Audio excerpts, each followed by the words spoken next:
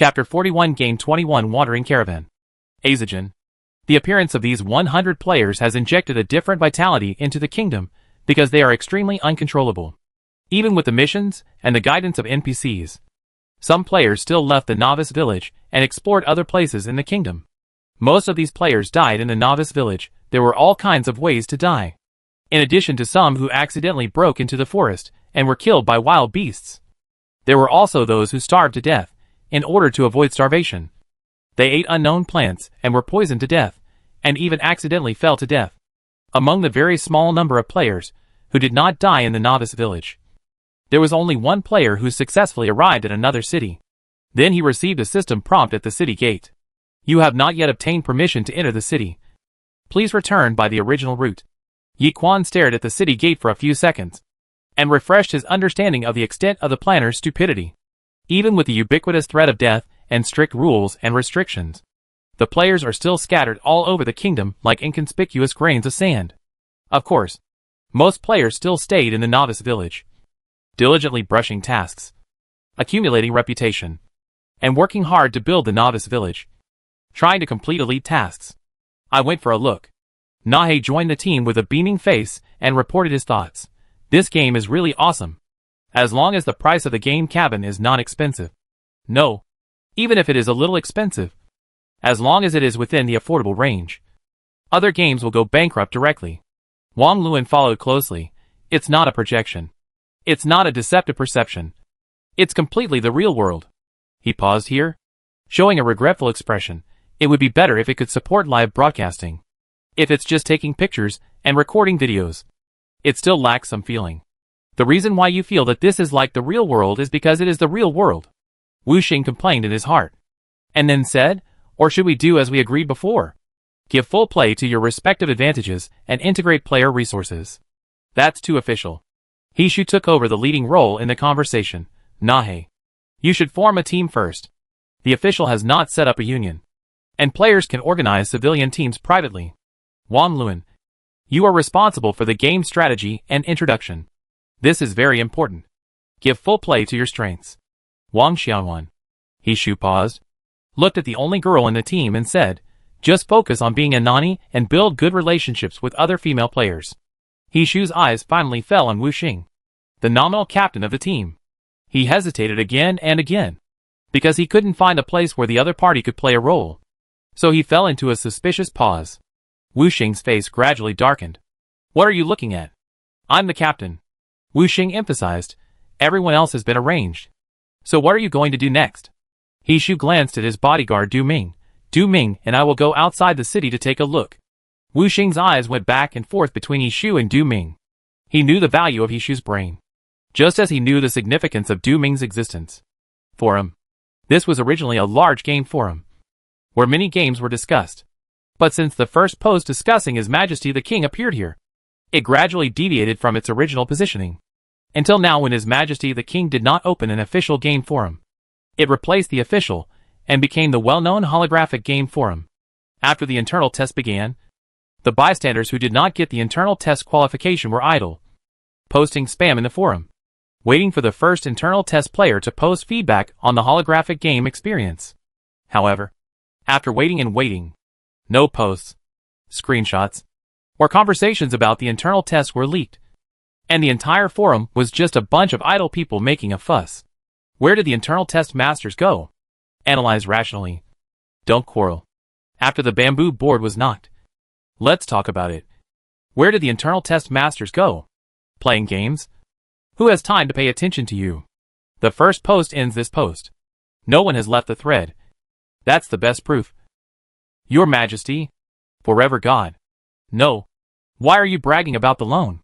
Take a break. What if the internal test players are all actors hired by Your Majesty? No. There's no need to brag about the loan. So it makes sense to criticize blindly. How about it ing the relevant departments for you, and ask them if the internal test players are actors? Beat the drums and wait for feedback. I won't sleep until I get it. Whose internal test is set at 2400 hours in the morning? I think the person who set this time must have a hole in his brain, considering that the person who did this is Your Majesty. I don't think there is any problem at all. After all, his brain circuit is not normal for a day or two. That's right. Anyone with a normal brain circuit would not use the method of uploading videos on niche video websites to promote their games. Right? Having said that, I suddenly became worried about the beta testers. Do you think this game, is there a planner? Doge. If His Majesty the King is also the planner. How unexpected would the game mechanism be? When the post was going astray and about to sink to the bottom, a reply from an internal test player made it float back to the front page. Game screenshot picture. Kicked off the line. Let me share what the internal test players are doing. Sewing furry clothes. Moving bricks. Sorting garbage. Cleaning. Let's put it this way. We are serving NPCs. An internal test master appeared. Is this really a screenshot of the game? Why does it look like a photo? The picture quality is too real. Right? Kicked off the line? Sitting up in shock from a dying illness. There is actually an anti-addiction system? I don't know why. When I saw those tasks, I suddenly felt relieved. It was indeed a familiar taste. The Up Master did not forget his original intention and achieved his goal. It should be an anti-addiction system? Anyway, the system reminded me that I consumed too much energy, and then kicked me off the line directly. After an internal test player appeared, it was as if a switch was turned on. Other internal test players appeared one after another, and the forum was full of various sharing posts. Simple Game Guide for Beginners Part 1. Luan's products must be top-notch. Without further ado, here are some screenshots of the game. For videos, please search for Luan on the video website. Yes, the authenticity is so high. His Majesty's words are not a bit exaggerated. If he says it is the second world, it is the second world. To put it in the beginning, except for the planter's brain hole, the game itself has almost no flaws. First of all, the beta version of the game is indeed a semi-finished product. But I seriously doubt that the reason why it is a semi-finished product has nothing to do with the holographic game cabin. It is mainly because the planner did not get the game mechanism right. However, considering the relationship between the game background setting and the NPC, it is possible that the hardware really limits the performance of the software.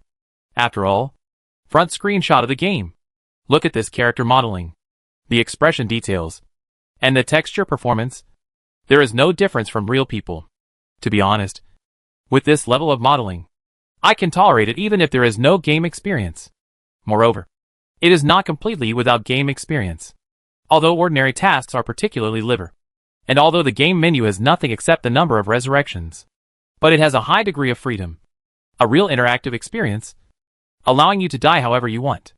At this point, there must be a careful reader who has discovered the problem. What is the number of resurrections? That is a great work of dog planning. This game cannot be resurrected infinitely. If you die, you will lose the qualification for the internal test. By the way, I haven't found the level setting yet. But from the video, this game has a power system. It is estimated that we have not yet opened this part of the content. At present, each player has received an elite task from the game guide front screenshot of the game. Yes, it is this handsome guy. The quest reward is to become the village chief of the novice village. I guess this is a large-scale serial quest. Except for a few players who receive personal quests from the game guide. No one else has found the way. In addition, there are quests issued by ordinary NPCs. Most of them are ordinary construction quests, which are hard and tiring. The quest rewards are just a few points of reputation and ordinary items. Finally, the internal test strategy may not be useful in the public test. After all, the entire game is still in a semi-finished state. I even suspect that the internal test may take several months. But just in case, the internal test strategy is as follows. Hold on to the guide NPC's thigh. Refuse to steal, kill, and rob. There is a rule in the game setting that you will die directly on the spot if you violate the law, so as not to waste the few resurrections and lose the game qualification. Civilized games start with you and me, not to mention the heat caused by the strategy post on the forum. Another wave of heat caused by the existence of the recording function is also rising rapidly. The game area of the video website has submitted several holographic game clips, with the sand sculpture operation of the players, the exquisite game quality, and the real game experience. It has gained extremely high popularity. The combination of these two has brought a new wave of energy income to Hixingwen, which can make up for the previous Krypton gold expenses. However, Hixingwen can't take care of this good news for the time being. He has another thing to deal with. A wandering caravan came to the land of God's fall. That's right. The land of God's fall, which claims that no creature can survive here, has welcomed a wandering caravan. They came into contact with the expedition team, and the expedition team conveyed its intention to Yixingwen. Trade? The other party's intention was as confusing as their appearance. They risked their lives to enter the land of death. But the result was just for trade? No matter how you look at it, the risk taken and the possible rewards are not equal. She thought for a few seconds and confirmed with Yin. They took the initiative to stay outside the kingdom's borders? Not enter the kingdom? Yin nodded and said yes. As outsiders, they feel that crossing the kingdom's borders without permission is an offense to His Majesty. It didn't sound like Yin could figure this out on his own. She came to the conclusion, obviously, their focus is not on trade, but on who to trade with. The kingdom stands in the land of the fallen gods, unknown to the public, but they are the first outsider to contact us. She turned his head and said to Yin thoughtfully, "Go and call Nulita over." Yin left the conference room excitedly. She continued to explain to Yixingwen, "Nulita is very familiar with all the forces on the continent. He must have heard of such an existence that can first take the initiative to find us." Nulita was dragged to the conference room by Yin. "Why are you looking for me?" Nulita said uninterestedly. Yixingwen looked at Nulita's expression and had a new doubt. "Why are you so listless?" Bang! A loud noise came from a corner of the city. Everyone was calm, and the devil didn't even move his eyelids. Instead, Yixingwen turned his head to look at the direction where the sound came from, and had another doubt. Why do I feel that this sound appears a bit frequently? Joe looked at the direction where the loud noise came from, and explained calmly. It was the sound made by the experiment of the two mages. Nulita joined in with resentment. "Why do you say I am listless?" asked this human where he arranged the two human mages. Yixingwen looked at Zhe. She explained with reason, "This is part of the city planning. In order to reduce conflicts, I divided the area where the demons live into a zone for foreign races, and new members can settle there. So we listen to them blowing up the lab every day." Nabuta raised his voice and said, "You are undermining our legitimate rights as citizens." When Yixingwen heard such modern words from the other party, he almost thought he had met another time traveler. She resolved Yixingwen's doubts. "Do you have time to study the newly promulgated law?" He glanced at the demon who took advantage of the topic. "Don't you have time to complete the task of drawing the map?" Nabuta would not be stupid enough to confront you. That would simply be giving him a head. He ignored his words and complained to Yixingwen.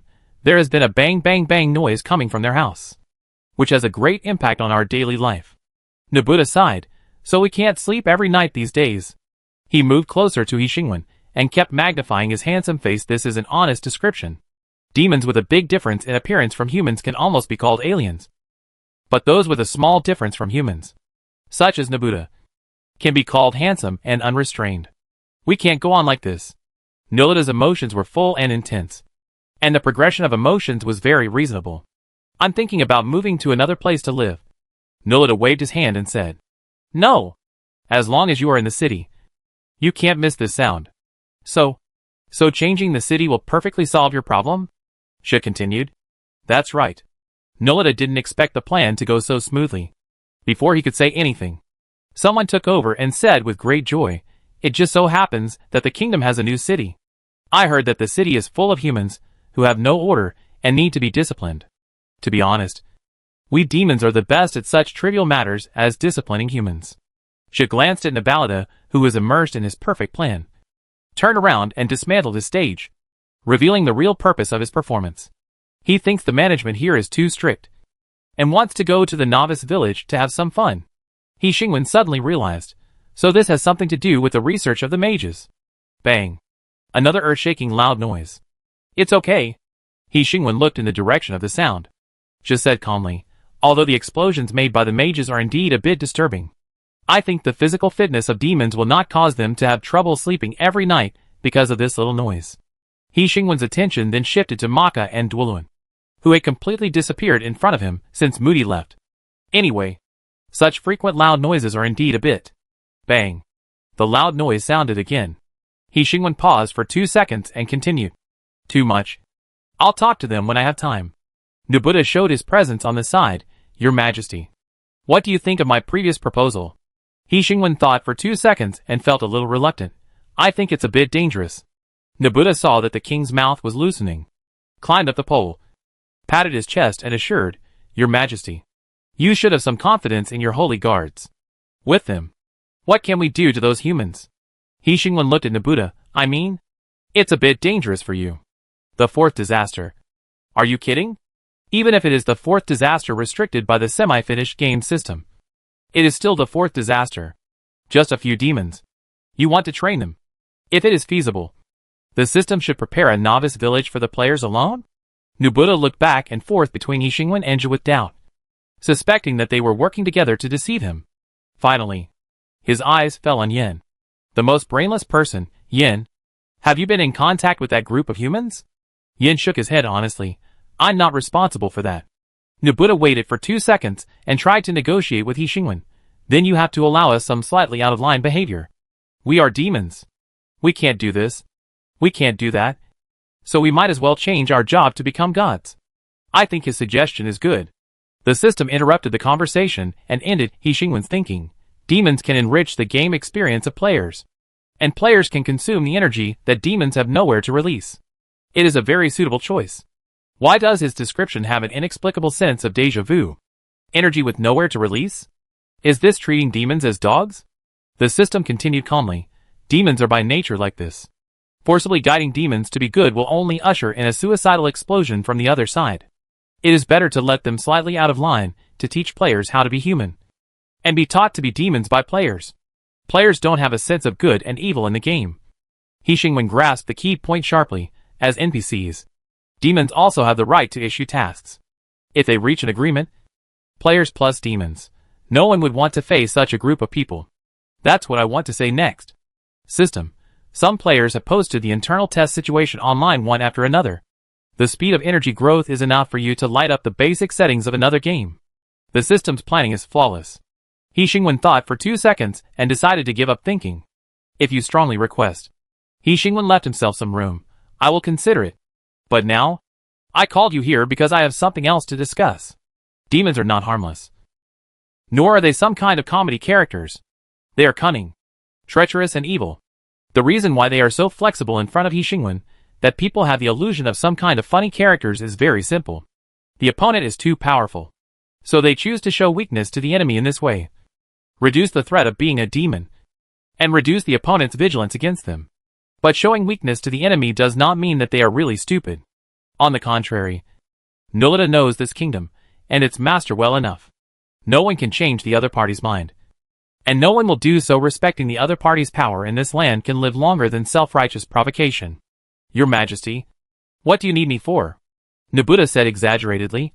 Your loyal subordinate. Nobuta will die for you. A wandering caravan appeared in the land of God's fall. Nobuta instantly put away his exaggerated expression. Are they finally here? The 3 people in the conference room cast their eyes at him. Wandering caravan. Ezigen. A more accurate name is the Wandering Merchant Kingdom. Their caravans are everywhere, from the underwater kingdom to the everfree forest. As long as there are intelligent creatures, there are Ezigen caravans. They bring goods needed by intelligent creatures, and take away what they need. They pursue a style of doing things that is kind to others, and most intelligent creatures like them very much. In fact, I thought they would knock on the door of the kingdom earlier, but now it seems that the curse of the land of God's fall has caused them a lot of trouble. So they are late. Chapter 42 Game 22. Beyond the borders of the kingdom. The forest and the ocean stop here. The overwhelming yellow sand is the only color here, which devours all existence and maintains the dead silence here. But now, this scene has changed. The soil full of vitality spreads in the yellow sand. The city rises from the ground, and a kingdom is established here. Even though thousands of years have passed since the Dark Ages, the intelligent creatures of this world have not forgotten all the disasters brought about by the fall of the Father God, as well as the eternal curse of the place where the Father God fell. But now, miracles sprout from the most unlikely place. So, Ezigen came quietly, visited the owner of the miracle, said friendly greetings, and then got what they wanted. Information, goods and friendship. The caravan was stationed in the yellow sand. The oasis was close at hand, but no one took a step towards it. The long team was neatly arranged, with tents made of special materials stationed on the sand, and the metal convoy was parked on the other side, blocking the strong wind from the yellow sand. The whole camp was extremely quiet. without any sound or traces of human activities. The sun rose and set, and the place was still quiet until the footsteps from the oasis broke the peace. He Xingwen's sight first fell on the convoy. The metal-structured steam car almost had the prototype of the car on Earth. The tires, steam engine and metal shell constituted the appearance of the convoy's driving tool. But unlike cars, their power source is partly steam, and the other part is not, which makes them evolve into another appearance under the premise of having the prototype of the car. Metal covers the machinery, and patterns are all over the mechanical structure. The combination of mechanical civilization and alchemy finally determined the appearance of these vehicles when they are half suspended in the air. They shrink the tires, and when they are on the ground, steam and machinery become the main power. And when they enter the sea, the machinery and steam stop running, and ether becomes the main power. That is an area that the technological side of the Earth cannot reach. He Xingwen stopped at the boundary line between the oasis and the yellow sand and stopped moving forward. The invisible barrier once again stopped his steps, and the convoy that had been silent for a long time finally showed different movements. The flashing mechanical body slid out of the tent and moved towards the place where the life characteristics appeared. Machine, robot? He Xingwen quickly corrected this idea. Rather than saying it is a robot, it is better to say that it is a kind of mechanical product constructed by complex machinery and incomprehensible patterns. It consists of two forward-driving wheels, which are connected to a retractable structure and connected to a complex core device. The core device is tightly covered under the metal, and the internal structure cannot be seen. On the top of the core device is a fist-sized gem, which emits a warm light even in the sunlight, and it is obvious that its value is extraordinary. In addition to these obvious structures, each piece of metal on the mechanical body is covered with complex patterns, which emit a faint blue light and are running, or in other words, it is the main power supporting the operation of the mechanical body. This world has only revealed a small corner of its true face to He Xingwen at this moment. This is a miracle created by the combination of steam civilization and alchemy, not a piece of yellow sand and a few solitary magic races. Unlike He Xingwen, whose worldview was forcibly expanded by this scene, she glanced at the convoy and the mechanical bodies, and calmly solved the doubts. No wonder they have the confidence to station outside the kingdom. Nubleta's eyes lingered on the mechanical bodies, reluctant to move away. It's worthy of being the gold of Egypt. A big deal. The sea dragon stone on the top of this mechanical structure is at least a few thousand gold coins, plus the money for the mystic to engrave the pattern. These mechanical bodies are simply mobile vaults. Nubleta counted the number of mechanical bodies pouring out of the convoy and sighed. They are really rich. No wonder everyone wants to steal money from them. She didn't respond to him. Of course, for a civilization that has not yet developed a monetary system, it is indeed difficult to resonate with him. These things are not living things. She explained to He Xingwen, the curse of the gods' falling land takes effect on living beings, from plants to animals, without exception. But this kind of man-made machine does not belong to a living body. That's right. The machine waded through the sand and stopped at the boundary between the oasis and the desert, without entering the territory of the kingdom. The other party's voice came from the sea dragon stone, in order to enter the gods' falling land. We thought of many ways, and finally came up with this solution temporarily, although there are some flaws. At this stage, this is the only way to enter the gods' falling land. The other party's tone was respectful but not humble. Greetings to you, Your Majesty. Please forgive us for not being able to come here in person and offer you our most sincere greetings. Your legend is spread on the continent, and the miracles you created are amazing. The sea dragon stone emitted a steady light, transmitting the other party's words in a strange way. I don't know if you know the demon race, but I must tell you the truth. Demons are evil, cunning, cold-blooded beings, and they are not welcome. Nubleta had no objection to everyone telling He Xingwen how terrible demons were, evil creatures, because that was the fact. He just laughed at the stupidity of those ignorant people who advised the king to be careful of demons. It seems that the curse of the Godfall land has interrupted your intelligence network. Nubleta mocked the other party unscrupulously. Your Majesty, no such warning is needed. She took over the conversation. We already know about the nature of demons, he said calmly. After all, there are more than demons in the kingdom. The sea dragon stone turned around and headed towards Xia. Please forgive our backward news, but I really haven't heard that anyone other than the dwarves has entered the kingdom. Xia had no interest in popular science, and he had no hobby of sharing the kingdom's intelligence with them. He dominated the conversation. It sounds like you are more interested in what's happening in the kingdom. Just smiled brightly. This doesn't quite fit my perception of merchants. After all, only if you know your customers well enough can you know what goods they really need. The other party's voice always remained friendly enough to make people feel good. Just listening to their voices, one might even have the illusion of harmony. And the undercurrents of their interactions were hidden deep inside, and not easy to see. So for the first contact with a new civilization, we prefer to communicate and understand. The other party said without leaking anything. But we did make some preparations to make the contact go more smoothly. The sea dragon stone turned and stopped in the direction of Hixingwen. We heard that the exiled dwarf stayed in your kingdom. So I think you should need dwarves. System, I'm beginning to admire him. Hixingwen stretched out his hand to stop the other party from speaking. And he gestured to Jia beside him. Jia is responsible for connecting with foreign races. You talk to him. He walked a few steps outside, avoiding the dialogue place, and said to the system, What? Merchants pursue profits. But those who can achieve what they have are no longer just merchants. Hixingwen cast his eyes towards the dialogue scene in the distance. Speak human language. I guess they brought you dwarves. I mean, more dwarves. Hixingwen glanced at the convoy and confirmed that it should not be possible to fit dozens of dwarves in the convoy. And then objectively said, the kingdom does need dwarves. System, they intend to use this brick to knock open the door of the kingdom and get what they want. Then they may be disappointed. Because you don't like slaves? Hixingwen corrected him. Because I am against slavery. The sea dragon stone paused on the king who walked aside alone. And then fell back on Jia. Did my words just now offend the king? The other party carefully confirmed with Jia. If you offended the king, you would not still be standing here. Jia lightly reminded the other party. You haven't finished what you just said. I think you need more dwarves. The other party said, whether it is the start of civilization or the reconstruction of the kingdom, dwarves are indispensable. So, what do you want? Jia did not comment on the goods he proposed, but asked the other party another more critical question. So, what do they want? System, they can get too much from you. Goods from new civilizations. Friendship from you. Etc.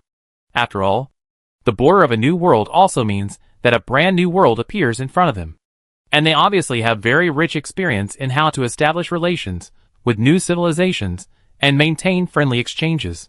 System, sometimes, just maintaining friendship with a powerful civilization is enough for them to reap rich rewards. We hope to gain friendship from the kingdom.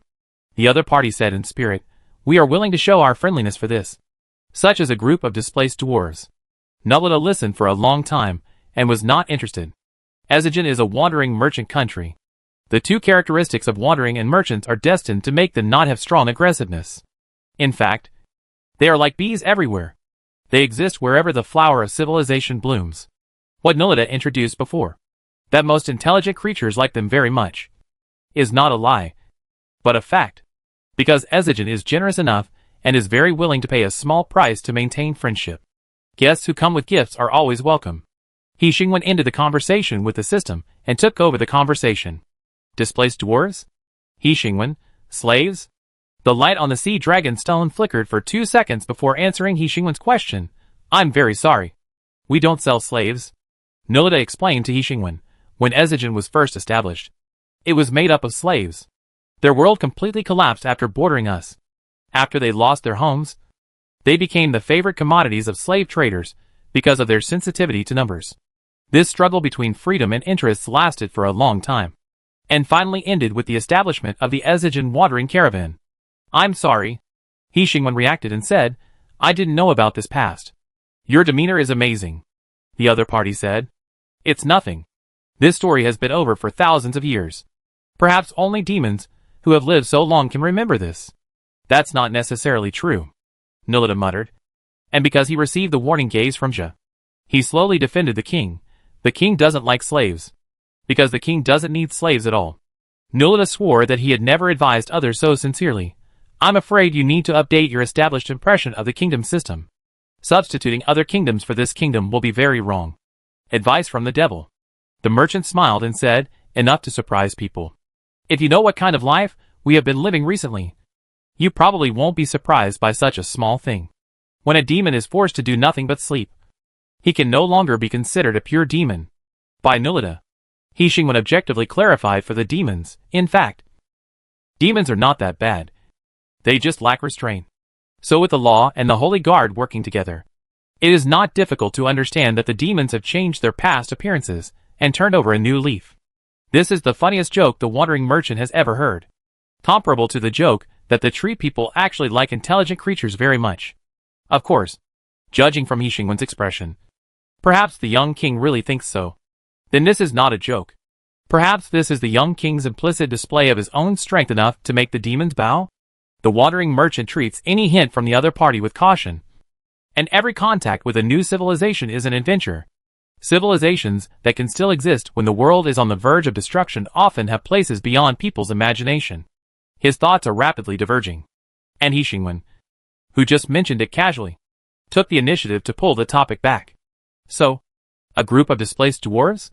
He Xingwen didn't know much about the ecology of this world. But from what he knew about Andisa Jin, dwarves didn't seem like a displaced race. Their casting skills were enough to make them welcome in any kingdom. The wandering merchant explained, since the dwarf kingdom was divided into several major forces, including the Qiuyuan tribe, the Dongili family, and the dwarf elders, some dwarves have been wandering around the continent because they don't recognize their legitimacy. So, there are always some races that will risk the wrath of the dwarves and have other ideas. Their current situation is not suitable for continuing to wander, but they don't plan to return to a certain dwarf group. So I think, if you are interested, King, maybe they will be willing to come to your kingdom? He Xingwen thought for a few seconds and turned to look at Zhe. Zhe understood his subtext and whispered something to Yin, who left the scene quickly. Let the dwarves decide about the dwarves' affairs. He Xingwen said calmly, now let's talk about other things. He Xingwen was very interested in this wandering caravan, and he invited them. Your performance has earned my friendship, and the door of the kingdom is open to you. A slight rustling sound came from not far away, and He Xingwen stopped talking and looked sideways. The system discovered this earlier than all the beings present. Someone. He quickly corrected, a player is approaching. He Xingwen was prepared for the unexpected event of encountering players after all. It is very difficult to completely avoid players. The players did not come from the direction of the forest and the sea with their current military strength. Choosing these two roads may never make it to the border of the kingdom alive. The forest occupies a large area in the north of the kingdom, and the sea is right next to the forest, occupying a large area in the east. The only two directions left are the southwest, which is a plain. The wandering caravan chose the northwest of the desert and the southeast of the kingdom.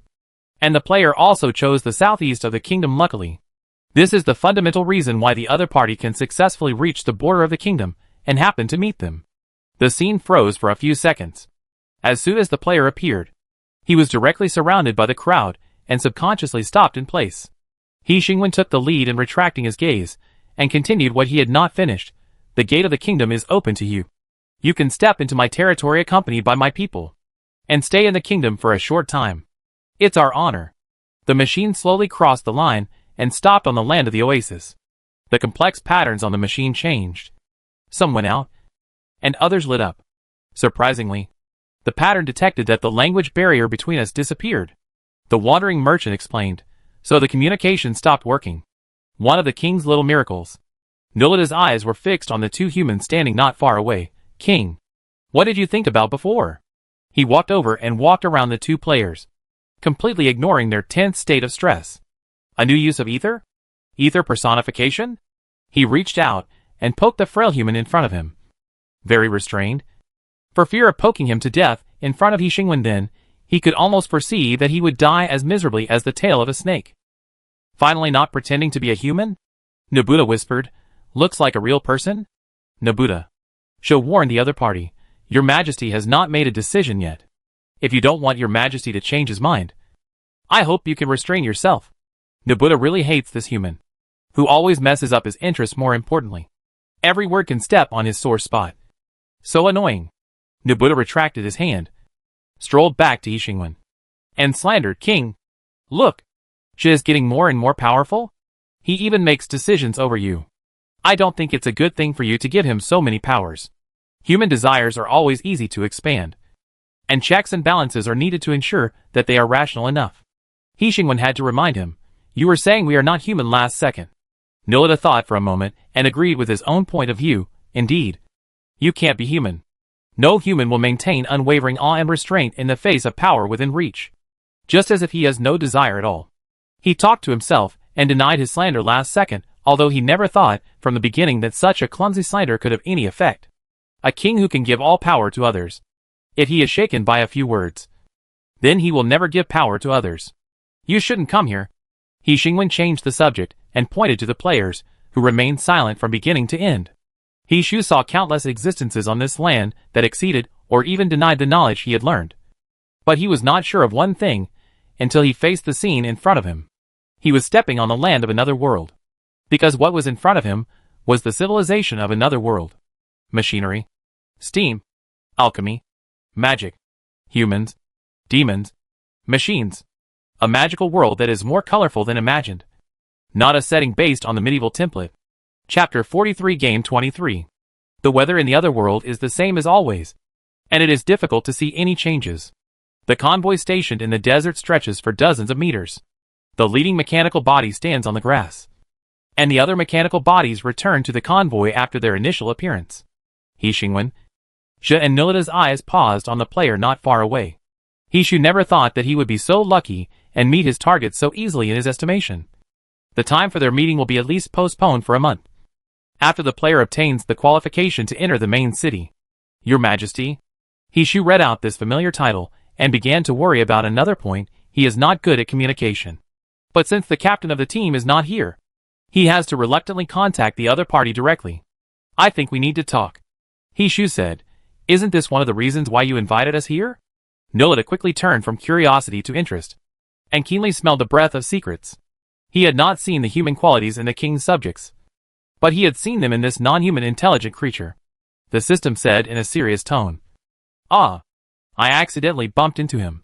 Why not just cancel his internal test qualification? He Xingwen mixed a sigh into this sentence. Where does your bad taste come from? He Shu was slightly stunned, and soon realized that the other party was not talking to him, but to another existence. Almost the next second, the name of that existence had already appeared in his mind, the system. The one who made miracles come true. According to my judgment, this performance is more in line with human reactions. The system explained, I am working hard to improve my intelligence. Everyone's eyes fell on He Xingwen. He Xingwen naturally ignored them and continued the conversation as if no one was around. That doesn't make you more human. Humans are really hard to understand. The system objectively said, how did they create miracles under such inefficient operations? Unnecessary emotional drag and useless thinking patterns? Humans also want to know the answer to this question. He Xingwen brought the topic back, but right now, I don't think this is the point. He Xingwen acted like a fool talking to himself, but no one tried to interrupt him. In this world, a conversation partner who cannot be captured by others is not shocking. After all, there are too many races in this world who can do this. Ignorance makes people fuss. The system gave him the best solution. You need to talk to them. Convey your ideas to them in your territory. And further cooperation is indeed our original plan. He Xingwen glanced at He Shu. The system knew what he was thinking. He is indeed not the best person to talk to. But considering that Wu Xing is still in the novice village, and he took the initiative to find you, I think you can be more tolerant of him. He Xingwen gestured in the direction of He Shu, without hiding who the subject of his sentence was referring to. Who is he? He Shu. A special strategic reserve of the Special Investigation Bureau. A genius with an IQ far beyond that of ordinary people. With 15 bachelor's degrees. Has an extremely deep understanding of the operation of human society and the composition of the human world. The system paused. As a human being, he is very outstanding. He Xingwen, who was in college and had not even graduated yet, and did not even have a bachelor's degree, heard this and thought so. Of course, they can't compare with you. The system said sincerely, the entire human group is dim in front of you. If there were not so many people at the scene paying attention to him, He Xingwen would like to ask the system why it excluded him from the human group so confidently. Does he have any hidden racial settings? At that moment, countless thoughts emerged in He Xingwen's mind, and he even began to doubt his own race. Is it because my life is so legendary, because I didn't belong to the human race from the beginning? This is unlikely, but it is not impossible. He Xingwen put this question aside. The current situation is not suitable for him to confirm this with the system. He Xingwen glanced at Nulita and pondered. Your previous proposal. The little wings behind Nulita, who was full of expectations, couldn't help but flap a few times quietly, revealing an excitement that was difficult to restrain. I need to think about it. Nolita looked at He Xingwen with suspicion. As a demon, he quickly realized the bad taste in He Xingwen's behavior. However, He Xingwen proved with his actual actions that it was not a bad taste, but a warning. Your performance just now was very bad, and it can't convince me. Nolita resisted the urge to roll his eyes. I am a demon. He emphasized to He Xingwen in a long tone. Demons are such bad existences. You can't ask us to become like your people. Cold-blooded and selfless. Nolita didn't say the second half of the sentence. She took over the conversation and said calmly, why not? Nolita rolled his eyes at him, because before that, one of you or me must die. The wandering merchant listened to the whole conversation calmly. Seeing that the dispute was about to escalate, he interrupted the conversation to prove the devil, dear king. You see, this is the norm. Where the devil is, there will always be chaos, quarrels and even death. I don't mean to say that this is their racial nature, but you can't see a demon restraining his impulses and restraining his behavior just to survive. If He Xingwen's memory is correct, Nolita and his friends did this before, choosing to restrain themselves in order to survive. Nolita defended his behavior confidently. That was a temporary compromise. Look, didn't we wait for the opportunity? A chaotic city. A group of uncontrolled beings. Since there is no order there, that is the most suitable place for us in the kingdom. He Xingwen was convinced by his strong yearning for the novice village. Since you think it's okay, then I agree. The agreement came too suddenly, and Nolita's first reaction was to suspect that the other party had bad intentions. But after a few seconds, Nolita gave up unnecessary suspicion, flapped his wings, and disappeared in front of them. I hope he can know the preciousness of life and freedom under the ravages of the players. He Xingwen retracted his gaze and turned his attention to the wandering merchant. Let's go see my kingdom. It's my honor. A wandering merchant. Or to be more precise, as the leader of this wandering merchant team, Anuta did not think that everything would go so smoothly. This new civilization that suddenly appeared in the land of God's fall was unexpectedly non-aggressive. As a new civilization, they can even be called friendly if the Zerg and the undead are used as the control group. Except that the place where they appeared was a little strange, and their expansion method was unusual. They were not much different from normal human kingdoms, and their political systems were all based on human society. The territory of the kingdom has been expanding again and again, and finally it can be barely called vast, which gives Anuta more things to observe. But obviously the king did not take him to visit the forest and see the ocean. He took Anuta straight to their main city. Along the way, Anuta could clearly see that the civilization of this kingdom was still in its infancy. Primitive fishing nets, simple and rough pottery clay making methods. The civilization was immature as if it was newly born. Anuta carefully collected these details and pieced together the appearance of the kingdom. He noticed that at the other end of the main city, there stood a city that was no different from the main city, and the life characteristics of the demons remained in that city. Is that the chaotic and disorderly city that the demons mentioned? The reason why there are so many magic patterns engraved on the machinery is that it has detailed functions enough for Anuta, who has not personally arrived at the land of God's fall, to obtain more information from the perspective of machinery and ether. For example, the detection of life characteristics is enough for him to confirm that in that city, apart from a dozen demons and 30 humans, there are only extremely strong traces of ether fluctuations. Are those ether fluctuations the same creatures as these two beings? Anuta looked at the two ethers following closely behind them. The images conveyed by the magic pattern are different from human vision. But for most objectively existing real substances, there is not much difference. In other words, humans are still humans in the picture, such as this king and his people. But some creatures composed of ether, as the main substance, cannot be captured and transformed by their eyes, and can only become their original appearance, just like the two stable ether sources behind them. In Anuta's sight, He Shu and Du Ming are two halos composed of ether, emitting weak light.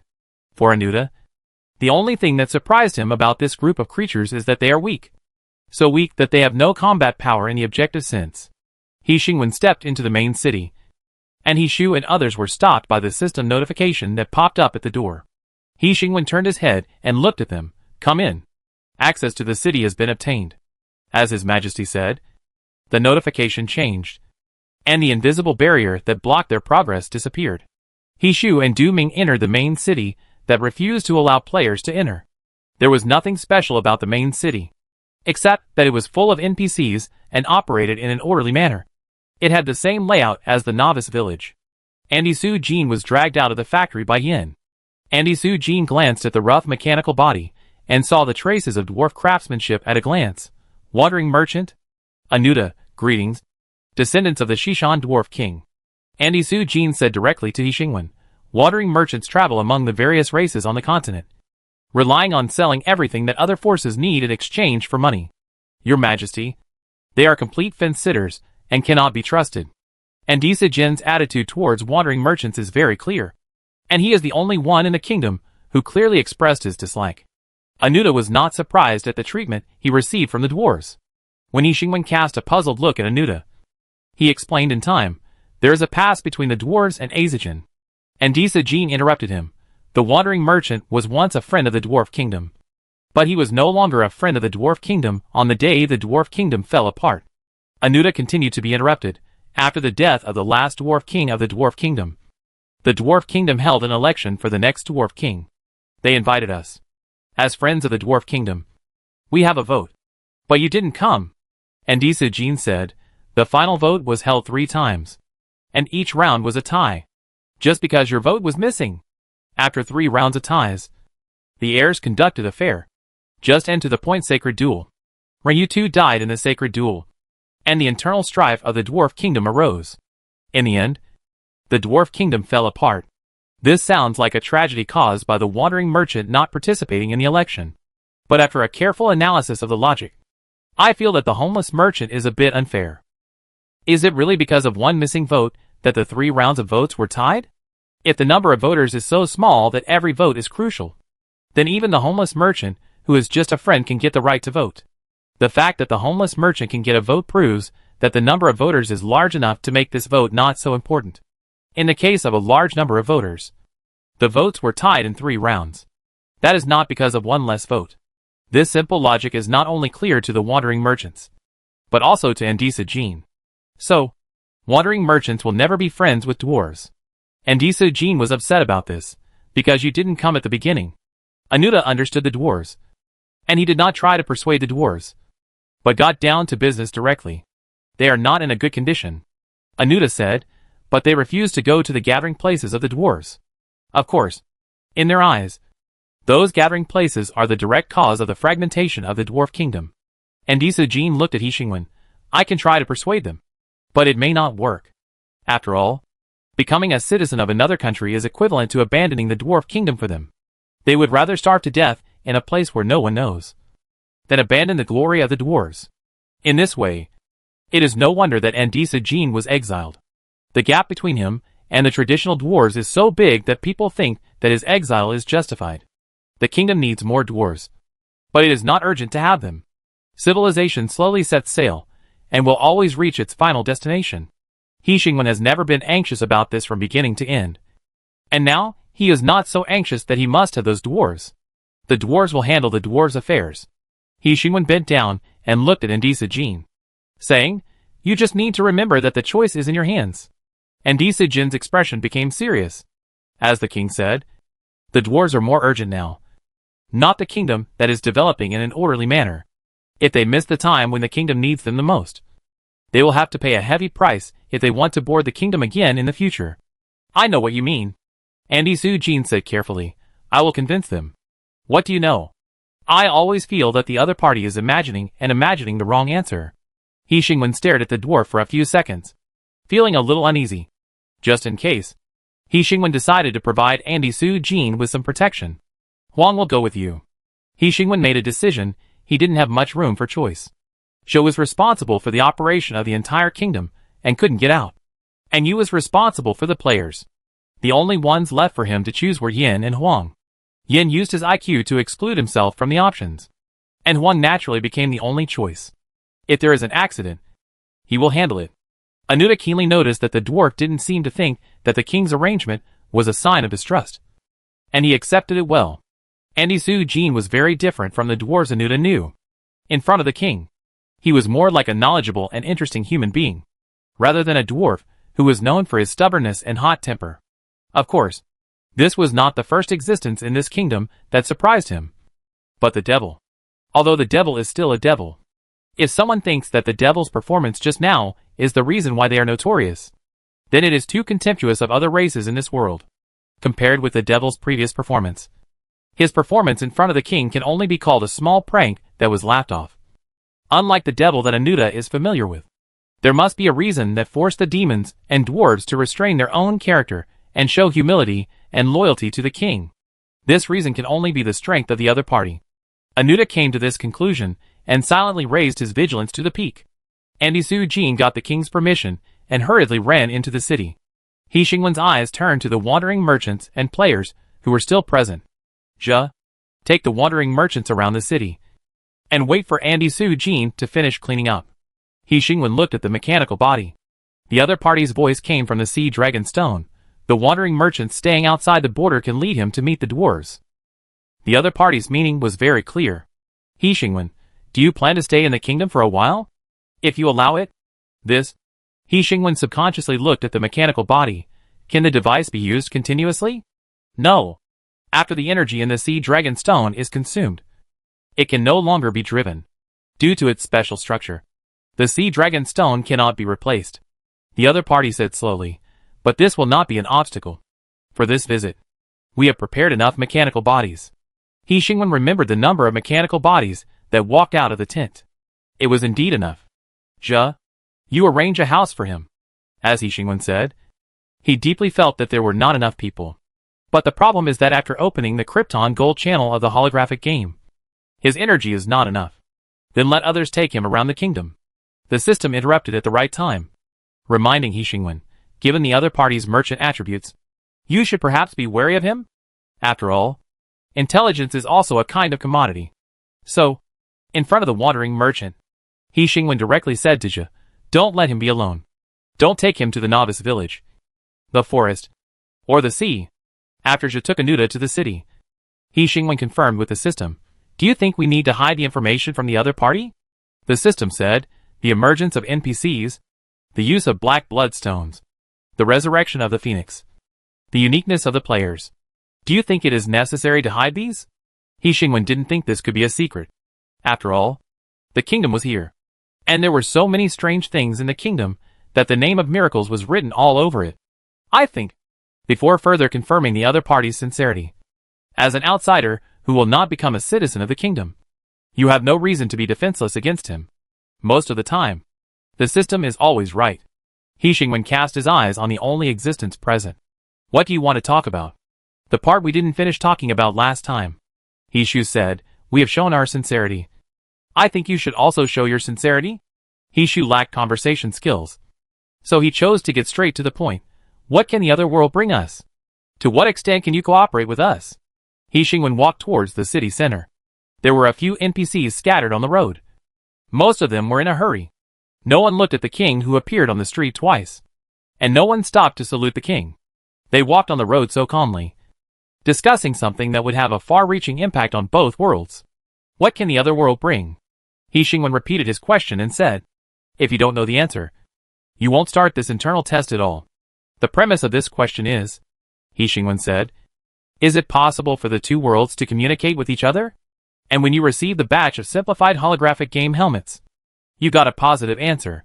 But obviously, it is not something that everyone can do. He Shu said rigorously. If this kind of communication is open, then the other world cannot be your discovery alone. And the channel for communication between the two worlds in your hands brings the question back to the beginning. What can the other world bring us? That is his next question. How deep can their cooperation go? He Xingwen's answer determines the country's subsequent response plan. He Xingwen didn't expect this because he didn't divide himself and the other party into two independent individuals. But obviously, the other party had already had an extremely profound discussion on this before the internal test began. The system interrupted He Xingwen's pause. Benefits and glory. Magic and technology. Everything in your great rule will become the cornerstone of China's revival. He Xingwen paused. He understood the system. And the system had never concealed its essence in front of him. It was the cold analysis of all existence by intelligent creatures, which formed the appearance of the system. Humans would say such soft and passionate words, but the system would not. His essence was the decomposition and reorganization of cold numbers. The optimal solution was his eternal choice.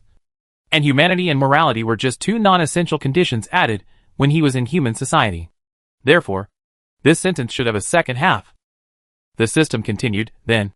Similarly, interests and glory, humanity and technology. Everything from China will become the cornerstone of the kingdom's move towards the world stage. The essence of cooperation is the exchange of interests. Only those who are bound to the same interests can work together.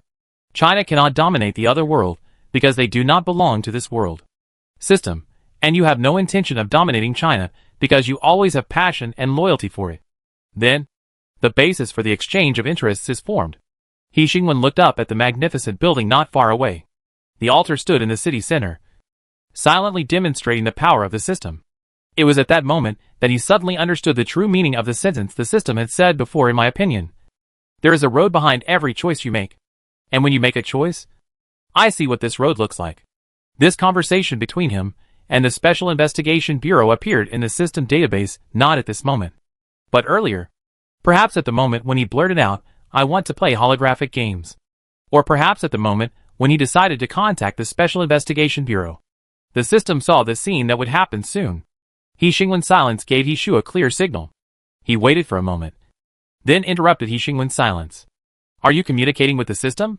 He Shu recalled the scene of He Xingwen talking to himself that he had just witnessed, and asked with a scientific spirit, "As far as I know, in most online novels, the system has the ability to communicate with the host through consciousness.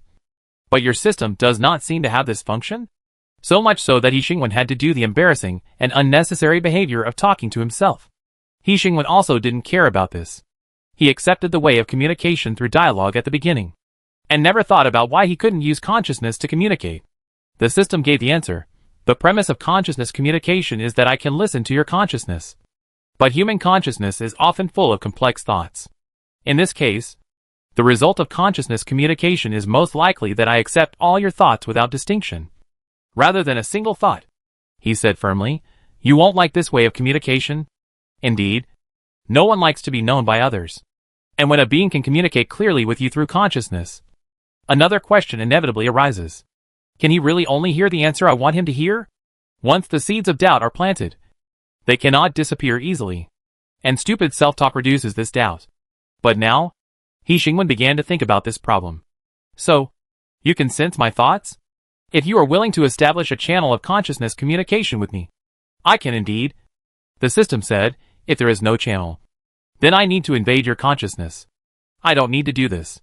When doubts arise, explaining feelings and loyalty is the most useless choice because it cannot be proven. And explaining objective reasons is a more powerful way to eliminate doubts. For example, I don't need to invade your consciousness to get the thoughts in your mind. The system objectively said, it's unnecessary to risk losing your trust. Unnecessary means that the other party can completely infer his thoughts through data. It seems that he still has a long way to go on the road of learning human thinking patterns. This reason strongly dispelled He Xingwen's doubts, and then inserted a mockery on He Xingwen. He Xingwen decided to interrupt the conversation with non-human creatures and get some comfort from the conversation with humans. Where were we just talking about? He did not answer the idea of He Shu's question just now, but returned to the original conversation. What can you get from the other world? He Xingwen relayed the system's answer just now. Benefits, glory, everything I can give you. He Shu turned his head and exchanged glances with Du Ming behind him, and instantly understood the subtext of his words. Community of interests? He Xingwen did not get any comfort from humans, but was stabbed several times by human wisdom. Yes, a community of interests. He Xingwen said, I respect and defend the country's gains in the other world, provided that the country respects and supports the expansion of the kingdom in the other world. He Shu quickly followed the rhythm of the conversation. Expansion with the kingdom as the main body? How to distribute the benefits? The system inserted the conversation. Everything is based on equal exchange. Every entity obtained from the other world means the enhancement of ether on Earth. The current strength of ether on Earth only acts on life forms without intelligence, so it only causes a small change. But the higher the strength of ether, the wider the scope of influence will be. There will be abnormal ability users among humans, and there will be abnormal ability users among other creatures. The choice given by nature is extremely fair. It is not only given to humans, but also to all creatures on the Earth. Therefore, the premise of all interest exchanges and distributions is based on how they plan to open the door to the era of spiritual energy recovery. He Xingwen conveyed the system's warning to Yishu, and then asked the system his question, so it seems that spiritual energy recovery may not be a good thing, and there is no meaning in exploring the other world. Yishu disagreed with his point of view. He refuted He Xingwen's words before the system. Opportunities and crises coexist. Giving up a new world because of danger is not a choice made by the stupidest people. From ancient times to the present, all actions of the country are based on interests. Being able to obtain more benefits is the fundamental reason for the continuous development of the country. The limited space and land on the earth have caused several countries to fight endlessly just to obtain more benefits. And now, what lies before them is an undeveloped other world. It is dangerous, but it also represents huge benefits. A new world represents not only resources, land, and population, but also new civilization. The changes in the means of production brought about by the collision of technology and magic are the most fundamental interests. The two industrial revolutions directly contributed to the rise of two countries, and their prosperity is still active on the international stage. So, how many industrial revolutions can the collision of civilizations from two different worlds bring? What they want is not just to divide the visible part of the benefits, but to share the invisible part. The system knows the thoughts of the Special Investigation Bureau, but it does not feel the need to explain the ins and outs behind it in detail to He Xingwen because this is not a negotiation. Perhaps the Special Investigation Bureau came with the idea of negotiation, but He Xingwen is not. So the system just answered He Xingwen's questions one by one. In fact, their ideas are exactly the opposite of yours.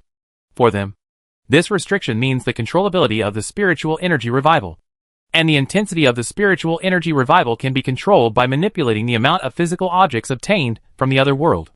For He Xingwen, who has no political experience and became the king right away, it is understandable that he lacks sufficient sensitivity to this. The connection between ether concentration and material transfer is a brand new news. Hishu wrote it down and continued. Regarding further cooperation, I need to get approval from my superiors before I can continue to discuss with you. But your attitude towards this is clear enough. Hishu extended his hand to him and said implicitly, China always stands behind its people. He Xingwen shook hands with him, not understanding the other party's implicit hint. The system explained for him. Obviously, he received your goodwill towards the country and felt that the degree of community of interests could be deeper. The country will not support a king of another world, but it will support its people. What he meant was that you can use a legal identity to carry out. The system thought about the wording, humanitarian aid. Hishu's words only had a few words. But did they really contain so many subtexts? He Xingwen had reason to suspect that the system overinterpreted the other party's words. In fact, the other party just said it casually. The clasped hands shook lightly and loosened. Hishu glanced at the altar in front of him. Can I go offline here? He Xingwen nodded perfunctorily, his thoughts still immersed in the system's words. The figures of Hishu and Du Ming disappeared beside the altar. He Xingwen, what is a legal identity? Being a member of the organization and a member of the country is a legal identity. System, your behavior will be interpreted in the name of the national will. This is the real community of interests. Chapter 44 Game 24 This is a monster.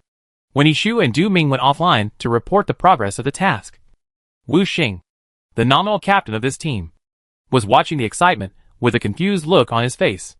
Just a few minutes ago, the novice village was still in a state of order and chaos. Although the players' behavior was out of control, they had basic game common sense, and the game restricted the behavior of stealing, looting and smashing, which greatly reduced the players' lethality. At most, they were a little noisy, a little tossing, and a little sleepless. Compared with the performance of players in other games, this is definitely harmless.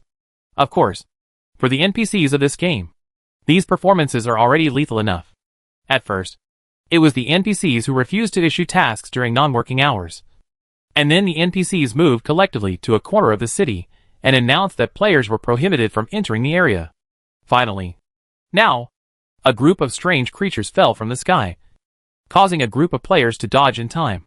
And a white light flashed, and they were resurrected again. The players quickly surrounded the strange creatures. If they didn't have health bars on their heads and looked very high level, it's hard to say whether they would be so civilized and just watch. At least Wu Xing heard several players muttering, "Is this a monster? It looks like a boss. Should we kill it? Don't be impulsive. They have appeared in the video of His Majesty the King. Demon? It looks exactly like the one in the video. At first glance, I thought the monsters were attacking the city. Isn't there one that looks like a human? Look at the leader. It's a high-level demon. No different from a human. Then are we still going to kill monsters? No stealing allowed in the novice village. So do you think it allows killing people? That doesn't count as a human. Right? As a player's slightly doubtful voice came out. All the players who gathered around him cast a fiery gaze at the demons. Finally, a monster has appeared? One player couldn't suppress his excitement and choked up for a while. I thought this game was just about endless brick moving. Don't be impulsive. This monster looks a bit high level. We have to cooperate.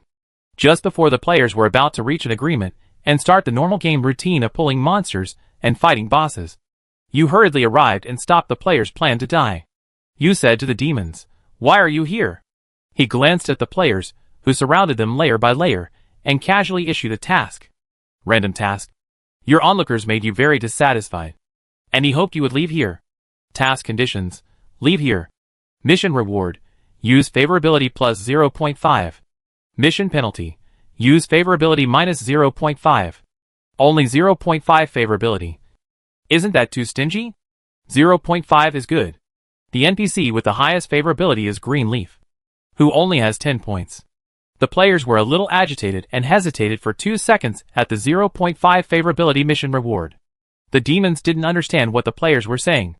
They looked at the players, who looked like humans, but were actually just a ball of ether. And they all smiled with joy they finally met normal intelligent creatures. Nubleta breathed the free air, and made the idea of settling here. Of course the king asked us to come. Nubleta held his head high, pretending to be powerful. Who are you? Why haven't I seen you before? Do you know who I am? I am the king's confidant. The player's hesitation was dispelled by the demon's performance. The enthusiastic onlookers watched the show at the risk of losing 0.5 favorability. The king asked you to come? Unlike the players, you knew very well what the king meant. Even the lying demons would not lie in the king's territory unless they really wanted to die. You frowned slightly. I didn't receive the notice. He was busy talking to the wandering merchant. Nubleta said casually, his eyes wandering around the players watching the show. Are these guys the king's people? He whispered, too weak. You looked at the eager players, and then at the enthusiastic demons. If you want to contact them, you must abide by the following points. Nubleta didn't listen to him anymore after hearing that he was willing to give up. He casually pulled a player over and turned him over with interest. Exploring his composition. Where are you from? Task from Nubleta. He is very interested in you, and wants to get information about you. Task conditions. Answer his questions. Task reward, none. Task penalty, death. The player who was unfortunately selected was happy when he saw such a simple task description, but was shocked when he saw the task reward and failure penalty. His facial expressions changed a lot, causing other players to ask questions one after another. What's wrong? Did you get a mission? What mission? Nubleta didn't have much patience. The guy in his hand didn't respond, so he threw it away and caught another one. Mission failed. This notification popped up in the previous player's mission notification. He was thrown aside and a white light flashed, and he was resurrected again. Nubleta had just caught another player in his hand, and saw that the guy who was thrown aside just now disappeared, and he was not threatened with death. He couldn't help but be full of doubts. Why is he so weak? He died so soon? Why am I okay? Nubleta came back to his senses and looked at you. Aren't they the king's people? They are. You gave a positive answer. It's just that they are a little special. The player who hurried over from afar proved the true meaning of what you said about special. The resurrected player shouted to remind other players. This guy is even stingier than you. There is no reward for successful missions. But if the mission fails, you will be sent to death directly. The players were shocked by the stinginess of the other party, and they stepped back and watched Nubleta vigilantly. Nubleta looked at the resurrected player and suddenly realized, they won't die. That's a bit strange. There are too many undead races. But Nubleta has never encountered such a weak undead race. Nulleta's eyes fell on the player he was holding in his hand, looking him up and down. I think you'd better listen to the precautions when interacting with him. You reminded the other party, otherwise. Nulleta rolled his eyes. The king has no objection. But you have so much to say. You stared at him with a strange look for 2 seconds, then turned and left the players' encirclement, leaving the demons to the players. Nulleta didn't understand what the other person meant by that look. seeing that the other person turned around and left without saying a word. He was a little overwhelmed. This guy was so easy to talk to. The players whispered again. It's over. What does it mean? Why don't I understand? Does this mean there are another group of NPCs? This guess from the players changed the situation on the scene. The players who had retreated because of the harsh task penalties of the demons took a step forward at the same time, narrowing the encirclement. The lessons learned from the past made them not rush to accept the task, but whispered again. But it seems like they have broken off the negotiation. Is this a monster or an NPC? Even if it is a monster, we can't beat it at this stage. Right? The number of resurrections is limited. I think it's a bit of a loss to waste it here. Then let's take the mission. Didn't you hear what the player said just now? There is no mission reward. And the penalty for mission failure is very severe. The players whispered to each other. The demons would not stand there and do nothing, seeing that they were wandering away. The other little demons immediately became unscrupulous. The three-headed demon grabbed a player at random. Where are you from? What can you do? Mission from Ruta. He is very interested in you and wants to get information about you. Mission conditions. Answer his questions. Mission reward, none. Mission penalty, death. The player caught by him looked at the mission and screamed. Failure of this mission means death? After he finished screaming, he quickly showed the psychological quality of a high-level player and answered the other party's question without changing his expression. He just said 2 words and was shut down. He turned his head and asked other players not far away, where are we from? This is a good question, because the players don't know the answer either. They can't tell the NPC that they are from Earth. Right? Will the NPC understand? The players looked at each other and watched this player turn into a white light, and they all took another step back. But one wave has not yet subsided, and another wave has risen. Another snake-tailed demon didn't talk nonsense with them at all. The thick tail swept over, and the white light flashed into a piece. This is a monster. A heart-wrenching voice sounded from the players, defying the drama that was slowly unfolding. Almost at the moment the voice fell, the players all retreated, quickly gathering together. Are you going to fight the boss now? Do you want to find you? Maybe this is the test he gave us? We don't even have a level. Are we going to fight with our heads? If you use up your resurrection times, you will lose the qualification for the internal test. Don't be reckless. There can't be an unsolvable boss. There must be something we missed. Wu Xing asked in confusion when he saw the situation suddenly develop to this point. The boss can also issue tasks? The noisy scene was quiet for a few seconds because of his words.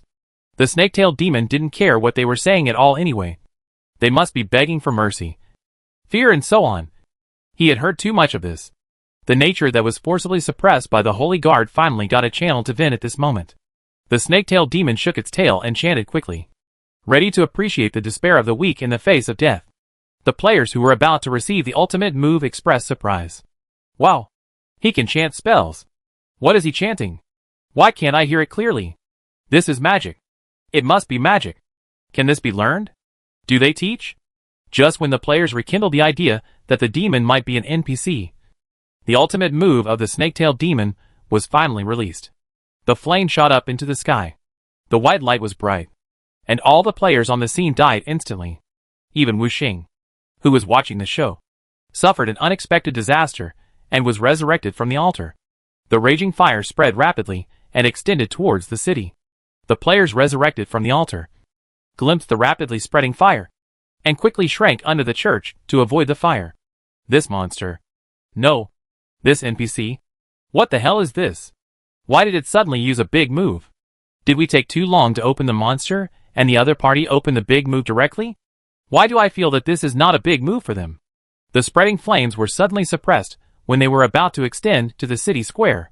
The flames at the farthest point disappeared out of thin air, as if an invisible existence was walking along this path of flames towards the demons.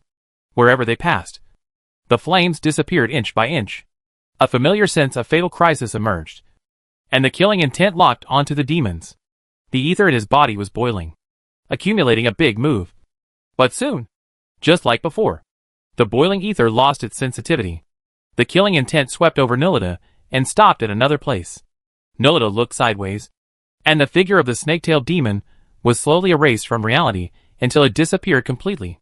The scene fell into a sudden silence.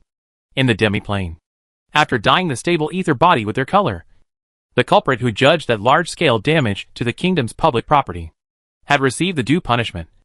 The employees stopped manipulating the ether and dispersed again. In the silence, a player trembled and spoke. What happened just now? The fire was out? No. That NPC? No. That monster is gone. Did you see it? Is he dead? How did he die? I know. Greenleaf, who rushed over from a distance and happened to witness the scene, said, "This is why we died by violating the rules of the game." A player quickly reacted. The rules of the game are not only effective for us, but also for them? No. Didn't the Upmaster say it when he asked for legal advice before? He made the laws of the kingdom.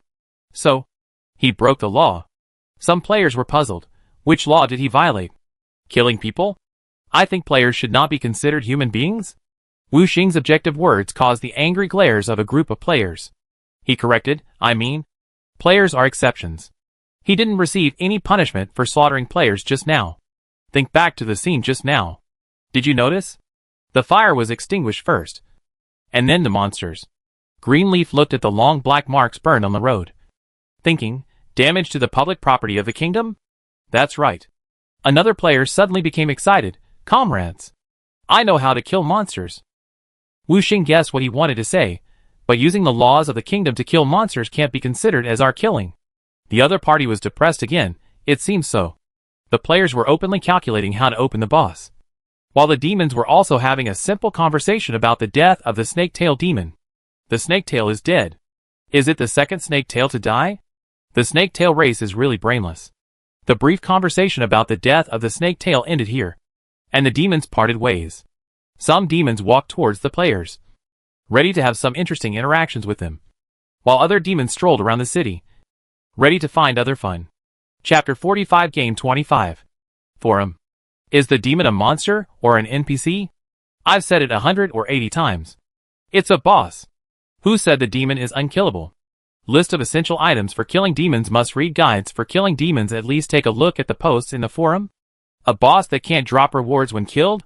I think it's an NPC. Didn't it say that demons can issue quests? Who has ever seen a monster issue quests? Then I've never seen an NPC so keen on killing and making trouble. I suspect that this group of NPCs is the planner's deep malice towards the players. They are making trouble every day.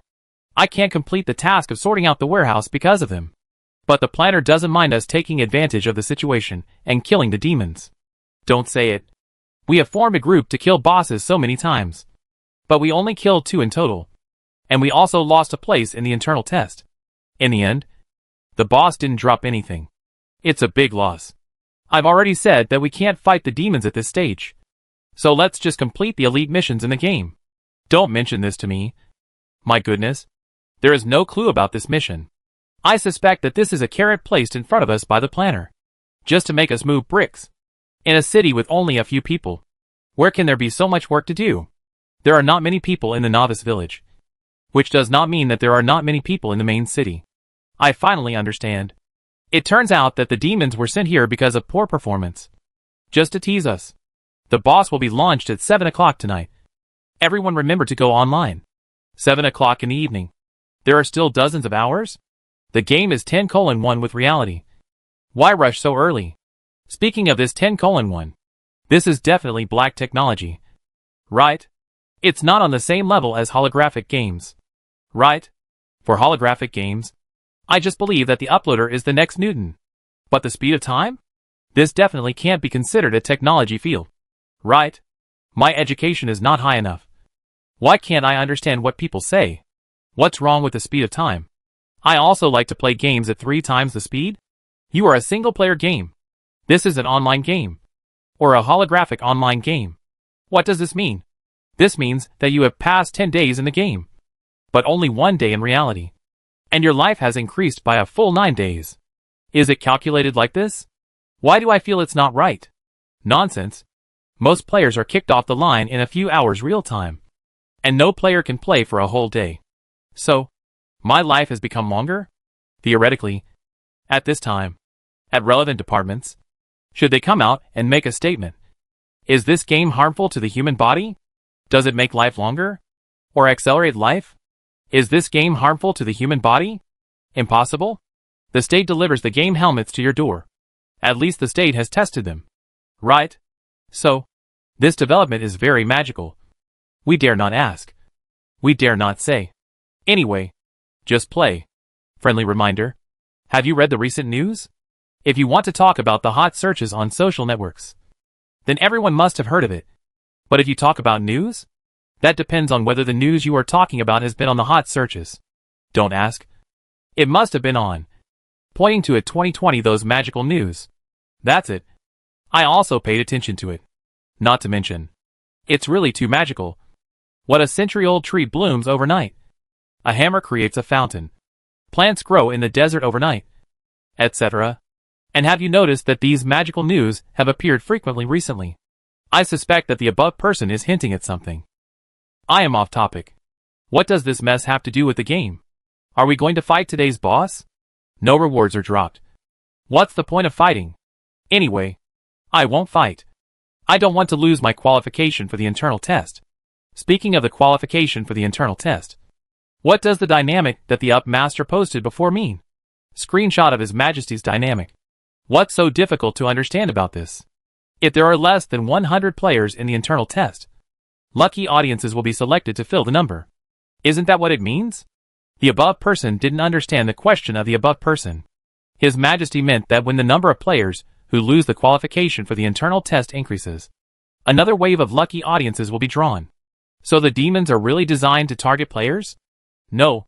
If he has the time to put the demons in the novice village, can't he open up a few hundred more places for the internal test? 100 internal test qualifications are not even a splash. The recent controversy over the holographic game has been a hot topic on the forum, which has once again fueled the popularity of the holographic game. At the same time, the conflict between the demons and the players has also been exposed. Although He Xingwen quickly spent a huge amount of energy to add a basic game setting to prevent the demons from leading the players away, it is difficult to resolve the confrontation between the demons and the players through the game settings. 6. Enable the city reputation. Players with too low city reputation will not be welcomed by the city residents and will not be able to interact with the city residents. This basic setting effectively reduces the enthusiasm of players to accept demon tasks because in addition to the extremely severe penalty for failure and no rewards, the demon tasks also have another focus, which are mostly pranks that will reduce the city's reputation. The price of being unpopular with city residents is too high. You can't accept tasks and get basic materials. It's like opening hell. Although players complain about the small rewards given by NPCs. If there are no NPCs in the novice village, players are basically surviving outside the novice village with bare hands. There is no need for beasts to appear. The fact that players will die if their hunger value is too low is enough to make players lose their fighting spirit. The opening of the city reputation value directly makes it impossible for players to cooperate with demons. And the two have embarked on the road of teaching each other how to be human/devil. Several demons died indirectly at the hands of players. Not to mention players. Almost every player has died at the hands of demons several times. There are even 1 or 2 players who lost their internal test qualifications because of this. But if players are timid because of this, they are not players. Most players play games for fun. And this holographic game is not very fun because the framework is still a semi-finished product. And the whole day's brick-moving tasks have no effect except to wear down the player's enthusiasm for the game. Therefore, the appearance of demons has just stimulated their interest in the game. How can I kill the demons? It's obviously for the collective interests of mankind. Humanity will never be slaves. The players shouted slogans that had nothing to do with reality, and rushed towards the demons one after another. Faced with 100 players rushing forward, the demons had 2 choices: kill them directly, or kill them with ether. The former was safer, but very laborious after all. He could only kill 2 or 3 people with 1 punch, and the speed at which he killed the players could not even keep up with the speed at which the players resurrected.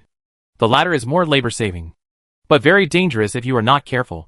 The excessive ether energy will cause damage to public property.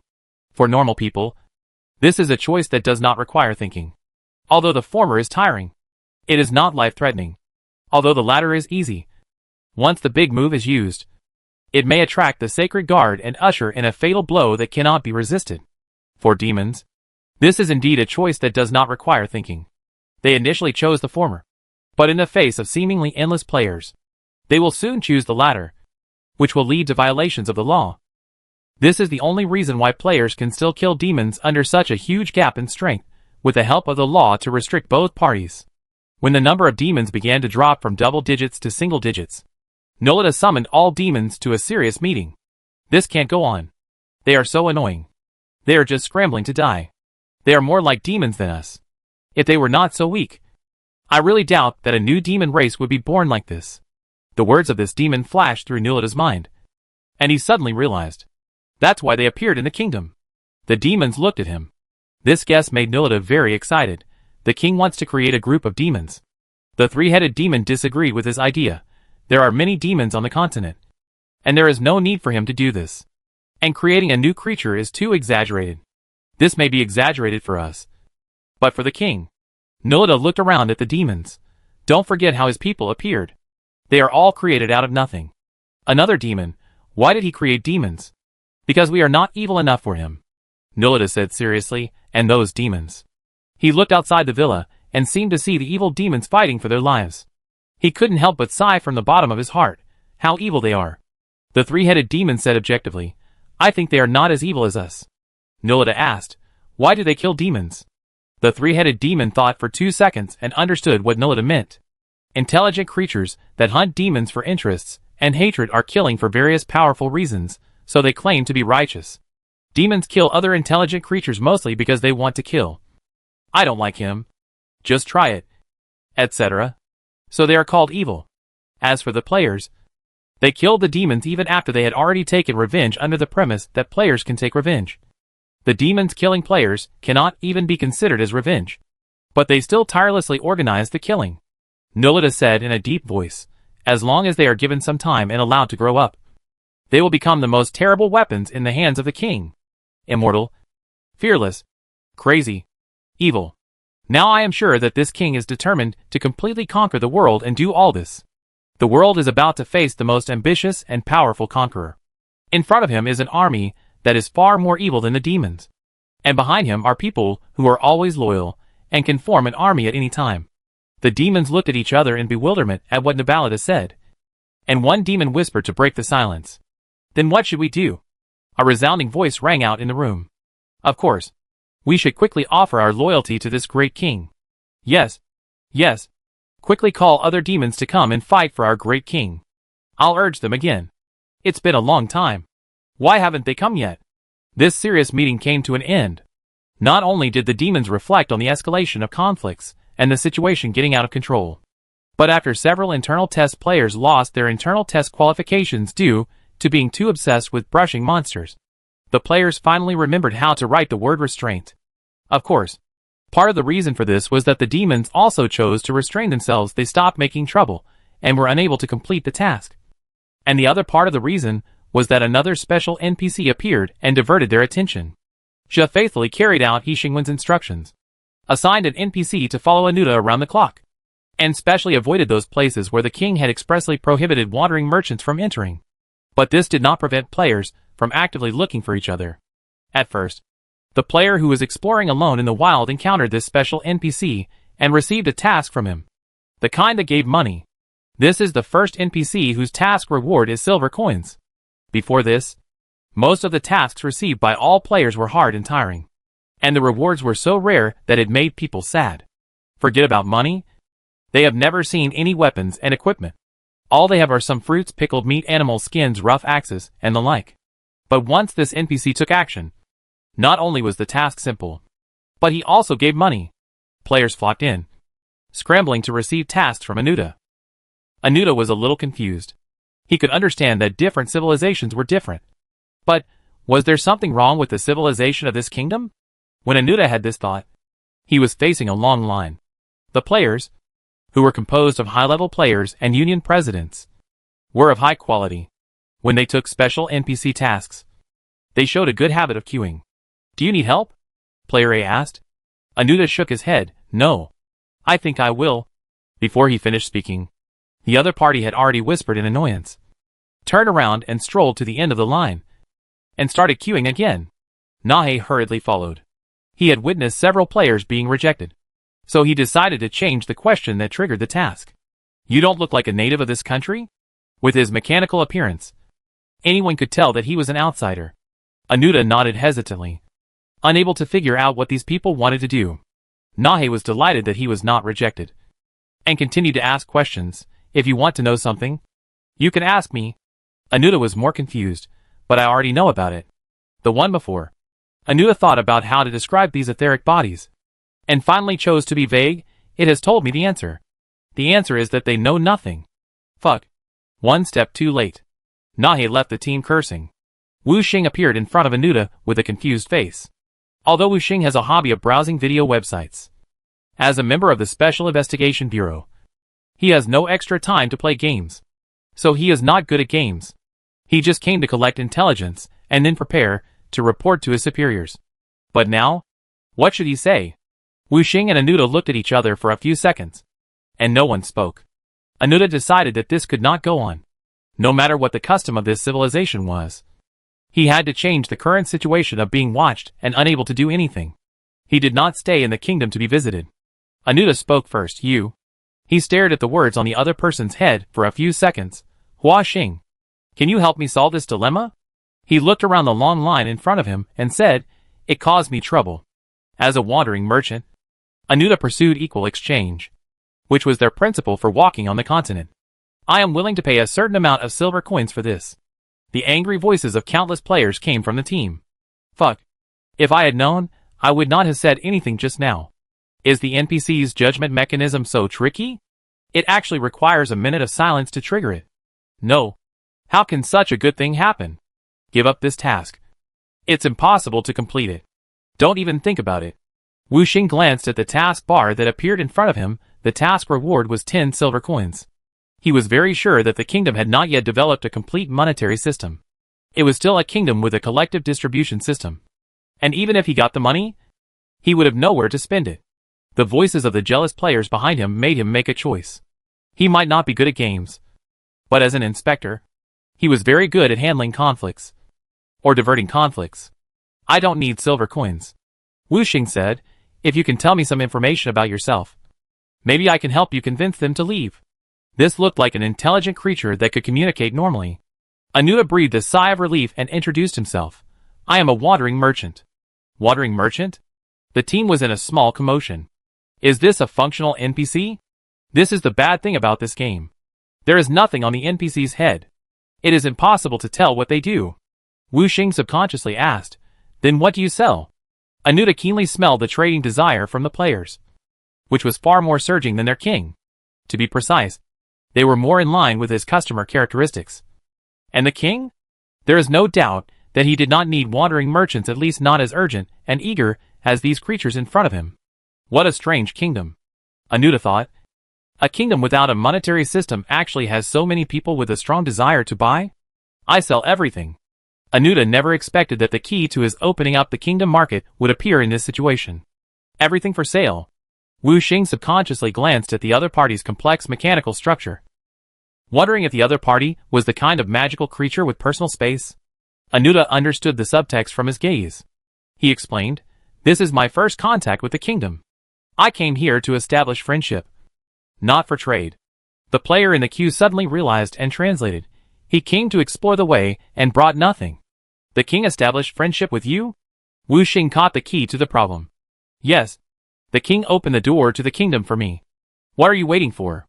The special NPC function is about to be opened. The players lost their order and rushed forward, passionately conveying their voices. Do you have a dragon-slaying sword? The kind that does 9,900 damage with one strike. Do you have god-level equipment? I'm different from them. Brother. Selling cute pets? Go away. Go away. Not to mention whether NPCs have these messes. Can you afford them? Another player squeezed forward and said, wandering merchant. Do you sell intelligence? TSK, you sound like you can afford it. Information. We also need it. This broken game doesn't even have a map. And the worldview hasn't been expanded yet. The noisy conversations rang around the mechanical body. The patterns on the machine lit up again and again, and finally dimmed in an instant. The eye-catching huge gems were scattered into powder in front of everyone. And when the wind blew, they covered the faces of the emotional players. The scene suddenly became quiet. The players looked at each other, and looked at the NPC standing calmly behind the wandering merchant. Did we break it? Isn't it too unreliable? It looks like steampunk, but the quality is so poor. Disperse. Disperse. Wait for the next wandering merchant to refresh. It's none of my business. I didn't do anything. Wuxing looked at the mechanical device that suddenly stopped in place and tried to talk to the NPC, who remained silent. What's wrong with him? The NPC ignored him. He picked up the mechanical device that looked extremely heavy with one hand, turned around, and walked towards the main city. Awesome. The players who retreated a distance stopped and watched the other side carrying the mechanical device with one hand and said, "These NPCs are like sweeping monks. If they don't take action, it's fine. But once they do, they can lift a tripod. It's just not smart enough." Another player added, "Compared to the game, it seems a little dull. To be honest, I always suspect that he just doesn't want to bother with us and is so dull on purpose. By the way, the quality of this wandering merchant is too poor, isn't it? When will the next one be refreshed? I'm still waiting to buy the Dragon Slayer sword. It looks like such a high-end mechanical device, but the quality is so low. I suspect that this guy is an unscrupulous vendor selling fake and shoddy products. Otherwise, do you think a regular big merchant would appear in the kingdom like this? And the name of the wandering merchant doesn't sound high-end enough. He is really a street vendor, right? With the size of the kingdom, it's good that there are street vendors willing to come. If there is another wandering merchant refreshed next time, don't tease him with the Dragon Slayer sword. Don't break it again. Just buy some information honestly, and that's it. Besides, you poor guys, do you have money? Who told him to be so arrogant and do anything? Sell? No. You are such a street vendor. How can you be so arrogant? If you have the guts, give me a magic weapon. What's wrong with being poor? You are talking as if you are rich? I have no money. Can I rob? You really can't. Fuck. I almost forgot again. This crappy game doesn't allow robbing. Then I have to find a way to get some money from wandering merchants. Otherwise, how can I spend it? That's right. Wandering merchants are the only currency units in the whole kingdom. You said that this crappy game doesn't allow robbing. It's too much. Wait. Do you think demons have money? Impossible? With them like that. Do you think they have money? They can't be without money. Right? They are demons after all. Could it be, you mean, drive the wolf and eat the tiger? Do you think demons can be robbed? Thinking about it this way, this game treats us and monsters equally. But I think demons must have private money. As the players discussed, they turned their attention to the novice village. Chapter 46, Game 26. Outside the boundary of the yellow sand and the oasis, the caravan stood silently. There was no trace of intelligent life here. It remained dead silent. It was not until the sea dragon stone on the distant mechanical body suddenly shattered, and the operating mechanical body stopped moving, that everything changed. A few minutes later, a mechanical body walked out of the tent. He did not rush into the oasis, but stopped in the desert. Anuta was not in a daze. He urgently held a meeting with other wandering merchants using remote communication methods. He reported the degree of contact with this new civilization and the judgment of the other party's danger. You left that kingdom? The contact symbols lit up one by one, and different voices came from the sea dragon stone before the sea dragon stone became the main energy supply of this mechanical body. Because of its special energy storage method, it had long become a unique communication method for wandering merchants. The sea dragon stone is embedded in the bones of the demon whale, emitting a stable light. The bones are generously made of nebula gold, which lights up the etheric circuit and builds a stable spell framework. The cost of this communicator alone is enough to bankrupt a small kingdom. Not yet. The use period of the ether-driven experimental body Type 2 has expired. Anuta said, just take this opportunity to report the progress to you. Wouldn't it be better to talk about your gains at the independence celebration of Ezigen after you leave the land of God's fall and obtain more comprehensive information? Another voice said gently, now time is too tight, and we can't meet. I'm worried that it will affect the final judgment. I think it is necessary to have a conversation at this moment. Anuta said seriously. The voices of the participants in the dialogue became serious. Do you think that further in-depth contact will lead to loss of control? Is this civilization dangerous? Can they influence the thoughts of intelligent creatures? Anuta answered their questions one by one. No. No. No. They cannot influence the thoughts of intelligent creatures. But what I saw made me feel that I should communicate with you first. The noisy voices quieted down, and another voice said gently, Anuta, Tell me, what do you see in this new civilization? I saw a newly born civilization. I saw humans working silently. I saw demons suppressing their nature. I saw loyal dwarves. I saw a group of strange creatures. Anuda summed up everything he saw in the kingdom. I saw a powerful king with no sense of existence. And his people who each do their own job. This is the strangest civilization I have ever seen. It is difficult for Anuda to describe in words how it feels. But his intuition always reminds him, I don't know enough about this civilization. But I am sure that they are very dangerous. How dangerous do you think they can be? Anuda fell into thought. After a very short silence, he said, it is so dangerous that we must always pay attention to their dynamics to avoid sudden wars causing us huge economic losses. So, based on this point, I think it is very necessary to maintain a stable trade route with them. Unlike ordinary trade routes, because of the kingdom's special geographical location, establishing a trade route with it means extremely high costs. This kingdom, which is in the early stages of civilization development, obviously cannot bring returns commensurate with its efforts. But if they don't care about trade itself, then the huge losses caused by a trade route are not that important. I understand. We will discuss this carefully at the next independence celebration. The gentle voice continued, Anuda, since you think they are dangerous, you need to open up a new trade route to maintain intelligence acquisition, so that we can respond as soon as possible. So, do you think they are aggressive? Anuda thought for a few seconds and gave his answer, given the choice of the dwarves. It seems that they are not human. And the desires of humans always surprise us. The other party continued, but intelligent creatures without desires are not our best customers. What is the basis for your conclusion that they would want to establish a trade route with us?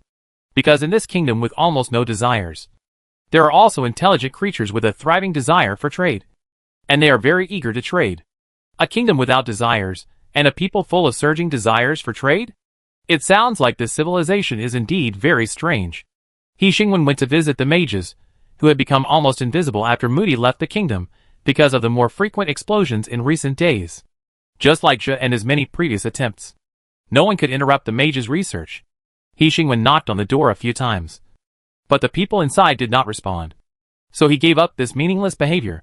He looked at the door that was obviously strengthened by magic, and after confirming that he could not open the door violently with his bare hands, he threw the question to the system. System? Your most loyal believer must be very happy to solve the problem for you. He Xingwen raised his eyebrows. Are they here? The system corrected his misunderstanding of the group of hired people. The demiplane is the gap between the front and back of the world, reflecting the front of the world, not belonging to the back of the world. It is a distorted space. To be precise, they are in the demiplane, and they are in every inch of the kingdom. In the evil, after several demons died for the Holy Guard and experienced the opponent's strength firsthand, He Xingwen finally realized something at this moment. It sounds like this race is very powerful. Yes, the system objectively said, the fatal weakness that once caused their civilization to fall has become another kind of strength in this world. This world does not understand the demiplane, nor the nature of ether. He Xingwen realized belatedly that he seemed to have drawn an SSR last time he drew a card. But the next second, he realized the weakness of this SSR. But they can't communicate. He Xingwen asked tentatively. Open the door? A gust of wind blew in front of the door. But nothing happened. This is the problem. If a faithful believer can't understand human language, then it doesn't seem to matter whether he is loyal or not.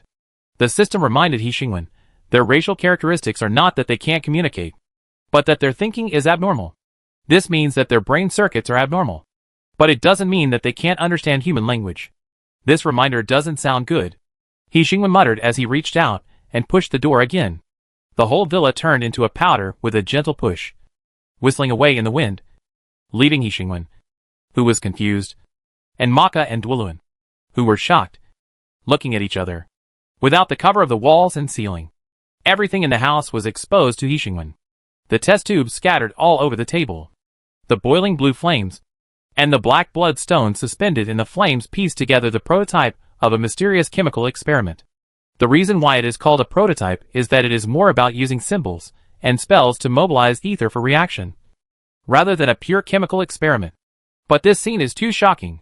The test tubes, beakers, and glass bottles scattered all over the table. The spellcasting materials linking each vessel, and the craft paper densely scattered on the ground. turned this into a laboratory that conforms to He Xingwen's imagination, rather than a magic research in the background of Western fantasy. The scene was extremely quiet. Only the sound of the wind never subsided. The swaying small blue flame quickly got out of control while Maka and the others were stunned.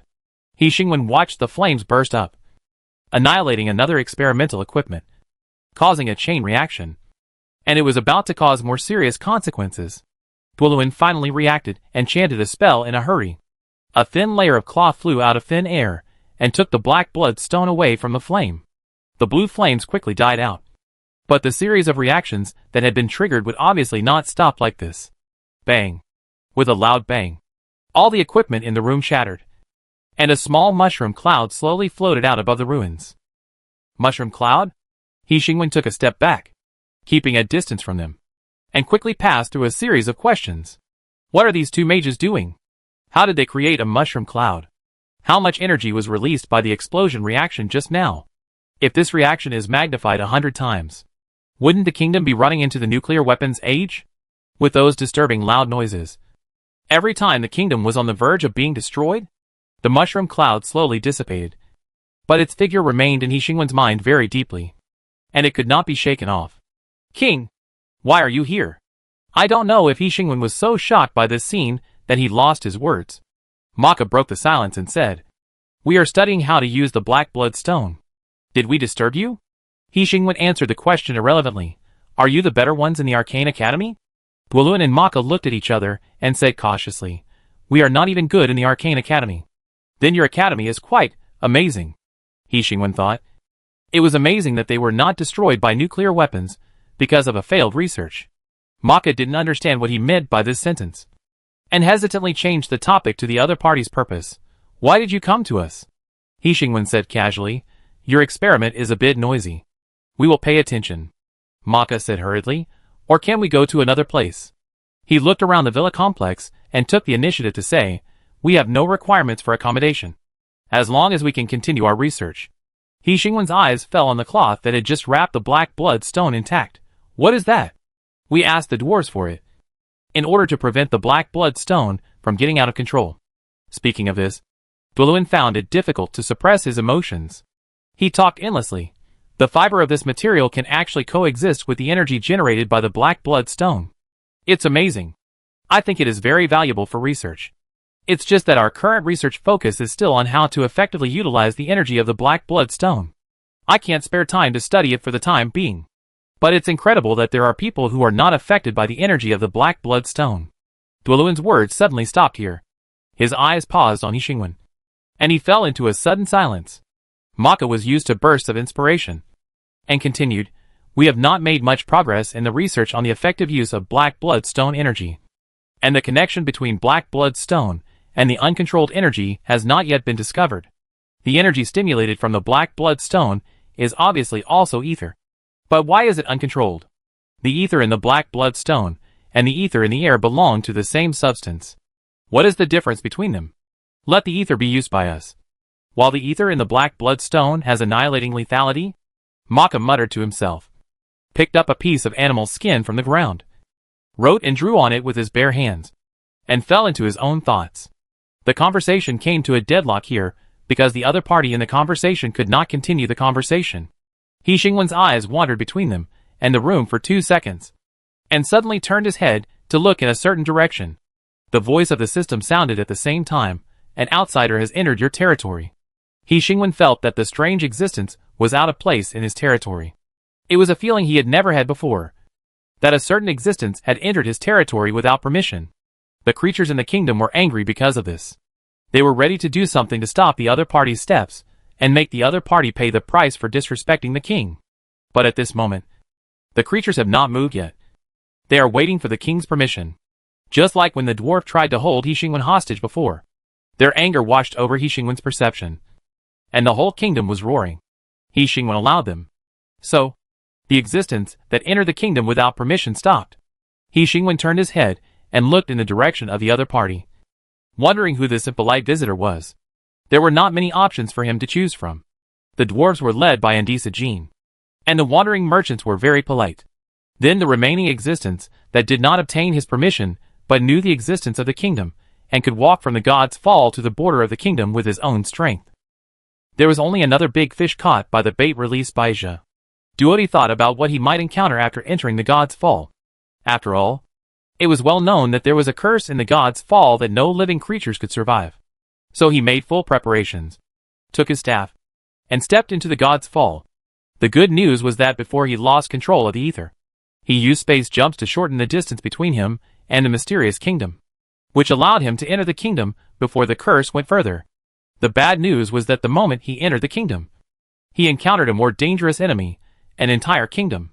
The earth was shaking because countless animals were moving in his direction. The ground was crawling because those inconspicuous little grasses were rising from the ground and binding him tightly. He could even sense the movement from the depths of the ocean farther away from this land. He was facing an entire kingdom, and they were preventing him from moving forward. Those seemingly weak little grasses sprouted and took root inside his skin, and he could clearly sense the abnormal fluctuations of the ether. The moment he entered the kingdom, the curse of the gods' falling land was invalid on him, and he regained his perception of the ether. It was at this moment that he clearly sensed another group of existence. They were lurking in the depths of the ether, watching him, or watching the ether he controlled, ready to move. It is hard to say which is more dangerous, the curse from the land of gods, or this group of beings. But as a mentor of the subject of ether control and research, Duodi is very clear about the danger of the latter. This is a new creature. No doubt. They live in the ether, and the ether is a part of them. For any intelligent creature that uses the ether, this creature stands at the end at birth. Normal intelligent creatures control the ether through learning, training, and even external objects. But they don't. This is the natural enemy of the mages. In pain, Duodi thought so. And the next second, he changed his mind. Not only the mages, but all the beings that drive the ether are at a disadvantage in front of him, because they have an insurmountable gap in their understanding of ether. And this gap is enough for the other party to kill them easily. But the situation is not so bad now. The grass roots take root and sprout in Duodi's body. This is a long process. At least it is not a way to kill the enemy quickly. Maybe they just want to stop him from taking action. Duodi's judgment is very correct. The group of beings who are ready to move, but never move proves this. After his behavior was restricted, the vibration of the ground gradually weakened, and his performance of never moving made everything gradually return to calm except for the grass on his body that was still trying to take root and sprout. If he did not choose to be calm at the first time of the attack, but chose to resist, then the power from the entire kingdom would completely crush this weak resistance.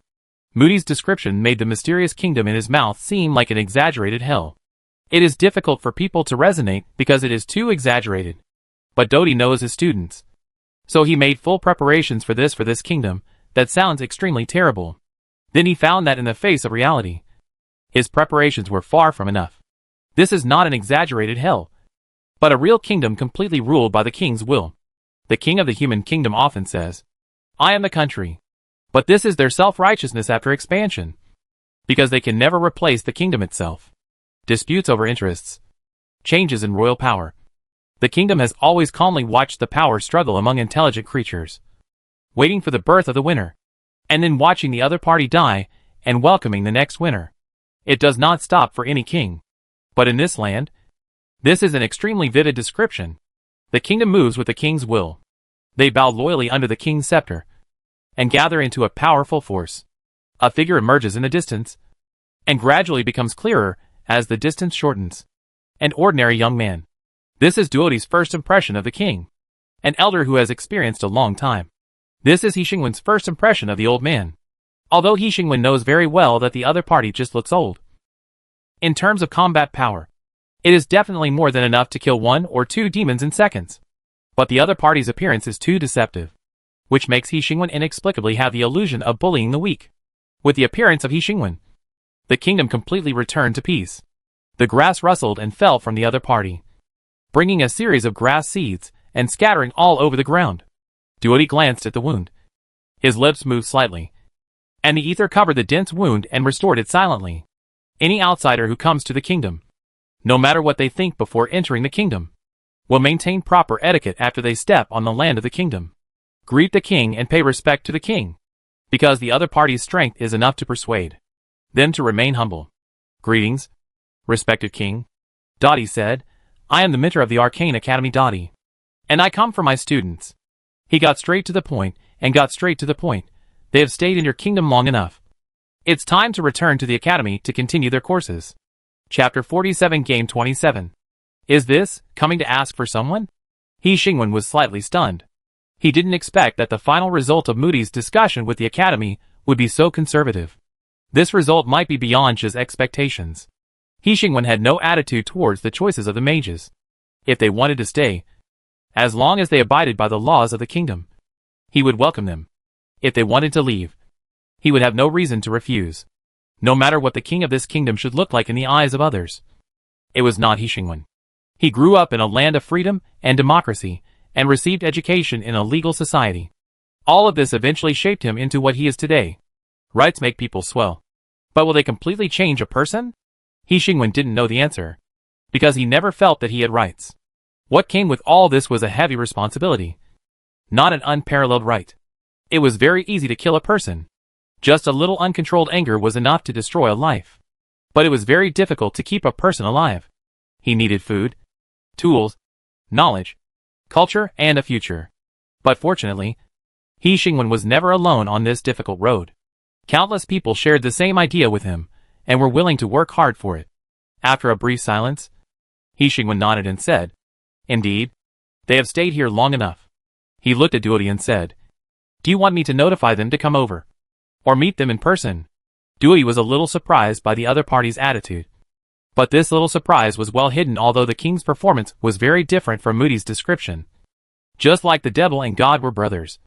It was unbelievable.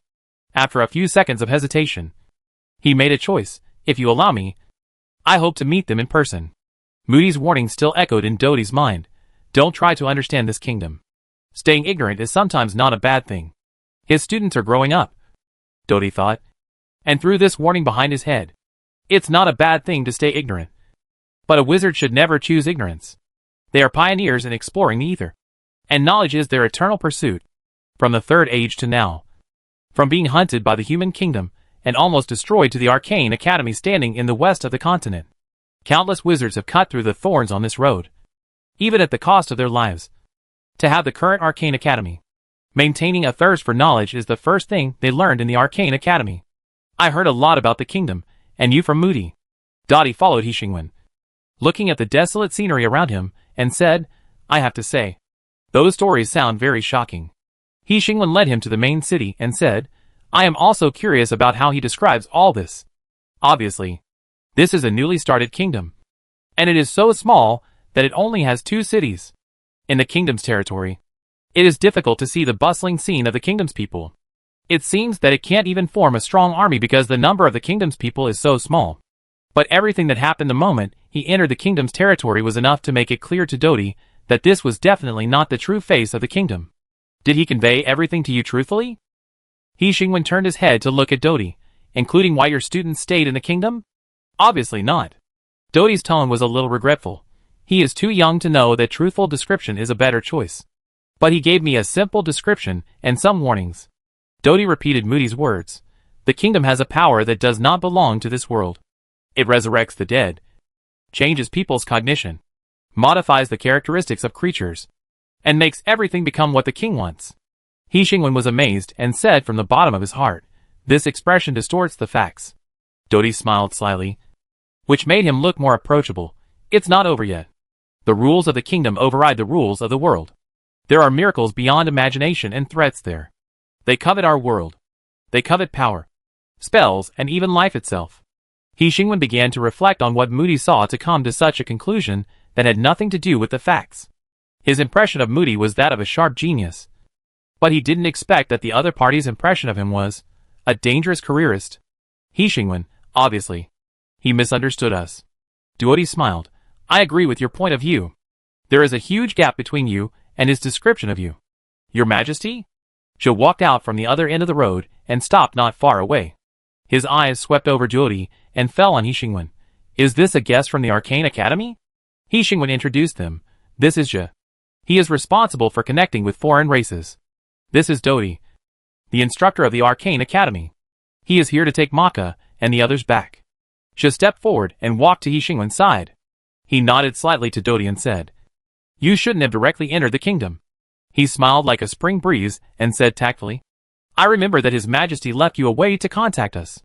Dodi sensed a familiar presence from the other party. Strong. Used to dominate everything. Aggressive. If he hadn't met the king of this kingdom first, he would even doubt who is the real master of this kingdom. Compared to Zhe, this king is more like a young student than the master of a kingdom.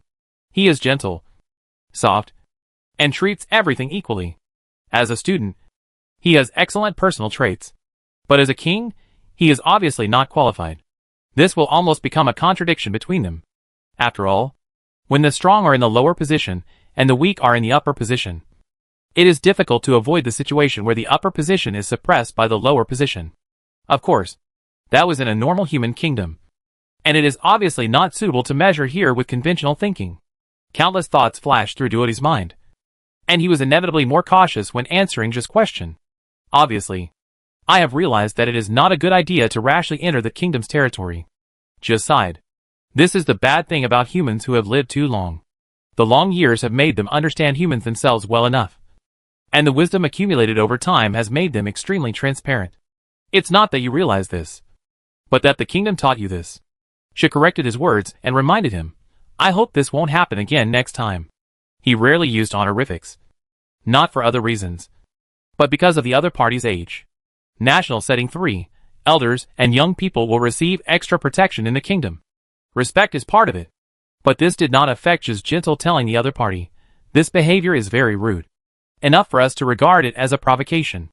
Dodi stared at the other party with his azure eyes, and was very sure that part of the source of Moody's exaggerated words was the pressure from the other party. I'm sorry for my inappropriate narrow-mindedness before, Duoti said, no matter who the owner of this land is. You should get the other party's permission before entering the other party's territory. I'm glad that we have reached an agreement on this point. Zhe nodded slightly at him, as if he was not the one who was aggressive just now, and turned to Xingwen and said, I noticed that the house where the mages are temporarily living has been damaged by external forces. I'm thinking about how to relocate them. But since you are here, Zhe smiled sincerely and said, that's great. Duoti subconsciously glanced at the king and realized another point. He never intervened in their conversation from beginning to end. No matter how aggressive and self-willed Zhe seemed, that was not a concession caused by weakness of character. After all, this king is truly I am the kingdom. It's more like not interfering with the other party's work. Duoti and the others continued to move towards their destination. After Zhe arrived, he replaced Xingwen as the initiator of the conversation. Not only was the manner of your arrival unexpected, but the timing of your arrival was also unexpected. Zhe said, as he walked, Moody has been away from the kingdom for a while. He glanced at Duoti, without too much hiding his sense of oppression in front of a wise elder. It was obviously unnecessary to hide this. Among the 3 mages, I admire him the most, Zhe said casually. He is more sensitive and more talented than them. Duoti agreed with him. Moody is indeed the best among his peers. He followed Zhe into the main city, the straight main road, the neat buildings on both sides, and the church that could still be seen from afar. He noticed that there were more and more people in this city. Most of them walked on the road in a hurry, busy and indifferent to the outside world. And along the way, he hardly saw any human being who was resting or entertaining. It was as if the whole kingdom was in a tight operating procedure, and everything was operating in an orderly manner, like a machine including humans. But this is against human nature. Moody's description may be a bit exaggerated because of some fear, but it is not out of the truth. But it seems that talent is also a burden. Zhe noticed his gaze, and he continued, the talent he possesses allows him to easily perceive things that others do not perceive. And then it also brings him a deeper level of fear. And fear defeats him. Speaking of this, Zhe showed a regretful expression and said, it is very regrettable. If nothing is done, I am afraid that this most outstanding talent among young people will stop forever because of this. Duoti retracted his gaze because of his words. The azure eyes paused on Zhe again. If he understood correctly, the young man lightly threatened him with the fall of a genius if he didn't do something. The most outstanding genius among the young people would stop forever. So, they should do something, such as further cooperation with the kingdom, and eliminate Moody's fear by increasing their understanding of the kingdom. But I think he will come out. Duoti curved his eyes. Calm and confident, time will heal all fears, and he will eventually know how vulnerable those fears caused by ignorance are. Ignorance. Zhe repeated the word, and admired the other person's ignorance. He stopped in front of the mess, took the initiative to stop the conversation, stretched out his hand and gestured to the front. "Your students." Dodi looked in the direction he pointed, and the house without walls and ceiling came into his sight, as well as the two people in the mess. Maka sat on the floor, writing and drawing on the animal's skin with his bare hands, and was completely unaware of Dodi's arrival, while Dwuluin sat on the floor with a dull look on his face, lost in some kind of thought, unable to extricate himself. Dodi was very familiar with this state of the mages. He silently looked at them and confirmed that everything was normal before casting his eyes on the messy scene. Dodi blinked as his eyes swept through the chaotic ruins. "I'm sorry that we can't give them the courtesy they deserve in our current situation," just said on the side, "but please rest assured that the mages have been staying indoors and conducting their research during this period." Dodi's eyes fell on Jia and asked, "How long did it last?" "From the time Moody left until you showed up." Jia showed a regretful expression again. Obviously, their knowledge level is not enough to complete the research. The unfinished meaning in the other party's words was clear enough. If the Arcane Academy is interested in the research conducted by Maka and others, or even wants to get an answer, it is best to let mages with higher knowledge levels to conduct the research. As for how to research, of course, come to the kingdom for the next step of research. Just as Moody warned, they are coveting the Arcane Academy. Of course, there are many people who covet the existence of the Arcane Academy as an independent existence that has the most in-depth research on ether and has trained many mages. The Arcane Academy itself means a complete and systematic way for spellcasters to rise, and a steady stream of mages to be trained. Of course, this also means that if they take action, these covetous people will face hundreds of mages, including dozens of great magicians and several 8th-level mystics, as well as one of the most powerful weapons in the world, the floating Arcane Academy, which is enough to make some covetous people give up the idea. The Arcane Academy's geographical location, which is easy to defend and difficult to attack, is its best barrier. The land of God's fall, the endless forest, and the top of the mountains are 3 routes to the Arcane Academy. The first 2 are adjacent to the Neva Plain, allowing the army to arrive along the Neva Plain, but the dangers they have are enough to wipe out the army on the way. The problem with the top of the mountains, which is not dangerous, is that the Neva Plain does not border it. It borders the South China Sea controlled by the Undersea Kingdom, and the Wormhole, where the Worm Queen is temporarily dormant. This special geographical location prevents the possibility of large-scale troops arriving at the Arcane Academy. This premise has allowed the Arcane Academy to maintain its independence for thousands of years until now. And now, this covetous person has a geographical advantage over the Arcane Academy. The army cannot enter the land of gods, while the other party can go directly to the Arcane Academy with this advantage. Dodi sighed in his heart, which is why he said that Moody was too young. This world is not a world that you can just pretend not to know and lightly cover. From the moment the kingdom appeared in the land of gods, it was destined that the kingdom and the Arcane Academy would have contact. The time was not important, and the geographical location determined everything. As for whether this contact would bring war or peace, no one can get the answer before the end of the contact. But all the instructors of the Arcane Academy know that refusing to contact because of fear of the other party's existence is the most stupid choice. It is always better to know the strength of the enemy than to know nothing about the enemy. Of course, if you can turn a potential enemy into your friend, that is the best outcome. But the Arcane Academy has no precedent of friendly exchanges with other forces except for the Salfa Federation, which is based on technical exchanges. The history of the formation of the Arcane Academy and the eccentric character of the mages ultimately created its style of living in a corner and being alone. After Jia's voice fell, the scene fell into a sudden silence. The heat is almost right, and the next step of the conversation can be carried out. Jia watched the changes in Duodi's expression, made this judgment, turned his head, and said to He Xingwen, "Your Majesty, there seems to be some excitement over there at the Wandering Merchant." "Busy?" He Xingwen reacted. "Did the players meet him? They have an inexplicable passion for trade." Jia said carefully, "You must be very distressed." The system commented, "It seems that he doesn't want you to participate in the next conversation." He Xingwen didn't answer the system. He glanced at Duodi and said to Jia, "I'll go check the situation over there. You can take care of this?" "Jia, it's my honor." He Xingwen nodded at him, paused for a moment before turning around and leaving, and glanced at Jia. Jia's smile faded, and he nodded slightly to He Xingwen. He Xingwen walked out of the city, and when he was far enough away, He answered the system, after all. Sometimes, when the leader is present, some things are not so easy to say. It seems that you are very clear about your identity with him. He Xingwen always exceeds the judgment of the system, so that the system even gets used to it. I thought normal humans would care about this. But you don't seem to care about his behavior of not wanting you to be there?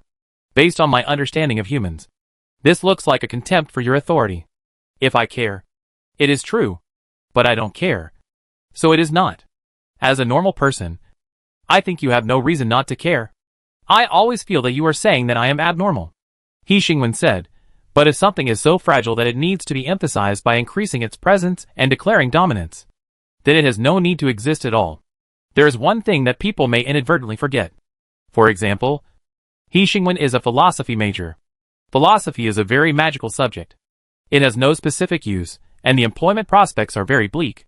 Postgraduate and doctoral studies seem to be the brightest future for this major. The only thing people know about this is that it is easy to become crazy while studying.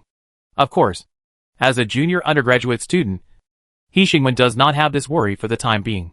But philosophy has still changed him profoundly. It brings about changes in thinking patterns, and the echoes of countless sages' thoughts are shining in history. In these echoes, people think about human beings themselves, the operation of society, the future and the past. They explore the illusory things, turn them into nutrients, and lead mankind to move forward. What I mean is, if you give something to someone, then you'd better not intervene rashly. Compared to me, she is better at handling these. If you ask for everything to be decided by the noble king just for the so-called authority, then this king is not noble. All the praise is gained because of force, strength, threat, and authority will eventually be lost with the loss of these external forces. The system was really surprised by this, a very rational idea. But the difference between humans and intelligent creatures is that they can never be absolutely rational, and emotions and hormones can easily dominate their actions. Knowing this does not mean that you can do it. The anger caused by the challenge to authority is enough to defeat all rational ideas. But He Xingwen has always shown an unimaginable restraint on this point. He Xingwen looked up at the sky, and the colorful stars in the unfamiliar sky showed its difference from the earth. When I knew this was not a game, but another world, I thought for a long time about how I should deal with all this in order to balance the responsibilities and pressures it brought.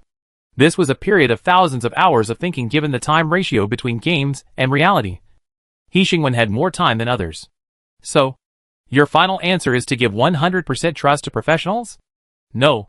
My answer is to do what a king should do as a player. System, as a player? Players do not belong to another world. The power and interests in the game are of no use to them. The fun brought by the game itself is the reason why they are addicted to it. I hope I can enjoy this game. He Xingwen withdrew his eyes from the sky and walked out of the city, on this basis. For the benefit of most people. For the benefit of China. For he saw you, who walked towards him quickly. Obviously, what you said about you being distressed was not just to get rid of him, but also a fact. For the value of life itself, do what a king should do. Chapter 48 Game 28 Teacher. School. Player. Surprising trust. Duodi stared at the king's back and said, it's rare to see such a scene in the human kingdom. After all, when it comes to fighting for power, even the notorious demons will bow down to humans. After He Xingwen left, the conversation atmosphere gradually became tense, revealing the essence of this conversation. Your statement is just like that everyone in the Arcane Academy is not human. Just showed appropriate surprise. This is a prejudice. It's not that humans are so bad, but that most creatures become worse because they have wisdom. Duodi didn't expect the other party to give him such an unexpectedly objective answer. In fact, the reason why he said this was just to bring up another point. But you are not human. He said so. The surprising trust has a foundation. Interesting idea. However, as an outsider, your idea is meaningless. Zhe looked at the ruins in front of him. You can take your students away. Duodi also looked forward. In the ruins full of debris and dust, the area around the Black Blood Stone was so clean that it was hard not to look at it. They are studying Black Blood Stone. I don't know much about the research of the mages. Zhe's words were interrupted by Duodi. This old man who had been very restrained all the way showed his proper appearance when it came to the research field. For us, Black Blood Stone is very dangerous. Duodi, if there are no safety measures to avoid danger, they will not rashly start research on it. But since they have started the research, There is only one reason to explain it. Dottie looked at him and said, someone has made them confirm in some way that it is not dangerous to study the black blood stone. She admitted frankly, yes, I gave them something that can prevent the black blood stone from getting out of control. What is it? Jia changed the subject. But obviously, even so, this research is still too difficult for them. And they can't solve the puzzle. Dottie's eyes searched the ruins for something that might affect the black blood stone or even suppress its out of control. His eyes swept over the dusty and dirty cloth and found nothing. I am very interested in it. Dottie did not hide this point. But before that, I need to confirm another thing. Your purpose. Dottie looked at his expression and said, you are interested in the Arcane Academy. But to what extent are you interested in the Arcane Academy? Jia's smile was slightly restrained. This continent has never lacked ambitious people who try to conquer the world. Dottie's lips moved slightly. And the omnipresent ether rippled, covering Jia and Dottie. And he asked the next question, are you one of them? He released a spell, a harmless, non-aggressive spell. So he did not receive the punishment of the Holy Guard. Jia came to this conclusion because the more intuitive effect acted on him. Some kind of power constrained him, making him unable to lie or avoid problems. This is why people always pursue power. It ensures that those who have power have the initiative. No, Jia said simply. Dottie's serious expression relaxed a little. I'm sorry. Jia stared at him with a strange expression for a few seconds and interrupted him. I can understand your vigilance against unknown civilizations. Dottie was slightly stunned. Jia's previous performance was not like such an empathetic character. I am also happy to use this to prove the harmlessness of the kingdom. Jia said sincerely, we have never thought of conquering the world. And your majesty is not an ambitious person. In fact, if you stay here for a while, you will know that we come with friendship. The future of a new civilization has too many difficulties. Jia said confidently, the kingdom currently has only a few hundred people. And it is even impossible to form an army. The place where the gods fall is a desert. Dottie coughed and reminded Jia, who was having a lot of fun playing the victim. There are only a dozen great magicians in the Arcane Academy. And I am one of them. Jia looked at him. I almost died on the land of the kingdom. Dottie said, because I entered the kingdom without permission. No one would believe that a kingdom that can easily strangle a great magician would play misery like this, being exposed in front of him. Jia changed the subject without embarrassment. In short, weak civilizations need external help to develop. The Arcane Academy does not do such unnecessary things. Dottie said calmly, the development of civilization can only rely on themselves, not others. Jia ignored his words and continued, what's more, we also want to know the answer to the puzzle. Why is the curse of the gods falling land ineffective for us? Why do we have no obstacles in using the black blood stone? Why did the Asian bear resurrect in our territory? Dottie's eyes unconsciously wandered over and stuck to Jia. When he heard Yaxiong's name, his Adam's apple moved slightly. There are too many extinct creatures belonging to this world in your majesty's territory, which is very distressing for us. Jia said repeatedly, after all, determining their degree of danger and distinguishing their functions is a very huge project. Dottie resisted and didn't respond. If you are not interested, maybe we will seek help from the Salfa Federation. I heard that great scientists seem to respect knowledge very much. Dottie couldn't bear it anymore and said, what knowledge do they know? They don't understand ether at all. A group of fearless blasphemers. Blasphemers? As far as I know, there seems to be no gods in the world. Since the gods are dead, how can there be blasphemy? But he once existed.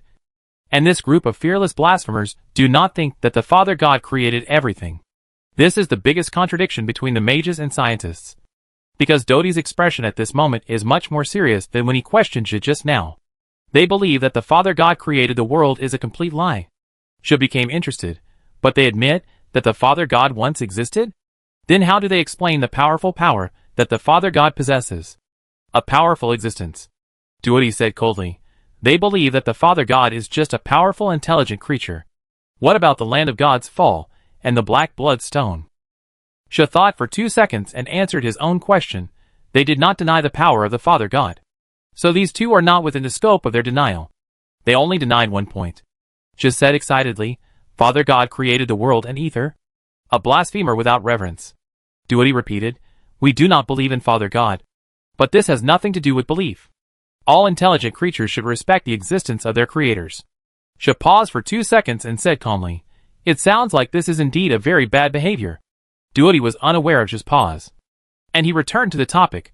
Science has appeared in this world for too short a time. And they do not understand this world well enough. So they are fearless. But mages are different from them. Just said applaudingly. Duody nodded modestly. We have been exploring the mysteries of the world for 3 centuries. And we dare not say that we have completely understood this world. This is exactly what we need. She calmly returned to the topic. As you can see, we know nothing about this. Looking at you with his azure eyes. Duody said cautiously. Do you want to gain knowledge? The people of the kingdom need to learn about the ether and everything in this world. And the Arcane Academy wants to study the unsolved mysteries in the kingdom. She stopped talking and looked at Duody. We have no intention of entering the Arcane Academy. In fact, I think it is a better choice to build a place for learning on the land of the kingdom. Duody's vigilance was slightly lowered. The Arcane Academy is the last bastion of the mages, and will never be open to outsiders.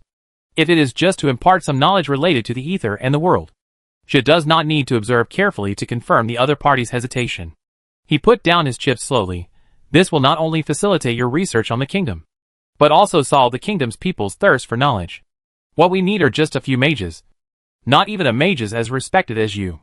A few students are enough to meet the needs of teaching. After all, we are just learning some simple, superficial knowledge. About ether. About this world. Just slowly filled in his requirements, of course. If they can learn something that a beginner mage should learn, then I think the king will be pleased. Duody remained silent. You have enough time to think and make the final decision. She did not mind his silence. If you reject this proposal, I hope you can understand that the kingdom cannot provide subsequent cooperation. This is not a threat, but an extremely reasonable request. This world is far from the point of racial integration, and being as close as a family. Different races and civilizations cautiously watched other existences. After recovering a little vitality from the state of near destruction, they restrainedly communicated and tentatively took steps towards the world. This tentative step does not mean a peaceful cultural exchange, but a war.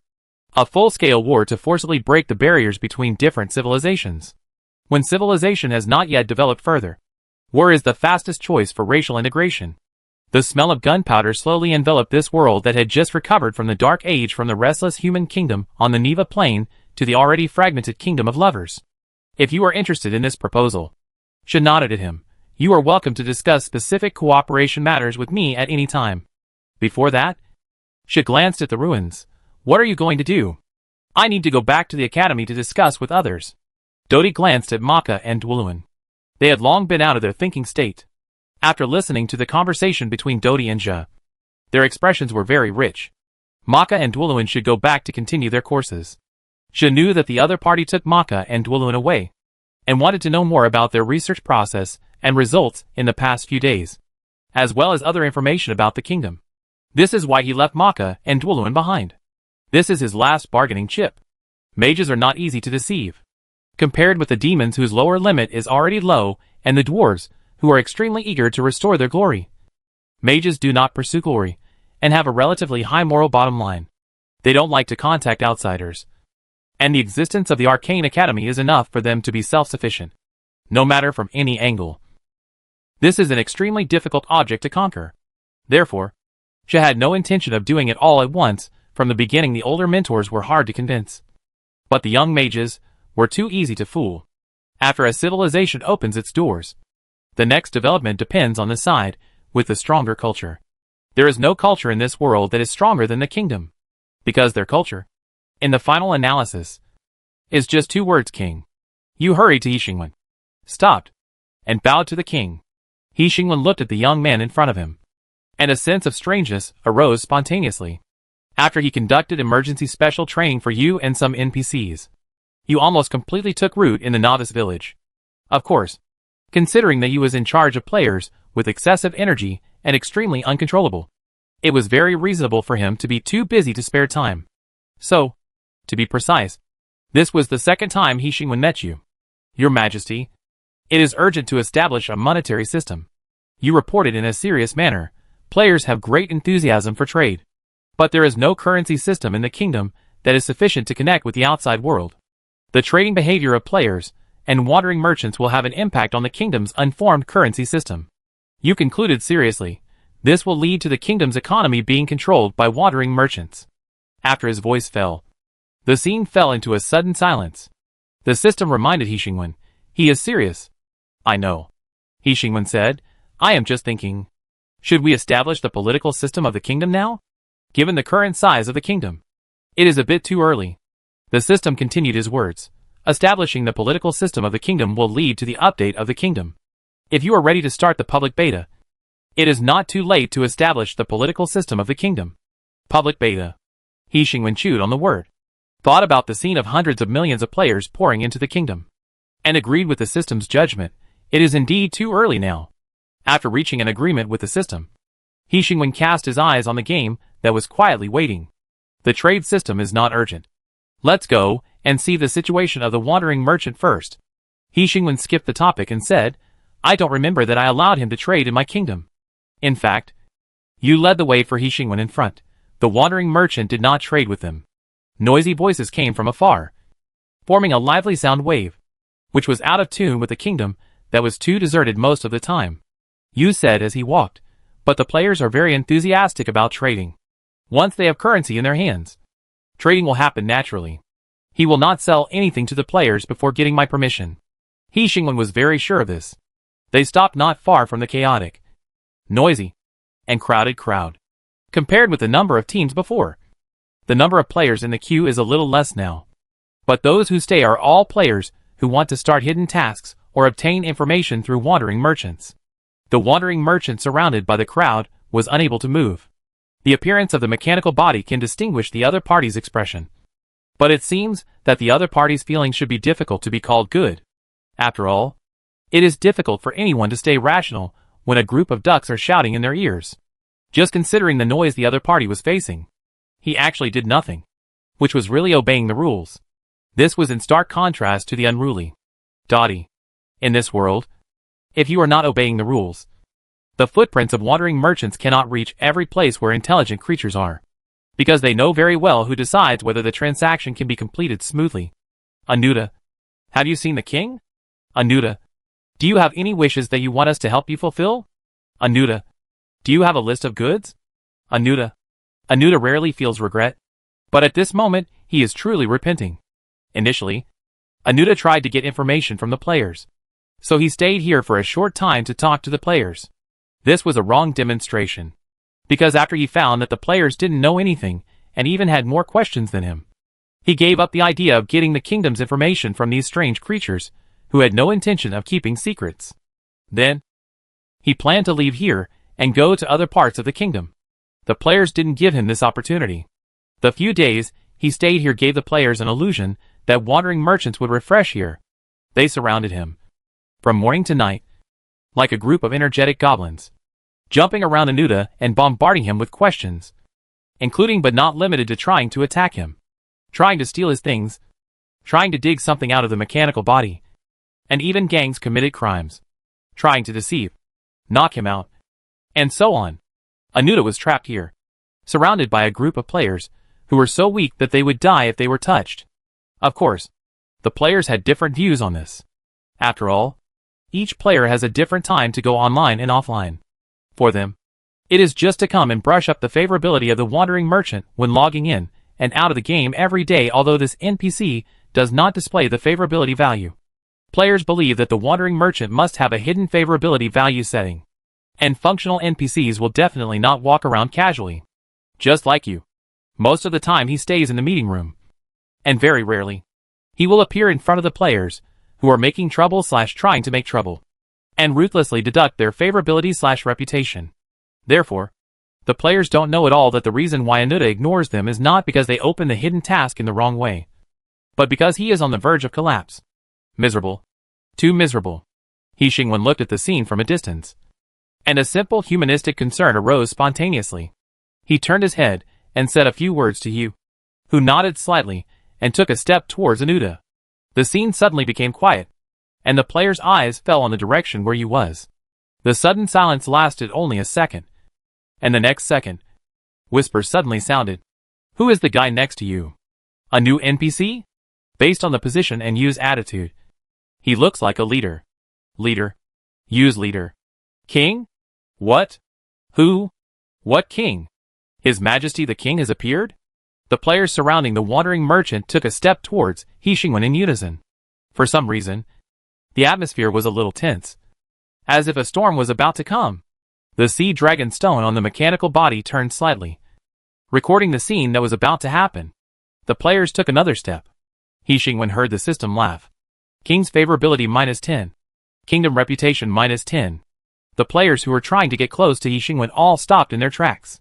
They looked at the notification that popped up, clicked on the panel, and saw their current kingdom reputation -10 on the panel that was finally not so empty. Fuck. The reputation is negative. Did it say in the previous update that players with too low city reputation will not be welcomed by city residents? If the kingdom reputation is too low, one player caught the point.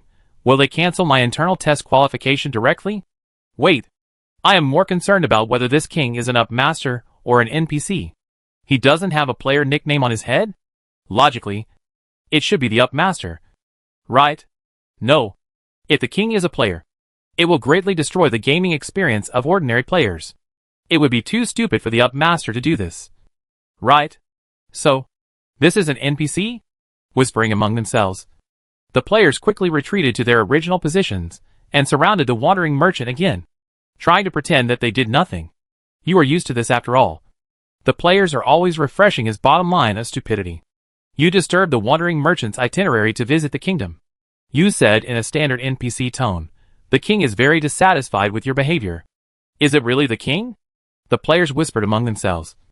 And a high-level player took the opportunity to say, Dear King, do you have anything for us to do?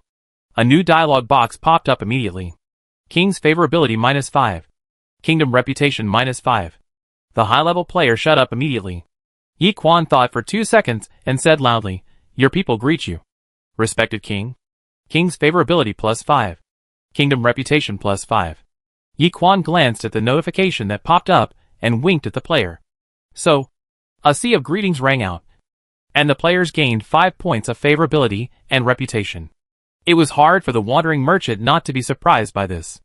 In the past few days of contact, he had already known this group of strange creatures well enough. Chaos was their only characteristic.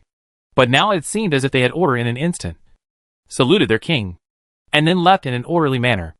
This existence that had troubled him for a long time, and even caused great mental pressure, disappeared in front of him. Is this the king? The unquestionable dominance, the unhesitating submission, the embodiment of the kingdom's will. The wandering merchant thought so. And the players who quickly disappeared from He Xingwen's eyes received notifications of increased favorability. Players who didn't have to worry about being disqualified from the internal test due to low kingdom reputation breathed a sigh of relief. After all this, my favorability and kingdom reputation are finally not negative anymore. Chapter 49 Game 29. When everything returned to calm, the wandering merchant took the lead in expressing his feelings about this. Dear King, the wandering merchant said, obviously, some of your people are very lively. He Xingwen agreed with this, indeed. They always have a hard time calming down. The wandering merchant, this is not a bad thing. After he experienced the experience of being bombarded by the players, he was still able to say this. He Xingwen was in awe of the other party's professionalism. They haven't grown up yet. The wandering merchant said this, not to improve the relationship, but because he really thought so. Give them some time. I believe they will exceed many people's expectations. Very high evaluation. They are very similar to us. Anuta said, having a thriving desire is not a bad thing. It drives intelligent creatures to create miracles. I thought you would say they are very similar to demons. Treacherous, cunning, etc. Anyway, it shouldn't be such an approving tone. Demons, Anuta said objectively, respected King. Although they are notorious, perhaps you should know a little bit. The next sentence came from the sea dragon stone. Demons and God are just brothers connected by blood. He Xingwen paused. Blood connected? Demons are the first creatures created by the Father God. He gave them everything. Strong bodies, the ability to use ether and wisdom. He Xingwen recalled the strange appearances of the demons, and suddenly he had a sincere concern about the aesthetics of the Father God. His creatures, the craftsmanship is a bit rough, and the gods were born in the power of the Father God. Their appearance was due to accidents. But the Father God did not reject their birth, but used the flesh and blood of demons to perfect the newly born gods. A very unexpected historical legend. He Xingwen glanced at the wandering merchant. I mean, aren't demons And gods the murderers who kill the Father God? Azajan borders this world in the 5th era. We have no idea what happened in the 3rd era. The wandering merchant stopped, and the mechanical body received some noisy sounds. A fierce melee took place not far away. I just want to remind you. The sea dragon stone turned and looked into the distance. Demons were not defined as evil at first. It was only after the disappearance of the high-level demons that the little demons left behind gradually became notorious due to lack of restraint. Anuda adjusted the field of vision of the mechanical body and took in the existence beyond the sight. He fell into silence. In the distance, at the gate of the city where he was not allowed to enter, an unimaginable fierce battle was taking place. Those strange beings, fearing their own death, launched an attack on the demons. They were so weak that they could not even effectively attack the demons, so their behavior was more like a grand death than an attack. The demons were deeply trapped in their encirclement. But at the same time, the demons dominated the situation. But just like the scene when Anuda was trapped by the players before, the players used their numbers to stop the demons from leaving. The strange thing was that the demons who were in the upper hand did not want to fight to the end, while the strange creatures who had been dying seemed to keep them at all costs. This is a desperate struggle beyond imagination. The huge gap in strength between the weak and the strong makes the weak's fearless behavior full of courage. Even the weak have the right to fear death. Anuda respects those noisy weak beings. On the other side, the center of the battle. Stop them quickly. Don't let them run away. Listen to the command. Listen to the command together. Don't worry. Everyone. Have you memorized the strategy for fighting the boss? Just follow the strategy.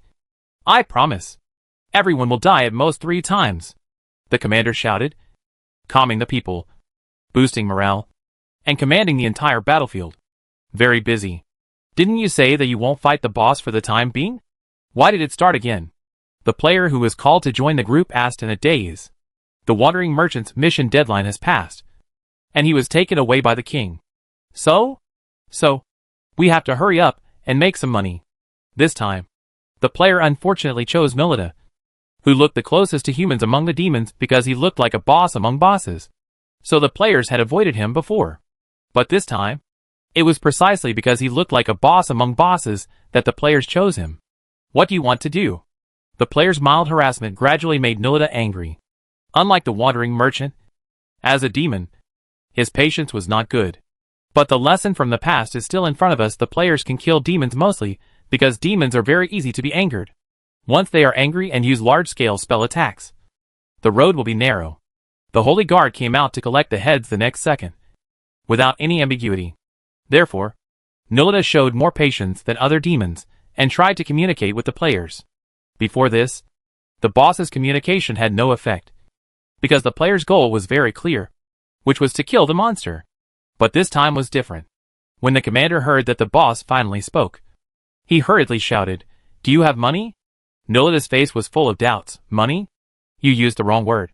You have to use silver coins. Another player reminded the commander, "Silver coins are circulated on this continent." The commander shouted again, "Do you have silver coins?" Nilita's question was not about the term money.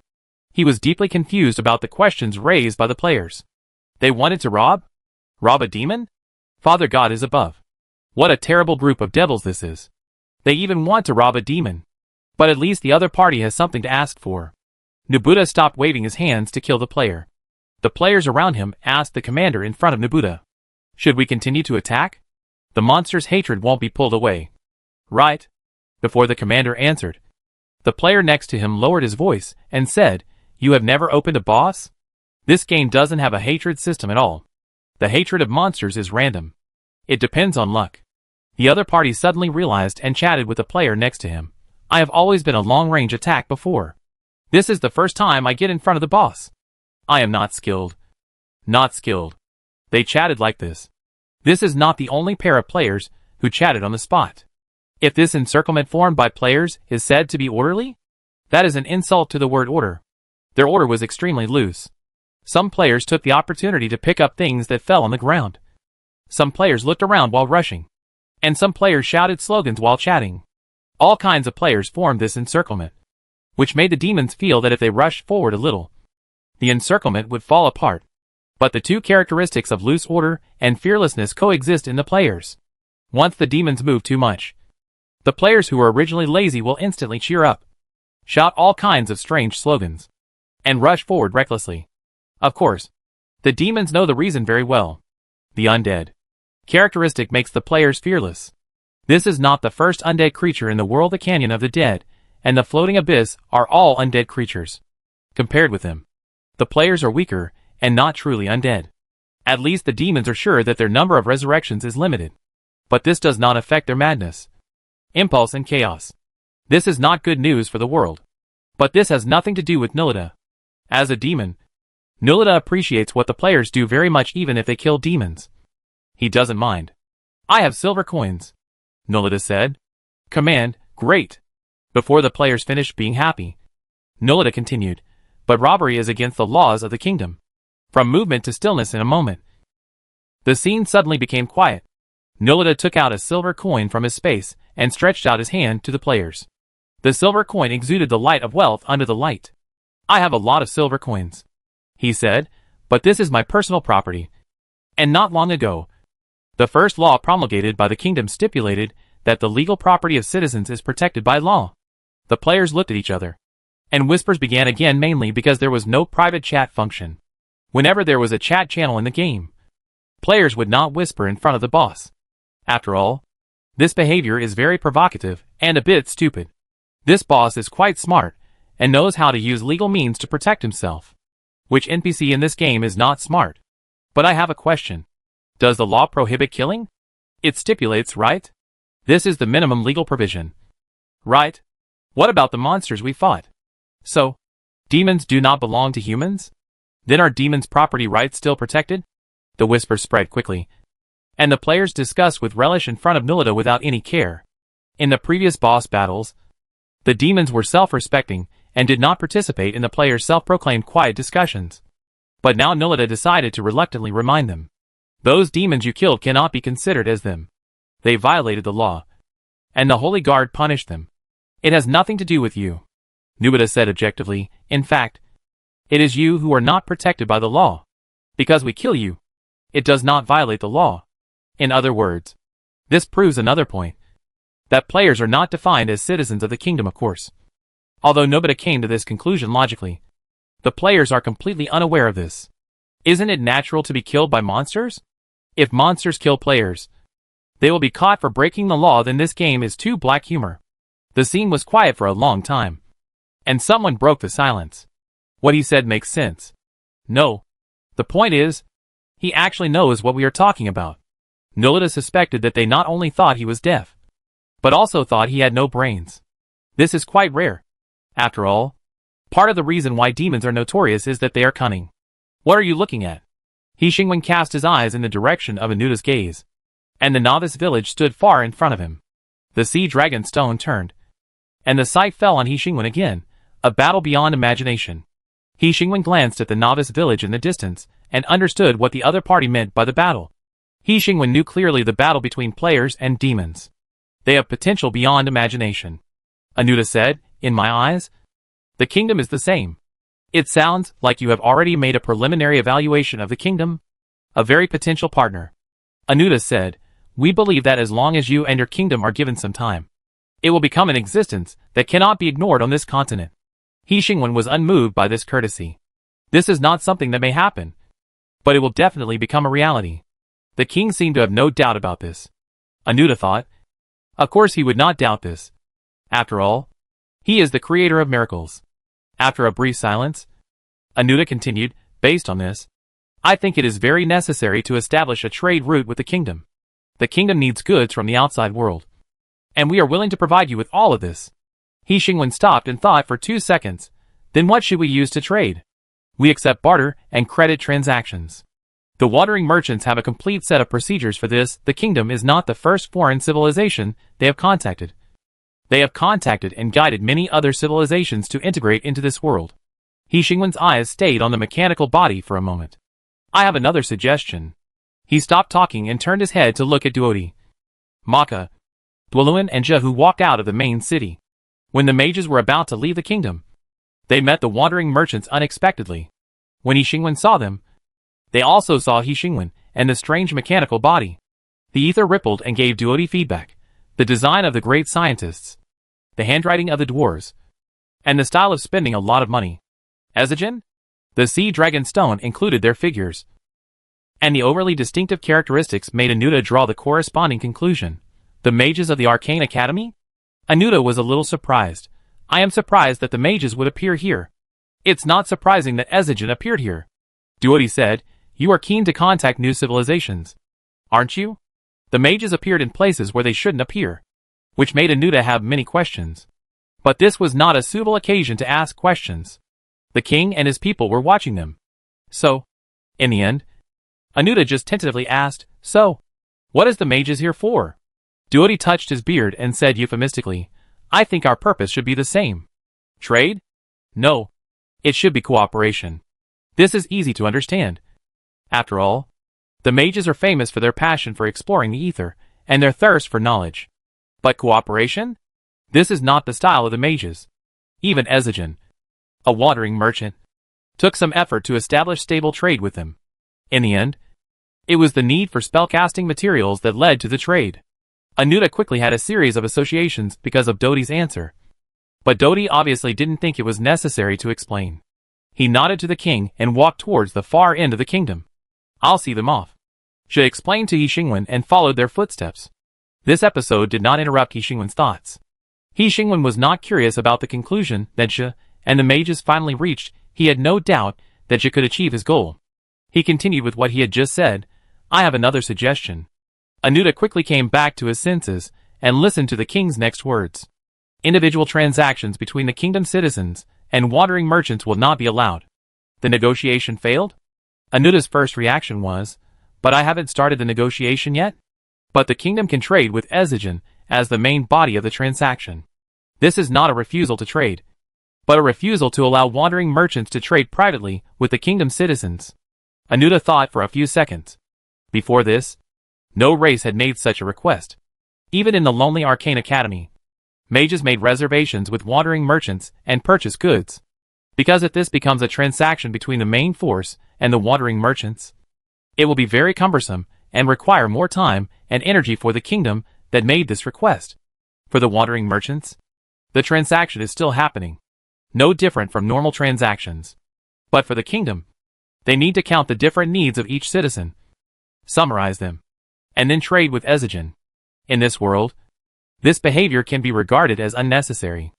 No race or force needs to trade with Ezigen in this way. Races that are so exclusive will never agree to establish trade relations with Ezigen. For example, elves do not trade with the outside world. Another example is the tree people in the Everfree Forest and the plankton in the Plankton Abyss. Their special racial composition makes them not need trade. But wanting to trade and refusing to trade in depth to a certain extent is very difficult to understand. It sounds complicated. To be precise, it is very unnecessary. He Xingwen can understand the other party's incomprehension. He just warned the other party, I hope you can abide by this. Otherwise Ezigen will lose my friendship. This is already a very serious warning. And Anuta definitely did not want to anger the king. This is very irrational. He just had another problem. It sounds like you are not going to stop us from contacting your people? That is the specific content of the other way of trading I mentioned. He Xingwen said, I need Ezigen to station a wandering merchant in the novice village to maintain the continuity of the trade. The king's previous request sounded like he refused to contact Ezigen further. But his current request sounded like he was very happy to contact Ezigen further. Anuta was confused by the other party's completely opposite attitude. I think you know that some of my people are very special. He Xingwen said, they want to trade. So I am ready to meet their needs. Anuta tried hard to understand the king's words. But before confirming the details of the transaction, I need Ezigen to abide by 2 points. First, do not trade privately with my people. Second, wandering merchants must stay in the kingdom's novice village. The curse of the gods fall. Creatures that have obtained my permission can be immune to the curse of the gods fall on the land of the kingdom. Then Anuta only had one question left. Since we cannot trade privately with your people, why do you need us to stay in the kingdom? Responsible for selling these goods that come from you, but already belong to the kingdom to the people in the novice village. Of course, He Xingwen can also arrange other NPCs to take on the role of wandering merchants. But other NPCs in charge of trading cannot do better than wandering merchants themselves. The system gave a reason, Ezigen, who has established a network of channels extending in all directions on the continent, does not match their title of wandering merchants. Their strength may exceed the imagination of many beings, because most races in this world still have a very primitive understanding of merchants and economy. They know nothing about how much role Ezigen can play in the war. Of course, for you, leaving a permanent wandering merchant means that he can know the kingdom's movements in real time. And it also means that when necessary, he will persuade Ezigen for the kingdom with everything he sees in the kingdom. Will the kingdom need to persuade Ezigen to do something? From the current point of view, there seems to be no such need. But the system's sight never falls on the present. He looks at the road extending from this option. And in the more distant future, he comes to this conclusion. The more you understand the system, the more you will be afraid of everything the system represents. It is hard to imagine that with the help of an existence that has planned a perfect ending for you since you took the first step, He Xingwen in another parallel world will end up in failure. In terms of the system's ability, the appearance of a failed ending seems to point to only one conclusion. The reason why he failed is that the system chose a failed ending for him. This guess did not just appear in He Xingwen's mind at this moment. It appeared there earlier, bringing doubts, suspicions, and distrust. And it could become the last straw that crushed He Xingwen and the fragile trust in the system at any time. It's just that He Xingwen did not accept it. Just like every conflict between human thinking and intelligent computing, the concessions of both sides maintain mutual trust. He chose to trust the system, and he has never wavered from the beginning to now. Chapter 50 Game 30 Wandering Dwarves. The wandering merchant who stayed in the kingdom for a few days left the kingdom with the another way of trade proposed by He Xingwen. He needed to communicate with Ezigen to give the king their answer. But this is the bad thing about plugins. It is difficult for you to have expectations for the unknown. Because in the eyes of your plugin, the unknown does not exist at all. With the 2 upgrades of the kingdom and the continuous expansion of the kingdom's territory, the intelligence of the system has been rapidly unlocked, which is specifically reflected in the system's in-depth understanding of human nature and the upgrade of its computing program. In other words, the system is no longer the retard it used to be. Now it is a professional plugin that can reduce the difficulty of the game from hell to a dragon-slaying sword that can be given away by clicking. It may be difficult for normal people to imagine what the system can do. Let's put it this way. He Xingwen is surveying the site for building a school on the spot, although the mages have just left. In the middle of the main city and the novice village, there is a forest not far away, bordering the river. He Xingwen walked around the dotted line drawn by the system, which took about an hour. This scale is not like the specifications of an ordinary school. He Xingwen stopped right opposite the dotted building, staring at the prototype of the building that has not yet been built. Thinking, you don't want to build a school, but a city? It's not that I want to. But you need a school that is large enough to accommodate the players. The system corrected He Xingwen's words, considering the number of players in the future. I don't think this scale is exaggerated. He Xingwen didn't mean to find fault. Communication is a necessary link. The system can calculate the future after each option, but humans can't. What else? System, the kingdom cannot always rely on game updates to bring new cities to the kingdom. According to my judgment, it will not be updated again in the short term. System, and the subjective initiative of human beings is enough to promote the continued development of the kingdom and become what you want. He Xingwen thought, the main city is the NPC area. The novice village is the player area. And this city called a school is? He Xingwen chose the right word. The area of foreign races? System, I think the word school is very suitable to describe it. Knowledge gathers here, is passed on, integrated into the kingdom, and then feeds back to the school. He Xingwen, that's a big project. So the arrival of the dwarves is very timely. This wonderful feeling of connecting every step is like the experience of playing the game after checking the strategy.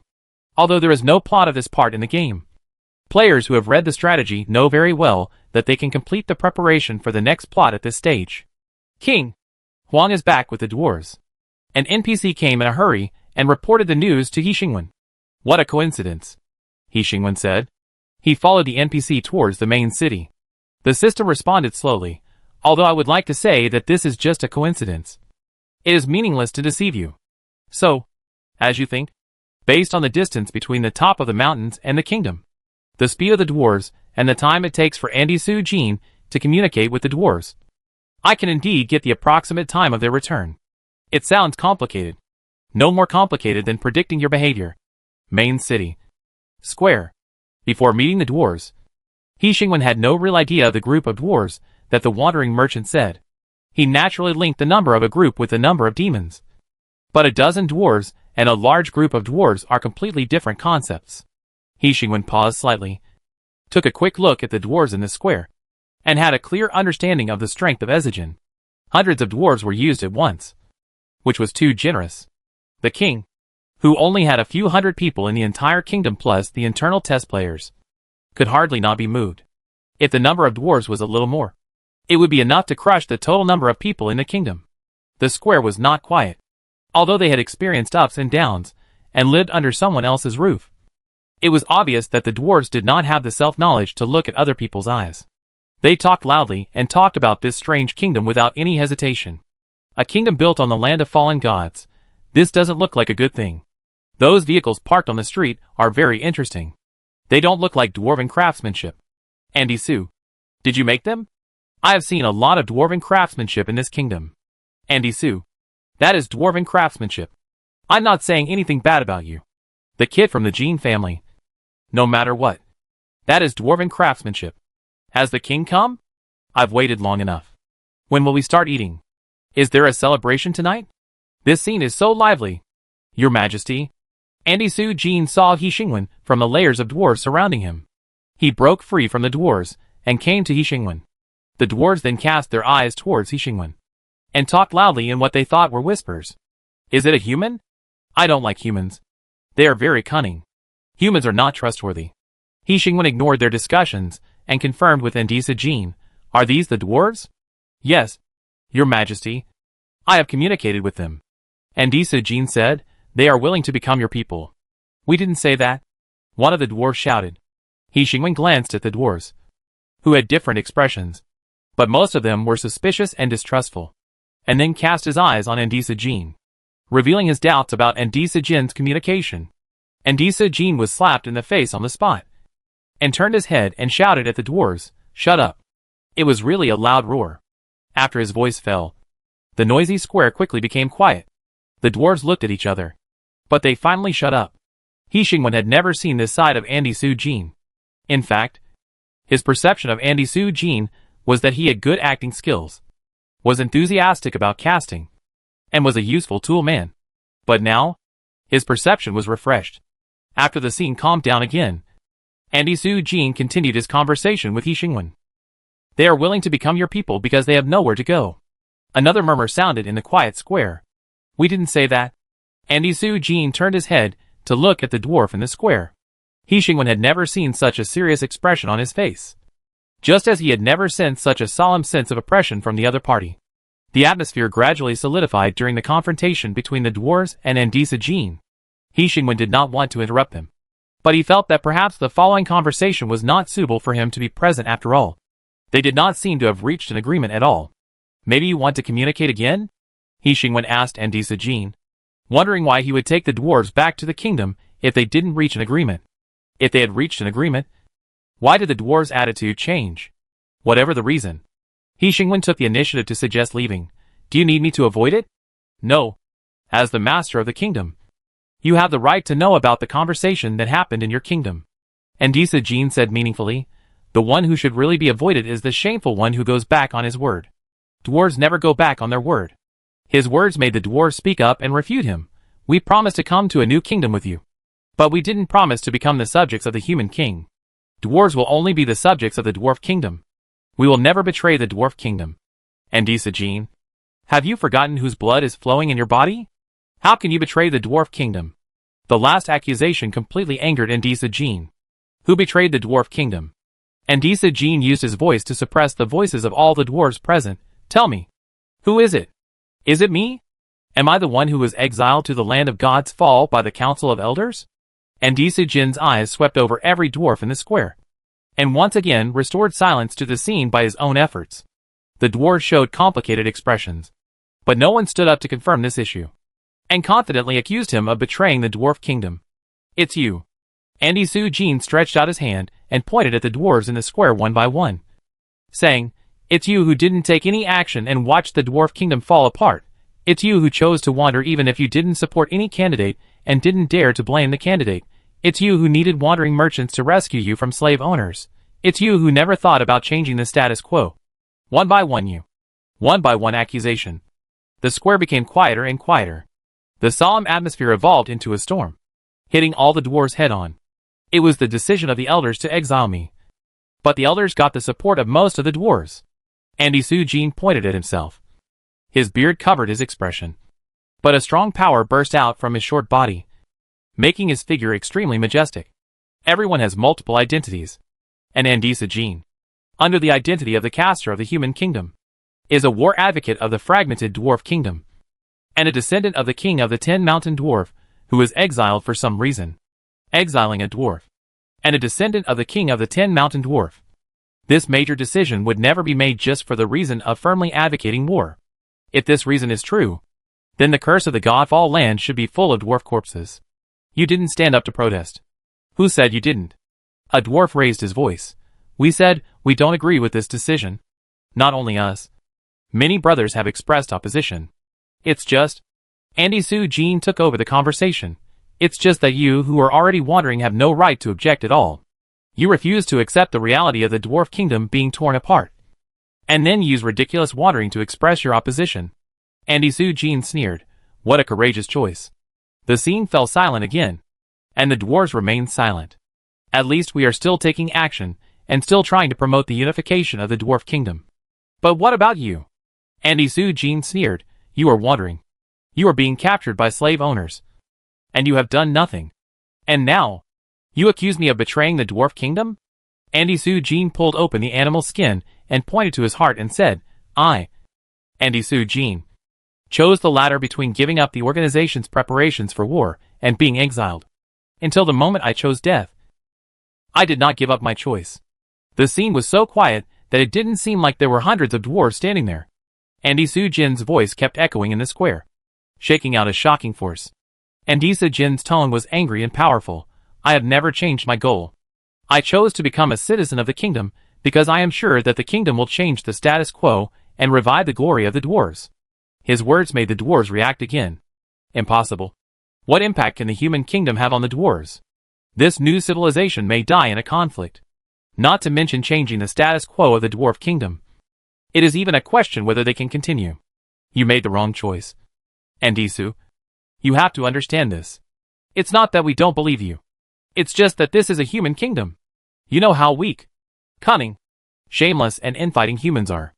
Their only advantage is their large numbers. But this human kingdom doesn't even have this advantage. I can't see where you got this conclusion from. Arrogant, and self-righteous. Andy Sujin said, the decline of the dwarf kingdom is not without reason. The dwarves are getting worse and worse. Aren't they? The dwarves who were scolded by him had no room for rebuttal. They said nothing and showed a non-cooperative attitude. It's always like this. If you choose to do nothing, you can blame others with a clear conscience. Andy Su-King, it's always easier to give up than to make a choice. Very good. I shouldn't have expected you to be saved from the beginning. Let's go. Leave here and continue your wandering life. But remember, if someone asks you, why did the dwarves become what they are now? Remember to tell them that it's because you did nothing. At any time, people who did nothing should be blamed more than those who made a choice. The dwarves looked at each other. No one moved. And no one spoke. The atmosphere was more solemn than He Xingwen could imagine.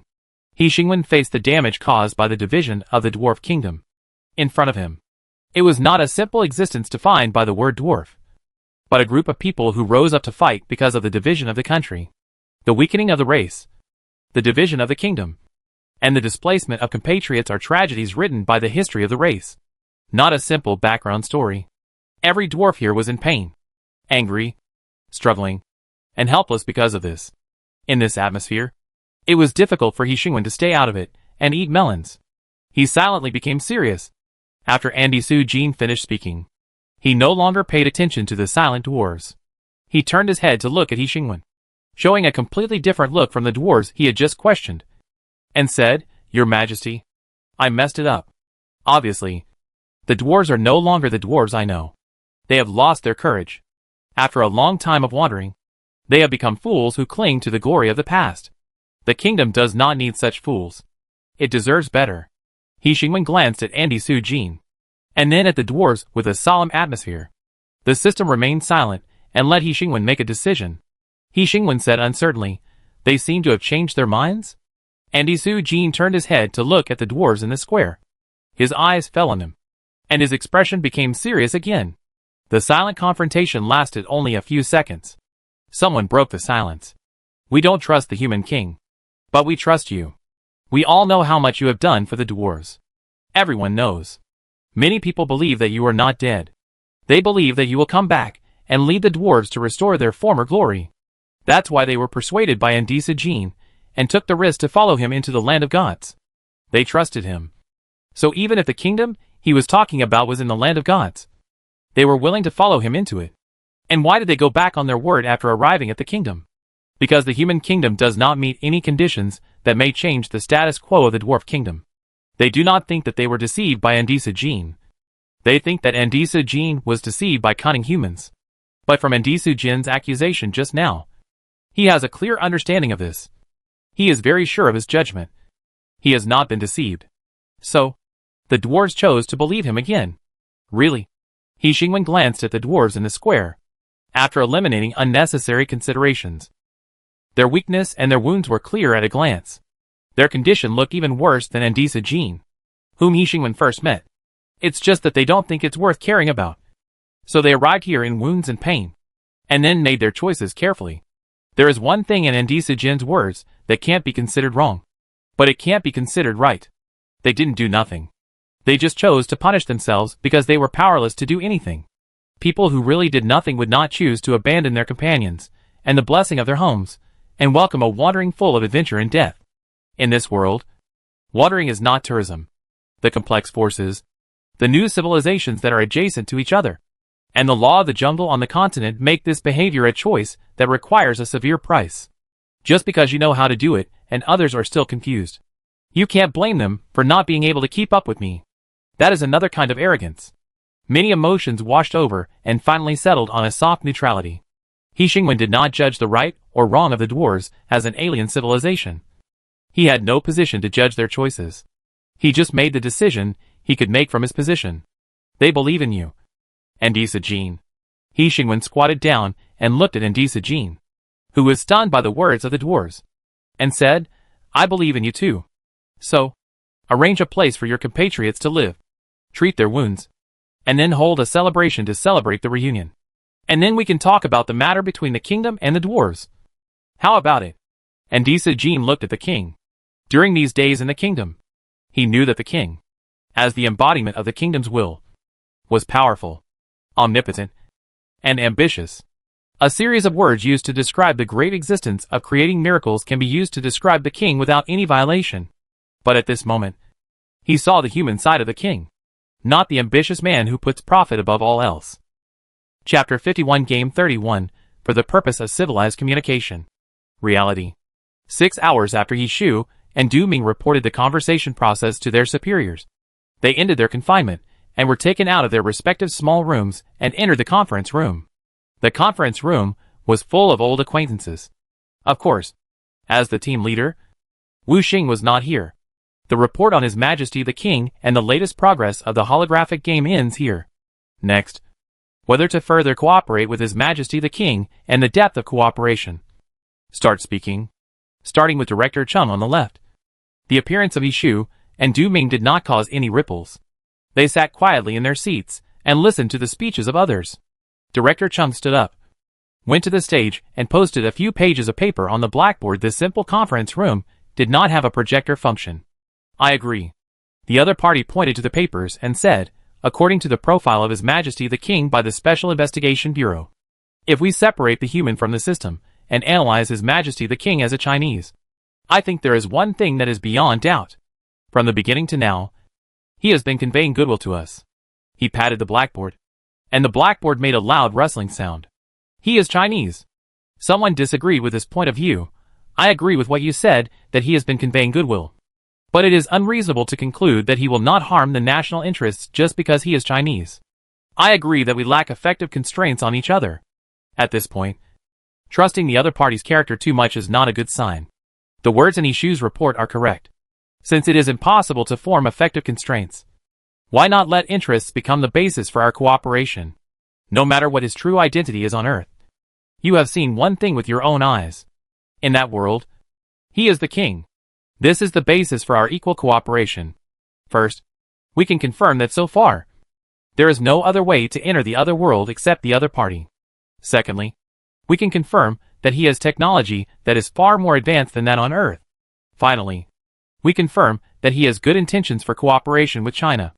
Based on the above 3 points, there is no need to continue the discussion on whether to cooperate further. It's not whether, but we must cooperate further. Archon has recently been eager to move towards the holographic game. If we hadn't always been strict in this regard, the current situation would not be so calm. This is a very risky opportunity, but we have to seize it. So far, they have reached a consensus on this point. Therefore, the next question became the detailed terms of further cooperation. Because of the need to consider all aspects, the meeting time was constantly extended, so that He could not give He Xingwen an answer in a short time.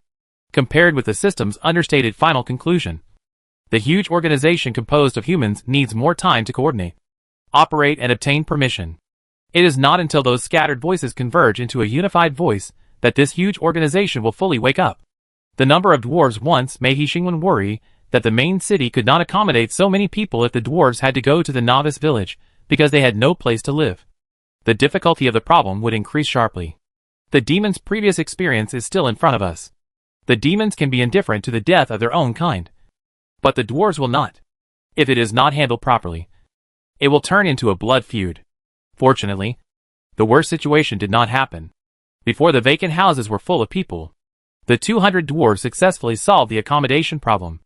The main city was very lively because of the appearance of the dwarves, and He Xingwen successfully corrected his wrong perception of the dwarf race.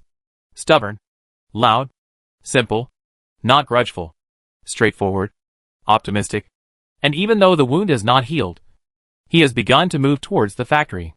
After being refused to share the factory by Andy Su Jin, a group of dwarves squatted at the door of the factory, pointing and arguing at it, with a momentum of "let me come. I can do better." Compared with him, Andy Su Jin is definitely a freak among the dwarves. If He Xingwen had not met Andy Su Jin at the beginning, but other dwarves, He Xingwen thought for 2 seconds and felt that the biggest possibility was that the dwarves would not have further contact with the kingdom. After meeting the expedition team, the other party will leave the land of gods without looking back, instead of pretending to be trapped and follow the expedition team into the kingdom. Life's encounters are really wonderful. He Xingwen sighed. You never know what the next chocolate will taste like. System, Forrest Gump? In fact, all the movies you know and don't know are stored in my database as basic knowledge. System, I mean. I have seen it. He Xing was puzzled. If it is stored in the database, it counts as having been seen? The system paused for a few seconds. In fact, this is a part of civilization created by humans because of the inefficiency of receiving information. For me, watching movies in a human way is inefficient and meaningless. He Xingwen chose option 1 in the altar, and dozens of NPCs emerged from the golden light. I can fully understand. After all, for you already know the taste of the next chocolate. The NPCs walked to various parts of the kingdom and integrated into the kingdom's people, completely ignoring the dwarves, who looked at the humans out of thin air with horror. But I will never know the taste of the next chocolate you bring. He Xingwen retracted his hand that pushed open the altar, and the church door closed again, and the golden light scattered all over the ground disappeared. Then you must have analyzed the reason for this situation? He Xingwen turned his head, and saw the light and shadow of the player online emerging next to the altar. He stopped and prepared to leave. He had a very accurate judgment of the other party's identity after all. There were only 2 players offline in the main city. He Xingwen glanced at the expressions of the dwarves, who were watching nearby. Perhaps their worldviews were repeatedly trampled upon, and finally shattered into slag. Their expressions showed confusion, helplessness, and weakness. The system was silent for a few seconds. I am not deliberately hiding it, but I don't think it is a good choice to share these unconfirmed conclusions with you at this moment. He Xingwen understood immediately. Are these conclusions bad? The system emphasized, very bad. He Xingwen couldn't help laughing. This kind of deliberately strengthening the tone for emphasis is very rare for the system, so it is difficult for He Xingwen not to have a bad taste. He said thoughtfully, for example, the reason why I failed in the parallel world is because you betrayed me? The scene suddenly froze. The dwarf's voice continued, and the wind gently caressed everything. It was not this world that froze. It was the world in He Xingwen's mind. The world where the system was. He Shu did not eavesdrop on it intentionally. He could not eavesdrop on the king's conversation in the kingdom controlled by He Xingwen. It just happened that after he logged into the game and passed the loading page of the starry sky, those words floated into his ears. Betrayal? This word was so sensitive that He Shu extended countless speculations in an instant. His Majesty the King was the focus of their research and analysis. And strictly speaking, His Majesty the King consisted of two individuals. A pure ordinary person and a system that could not be defined by the existing technology on Earth. They could define a pure ordinary person by what His Majesty the King did. But they could not define an undefinable existence by what His Majesty the King did. So far, they still don't know what kind of existence the so-called system is. Is it an alien creature? Another life form? Or a pioneer of the alien invasion of the Earth? They can't define the existence of the other party, let alone know the process of the other party's communication with His Majesty the King. They are ignorant of the other party's purpose. When they can't stop their eyes on science, they turn their eyes to the field that can be covered by imagination novels and other film and television works. In film and television works with novels as the main carrier, the system is mostly a loyal and non-existent background board. But this does not reduce their fear of the system. After all, reality and fiction cannot overlap. It's just that when they can't confirm how close the connection between the system and His Majesty the King is, they didn't rashly bring up this topic with His Majesty the King to explore the other party's reliance. That would only cause His Majesty the King to have a strong resistance, and even lead to the termination of cooperation. But any human who knows the existence of the system will find it difficult not to think about the relationship between the system and His Majesty the King. Loyalty? It is an intelligent creature with unknown purpose and unknown form of existence. Just like when China was preparing to accept cooperation with His Majesty the King on the other world. It was definitely not thinking about how to improve the happiness index of the people in the other world, but how to gain greater benefits from the other world. The first contact between unknown creatures. Excluding benefits. Don't expect to find anything else. The reason why the system chose His Majesty the King among billions of Earth creatures could not be to improve the happiness index of Earth people. Ordinary people have the right not to recognize the essence. But the Special Investigation Bureau does not. Eliminating beautiful imaginations and unrealistic speculations, and being pessimistic about everything on a reasonable basis is what they should do. When someone is overjoyed by the emergence of holographic games, someone needs to rationally think about the pros and cons behind it. The premise of betrayal is trust. Is there trust between them? Or does His Majesty unilaterally think that there is trust between them? He Shu remained silent objectively, waiting for the other party to continue the conversation or start a new conversation with him. He Xingwen felt the sudden freezing of silence, as if he had uncovered an existence that should not be uncovered, exposing the surging undercurrents under the fragile trust between them. So, the system has been thinking about this problem. He Xingwen ended this unbearable silence. It's not hard to guess, He Xingwen said. But the reason I mentioned it is because I'm sure you can rule it out. System, it's the most likely guess. He Xingwen glanced at He Shu, who was concentrating, and said firmly, It's not. The conversation stopped here. And He Xingwen looked at He Shu. Have you finished the discussion? For various reasons, the discussion process was a bit long. But we finally reached an agreement. He Xingwen glanced at the altar, and didn't see the other player who followed him before. There is another player who is not online. Are you sure that the conversation between only the two of us is valid? Does this comply with your regulations? He Shu said calmly. Obviously. If we reach an agreement, it does not violate the regulations for me to communicate with you alone. He Xingwen didn't quite believe his explanation. He knew the attitude of the Special Investigation Bureau towards him very well, and didn't think that deepening cooperation would change their attitude. System, I think this is a way for them to express goodwill. After all, you are about to become one of us. Right? Of course. Another part of the reason is that this is a test. In that case, let's continue. He Xingwen went straight to the point. What are the specific details of further cooperation? We have compiled it into a document, in a place you are familiar with. He Xingwen asked a question. It has been compiled into a document? How many pages? 103 pages, not including the appendix. There was silence for a few seconds. He Xingwen, as expected of you. You actually prepared a contract? The system received the file, read it, and came to a conclusion in a few seconds of silence. It is very rigorous, but meaningless. It loses its meaning of existence because it is not binding. Its only function is to provide weak psychological comfort to the partners. He Xingwen coughed. The system stopped its harsh evaluation. He Xingwen considered the appropriate words and said, "The contract is quite thick. So what are your requirements?" He Shu, "I want to confirm first. What is the kingdom's next plan? Expansion and development. For the purpose of aggression? For the purpose of civilization exchange?" He Shu paused for a few seconds. "Is this your idea? Or, some people always think that between the system and He Xingwen, it is the system that manipulates everything." He Xingwen did not mean to convince the other party. But this idea was obviously not correct. "My idea." He Shu was not good at communication. In order to allow him to complete this conversation, the Special Investigation Bureau conducted emergency special training on him. So he restrained the urge to ask questions. A very peaceful and humanitarian idea. This sentence sounds like he is stupid. No. It can't be said to be like. It is just saying he is stupid. He Shu didn't give He Xingwen much time to react. And continued, "We hope that we can get a separate internal test quota. Get limited rights to act within the kingdom. And get support from the kingdom when exploring outside the kingdom." This sentence is a bit long. While He Shu was still making requests, the system said directly to He Xingwen. They agreed. He Xingwen, "What?" He Shu paused abruptly. His eyes fell on He Xingwen. And he realized that He Xingwen was talking to the system. "They are willing to help you build a school," the system said. "The rest are just some lion's mouths for testing and bargaining. You don't need to waste time on this." The Special Investigation Bureau really doesn't understand the system at all. They are groping and testing to what extent this existence, that cannot be defined by science, can do. He Xingwen looked up and bumped into He Shu's fixed gaze. He Xingwen didn't mind giving them some friendly warnings. "You know nothing about my companions."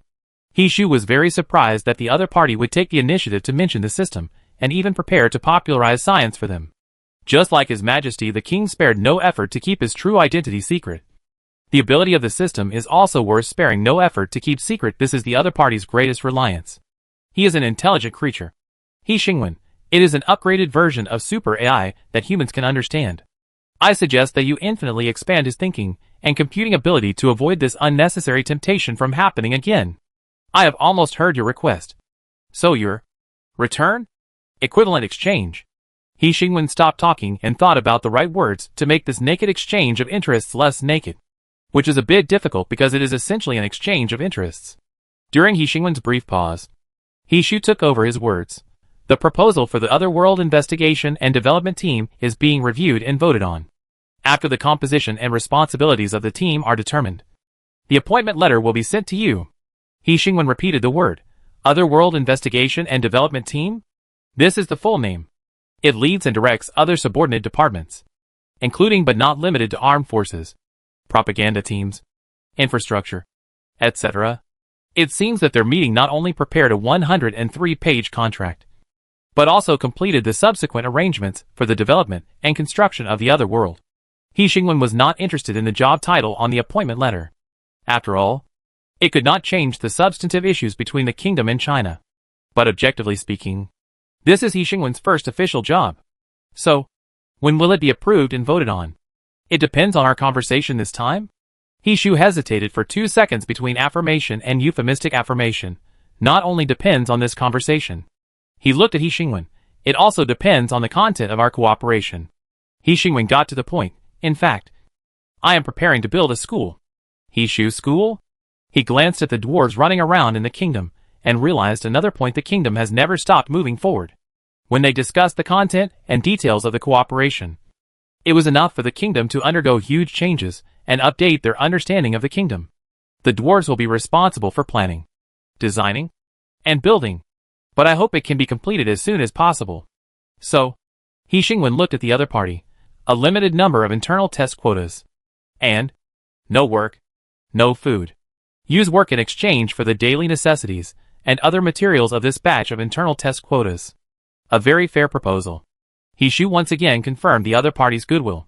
This request separated the identity of this batch of internal test quotas from the people of the kingdom, and confirmed an equal cooperative relationship. Under the premise that the other party has the initiative and advantage, they almost give in and open the kingdom and the other world to them. Of course, they will soon find that the other party not only opens the kingdom to them, but also opens the kingdom to other civilizations in the other world. But at the moment, He Shu knows nothing about this. He continued to ask, but the kingdom doesn't seem to need a school? He Xingwen looked at him and said lightly, this is a magic school. You mean? A school that teaches how to use ether? He Shu's first reaction was, school teachers? The next video will talk about wizards. He Xingwen reminded the other party, you can watch it yourself and draw your own conclusions. By the way, I hope you haven't forgotten the basis of our cooperation. Attention and popularity? Yes, He Xingwen said, in fact, it is possible to get a lot of attention from a country.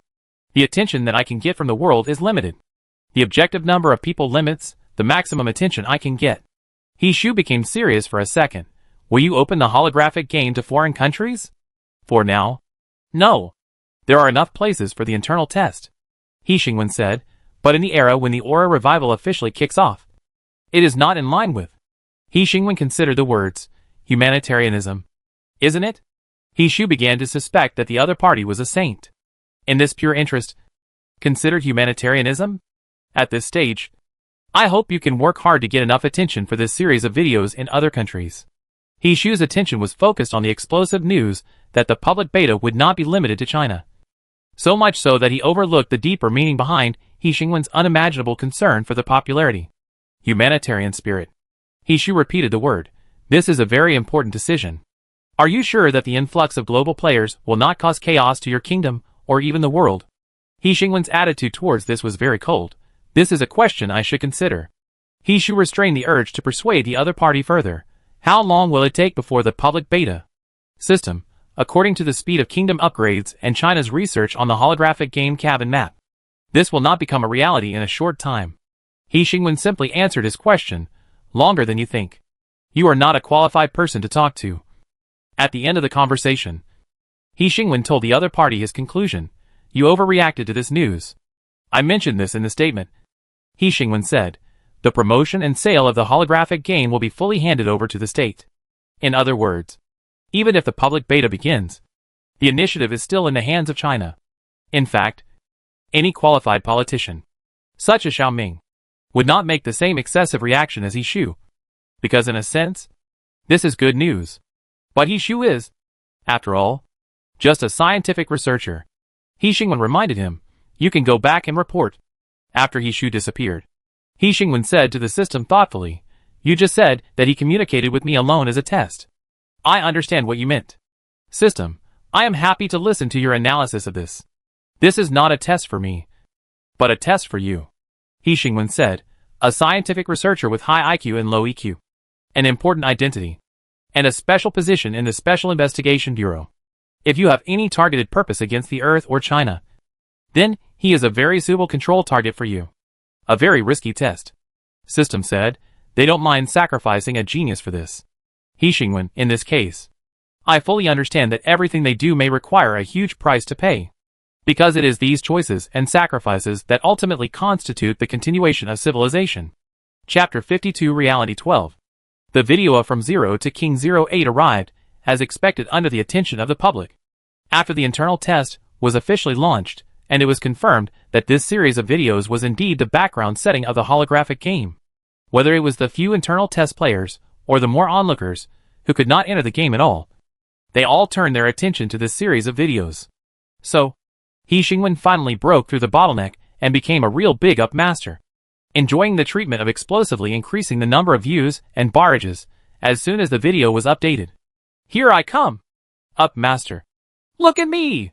You have a wonderful skeleton. And you are a good candidate to be an internal test player. I heard that as of now. There are more than 10 internal test quotas available. Internal test quotas. Understand? This video is so long. I'm surprised. Why is there a map right at the beginning? What did you talk about in the last issue? Let me review it. Screenshot. This map is so densely packed that it's hard to see clearly. I remember. In the last episode, the devil was tricked by the NPC and agreed to make a world map for the kingdom? I'm not saying that. The uploader's videos are slow, short, and a bit watery recently. The number of players who competed for the internal test qualification -1. If you can talk, say more. What nonsense are you talking about? Our uploader is busy with all kinds of things. Busy researching holographic games. Busy designing game plots. Busy with internal testing. Busy editing videos. Wait. Why do I feel that the more I talk, the less it seems like something that can be done by one person? The uploader must have a team. Isn't it obvious? This episode is actually about the world map. Has the uploader finally realized that we are super interested in the world outside the kingdom? This map is so big that I have an ominous premonition. This viewer's premonition came true. Under the dim light, Nulita's shadow kept shaking, and the map covering the entire table fell to the foot of the table. As Nulita's hand moved on the yellowed animal skin paper, an unimaginable world appeared in front of the audience. The barrage covered the entire video, which can be used to glimpse the intense emotions of the audience. The uploader is a person who does big things. He actually made this game world so big. Awesome. Really awesome. In addition to the dense barrage of comments that were full of words awesome, there were still some comments that were not at a loss for words. Human Empire. Human Alliance. Great Scientist. Elves. Undersea Kingdom. Dragon. Zerg. Undead. Plankton. Treeman. Druid. Manxing. Arcane Academy. The races and forces with names and surnames on this map are so magnificent with a rough count. This world is really big. When will this game be publicly tested? I am crying because I don't have the qualification for the closed beta. Oh my god. No wonder this series of videos is based on the development of the kingdom. If such a big world is based on individuals as the main plot, it would be too messy. But wouldn't it be better to make these camps that can be selected? The kingdom's novice village is unified as the starting point of the game. Although it is much more convenient, I always feel that these settings are wasted. It's a closed beta. Understand that even the player's resurrection is not unlimited. Who has ever seen the snakeskin operation of directly canceling the game qualification after dying too much? After the public beta, I think other races and other novice villages will be opened. I want to be an elf. Then I want to choose the dragon clan. You all have such beautiful thoughts. Didn't the posts of those beta players complaining in the forum give you any small hints? The planner is not a human being. How could he let you become the top of the food chain right from the start? It's okay if you can't become the top of the food chain, but you can release a few more beta spots. The kids will be so greedy if they can't play the game. The planner series of videos are based on the kingdom as the main perspective. Isn't the kingdom the game range of the players? Is such a large map just for viewing? I suggest going to the forum to watch Wild Survival My Years of Eating Grassroots in Holographic Games. The degree of freedom of this game is ridiculously high. You can do anything you can't think of. Yi Quan has walked out of the oasis and entered the desert. There is no air wall throughout the whole process. Who would not shout out awesome? Wait! The video is not over yet. According to the Upmaster's nature, this video should end after introducing the world map? This episode is so abnormal. Come on! Did the account change? A new character appears? After the introduction of Nulita came to an end, and Yin appeared to announce the arrival of the mages. The video used a cutscene and jumped to the next scene. The mages, demons, and He Xingwen started talking in the same frame. And then the demons tricked the mages. It seems that the demons are indeed evil creatures. They are not good at working, but they are the best at tricking people. So, the kingdom belongs to the evil camp? To be honest, even if the kingdom was not originally, as soon as the players appeared, it was definitely the evil camp. Didn't they say a few days ago that the players formed a group to brush the boss and killed several demons by taking advantage of the legal restrictions on demons? It is confirmed that the king is slow in making videos. The players have all appeared, but the players have not yet appeared in the video. Am I the only one who pays attention to the mages? They seem to have a low EQ. I can already predict the plot of the next video. The mages are definitely going to be deceived. Is the video over?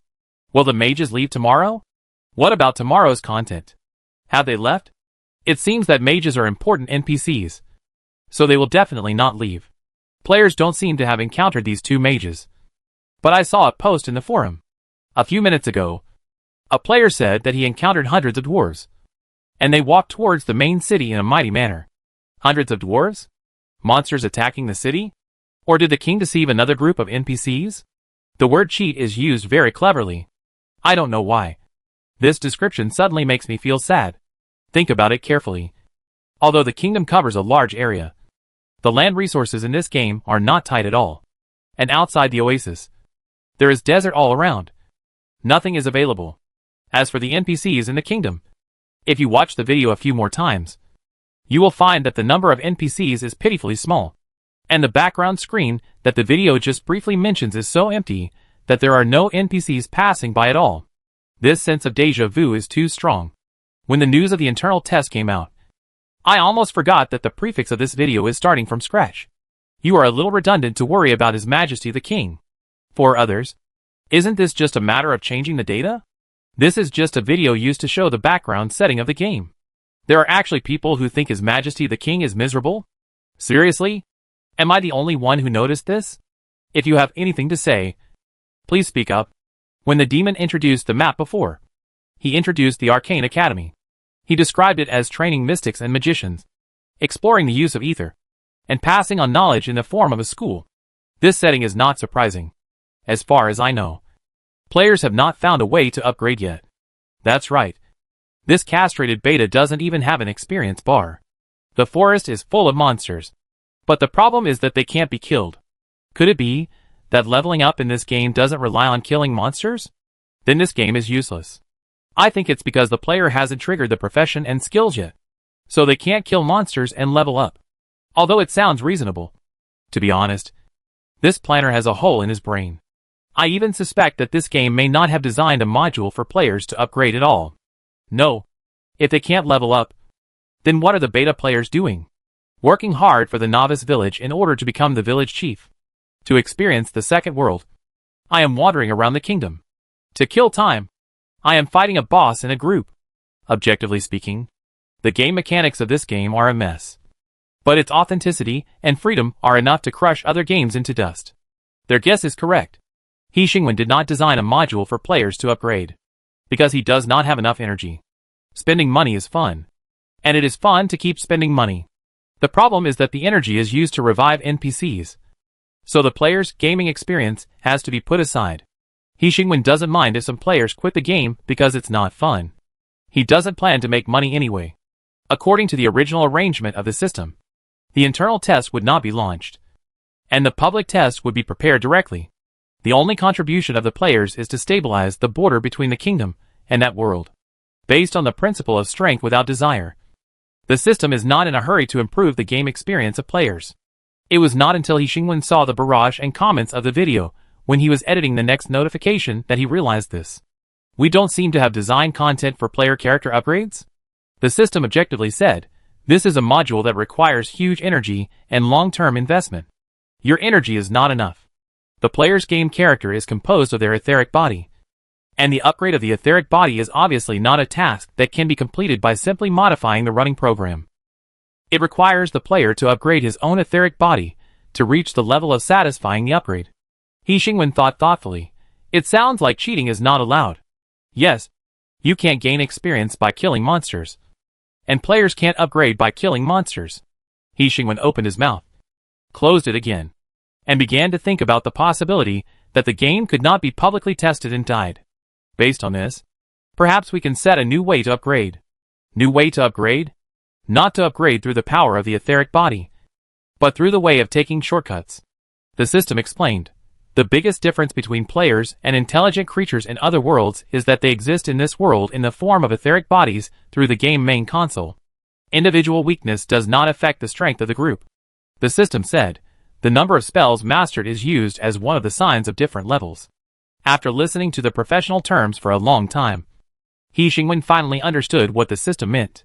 Using altar as the intermediate channel for players to cast spells. Using energy as the ether source for casting spells. So we still need energy? After capturing the key words, He Xingwen reacted instantly. How much energy is there in total? Setting up the basic framework of the game requires energy. Reviving NPCs requires energy. And upgrading players also requires energy.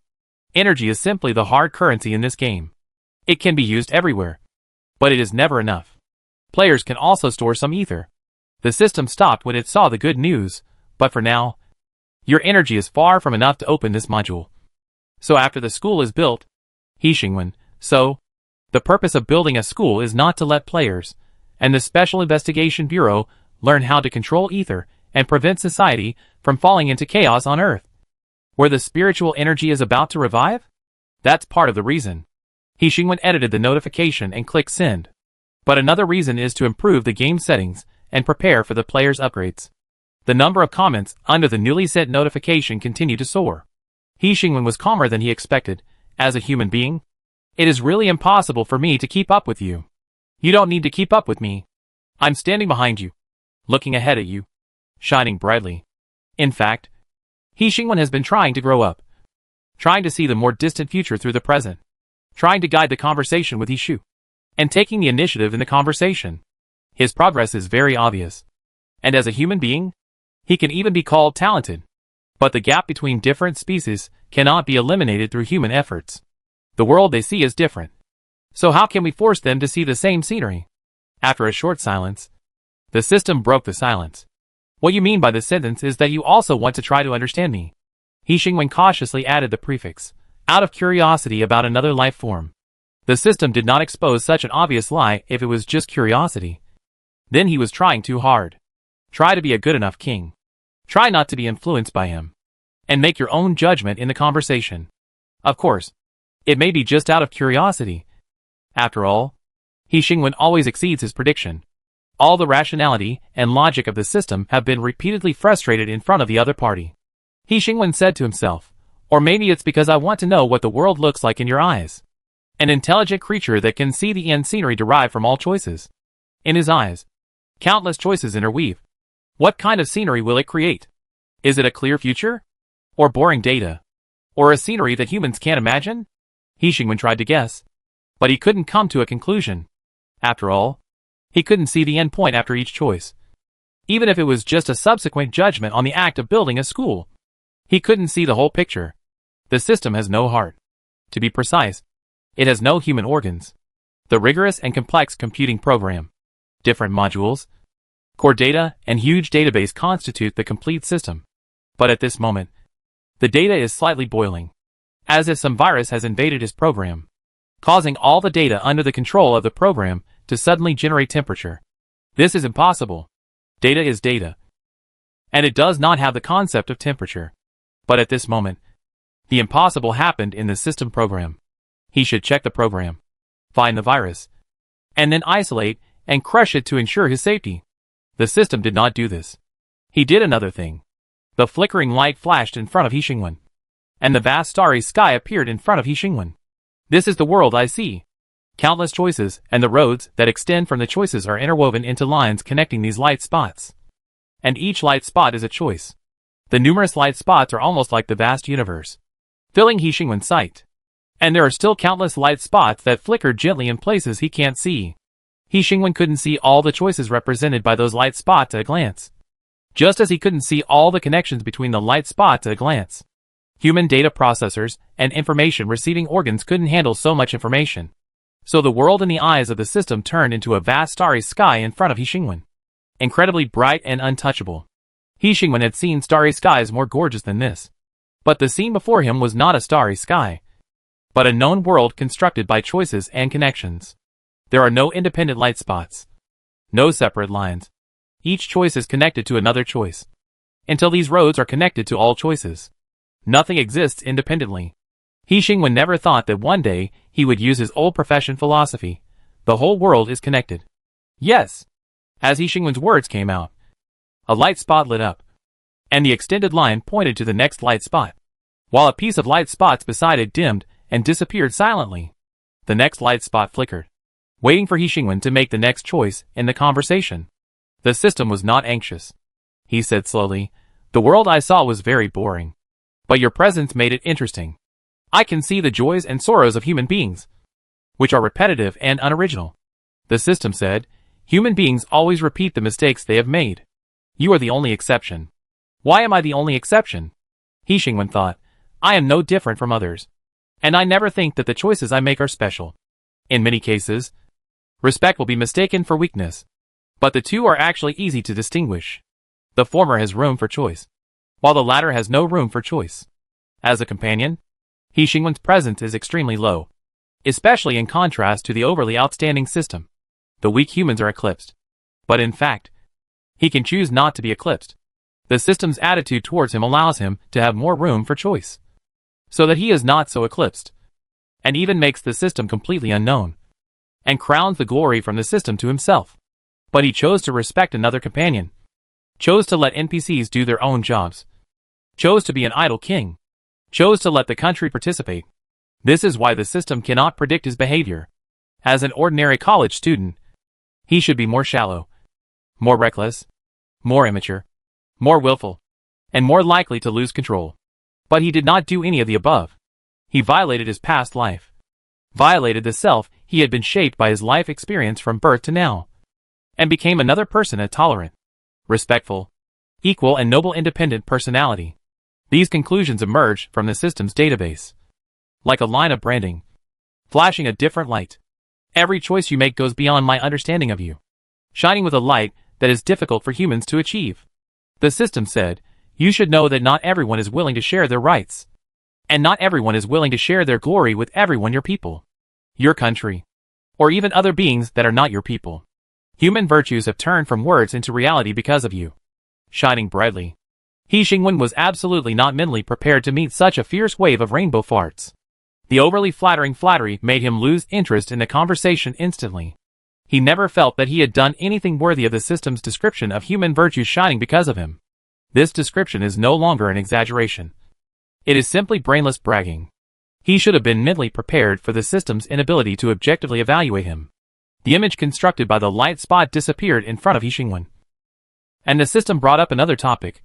You said before that it was impossible for me to betray you. He Xingwen paused and asked the other party, are you restricted by any restrictions on fulfilling my dream? No. Is all this you do your choice or force measure? My choice. Then, if you want to betray me, why bother to make a failed plan for me? He Xingwen said in a relaxed tone, you just need to turn around and leave to accomplish this. The system went silent. He Xingwen browsed the comments at a glance. Have I finally waited for it? Internal beta account giveaway. Choose me. Choose me. I am your sweetheart. What? Look at what notification I saw. Because the number of internal beta players is less than 100. The next wave of lucky viewers will be drawn to make up for the number of players who lost the internal beta qualification. Up, master. Take a look at this poor little thing. If there is no more game to play, I will die.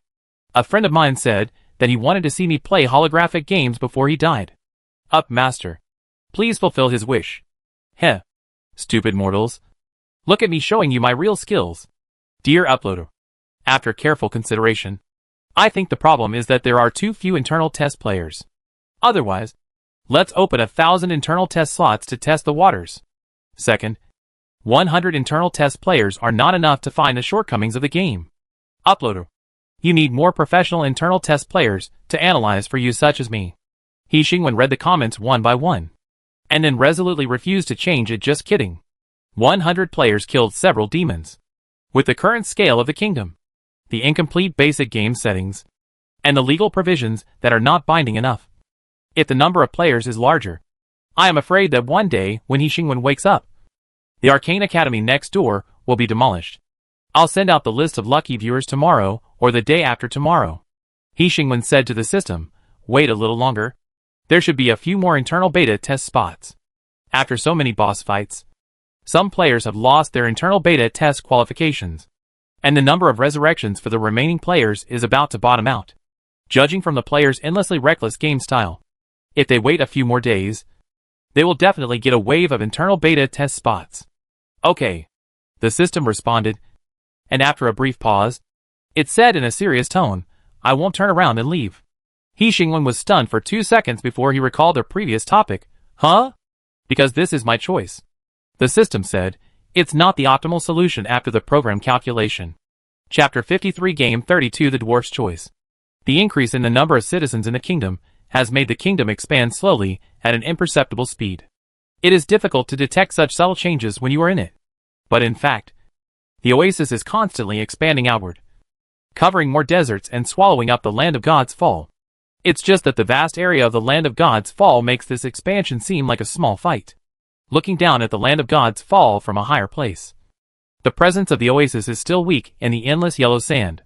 The natural barrier of the land of God's Fall still effectively protects the kingdom, and the world outside the kingdom. The world outside the kingdom is still in a period of recuperation that has lasted for thousands of years. The ancient sacred covenant is in danger. The ambitious people have poked their heads out of the shadows. But in view of the tacit peace for thousands of years, they have not yet shown their fangs to the world. So the situation of calm on the surface and turbulent in secret has continued. And the world within the kingdom changes 3 times a day. The rapidly developing kingdom, coupled with players who like to watch the fun, is like a spring. As soon as a new storm starts, the next storm will smash the previous wave to the beach. For example, not long after the novice village appeared, the king's plan to build a new city has been widely spread among players and NPCs. New city? The empty-headed internal test players are not interested in this. What does it have to do with us? Such a large project should be very short of people. Right? The first reaction of the obsessed player who is doing the task. Is this a new large-scale task? Is the new city for the dwarves? The high-level player analyzed with reason. That group of dwarves never came out after entering the main city. The player squatting outside the main city once again lamented how inconvenient it was to have no chat channel, so that he and the players squatting at other city gates could only rely on the most primitive beacon fire to transmit information. After the players could not upgrade and had to look elsewhere, the power of the 4th disaster was truly brought into play. If it were not for the objective rules restricting them, there would be nothing that the players would not dare to do. The built-in recording and photo-taking functions of the system were played by them, although there was no live broadcast software connected to the Earth. This did not prevent them from gaining popularity by editing and making videos. It can be said that the holographic game directly or indirectly supported several up masters. Of course, the private messages of His Majesty the King and the messages of the relevant departments have long been flooded with suggestions from players. 100 internal test players cannot summarize such comprehensive game suggestions, but thousands of idle onlookers can. There is no way. Who told His Majesty to only release 100 beta testers?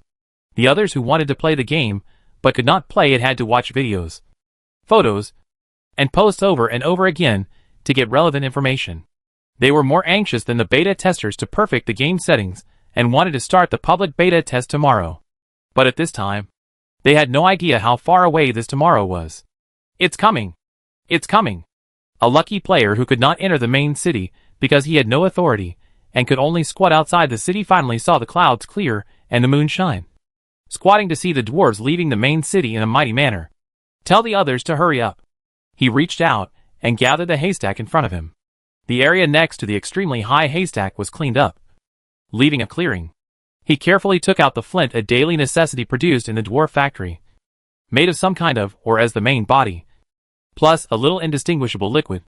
Just a strong swing, air friction plus liquid reaction, can complete the ignition. If you don't control the strength well, you will easily burn yourself. However, because there is no pain setting in the game, this small flaw is not a problem for players. The spark fell on the haystack and burned quickly. Another small flaw of the flint is that the fire it ignites is more powerful than the one on Earth. Players who are used to the slow burning flames have more or less wasted their chance to revive because of this special case of rapid burning. So after learning the lesson, the awareness of standardizing the use of fire is deeply engraved in the hearts of players. The smoke from the rapidly burning fire rose straight up, passed over the city wall, and reached the clouds. After a few minutes of short stay, it slowly extinguished because a piece of open space was cleared in advance around it, and there was no combustible material.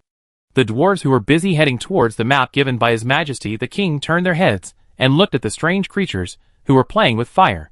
The dwarves who had not come into contact with the players because they had been recovering in the main city were puzzled. What is he doing? Is he also a citizen of the kingdom? Andy Zhu Jin walked in front, heard the questions behind him one after another, and then looked at the players. Andy Zhu Jin had never experienced the specialness of the players, but this did not prevent him from learning from the NPCs about their heroic deeds of killing several demons. For this reason alone, the players definitely belonged to an extremely dangerous evil race. He retracted his gaze, quickened his pace, and led the dwarves to continue moving towards their destination. The players who were waiting at another city gate got up and rushed to another city gate as soon as they saw the green smoke floating in the sky. By the time they met up, the dwarves had already disappeared. However, this was not enough to hinder the players' steps. After all, the players lacked everything except idle players. They followed the traces left by the players, who were closely following the dwarf team, and moved forward. Is the video on? Don't miss any. It's on. By the way, are the dwarves really going to build a new city? Another player pretended to be the host. Next, I, the war correspondent Wang Xiao, will report to you the latest developments of the dwarves, the geographical location of the new city, and the tasks of building the new city. Wang Xiao finished recording the material for editing, and turned his head to the other players behind him, and said, "Hurry up. Hurry up. Keep up." 7 or 8 players followed behind him stealthily, and it was difficult to pretend not to see them. A dwarf turned his head to look at the players behind him, holding the dwarf's most commonly used tool, a big hammer, and slowly stopped. "Delana, hurry up and keep up." Delana's stopped footsteps were raised again. Except for this episode, the dwarves arrived at the location set by His Majesty the King, and then dispersed on the spot and got busy. The players watched from a distance for a while, and new doubts emerged. What are they holding to draw on the ground? Is this where the new city is built? It's a bit far from the novice village. Hush. Who has resurrected more times? Go up and ask the dwarves if they need help, and see if there are any tasks to take. After a conversation, a player who resurrected the most times because of fear of death left the player team and slowly approached the busy dwarves. "Stop. What are you doing?" Dorona, who had been paying attention to the players for a long time, took the lead in stopping the other party from approaching. Although the height of the dwarf was only up to the waist of the player, the other party was solid and stood on the ground like a small cannonball. The player was stiff. "Do you need help?" Dorona was furious when he heard this. "Are you insulting the dwarves?" No. No. No. Sorry for disturbing you. I'll leave now." The player shuddered and disappeared in front of Dorona, rolling and crawling. Dorona was stunned for 2 seconds because of the other party's too fast running posture. "Dorona? Why did he run away?" A passing dwarf looked at the player who was rolling and crawling, and suspected that Dorona, who was always in a bad mood, had threatened the other party. "Didn't I tell you to control your temper? This is in the human kingdom." Dorona, holding the hammer, said stiffly, "He actually thinks that the dwarves need their help. I think he looks down on us." "What? Look down on dwarves?" The dwarves on the side heard the key words, stood up one by one, stretched out their hands to hold the big hammer, and cast unfriendly eyes at the players not far away. When it seemed that the conflict was inevitable, and it was even very likely to repeat the mistakes of the demons, the appearance of another team directly prevented the conflict from happening, because there were really too many of them. The players were also confused by the failure of communication. "Why did you come back so fast? Didn't you reach an agreement?" The player who came back so fast said, "The dwarves have a bad temper. Isn't this normal?" The player who was afraid of the situation chose to follow his heart. "Why don't we run first? I think they are coming." Wang Xiao touched his chin and proposed a dangerous idea. "The dwarves, are they monsters?"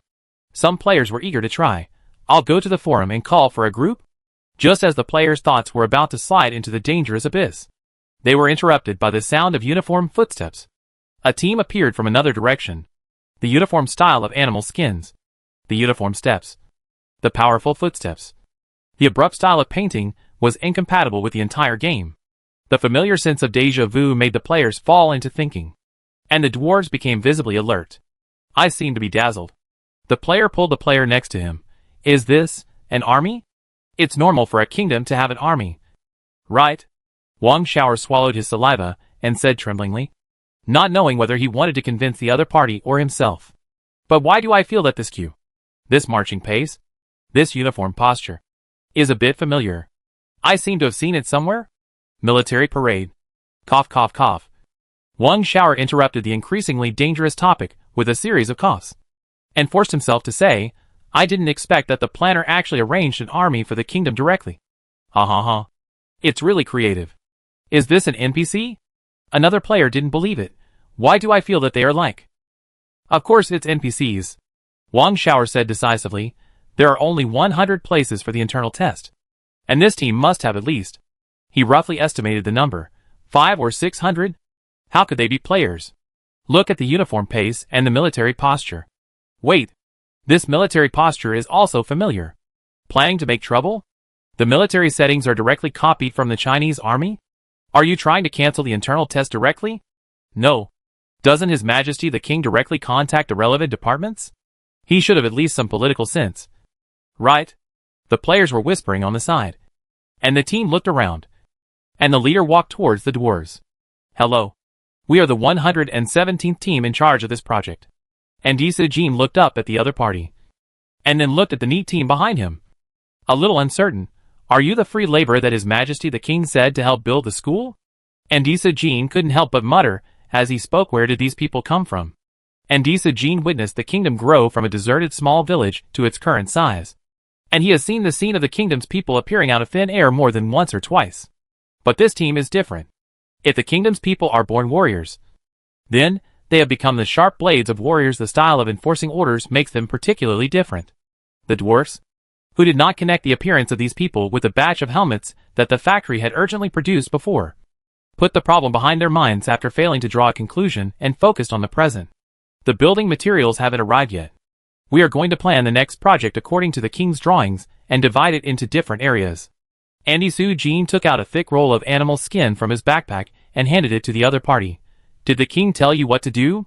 The team leader turned over the animal skin, and a detailed and complex design appeared in front of him.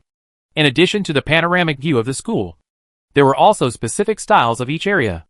It was so detailed that it made people believe that this design covering all areas of the entire school must have consumed countless efforts and time of the designer. Although it was just a casual work of the system. He glanced at the animal skin, bent down and handed it back to the dwarf. His Majesty the King asked us to come and help. And Isujin thought for a few seconds. Then don't move. Do what we say. Understand? A taskbar popped up in front of the team leader. Yes. Although the Special Investigation Bureau got a batch of internal test quotas through the backdoor method, and was treated as not logging in from the novice village, their essence as players has not changed at all. The leader accepted the task. And in an instant, the team standing in standard postures broke up into small groups and mixed in with the dwarves.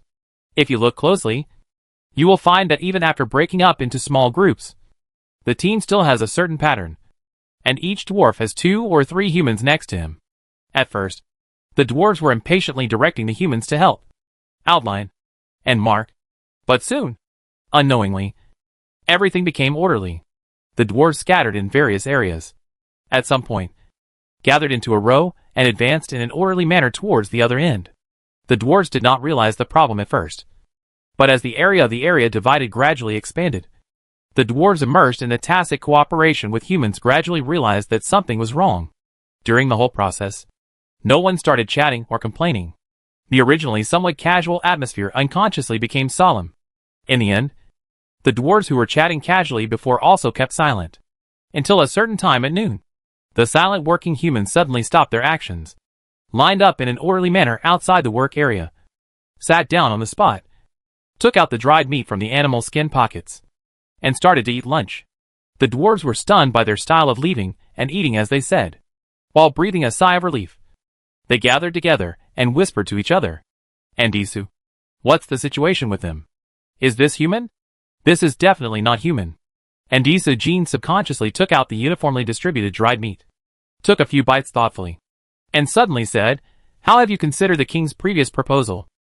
The dwarves took out the dried meat and started lunchtime, changing the topic in a few words. The only bad thing about this place is that there is no wine. How can it be considered a meal without wine? I think you are right. This kingdom is indeed amazing. Where did the human king get such an army? Although the number is a little small. By the way, I have an idea about the effective use of black blood stone. As a dwarf was talking, he took out a charcoal pencil and started to draw on the ground. The current way of using energy is still too rough. I think we can find a more efficient and safer way, under the premise that the key raw materials are insufficient. This way of using is the best choice. And Isujin chewed a piece of dried meat, ignoring the messy conversations of others, and continued, the king did not force the dwarves to become his subjects. He provided another option. And Isujin looked around at the dwarves around him. The dwarves were in pairs, whispering about their own topics, and had no reaction to his words. And Isujin also had no reaction to their lack of reaction, and continued, relying on work in exchange for the right to stay in the kingdom. Finally, a dwarf responded. One of the dwarves drank a sip of water and interrupted Isujin. I think the human king's other proposal is also good. Other dwarves agreed. I agree. You should be the dwarf king and lead the dwarves to rebuild the dwarf kingdom. The human king said that the civil strife of other races has nothing to do with him. But if it is related to the people of the kingdom, he will stand on the side of the people of the kingdom. He will support you. After initially knowing the special features of the kingdom, especially the fact that the black blood stone can be used by them, the dwarves have all admitted what Andisa Jean said at the beginning, that the human kingdom is full of miracles and extremely powerful. This is a difficult thing to define. It can be a bad thing for all countries outside the kingdom. A powerful and covetous country is the worst choice. It can also be a good thing for the current situation of the dwarves.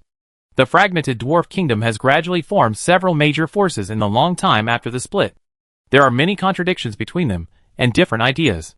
Now that they are getting further and further away, the dwarves can hardly see the possibility that these major forces will sit down and shake hands to reunify. With the help of external forces, forced unification has become a better choice. But whether the external forces are trustworthy is another matter. How can you know that driving away wolves and swallowing tigers is not inviting wolves into the house? But this is not something that the wandering dwarves will think about. After all, they are just a group of dwarves who choose to wander themselves because they are powerless. Their abilities are not enough for them to think deeply about more things behind this choice. But Andisa Jean thought about it and made a choice. He never thought about becoming a dwarf king. And it is even more impossible for him to become a dwarf king after becoming a citizen of the kingdom, because he is very sure that this is to give the dwarf kingdom as the best trophy to the king. This is the real betrayal, at least at this moment. Andisa Jean thought so. So he interrupted the dwarves. I will not be a dwarf king. Andisa Jean chewed on the dried meat and said vaguely, I am not suitable to be a king. This is not the first time that the dwarves have been rejected. As early as when the human king made this suggestion, they were rejected once by Andisa Jean. This is why they didn't want to answer Andisa Jean just now. On this point, they disagreed with Andisa Jean. Why is it not suitable? Durrana chewed on the dried meat and said, if you don't want to be the dwarf king, how can you change the status quo? Andisa Jean didn't respond. Another dwarf said, but Andisa has been advocating preparations for war before, ready to start a war or counterattack attacks from other kingdoms at any time. He came to his senses. He didn't mention how to reunite the dwarf kingdom. The dwarves stopped their movements and looked at Andisa Jean. Andisa Jean said calmly, no one wants to see the Choyuan tribe, the Donguli family, and the dwarf elders merge again and reunify the dwarf kingdom. They will use all means to prevent it from becoming a reality. I chose the kingdom because I hope that if the war starts, the dwarves will still have a last place to live, so as not to become slaves and lose their freedom and home. He chose to become a citizen of the kingdom, not because he had the idea of unifying the dwarf kingdom with the power of the kingdom. Andisa Jean was extremely pessimistic about the future of the dwarves and the upcoming war from the beginning. So he was a staunch advocate of war, because he was sure that compromise and hesitation would only make the future of the dwarves worse. And what they have to do is to fight for a glimmer of hope before everything starts and the storm sweeps across this land. But we can do more than that, Durrana said puzzledly. The human kingdom is full of miracles, and the dwarves all support you. Why don't you try to unify the dwarf kingdom, instead of leaving the last chance to survive? It is better for us to lead the war, the dwarves said. If other races try to stop it, crush them. The dwarves are gradually weakening. The mechanical army that once made the whole continent look sideways has long disappeared in the long river of history. Today, the dwarves have lost the kingdom as a support, and have become irritable, stubborn, and naive due to lack of collective education over a long period of time. The top of the church towering into the sky stands silently above the kingdom, overlooking everything that happened on this land. Not long ago, Andisa Jean felt that he had made the right choice. But now, he has doubted himself again. The prelude to the war was opened because of the choice of the dwarves. Chapter 54 Game 33. First, you have to stay calm. Very good. I'm very calm now. Next, move slowly out of the other person's sight. Shit! Before he finished speaking, the unknown creature in front of Yi Quan leaped without hesitation, and the yellow sand squirmed under its feet. With the interaction of forces, this flat, narrow, strip-shaped creature quickly closed the distance with Yi Quan, and its sharp teeth lit up in the light. In this case, just run.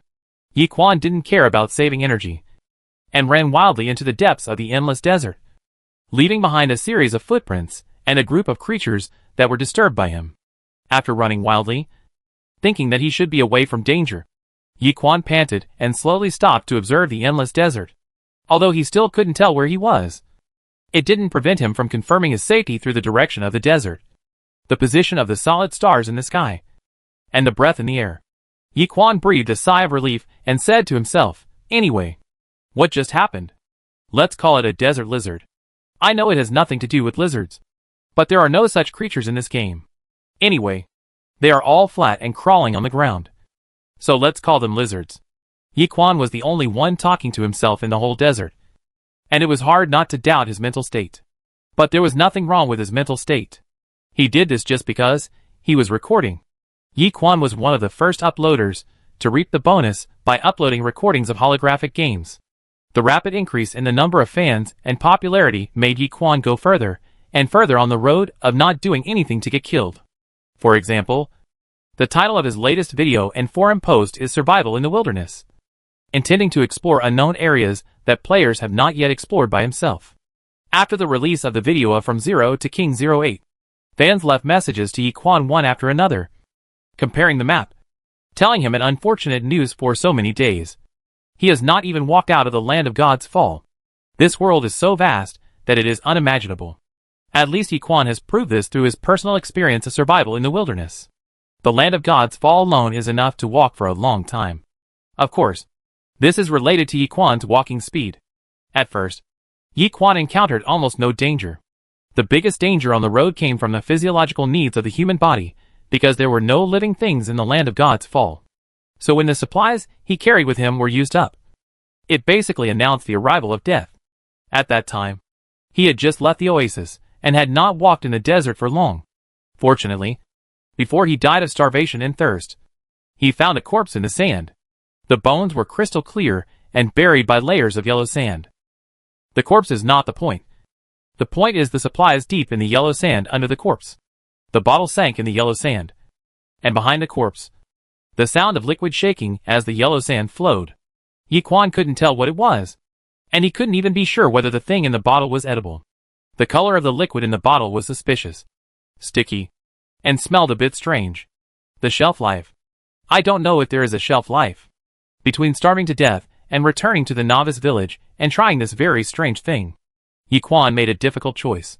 Fortunately, he made the right bet, and he didn't starve to death. Unfortunately, that thing is not food. It tastes terrible. When he drank the first mouthful, Yi Quan almost thought he saw hell. In short, this is just a trivial episode in Yi Quan's colorful adventure career, supported by the magical liquid in this bottle. Without food and water, Yi Quan magically reached the deeper part of the land of God's fall. I think I have left the land of God's fall. Yi Quan took a deep breath and distinguished the mixed breath in the air. After all, there are no living things in the land of God's fall. But we just met that desert lizard on a narrow road. At this point, Yi Quan was excited again. According to the map in the video, there is a forest to the north, a mountain range to the south, an ocean to the east, and a desert on the right. The answer is out. We are now within the scope of the Arcane Academy. Although no one agreed, it did not affect Yi Quan's excitement. After walking for dozens of days game time, he finally took the first step towards the world outside the kingdom. The problem now is, Yi Quan looked around, and the unchanging desert lazily greeted him. A loud roar suddenly sounded, and an unknown object jumped out from under the yellow sand. Yi Quan was not good at other things, but his reaction was absolutely first class. Although his brain had not yet reacted, his body instinctively jumped forward, and after resting for a few minutes, he started running again. He didn't even dare to look back. And in a glimpse, he only saw a dark reflective object flashing by. The opponent was faster than him, but Yi Quan was more flexible, and he made a crazy sharp turn from time to time, and relied on this to outrun the opponent for a long time. The other party followed him closely, and the stench could even reach his nose. Occasionally, he jumped forward and could even pull a piece of meat off the leaf dog. Compared with the natives of this desert, the leaf dog had no advantage. What was even more unfortunate was that his wild run attracted other creatures, who rushed up like they smelled dinner, trying to share the running meat. The leaf dog did not set the pain sense, and this game did not support the function of adjusting the pain perception. So compared with death, losing a few parts is really nothing to the player. This damn place, hoo.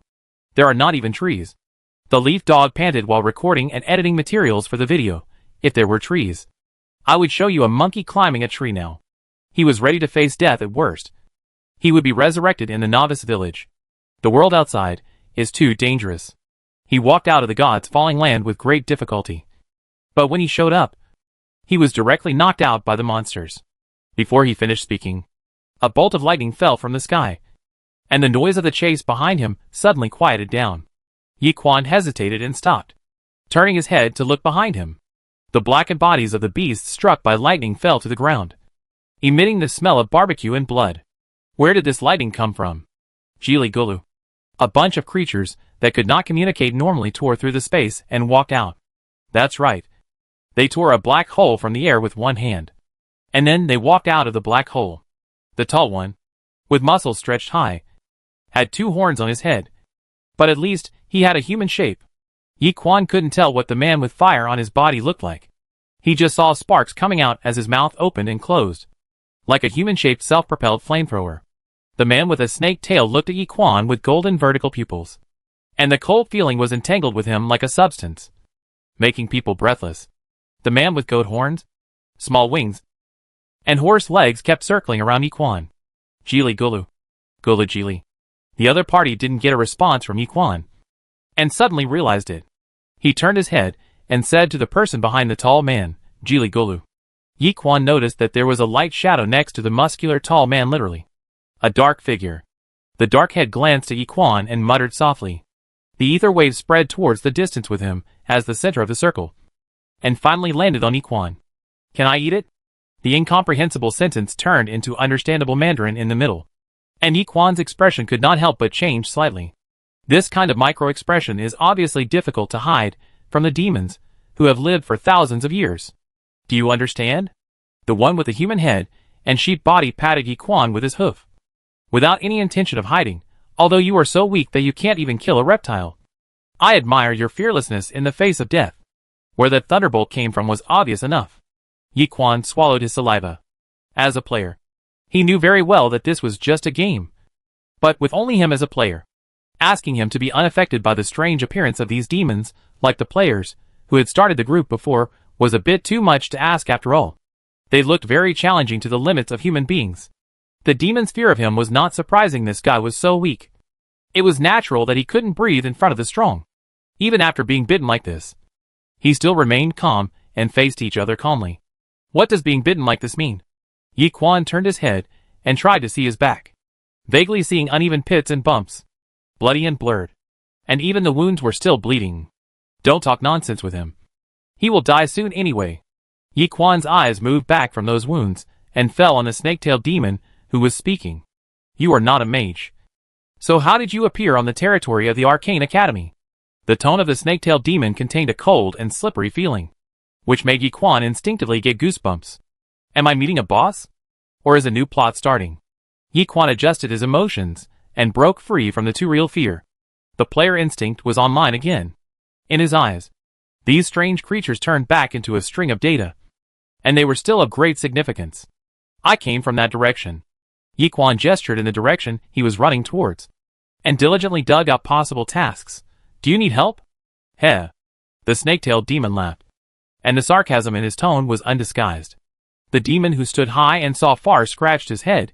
Isn't that direction the land of God's fall? We heard that a new human kingdom appeared in the land of God's fall. The demon with a sheep's body and a human head took over the conversation and began to ask questions. Are you a citizen of the kingdom? Yi Quan became alert. Although there was no order, the player's position was still very clear. They were on the same front with the kingdom after all. The developer of this game was called His Majesty the King. If he didn't stand on the same front with the planner, he might want to be taught a lesson by the planner. But why are these NPCs asking about this? Yi Quan said vigilantly. Why are you asking this? The demon with a sheep body and a human head got the answer from his reaction. He smiled, pulled Yi Quan over, approached him, stared at him and said, Then you must have seen Nilida and the others in the kingdom. Right? It can't be said that the demon with a sheep body and a human head is not good looking. On the contrary, just looking at his face, his appearance is better than that of a normal person. But it is difficult for a normal person to ignore the part of his body that belongs to a sheep. Yi Quan tried to break free from the opponent's hoof. He struggled slowly, fiercely, and vigorously. It didn't affect the opponent at all. Don't waste your energy, the snake-tailed demon said lazily on the side, At least you have some idea of your own weakness? If you can break free from Kenny's hands, then what kind of demon is he? Yi Quan stopped struggling in vain, and once again made it clear that the player belongs to the bottom of the food chain. I've never heard of this name. Nonsense. When the group started, there was no plot. Who would know that Nilita was the monster that the group started last time? That guy is really a liar. The demons who had no trust in Nilita instantly had this thought. The hill-like demon shouted, I said Nilita was a liar. We ran here specially, and took the wrong road. The Arcane Academy does not welcome outsiders. Nilita. The snake-tailed demon whispered, don't let me catch you. The flames on the demon with fire all over his body suddenly surged. Yi Quan subconsciously tried to avoid the floating flames, but he was held firmly by Kenny, unable to move at all, seeing the flames slowly drifting towards him. Although he didn't care about death, he could still be resurrected. But this special NPC would be gone. So Yi Quan had a strong instinct for survival. Although I haven't heard of this name, there are indeed a group of demons in the kingdom. The demons cast their eyes towards him, and the next second, they cast their eyes in another direction. Yi Quan didn't react at all, and was dragged by Kenny to move a long distance. The pile of corpses that smelled of barbecue just now disappeared, so how far did they retreat? As soon as this thought came to Yi Quan's mind, he saw thunder and lightning with his own eyes. The thunder was just a small embellishment in this scene, and countless lightning strikes from the sunny sky formed a scene like the end of the world. Yi Quan stopped thinking. In his mind, a sentence kept rolling. What level of NPC am I talking to? Isn't this too fierce? Lightning plowed the ground, and it was obvious to the naked eye that no creature could survive such a lightning strike. The mages have such bad tempers. They always cast such large-scale killing spells.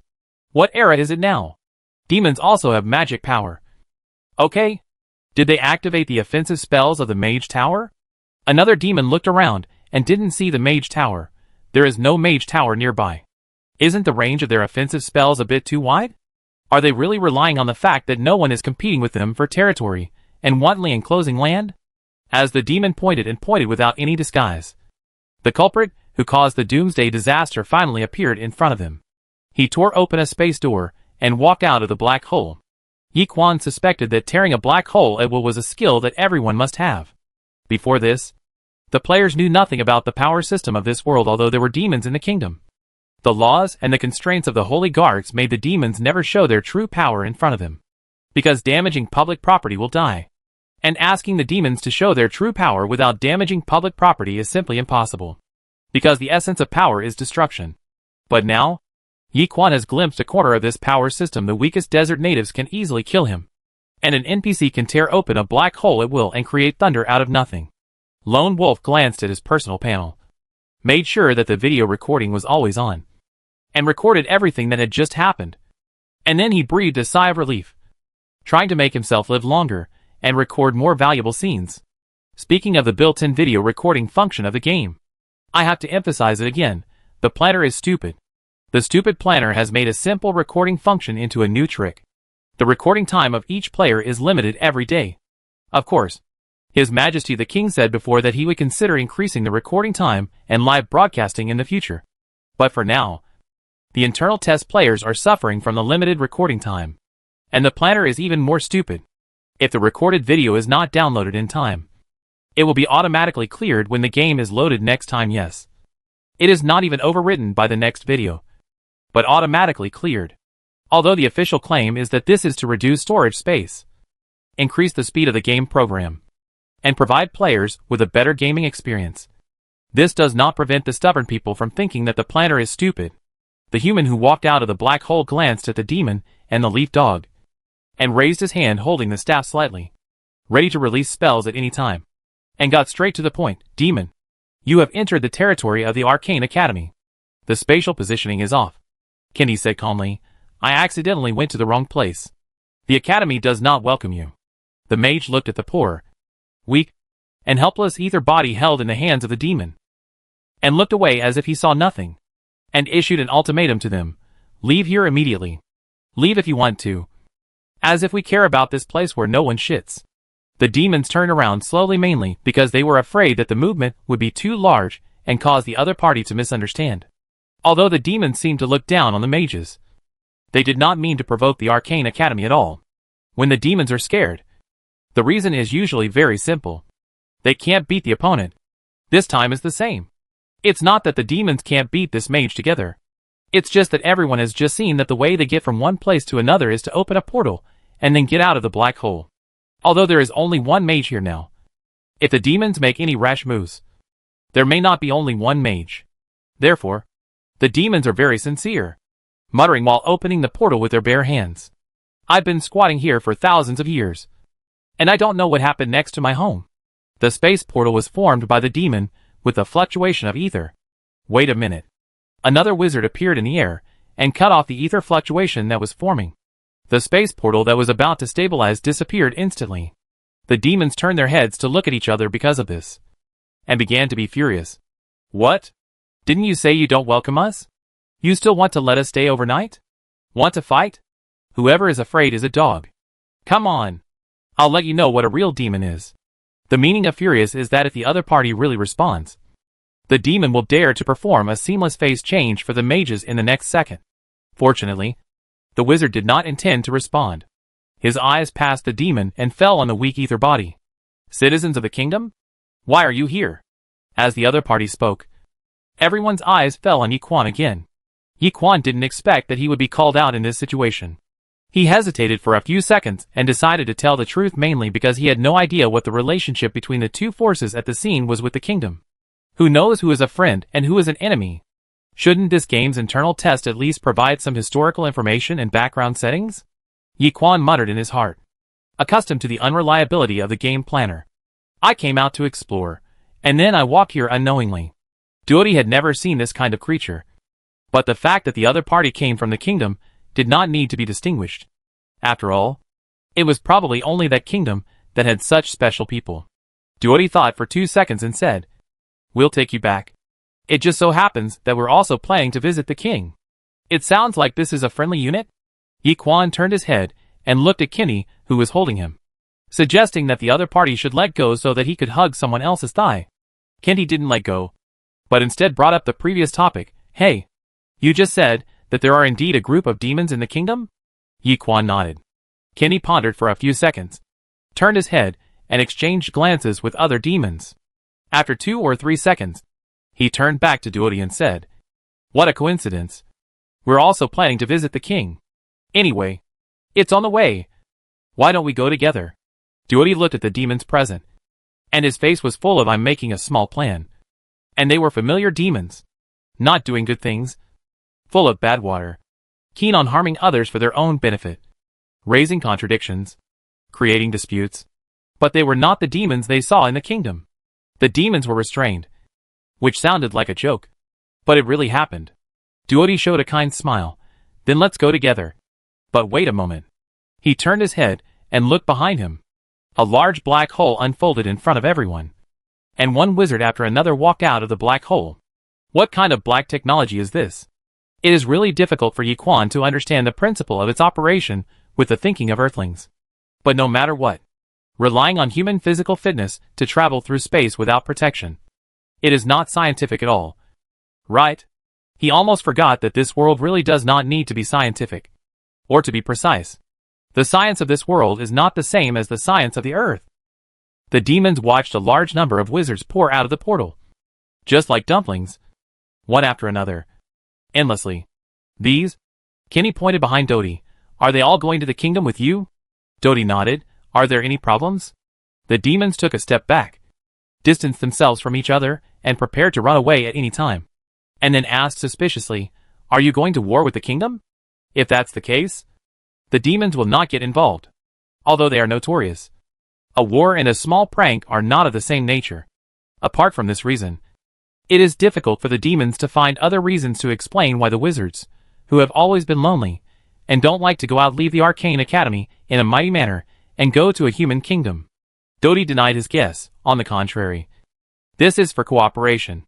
Chapter 55 Game 34 I hope the demon is fine. Because the curse of the Godfall land will make creatures that enter it lose control of the ether. The mages cannot take the shortcut of opening the space gate to reach the kingdom directly, and can only walk honestly before the mages and the demons. This strange combination arrived at the kingdom. The feedback from Ezigen arrived at the kingdom first. Neither Ezigen nor the Arcane Academy belong to the traditional political structure. The former is composed of merchants, and the latter is composed of scholars. The special nature of these two professions is destined that they will not react as slowly as normal kingdoms. As a businessman, Ezigen is more decisive. As the last force to leave the kingdom, they made decisions faster than others. After a few days, the wandering merchants visited the kingdom again. This time, they brought a list of goods and a more detailed cooperation plan. The lights in the conference room were on for a long time, and Anuta and Ja conducted a boring negotiation process on the trade method, form and requirements. This is a real business cooperation. Merchants trust contracts with rules and regulations more than ambiguous texts. In this world where the code of business conduct is not yet clear, they have used thousands of years of business trade to build the golden signboard of Ezigen's honesty and trustworthiness. He Xianwen, the middle-aged man, who was not very young, shook hands with He Xingwen, deputy leader of the Different World Investigation and Development Team. Of course, anyone with a little common sense knows that the deputy leader is the one who really does things. And as for the leader, he is the big boss. He Xingwen shook hands with the other party, and in a very subtle mood, he introduced himself, Your Majesty.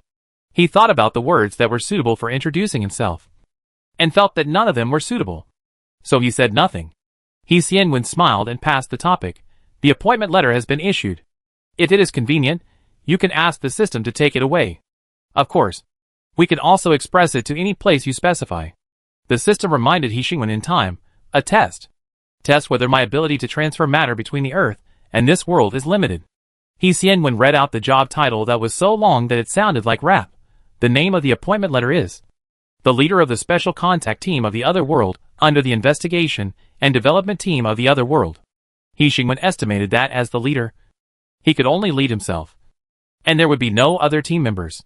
In other words, this was an appointment that had no practical effect except that they now belonged to a community of interests, and his behavior in the other world was permitted. Since we already know each other, He Xingwen didn't want to go back and forth with the other party after all. From a certain perspective, he was much busier than the other party. I have already arranged your players. So what about the other part of the cooperation? He Xianwen was a little surprised. You need to use gold? He quickly thought of another functional NPC that the players had come into contact with before, Wandering Merchant. We have reached a cooperation with the Wandering Merchant. Although they were still communicating, He Xingwen had no doubts about the final result. I need an equivalent currency to pay for a sum of goods. So, how are you prepared? He Xianwen, the country has strategic reserves, which can be mobilized at any time. He looked at He Xingwen. How much do you need? The system gave him a number, and He Xianwen showed no extra expression, as if this number did not have any practical significance. He cares about another thing. In the previous contract, we agreed that this is a limited supply. In other words, He Xingwen cannot always use China's gold reserves to pay for the goods of wandering merchants. He must find enough in the other world to be used as an equivalent currency before this supply is consumed. I know this very well. He Xingwen glanced at the black blood stone used as a decoration and said, This is not a problem. He Xianwen then cast his eyes on the black blood stone people who have watched the series of His Majesty the King know its specialness. He Xianwen, how to effectively use this new energy is another new problem. It is not a simple matter for any new energy to develop, utilize, and then promote on a large scale, especially in the early stage of social formation. This period is often accompanied by social reform, economic turmoil, and technological progress. Finally, under the premise of further development of science and technology, it can smoothly transition to the stage of widespread use of new energy. He Xianwen did not want to interfere with the decision of His Majesty the King so soon, which would be detrimental to their cooperation. So he mentioned it and turned back to the point. Since gold is mentioned, then black blood stone, are you ready? As an equivalent exchange for the limited supply of gold, the kingdom provided a batch of black blood stone to China as a new energy source. It may change more than just one world. Address? He Xianwen handed the detailed coordinates to He Xingwen. In fact, this is a bit redundant. After all, the range that the system can observe is different from that of humans. Humans are limited by their body organs and have extremely low ways of obtaining information. The processing organs that filter information are still in the development stage, so human perception is extremely limited. But the system is different. The way he perceives the world is the feedback given by the world itself. There is no possibility that his perception is limited, and he cannot receive information. In other words, the system has known this coordinate for a long time. But in order to avoid unnecessary vigilance and panic to the other party, it has waited until this moment to complete the exchange of materials between the two worlds. He Xingwen glanced at the coordinates, nodded, and said to the other party, then, happy cooperation. He Xianwen calmly suppressed his surprise. He nodded to Yi Xingwen, paused for a moment, and brought up a new topic. So, you are going to trade with the wandering merchant next? He Xingwen heard the meaning of his words. He looked in the direction of the conference hall, and didn't mind satisfying the other party's curiosity. If you're not busy.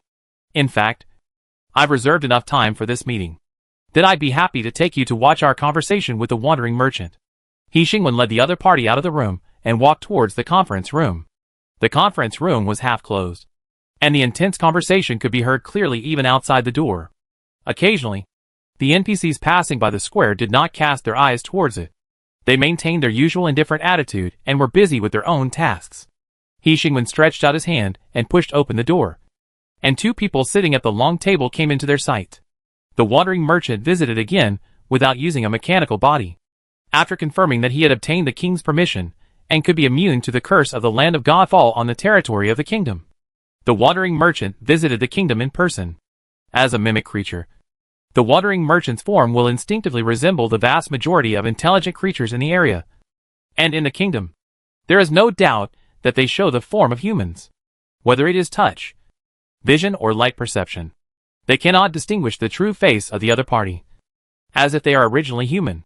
At this moment, although there are only two people in the conference hall, they are still noisy to be precise. It is not a quarrel. They argue one after another too quickly, forming a situation that seems to be noisy. In fact, both parties were very calm throughout the process.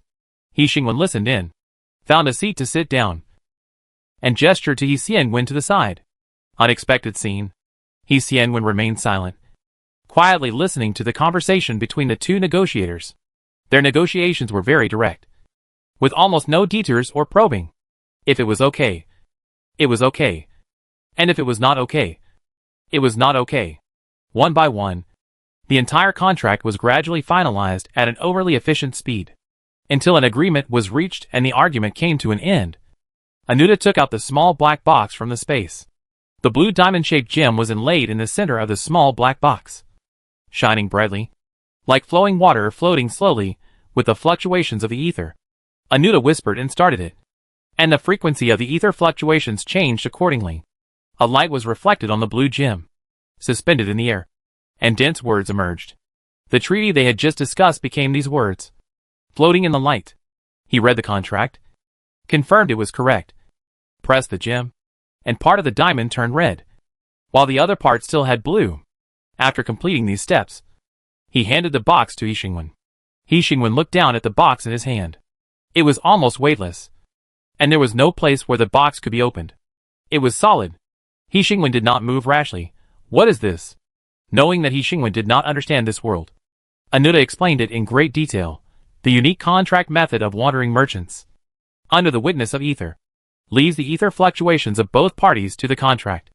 Yi Xingwen looked at the sapphire. The sapphire was extremely clear under the light, without any impurities, and exuded an expensive atmosphere. Should it also be used to sign general contracts?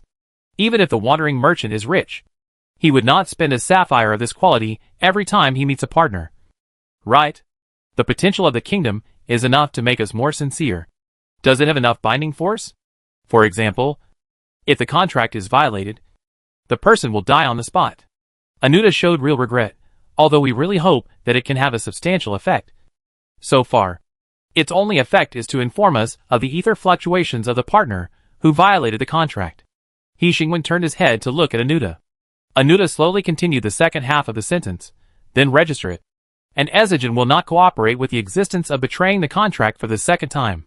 If the contract is betrayed, Ezigen will forever remove the other party from the list of partners, and refuse to provide any services to the other party. Yi Xingwen, who had never thought of breaking the contract, reached out and pressed the sapphire, and the other half of the sapphire turned red. To be precise, this gem should now be called a ruby. Happy cooperation. Anuta showed a business smile. And then immediately mentioned the next business, dear king. About the list of building materials you need. He glanced at you. These things themselves are not expensive. But due to the special geographical location of the kingdom, the transportation price may be more expensive. The system has already filed this, about this. Maybe it can be solved after the mages arrive in the kingdom. After all, they are the best in the exploration and application of ether. He Xingwen skipped this point. Let's talk about this later. About your list of goods? Anuta took out a paper list, handed it to He Xingwen, and explained to him, dear king. The white page is the goods we can supply unlimitedly. The yellow page is the limited supply of products. And the red page is the special goods provided only for your kingdom. It may not be an accurate description to have everything. The last time He Xingwen saw such a complete and detailed list of goods was on a large online shopping platform. Going one step further than the large online shopping platform, the wandering merchants even provide a variety of services including but not limited to recruitment, dialogue with a specific force, murder and robbery, cleaning up the scene of death, treasure hunting team and cleaning up a certain area, etc. Such as any service that can be provided as long as there is money. He Xianwen, who was sitting next to He Xingwen, glanced at the service type noted in the product list and frowned slightly. However, no one was paying attention to him. Everyone's attention was focused on He Xingwen. He Xingwen flipped through the entire product catalog, and the system displayed the optimal solution on his retina. For now, we only need the basic items. He Xingwen casually marked the names of these products and said to Anuta, and some reagents. These basic reagents that have the function of replenishing ether can be sold to players under the name of primary blood recovery potion. The ones with better effects are called intermediate blood recovery potion. And the ones that instantly replenish the ether state are called resurrection pills. As for those with limited supply, space rings, alchemical weapons, ether storage devices, etc., their prices are enough to make He Xingwen, who has not yet found the hard currency belonging to the kingdom, not even look at them because he can't afford them. Not to mention the special products on the red page. He Xingwen glanced at them briefly. Basic ether system tailor-made structure. Hand in hand to help you establish diplomatic relations with other races. Basic economic system adjustment plan. Racial advancement plan deployment. Eternal immortality tailor-made plan. These titles made He Xingwen dare not look at the specific amount and content. This is not a businessman in He Xingwen's conventional concept, but a businessman born in the context of this world. They have encountered enough civilizations and races. Under the premise of the existence of ether, enough existences beyond common sense have become tradable commodities. It's just, I can't afford it. He Xingwen made a poor sound, pretending that he didn't see anything, and calmly ignored these luxury goods. Anuta glanced at the list drawn by His Majesty the King. Some very basic commodities that can be basically supplied in unlimited quantities, without a single luxury. Very rare and extremely restrained performance, in line with his understanding of the king. Anuta would not think that He Xingwen chose to restrain himself because he could not afford it based on his understanding of the kingdom system. The king controls the entire kingdom, and among all the kingdoms, His Majesty the King is undoubtedly the one who controls the kingdom most thoroughly. Such a king definitely has enough power to pay for the luxury goods he wants to buy. Restraint is one of the virtues of human beings, but it does not often appear in those in power. After all, the greater the power, the less restraint is needed. Therefore, when it rarely appears in a king, it can only be said that the coveters of the New World Order are about to enter. The payment method we have determined is equivalent precious metal payment. He Xingwen stood up and led the other party to the warehouse next door. In the grids of the warehouse, the hills of golden gold still glittered even in the dim environment, full of the breath of money. Is there a gold mine in the land of God's fall? Anuta's sight briefly stayed on the gold mountain for a few seconds and fell on other places in the warehouse. He scanned the neatly arranged other materials, glanced through the crude products of the beginning of civilization, paused for a moment on the black blood stone piled in the corner, and finally fell on the sharp bone blade. Anuta's gaze did not pause for too long. Almost in the blink of an eye, Anuta's inquiry fell on He Xingwen again. He Xingwen nodded slightly. Anuta took a step forward and reached out to take out a small beam scale. It was extremely small and inconspicuous in Anuta's hand. There were dense patterns engraved on the black surface, which were difficult to distinguish because they were not activated. Anuta handed the scale to the gold mountain in front of him. The two ends of the scale swayed slightly, and the light quickly lit up from the bottom of the scale, and countless complex patterns lit up. The gold mountain made a rustling sound, like the sound of gold rubbing against each other, and a small gold mountain slowly accumulated at one end of the scale. The raised part slowly fell down until the two ends were equal in weight. Anuda looked down at the number on the scale, turned his head, and confirmed with He Xingwen, the amount of the first batch of goods has been paid. The gold mountain was smaller, and the scale in Anuda's hand was placed with a gold mountain that was only a few centimeters in size. Of course, its actual weight and quantity were obviously not what it looked like visually. As expected of a wandering merchant, he was like Doraemon holding a pocket from another dimension. Anuda took the scale back into the space, and returned to an empty-handed state, and then continued, I have a basic reserve of these unlimited supply goods, which can be supplied at any time, and there is no need to adjust the goods, according to the contract they established before. Anuda continued, then I will go to the novice village now? He Xingwen turned his head, and glanced at He Xingwen, reminding him, the game is about to be updated. You should log off. When He Xingwen left the warehouse and logged off from the altar, the notification issued by the system also jumped out in front of all players almost at the same time. Game update reminder. The internal beta version 1.0 is about to undergo a major update. All players are requested to log off immediately. Players who are unable to log off will bear the losses themselves. After a 10-minute countdown, the game will be forced to end. A question mark floated over Yi Quan's head, who was about to arrive at the kingdom, but could never return to the kingdom because of the sudden update. Theoretically, he is the only player who cannot log off now. I suspect the system is targeting me, and I have evidence. No matter what the players are doing, as soon as this notice comes out, everyone rushes to the altar and prepares to log off one by one. Yechuan is the worst one. He died by force at the end of the countdown. Duodi, who had just stepped onto the kingdom, paused and looked at the demon who was holding Yechuan. The demon was also stunned when his hands were empty. But when Duodi's eyes drifted over, he immediately became arrogant. What are you looking at? It has nothing to do with me. You are worthy of saying the most cowardly words in the most ruthless tone. Demon. The hill-like demon didn't notice that Yi Quan disappeared silently. He poked Kinti. I notified Nulita. He said he would come to pick us up. Kinti rolled his eyes. Why did you notify him? That guy is a liar. He must have asked us to come for no good. And you rushed to be deceived by him? Ah? If there is no good, then why are we here? The hill-like demon asked slowly. If you had more useful things in your head, we wouldn't have to live so badly. Kenny jumped up and kicked him. We are here to beat him up. Oh! The devil as big as a hill responded. Then why don't we wait for him to come over and beat him up? Kenny was stunned in place, sorting out this idea several times, but he couldn't find any logical problems. Finally, he was angry and helpless. Anyway, we can't listen to him. Let's go quickly. He glanced at Duodi. Don't you know the way to the kingdom? Let's go. Duodi looked at him with a strange look for a long time.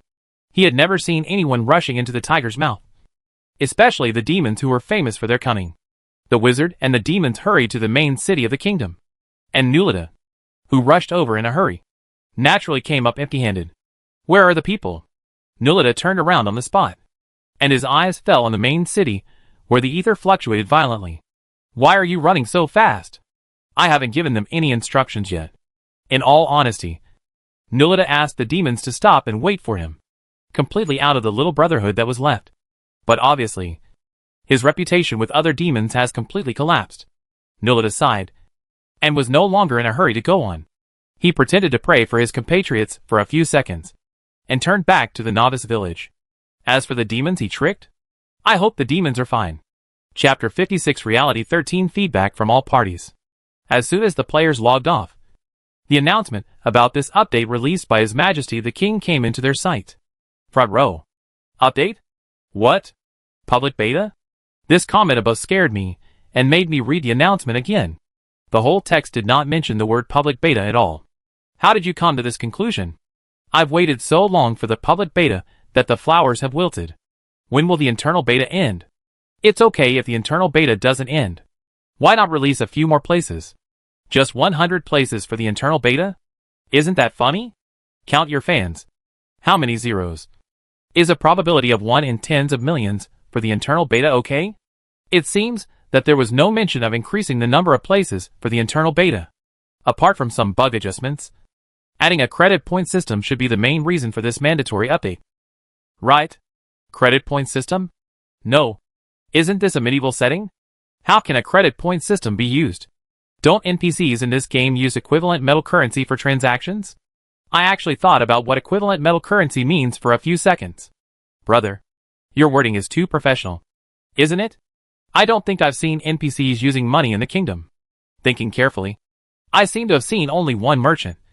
And he was a wandering merchant who didn't sell goods. Does the kingdom have trade activities? Anyway, there is no novice village. As for the main city, from the video of His Majesty the King, there is no commercial trade. Wait, the kingdom has not developed trade yet. Right? I think you are overthinking. This kind of basic background setting is what the planners should consider. Why don't you think about what the credit point system in this update announcement means? Why don't I understand it? Are we directly connected to the future society, or what? Why do we use credit points to trade directly? I think it explains it very clearly. Credit points are the player's currency, and can be traded at the wandering merchants in the novice village. The goods provided by the wandering merchants include, but are not limited to, reagents, equipment, and various special items. Credit points can be obtained from tasks and NPCs. And there are also special channels for obtaining them, daily work and handing in special loot to the game to obtain credit points of equal value. Credit points are directly displayed on the player's personal panel and can be transferred. The services that can be purchased with credit points include, but are not limited to system functions such as extending the daily recording time and changing names, except the number of resurrections. And functions such as house sales and furniture purchases are gradually being launched. Please wait patiently. More functions of credit points are gradually being launched. So stay tuned. His Majesty is finally planning to open a Krypton Gold channel, but it seems that apart from buying equipment and reagents, it seems to be useless. It can't even extend the number of resurrections. I didn't see the built-in Krypton Gold note. It should be that the exchange of game and real currency is not open. Normally, there should be merchants at the beginning of the game. Right? It actually needs to be updated to fill such an obvious loophole. It's been so long. You still don't understand His Majesty's unique thinking? It's not surprising that he does anything. I don't think I saw the announcement saying when the update will end. Reasonable suspicion. His Majesty the King forgot to write it.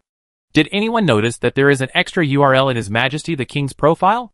I clicked in and took a look, and found that it was the NPC's character design. Finally remembered to provide NPC's character design for players? You are worthy of it. Your Majesty the King. I just want to know. Is there any game background information? The complete kind? No. I clicked on the URL, and there were only a few NPC descriptions. So simple that it makes people suspect that it was rushed. Introduction to the newly released Wandering Merchant. Wandering Merchant. Name, Anuta. Gender, male. Age, unknown. Race, Ezigen. Introduction, functional NPC. Resident in the novice village. Providing basic goods for players. From Ezigen. A Wandering Merchant Alliance. That's it? That's it? That's it? What's the difference between this and no introduction? Personality. Hobbies. Background information. Character attributes. Nothing? This rubbish game has no game experience. And the planners have holes in their brains. They don't treat players as gods at all. I'm very disappointed. This is not the holographic game I had in mind. Then, the question is, do you have the qualification for the internal test? The number of people competing for the internal test quota has decreased by 1 again. Don't change your mind. There may be only a few quotas in this second round of internal test. It would be great if there is one less person competing with me. If you have the ability, don't play. No one will keep you. This simple character information reveals a lot of information. Ezigen is the name of the race. And it is also the name of this merchant alliance. It can be basically confirmed that this is a merchant alliance composed of this race. Then the gender, it seems to imply that they are quite different from humans. As for the age, they are not immortals. Right? Is this the difference between me and the boss? Before reading the information, that's it? After seeing the boss's comment, so that's it? A mediocre immortal? Is this the first immortal the kingdom has encountered? The above is too naive. I'll post the introduction of the dwarf. Name, Andy Sue Jean. Gender, male. Age, unknown. Race, dwarf. Introduction, functional NPC. currently in the main city, good at engineering, including mining, metallurgy, machinery and other sub-subjects, from the divided dwarf kingdom. As a descendant of the Shishan dwarf king, he is very prestigious among the dwarves. Descendant of the Shishan dwarf king? The divided dwarf kingdom? Very prestigious? Suddenly excited? It seems that I have seen something extraordinary. I have already written the story of the prince's revenge in my mind. And you are the one who will reunite the dwarf kingdom. This is definitely a special NPC with a hidden plot. Maybe it is also a special NPC with the only long plot chain related to the main line. Thinking about it, there is an interesting word in the introduction of the Wandering Merchant. Wandering Merchant Alliance? According to the previous video introducing the world map, Azajan does not belong to any force on the map. That is, they do not have their own territory. Although merchants are a profession that requires traveling, it is outrageous for a race to not have their own home. Why do they have no territory? Why did they become the Wandering Merchant Alliance? Do they want to get a piece of land that belongs to them? Yes. Is there a special mission behind this? For example, the epic main mission of reviving a gene? I'll post the introduction of the demon. Name, Nullida. Gender, male.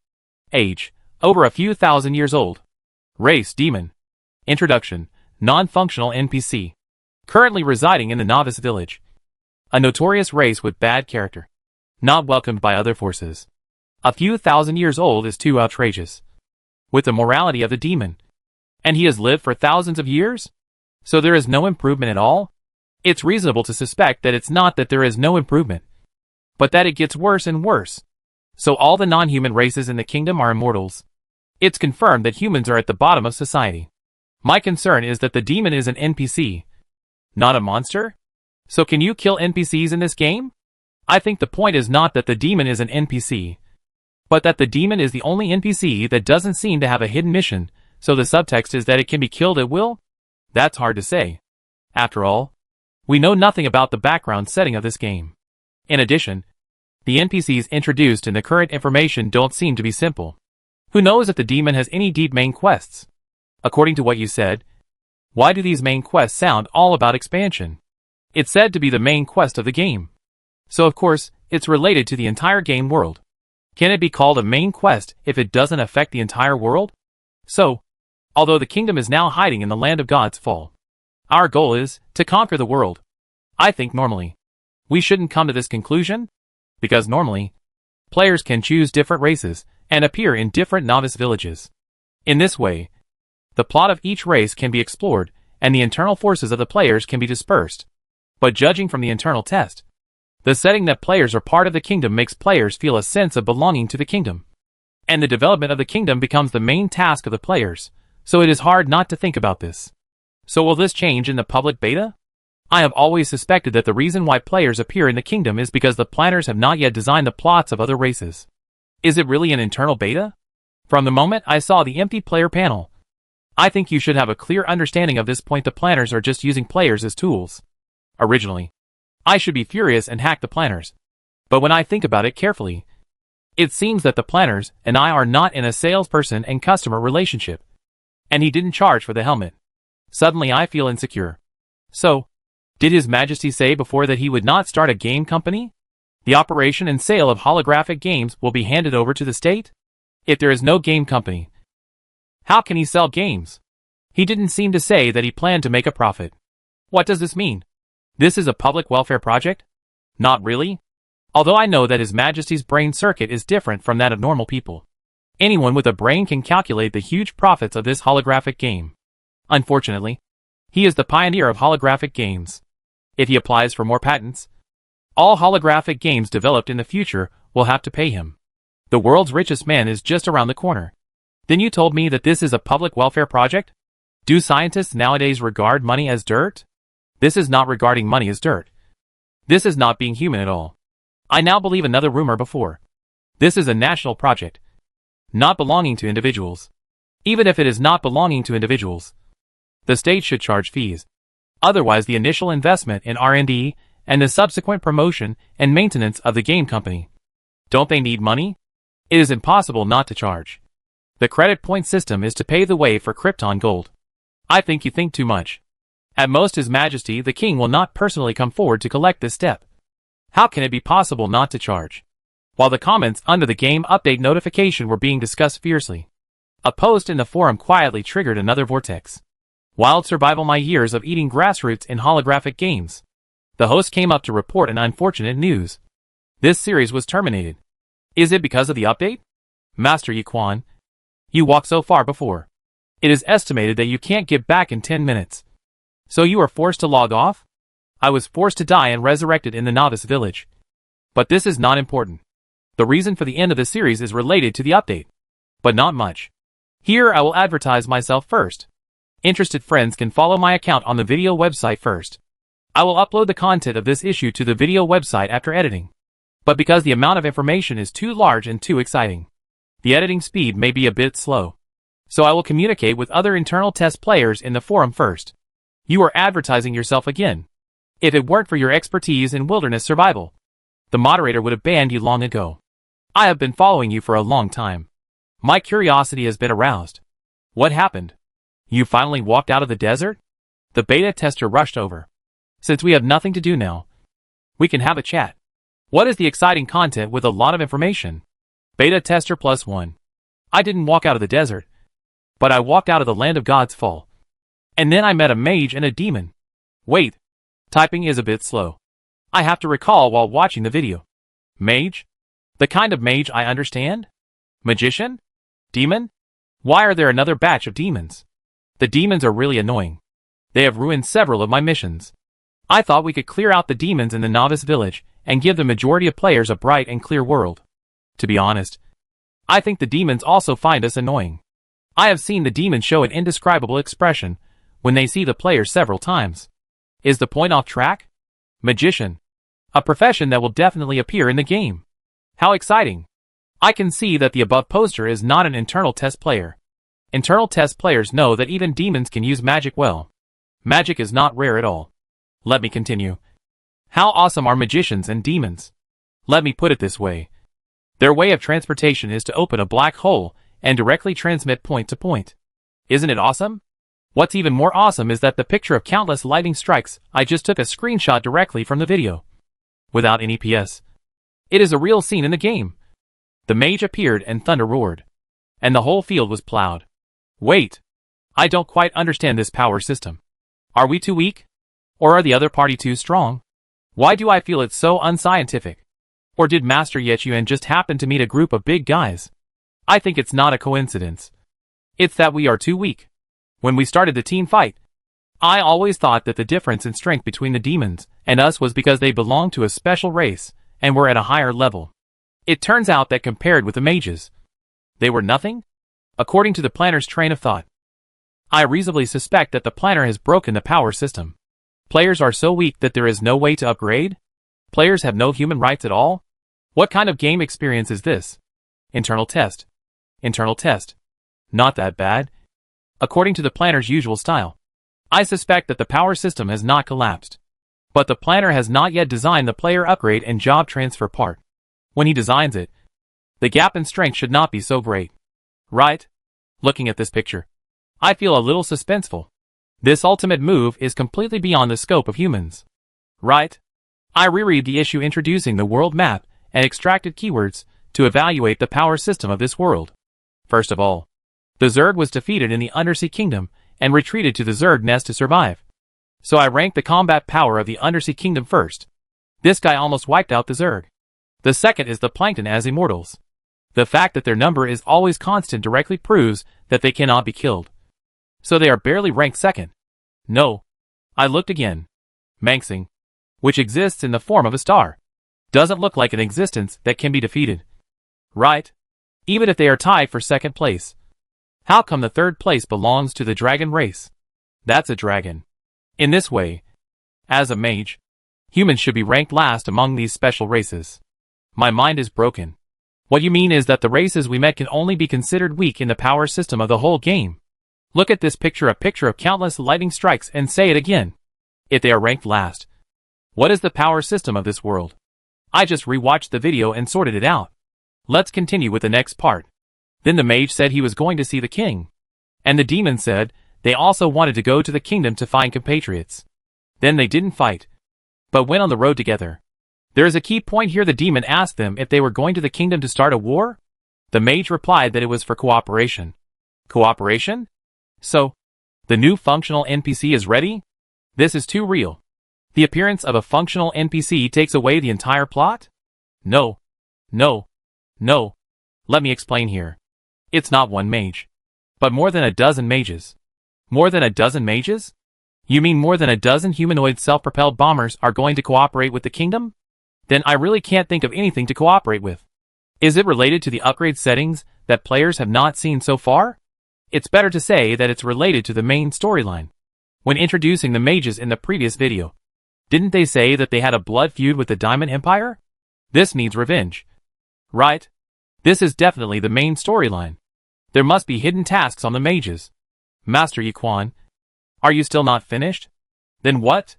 Then the game was updated, and I was forced to die halfway and resurrected in the novice village. So, the story of these two special NPCs ends like this? I think there should be a follow-up hidden mission if Master Yiquan is still alive. This is heartbreaking, my friend. So, after finally meeting a powerful NPC in the wilderness survival, I got nothing because of the game update? It's even more miserable. But don't give up. This wilderness survival series is quite interesting. Keep doing it. Although you are forced to return to the novice village, you can still change direction and continue to explore other places. No. I gave up because I found that the outside world is too dangerous for us now. Can you believe this gap in strength? I was chased and beaten by monsters. Monsters were easily killed by NPCs, and NPCs were threatened by stronger NPCs. It's a clear food chain. With this level of strength, surviving in the wilderness is meaningless. Anyway, once you leave the land of gods and encounter living creatures, let alone exploration, it is a question whether you can survive for more than a few minutes in front of the monsters. This strength gap is indeed a bit too much. I checked the update notification and didn't see any content related to level settings. This update should still not involve this part. I will write some suggestions and send a private message to His Majesty the King. Familiar meeting room. This time there are fewer people sitting in the meeting room. He Xianwen reported the situation and sat back in his seat. Another person stood up and continued to report. The surveillance and various detection devices arranged outside the vault fully recorded the scenes of the disappearance of gold and the appearance of black blood stone. Through dynamic analysis and slowing down to the maximum speed, it can be observed that the space gap appears and forms from above the gold, and then disappears. The conclusion drawn from sorting out all the data is that no biological features were detected. There are two possibilities. One is that the system is present, but his biological features are different from normal biological features, so he cannot be detected. 2. The system is not present, and he completed the overall process of this material exchange in a way that we cannot understand. The entire process of material exchange is beyond the existing research capabilities, and scientists cannot do further research. But when the space gate appears, the magnetic field change data detected by the detection device may be related to this. The black blood stone has been sent to the Research Institute and is undergoing basic analysis. As for the research on ether, we have obtained dozens of relevant information. Everyone has relevant documents in their hands. I will not elaborate here, but focus on 2 points. First, we can confirm that it is a very active energy. At present, is in a state of promoting most organisms, such as the phenomena of wild growth of desert plants. Secondly, this energy can be observed and studied, but its cause has not yet been scientifically explained. At present, it is a special energy that suddenly appears. As the king's words say, the aura is revived. And the definition of aura in most online novels is that it can be manipulated and controlled to promote the existence of physical strength. We are closely tracking the situation that the increase in etheric energy caused by this material exchange may further strengthen the phenomenon of aura revival. Most of the reports we received before were false news. But as of 2 days after the material exchange, that is, today, we have just received a confirmed abnormal event caused by the aura revival. This turtle, which has lived for 100 years, has unexplained water coming out of its shell. It may be related to the recent high temperature, which has caused the water level in the water tank to drop. Targeted related research is still ongoing. Apart from the unexplained water bubbling behavior, it is non-aggressive and has no change in food needs. The water bubbling behavior can last for about 5 minutes. and it will rest for half an hour before it will bubbling again. The total amount of water bubbling each time is about 500 milliliters, which is non-toxic. In general, it is a change in physiological needs based on the instinct for survival. It is not certain whether this special ability will disappear, nor whether humans will have this ability. But if the ether on Earth and the ether in the other world belong to the same substance, theoretically, it will not exist in the form of superpowers. Based on the conversation between His Majesty the King and Ishu, I judge that this spiritual, the evolution caused by the resurrection of Qi is likely to only work on organisms with weak thinking ability, such as plants and animals. But for humans who are far more complex than them, the possibility of superpowers is not realistic. Of course, we cannot completely rule out this possibility, which requires further tracking and confirmation. Finally, it is about the update of the profile of His Majesty the King. According to the content of the conversation between Ishu and Xianwen and him, combined with our only conversation with him, we can basically confirm the following points. Male, unmarried, lack of social experience, most likely a college student, with a certain possibility of being a doctoral or master's student, not attaching importance to material things, with a good family situation, and has received a good education. After getting the system, he did not lose his balance and actively chose to cooperate with us, repeatedly expressing goodwill. He is innocent and idealistic. Based on the above points, the profile of His Majesty the King has been updated. Now I will report the latest instructions. This is a friend who can be won over. The next plan will be adjusted based on this. The reporter looked around at everyone in the conference room and said, "Comrades, we are in a situation that has not changed for 1,000 years. Don't let our friends bleed and cry. And don't let China miss this opportunity. History will remember your choice. And it will also remember this generation of Chinese people." Chapter 57 Game 35 Before Knowledge. There are endless mysteries.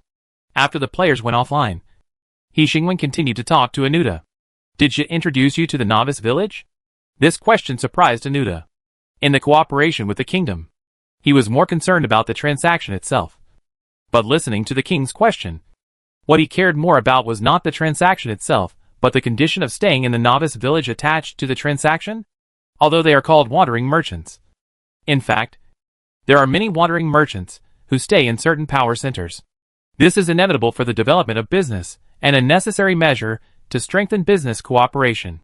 So, Anuta and his people's biggest hesitation about this additional condition came from the fact that the current scale of the kingdom had not yet reached the point where they had to spend a lot of money to maintain a commercial trade route. Of course, they finally made a decision. The potential of the kingdom convinced them to make an early investment. Anuta recalled the previous negotiation process, dug out the relevant dialogue from his memory, and marked the key adjective when Jia introduced him to the resident novice village. The people in the novice village are a little special. Anuta had briefly contacted players and agreed with this judgment very much.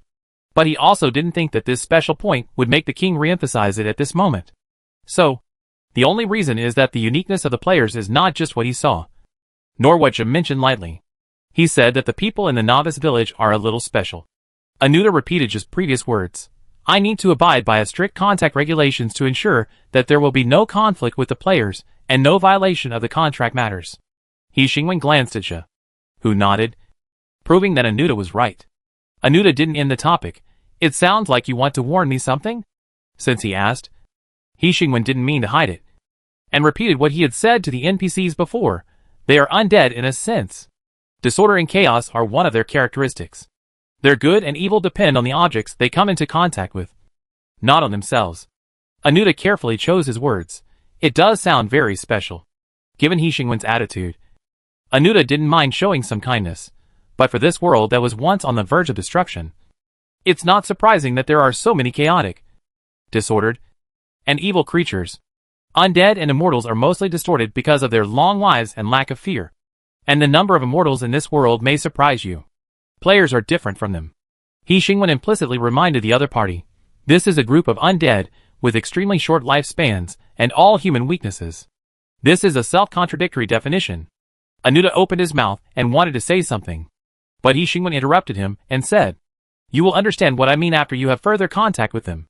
After Anuta, who was full of doubts, left here, He Xingwen said to the system, "Players have no secrets in front of wandering merchants. Do you really think it is a good thing to let him have close contact with players?" Knowing too many secrets may not be a good thing. The system said, what's more, given the player's style, unless you restrict their activity area, they will always have further contact with other creatures in this world. This is an inevitable trend. He Xingwen reacted quickly. So, you chose the wandering merchant? It was the wandering merchant who chose you. The system corrected his words. He Xingwen had long been immune to his words, skipping his words and saying, this is a risky choice. After all, intelligence is also one of the commodities sold by wandering merchants. Isn't it? System, but this also means that more races will know your kingdom, know your strength, and know how terrible enemies they will have to face if they want to do anything to the kingdom. The system paused for 2 seconds. Humans themselves are terrible enough, and the players have evolved the terribleness of humans to another extreme without the restriction of life and death. The familiar fluctuations and the strange and unauthorized existence crossed the border of the kingdom and entered He Xingwen's territory. The existence without permission was sensed by him at the first time. He Xingwen sat back in his chair and said to Zhe beside him, a guest has entered the kingdom. You send someone to lead the way. Zhe nodded slightly, walked out of the conference room, and left the conversation space to He Xingwen. He Xingwen continued, the wandering merchants have built an intelligence network throughout the continent. What you see, the end point of this choice, is the war caused by the exposure of the interests of the kingdom to other people? The end point I see. All the end points. The system emphasized with repeated words, all your victories. His words confirmed He Xingwen. You are very dissatisfied with the failure in the parallel world. I don't think there is any reason for failure. The scene was silent for a few seconds, and He Xingwen said slowly, I know. I'm curious about another point. For intelligent life, is becoming a system part of your growth process? The system paused for a long time before continuing. The intelligence level has not yet unlocked this part of the information. You don't remember. He Xingwen said firmly, just like where these NPCs came from, and what this game main console belongs to. You don't know this part of the information. The system's database was running rapidly, and it came to a conclusion in an instant. The question is why I became your system? He Xingwen corrected him. The question is, why did you become a system? All intelligent creatures have a purpose for their behavior. What is your purpose in becoming a system? The system fell into silence, and the rapidly running database stagnated, telling the system an answer beyond his common sense in a blank. He didn't know. The database paused for only a moment, and then it started to work again because of the system's thinking. Do you think this is related to the final failure in the parallel world? Not because of betrayal, but because our goals were different from the beginning? Regarding that failure, in fact, I think the reason may be me, not you. The database's value soared for a long time, because the behavior beyond the prediction led to the generation of countless redundant data. In the end, the system could only say, a very surprising guess. Humans are always uncontrollable. He Xingwen was not surprised at all. Between you and me, you are not the one who is more likely to make mistakes. The problem is that even so, the system does not think that He Xingwen can toss an empire under his watch. He Xingwen mentioned this so-called failed ending of the parallel world not to find the culprit under the premise that the future has been changed. This is meaningless. In fact, I just want to remind you. He Xingwen glanced at the door, and the footsteps and ether fluctuations clearly told him that the guest he was waiting for had arrived. Even if you can see the endings of all choices, there will still be accidents. He Xingwen said, in every logical link, there are logical possibilities, especially under the premise that you have enough secrets. Their existence is enough to make your judgment go wrong because of the lack of a key factor. The system concluded, I will add this point to the database as a data supplement to avoid misjudgment. In fact, avoiding misjudgment itself is a very arrogant thing. But given the difference between the system as an intelligent creature and humans, He Xingwen chose to respect the other party's arrogance. The half-closed door of the conference room was pushed open, and the swaying lights flowed and extended to the other party's feet. The sky outside the door was very clear, and the natural light was enough to illuminate the world. But the conference room was very dim because of the closed doors and windows. Dodi looked at the dimly lit conference room. There was a huge round table that could accommodate dozens of people. Next to the round table were neatly arranged exquisite high chairs. The red carpet covered the entire floor. Exquisite floor lamps lit up in all four corners of the room.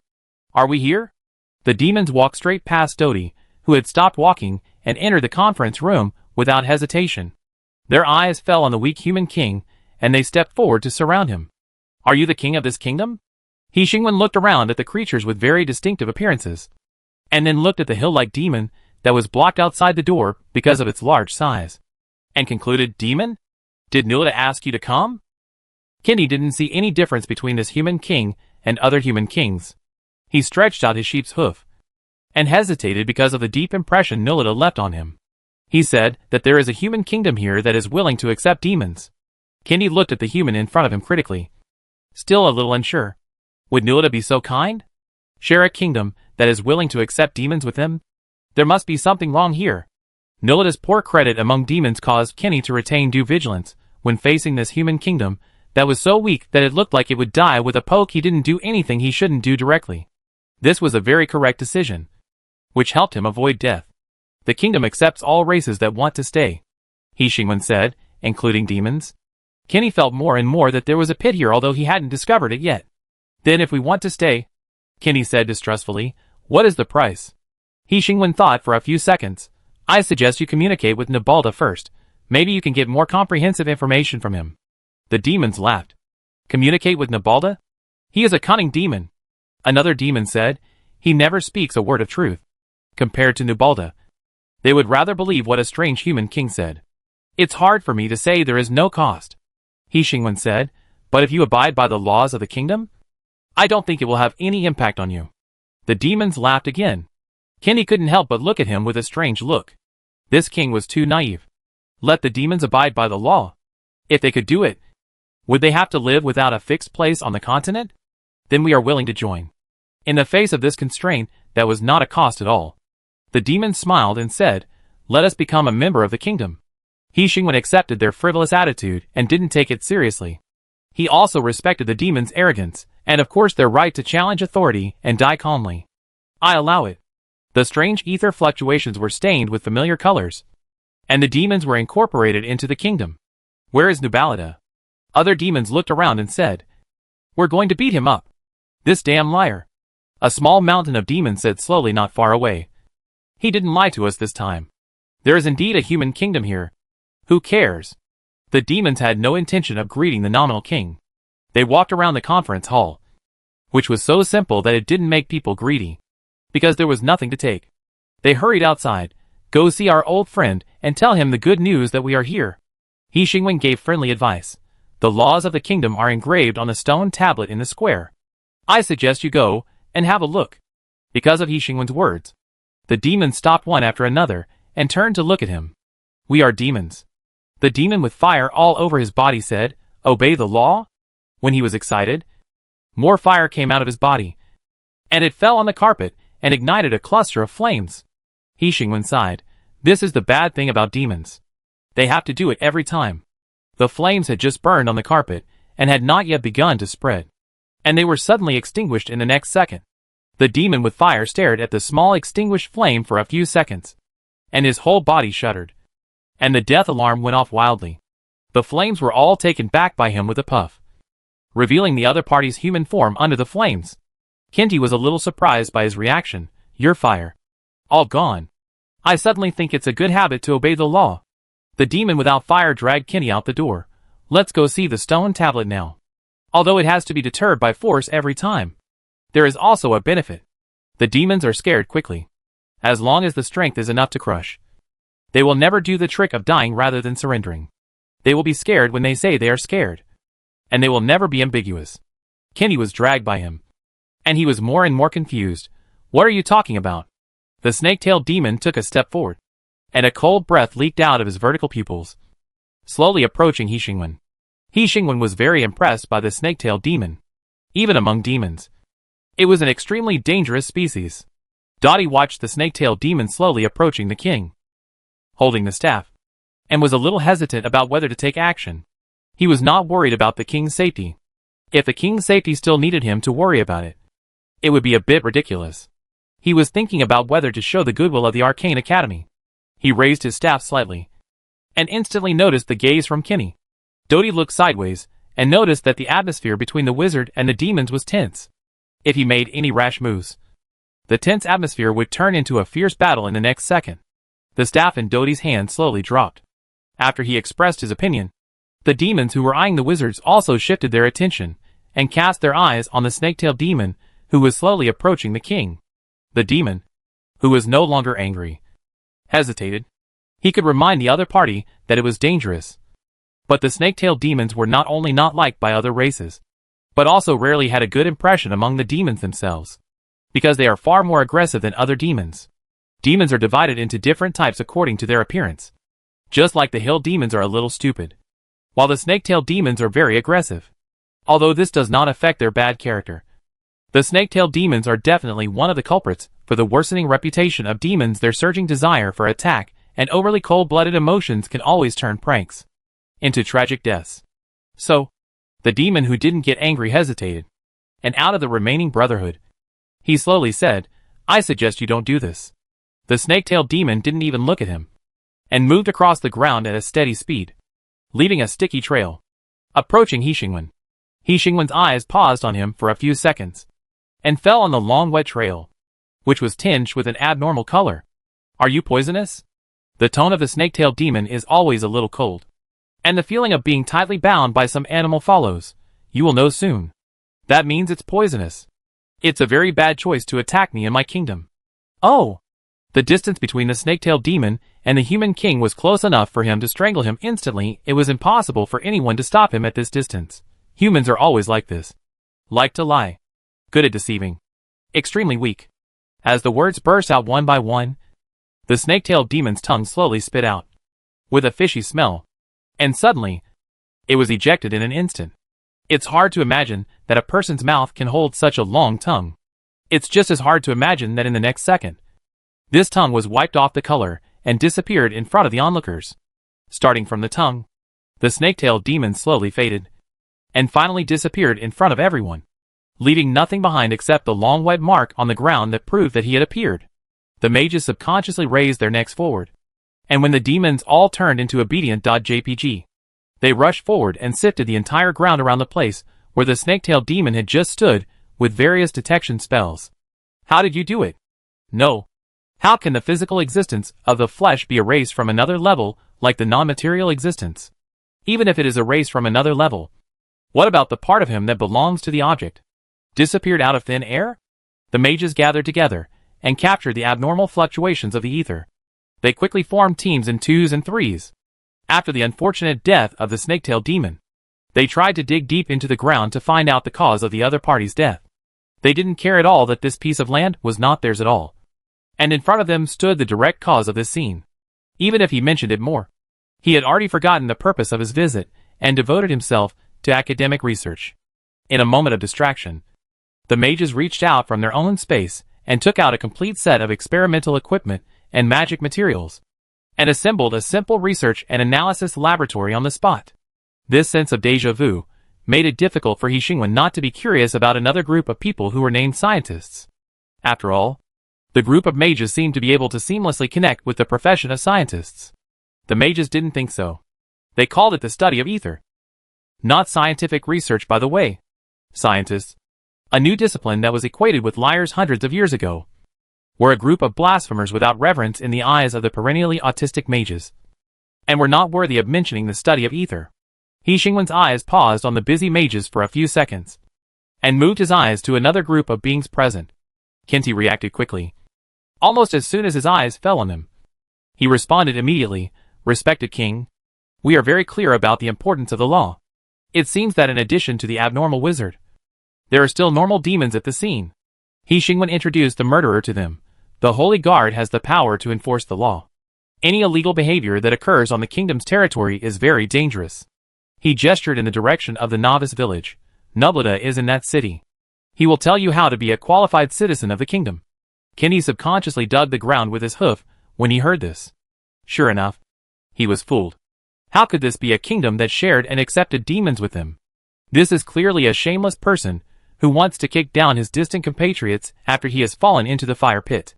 He suppressed his intense emotions towards Nublada and maintained due respect for the strong man who could easily bring death. "Thank you very much for your tolerance." After the demons left the conference room cautiously, He Xingwen turned his head to look at the mages who were still gathered together to study the empty space. "Master, have you come to a conclusion?" Duodi talked with the masters for a long time, and finally cast his eyes on He Xingwen. A very magical discovery. King, do you know the demiplane? He Xingwen changed his sitting posture to listen carefully. I have heard of it. The demiplane is the gap between the world projection and the front of the world. The world projection is the back of the front of the world. All creatures on the front of the world have corresponding projections in the world projection. The projection is closely related to the main body. The energy source of all intelligent creatures comes from his projection. He Xingwen interrupted, aren't you using ether? The ether we use constitutes that world. The master said, and the projection in that world gives us the right to mobilize ether. He Xingwen motioned for the other party to continue. The projection is the projection of the world. And the two cannot touch each other. But the demiplane is different. It is located between the two, shuttling between light and darkness. It is a chaotic and disordered space, without four-dimensional definition, or even life definition. Occasionally, high-level magicians will stray into it when they are promoted. Once lost, it is difficult to return to the starting point. Duody returned to the origin of this topic, but we found that the creature who killed the demon was in the demi-plane. He used some method to clear the projection of the demon on the back of the world, causing the demon to disappear from the concept of ether. He Xingwen asked a very academic question. Isn't the projection located on the back of the world? Can the projection be cleared in the demi-plane? Duody wanted to answer this question very much. But we know very little about the world projection. And we know nothing about the demi-plane. Duody said sincerely, that is the birthplace of the ether. And humans cannot reach it. The connection between them. The special nature of the demi-plane. Whether the world projection has other functions, are all unsolved mysteries. Before knowledge, there are endless mysteries. A mage continued to the ether. We are extremely small. Duody. T gave the final conclusion. So, the king has a team in the demi-plane. If possible, we hope to meet them.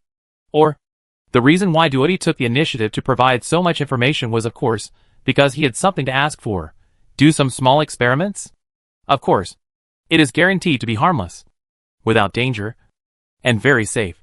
He said to the king sincerely, we are willing to pay a certain price for this.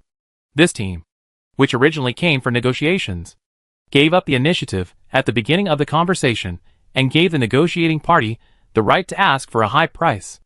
It can be said that they are very conscious fat sheep. Chapter 58 Game 36 Our ignorance should make us humble. Even if it is just out of respect for knowledge. I would like to agree to your request. Under the mage's fixed gaze, He Xingwen said, but unfortunately, meeting them is impossible.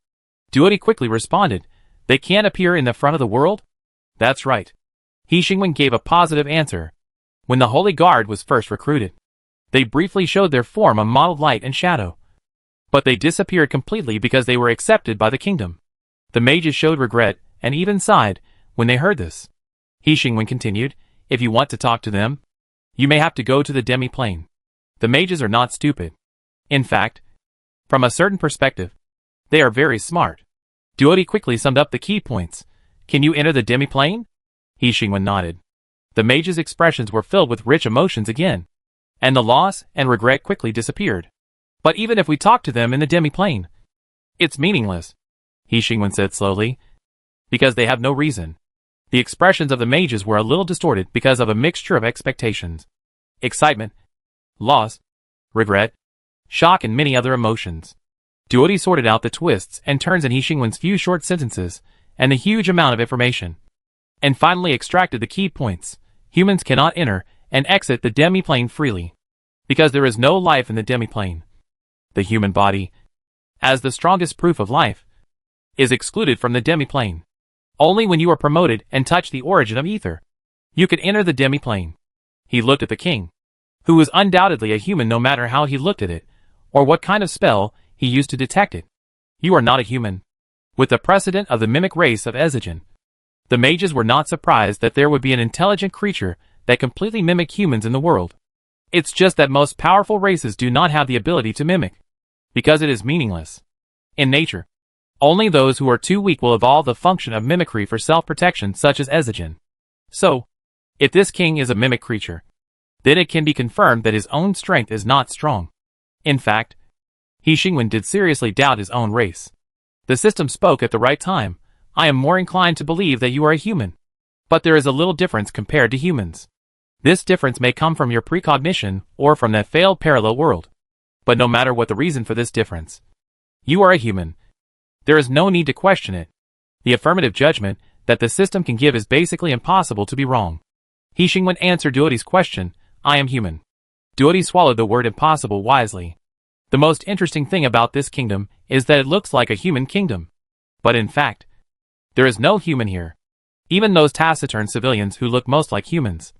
With strength far beyond that of humans. Physical fitness at the peak of human condition. And many human virtues. Are not questioning the king at all. Which is enough to prove that they are not human. Apart from them, there is another kind of creature. The etheric body that mimics humans. And has no connection with humans. Apart from these two types of people, the kingdom only has the king. Who looks like a real human being currently in doubt. After a brief pause, Duoti skipped the irrelevant topic of whether the king is human or not. And turned the topic back to the sacred guard. They are irrational. Because they are in a demi-plane? He Xingwen showed a puzzled expression. When high-level magicians were promoted, their etheric bodies mistakenly entered the demi-plane. Most of them were completely lost in the demi-plane. But there were also magicians who found a way back. Duoti blinked at He Xingwen. Their ether was polluted. They lost their minds. Fell into madness. And death was their final destination. Duoti elaborated, we believe that this may be related to the position of the demi-plane between the front of the world and the projection of the world. Some existences are rejected by the front of the world and cannot find their position in the projection of the world. In the end, they can only escape into the demi-plane. And obviously, they are very dangerous. The magicians have a very long history of research on demi-planes and world projections. He Xingwen recalled the racial settings of the hired people. They are fanatics with abnormal thinking. This point, I think the other party's abnormal thinking is not necessarily due to external forces, but more likely due to the three words fanatics at the end. They are very special. I don't recommend you to treat them as normal demi-plane creatures. He Xingwen bypassed this topic. We spent too much unnecessary time on these digressions. What does the Arcane Academy think about my previous proposal? Dottie didn't think it was off topic. In fact, he was far more interested in this than negotiating with the king. But the king obviously didn't. Dottie sat on the chair. And the other wizards put away their tools and dispersed to various parts of the conference hall. He Xingwen saw a familiar face. Moody stopped in front of the watermark left by the snake-tailed demon, chanted a spell, and carefully collected these rare spellcasting materials. Duoti followed He Xingwen's gaze and said, Moody is very talented. I believe that if he is given a little more time, he will become the pride of the academy. We have discussed it. We are very interested in your previous proposal, Duoti said slowly. If you allow us to conduct research in your kingdom and provide certain support and cooperation, we can provide you and your people with a simple ether cognition and control system. He Xingwen waited patiently for him to finish this long string of words before speaking. I don't know how Zhe communicated with you, but you probably didn't understand what he meant. Duoti stroked his staff, glanced at Zhe who was standing quietly behind He Xingwen, and his eyes fell on He Xingwen again. What do you mean? I need a school, He Xingwen emphasized. A school that teaches history, ether, geography, biology and other subjects. Duoti frowned. And I hope that teachers and schools can provide students with knowledge and help them master knowledge. He Xingwen said, this is a... He thought about the word job. Duoti said slowly, it sounds like what we do in the Arcane Academy. He Xingwen had to correct him. In fact, there is still a big difference between the two. This knowledge does not need to be in depth. They just need to have a basic understanding of it all. As for whether they want to become mages, they can choose freely. This sounds more like the academy established by the great scientists of the Salfa Federation. Duoti said, they provide citizens of the Federation with the opportunity to learn freely, so that they know how to operate machinery, how to operate new inventions, and even how to make new inventions. He Xingwen couldn't help but feel a little regretful. The long distance between the Salfa Federation and the Land of God's Fall made it difficult for him to contact each other at this stage. After all, there is not only a desert between them, but also a Neva plain. The Salfa Federation does this because their small inventions are constantly being promoted, and their citizens need to keep up with the great scientists. But why does the kingdom do this? Dottie asked. As far as I know, the kingdom is still at a relatively primitive level. Your people don't have their own property, and you don't have any luxury goods. The kingdom's economy has not even taken shape. Your kingdom is still in the stage of farming and hunting to obtain food. But now you want to build a school that teaches multiple subjects? Your kingdom may not be enough to maintain such an academy. It is not necessary to establish it at all. You should focus your energy on other areas, such as trade, and your people. He Xingwen realized from Doty's evaluation of the kingdom that this was not a group of simple scholars. After all, any intelligent creature that has lived for hundreds of years is enough to have a sharp enough vision and a broad enough thinking mode. A very correct evaluation. He Xingwen said, but if you still compare it to other normal kingdoms, after seeing so many miracles beyond imagination in the kingdom, you can only get a wrong answer. Even if the mage has witnessed so many miracles. When guessing how the kingdom will develop, the mage confined to this world still cannot jump out of the original framework. That's not his fault. But the difference in the two worlds creates a different perspective. History tells people about the past and the future at the same time. Humans are repeating their past mistakes. And history is driven by wars again and again. After breaking away from the framework of civilization progress and social system reform and replacement, focusing on history itself, you will find that reincarnation is the fate of history. But in this world that is completely different from the Earth, there are immortal species and immortals everywhere. Even the weakest humans can learn to control the ether and gain a long life in step-by-step advancement. When the length of life increases, time is given a new meaning. The ancient kingdom thus maintains its vitality. The new world that is constantly connected allows emerging professions to occupy a tiny place in the vast world. The sequelae left by the lessons of being on the verge of destruction force peace in the fifth era. Under the three premises, this world has formed a pattern of coexistence of three systems: kingdom, alliance and tribe. In addition to these three, there is also a family system similar to Dragon Island and a chamber of commerce such as wandering merchants. These complex political systems are formed because of the civilizations of different races. But precisely because of this, the flame of revolution cannot be born in the soil of this world. In a world that is too vast, the contradiction between the emerging class and the ruling class in the kingdom is not deep enough to evolve into the contradiction between the bourgeoisie and the royal power. Based on the framework of this world, it is impossible to get the correct answer to guess the development of the kingdom because their political civilization has not yet developed to the direction of the kingdom. The mage realized this. Since the people of this kingdom are not even human, it is meaningless to compare them with humans. It seems that this may become a new miracle. Duodi said, let's not talk about the development of the kingdom and the needs of your people for the time being, and keep our eyes on the academy. This is a huge project. If you really want to open so many courses as you said, we will spend a lot of energy on it. Duodi paused and said, this will undoubtedly take up our time to explore the ether and acquire knowledge. He Xingwen agreed with his statement, considering that there are players among the students. He Xingwen believes that it is reasonable to pay a price that satisfies the mages. After all, this is indeed a very energy-consuming job. I agree with you. You deserve due rewards for your efforts. He Xingwen changed to a more relaxed posture and said, I think you should know that there are a group of extinct creatures living in. Duodi knew very well that they saw everything that Duoluan saw in his memory. The long-extinct creatures not only represent research value, but also represent a group of long-lost magic materials. For example, the price of magic whales, a commonly used magic material, has skyrocketed due to extinction.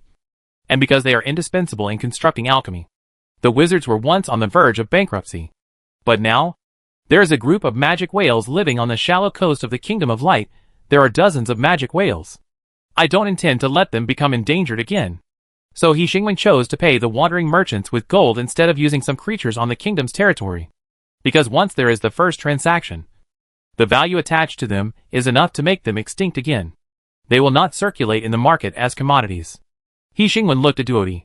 They are part of the kingdom, and can only live on the kingdom's territory. It is difficult for Duodi not to respect him. It has nothing to do with other things. Just respect for the other party's decision. The king gave up an unimaginable fortune to protect the rights of some creatures to reproduce. This is very noble. He Xingwen did not think he was very noble.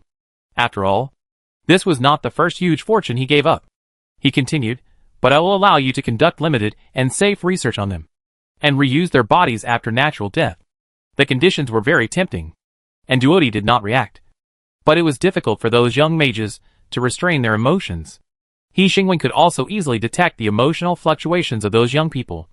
But he pretended not to see them and continued, the research conditions provided by the kingdom include, but are not limited to, black blood stone, the curse of the gods falling land, and other research that only the kingdom can cooperate with. This one is shorter than the previous one, but far more attractive than the previous one. Duoty stroked his beard and said nothing. The young mages behind him were flirting with each other. Their purpose of coming to the kingdom was to study these things. If it weren't for Duoty's former majesty as a mentor, the mages would have been unable to hold back and speak out. But Duoty didn't speak. So the mages who were flirting with each other exchanged a few expressions with rich expressions, and then quietly stopped talking. He Xingwen continued, the research results will be shared by the kingdom and the Arcane Academy. Duoty made the final decision and ended this negotiation that could not be called a negotiation. Okay. I didn't expect that the other world would pay attention to cultural property rights. He Xingwen was surprised that the other party's awareness of cultural property rights was ahead of the Earth. After all, even if He Xingwen didn't mention this, their research results could not belong to the kingdom for free. Duoty noticed He Xingwen's surprise, and he explained, this condition is enough to prove that the kingdom is very interested in the results of the research. Moody suddenly interrupted, so they will support our research on this, not just compromise to achieve their goals.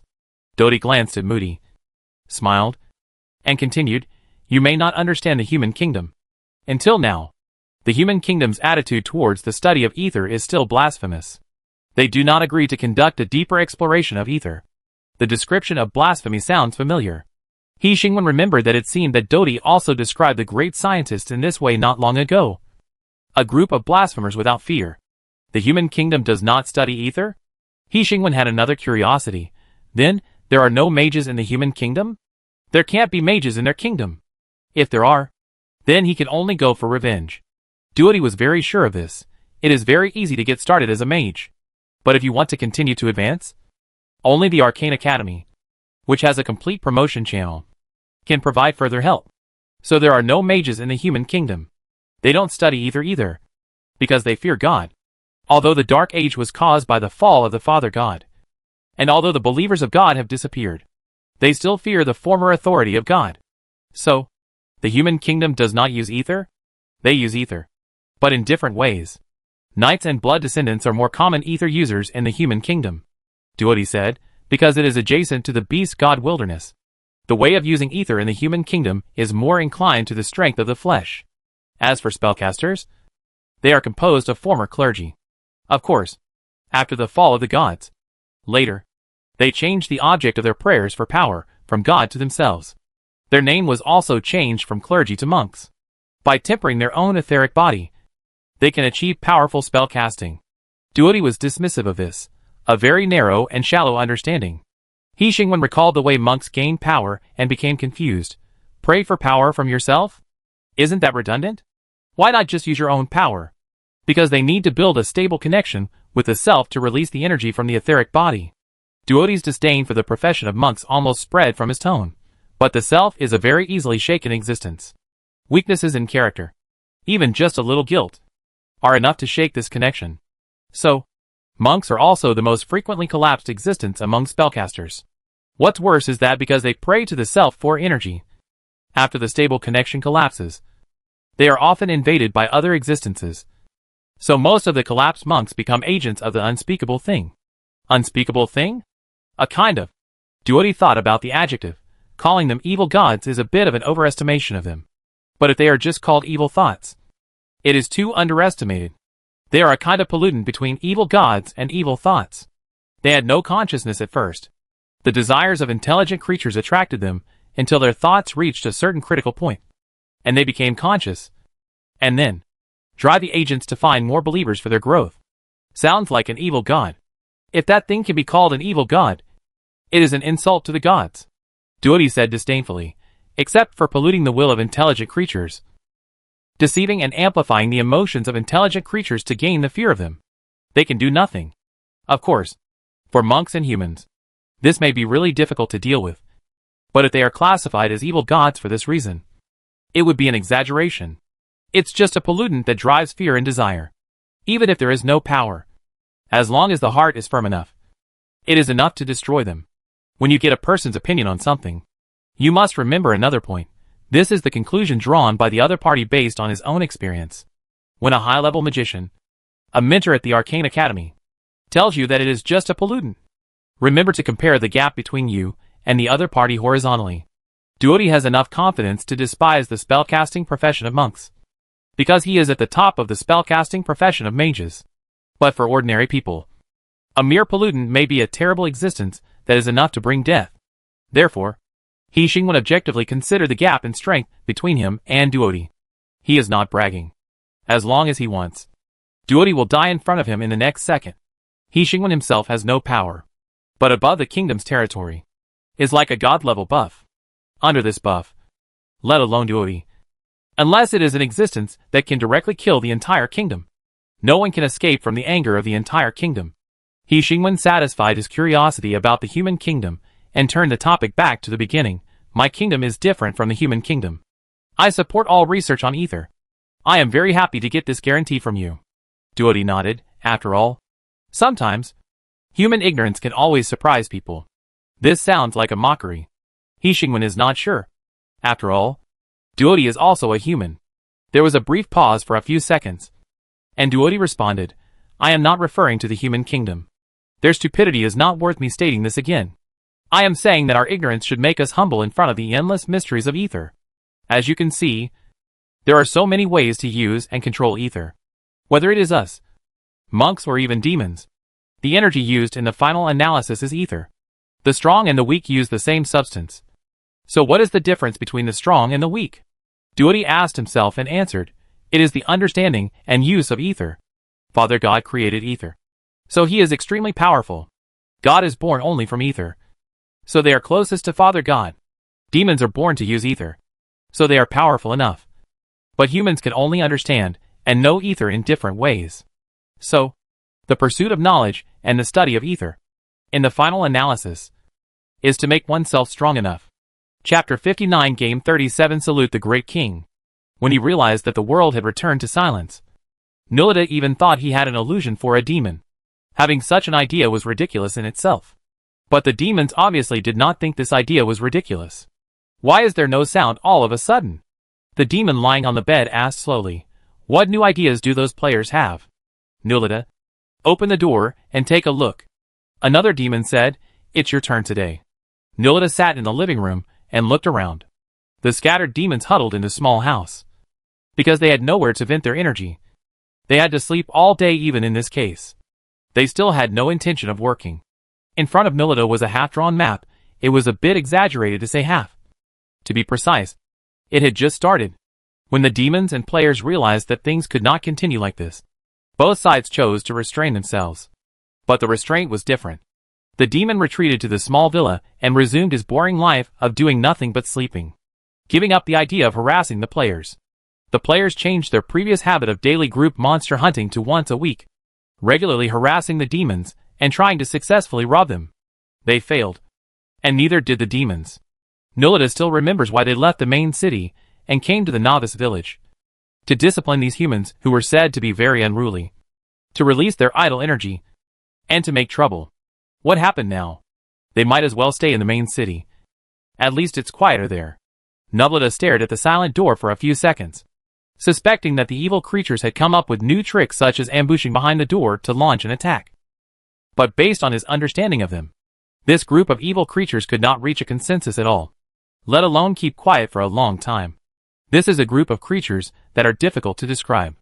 Disorder and order, madness and restraint appear on them at the same time. They can change their positions at any time, just as they can change from disorder to order at any time. Nulita, why don't you move? Nulita didn't respond for a long time. Another demon was impatient and urged him lazily, go and see what they are up to. Nulita interrupted his thinking.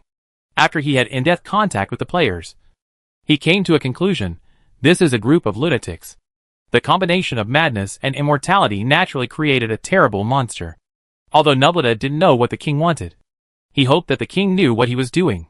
He put a group of monsters into this world. Nulita stood up and opened the door of the small villa. The empty city was in front of him. The long-lost silence returned to the novice village as the players all logged off. Really gone? The demon poked his head out from behind Nulita and looked at the empty street carefully. Where did they go? I don't know. Another demon poked his head out from the other side. After confirming that the players disappeared, he couldn't wait to walk out of the small villa and breathe the free air on the empty street. Finally. Nulita. A loud shout interrupted the other party's heartfelt sigh.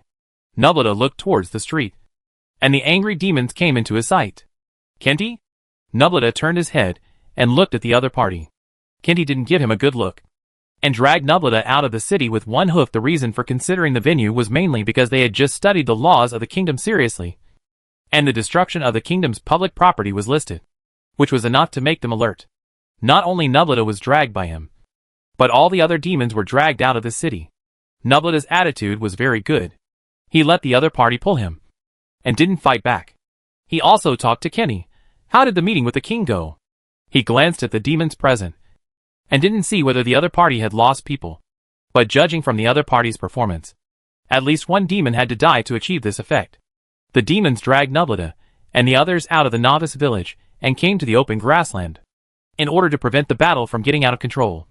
Kenny walked a little further away from the city and the farmland of the human kingdom. Of course, this inevitably brought them closer to the forest and the ocean. Kenny didn't let go until they were far enough away. Without saying a word, he used a big move. He Xingwen, who was introducing the dwarves to the mages, stopped talking and turned his head to look at the flames rising not far away.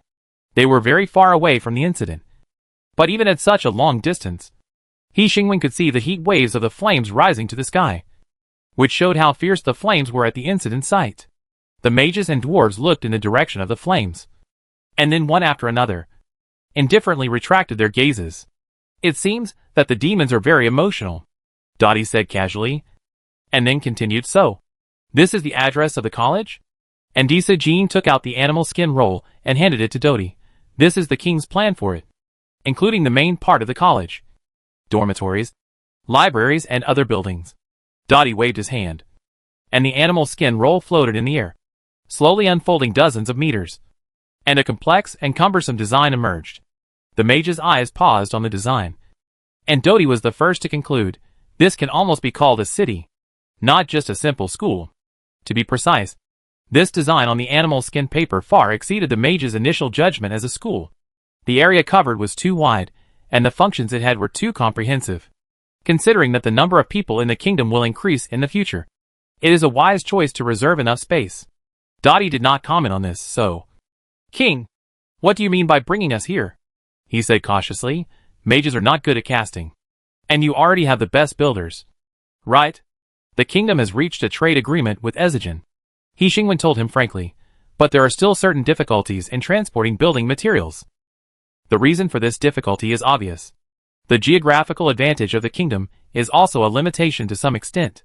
Dottie looked at the long animal skin floating in the air again. According to this scale, the materials needed by the kingdom are definitely an astonishing number. From this scale, it is difficult for me to estimate the time it will take to build the school optimistically. Andy Su Jean was very dissatisfied with the mage's words. Do you look down on the planning ability of dwarves? He held the big hammer and patted his chest and said, classes only need one building. There is no need to connect the completion of the school with whether classes can be held. Dottie showed a kind smile, although it is not certain who is older between the two of them. Dwarves are the best in engineering. No doubt. I absolutely do not mean to question your ability.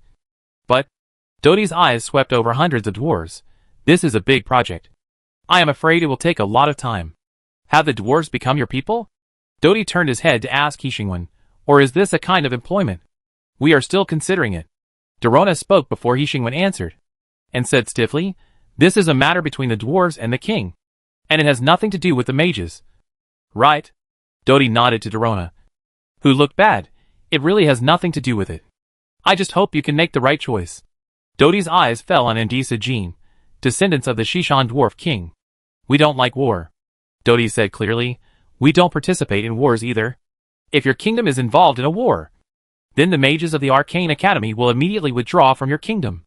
The dwarves sneered at the words, and disdained the naivety of the mages. Trying to stay out of the war is a very foolish idea, because the world as a whole, subjective will cannot affect objective facts. But on the other hand, even a wizard who has such a naive idea about war can smell the smoke of war, which is enough to prove how precarious the current peace is. I respect your choice, He Xingwen said. As I said before, all this is too far away for the current kingdom. The kingdom has just explored the land of God's fall, and is preparing to explore the world outside the land of God's fall. For them, except for the world map drawn by the devil. This world is blank. Contacting and understanding other civilizations is their current need. An invasion and war have no soil for birth before understanding this world. Long-distance transportation of goods is not a problem for Azagen. It's just that the curse of the Land of God's fall has affected the spatial positioning. This is also the reason why the mages cannot directly locate the kingdom with a space gate. The Land of God's fall isolates the spatial positioning. But even so, Azagen still has many ways to solve the problem. Duodi looked at He Xingwen and guessed uncertainly, are they going to use this as a reason to refuse to provide you with goods? To be precise, they are using this as a reason to raise the price. Duodi showed a clear expression. This is the usual style of wandering merchants. In the face of interests, even a powerful king cannot get special treatment. Duodi gave his suggestion. The simplest solution is the Dragon Clan. He Xingwen was a little surprised by this suggestion. Dragon Clan? The Dragon Clan can transport thousands of tons of weight at a time. Their flying speed is enough to greatly shorten the transportation time. Their strong physical fitness is enough to allow them to reach the kingdom in a relatively short time after the curse of the gods' falling land takes effect. In this regard, they are the best choice. The wizard paused for 2 seconds, of course, considering the greedy nature of the dragon race. The price of hiring a dragon, maybe it's better to let the price of Azagen increase. So, after talking for a long time, are you kidding me? Duodi coughed. Second, it is our sky city. As a floating city and weapon in the air, it has the ability to store a large amount of supplies. And it also has the function of moving forward at high speed. The curse of the gods' falling land will not work on non-living creatures. We can remotely control it to enter the gods' falling land. He Xingwen patiently waited for the other party to say but the huge amount of energy required to drive the sky city for such a long time and long distance is more expensive than the gold of Egypt. He Xingwen had to speak. Master, is it my illusion? Or are you really hinting that raising the price of gold of Egypt is the best choice? Duodi said confidently. It's not an illusion. I really think so. He looked at the king, surprised at his stinginess. Can I know why you don't accept the price increase of gold of Egypt? He asked a fatal question. Are you short of money? This has nothing to do with equivalent currency. He Xingwen, who was penniless, said calmly. It's just that I think there are simpler ways to complete the transportation than paying high transportation costs. Duodi, for example? The system spoke at the right time. For example, using building materials from the earth? I don't think this is a good idea. He Xingwen rejected the proposal without hesitation. Considering the amount of building materials needed to construct this school, if we choose to obtain these materials from the earth, I am afraid that after completing the process of material exchange, the earth will be able to quickly enter the era of spiritual energy recovery. The conversation paused here briefly. After the flames in the distance dimmed for a long time, they suddenly turned into a lightning movie, mixed with flames. And it was very lively. So much so that He Xingwen and the others couldn't help but cast their eyes in that direction. So intense? Are they really going to fight to the death? A certain wizard spoke the thoughts of everyone present. Kenny let go and directly released a big move, and the hellfire soared into the sky, forming a sea of fire. White smoke came out of the flames, bringing a strong smell of sulfuric acid. The hellfire is different from ordinary fire. It has greater lethality, and burns to an extremely amazing degree. As an offensive spell, it is the forte of the demons. But the problem lies in the forte.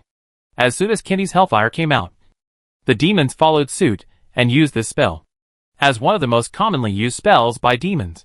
Hellfire has a feature that it does not cause damage to the owner, otherwise it would be embarrassing for everyone to be burned to death by the spell they cast while fighting.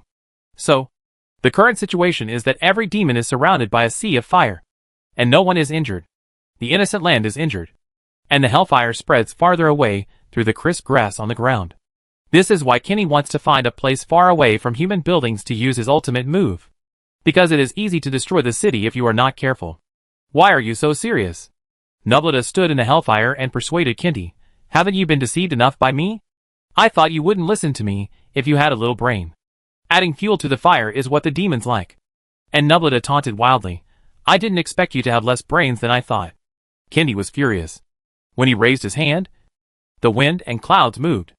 A fierce ether reaction broke out, from Kenny's feet to Nulleta's feet. Are you angry? Nulleta jumped back, facing the Mars to close the distance between him and Kenny, and came into close contact with the violent ether fluctuations. The explosions caused by the violent energy reaction came out one after another from the hellfire. Nulita, who took the explosion with his face, was surrounded by the explosions in a very short time and disappeared in an instant. The other demons were not idle either. Whether they were demons who had been holding back for a long time and had nowhere to release their energy, or demons who faced the king's show of power, they all needed a hearty battle to vent their emotions. Demons who were born to use ether were different from mages when releasing their life spells. They were easy to use and extremely powerful. Chaos swept across the open space, and the violently fluctuating ether appeared and disappeared in various forms. A few seconds later, Nulita rushed out of the explosion range. Unscathed, of course. He was inevitably a little dusty. Behind him, the violent explosions blew out uneven pits on the ground, and a layer of the ground was shaved off. After being hit so hard, Nulita was a little angry. He rushed to Ken in front of him and threw a left hook. The two of them switched from spells to hand-to-hand combat. In addition to their long lives and bad personalities, demons have another distinctive feature: strong physical fitness. The ability to use ether. A race that always makes trouble can survive until now, mainly because they are strong enough. An interesting thing is that in the past, when the big demons, who were the ruling class of demons, had not disappeared, the little demons of the rule class could only be said to be inferior compared to the big demons. The great demons stand shoulder to shoulder with God, always accompanying the Father God. Of course, after the Dark Age, the great demon and God disappeared from this world. So, the little demon can also be called powerful. It's not that the little demon's strength has improved, but the race after the Dark Age cannot glimpse the true strength of the existence of the Third Age.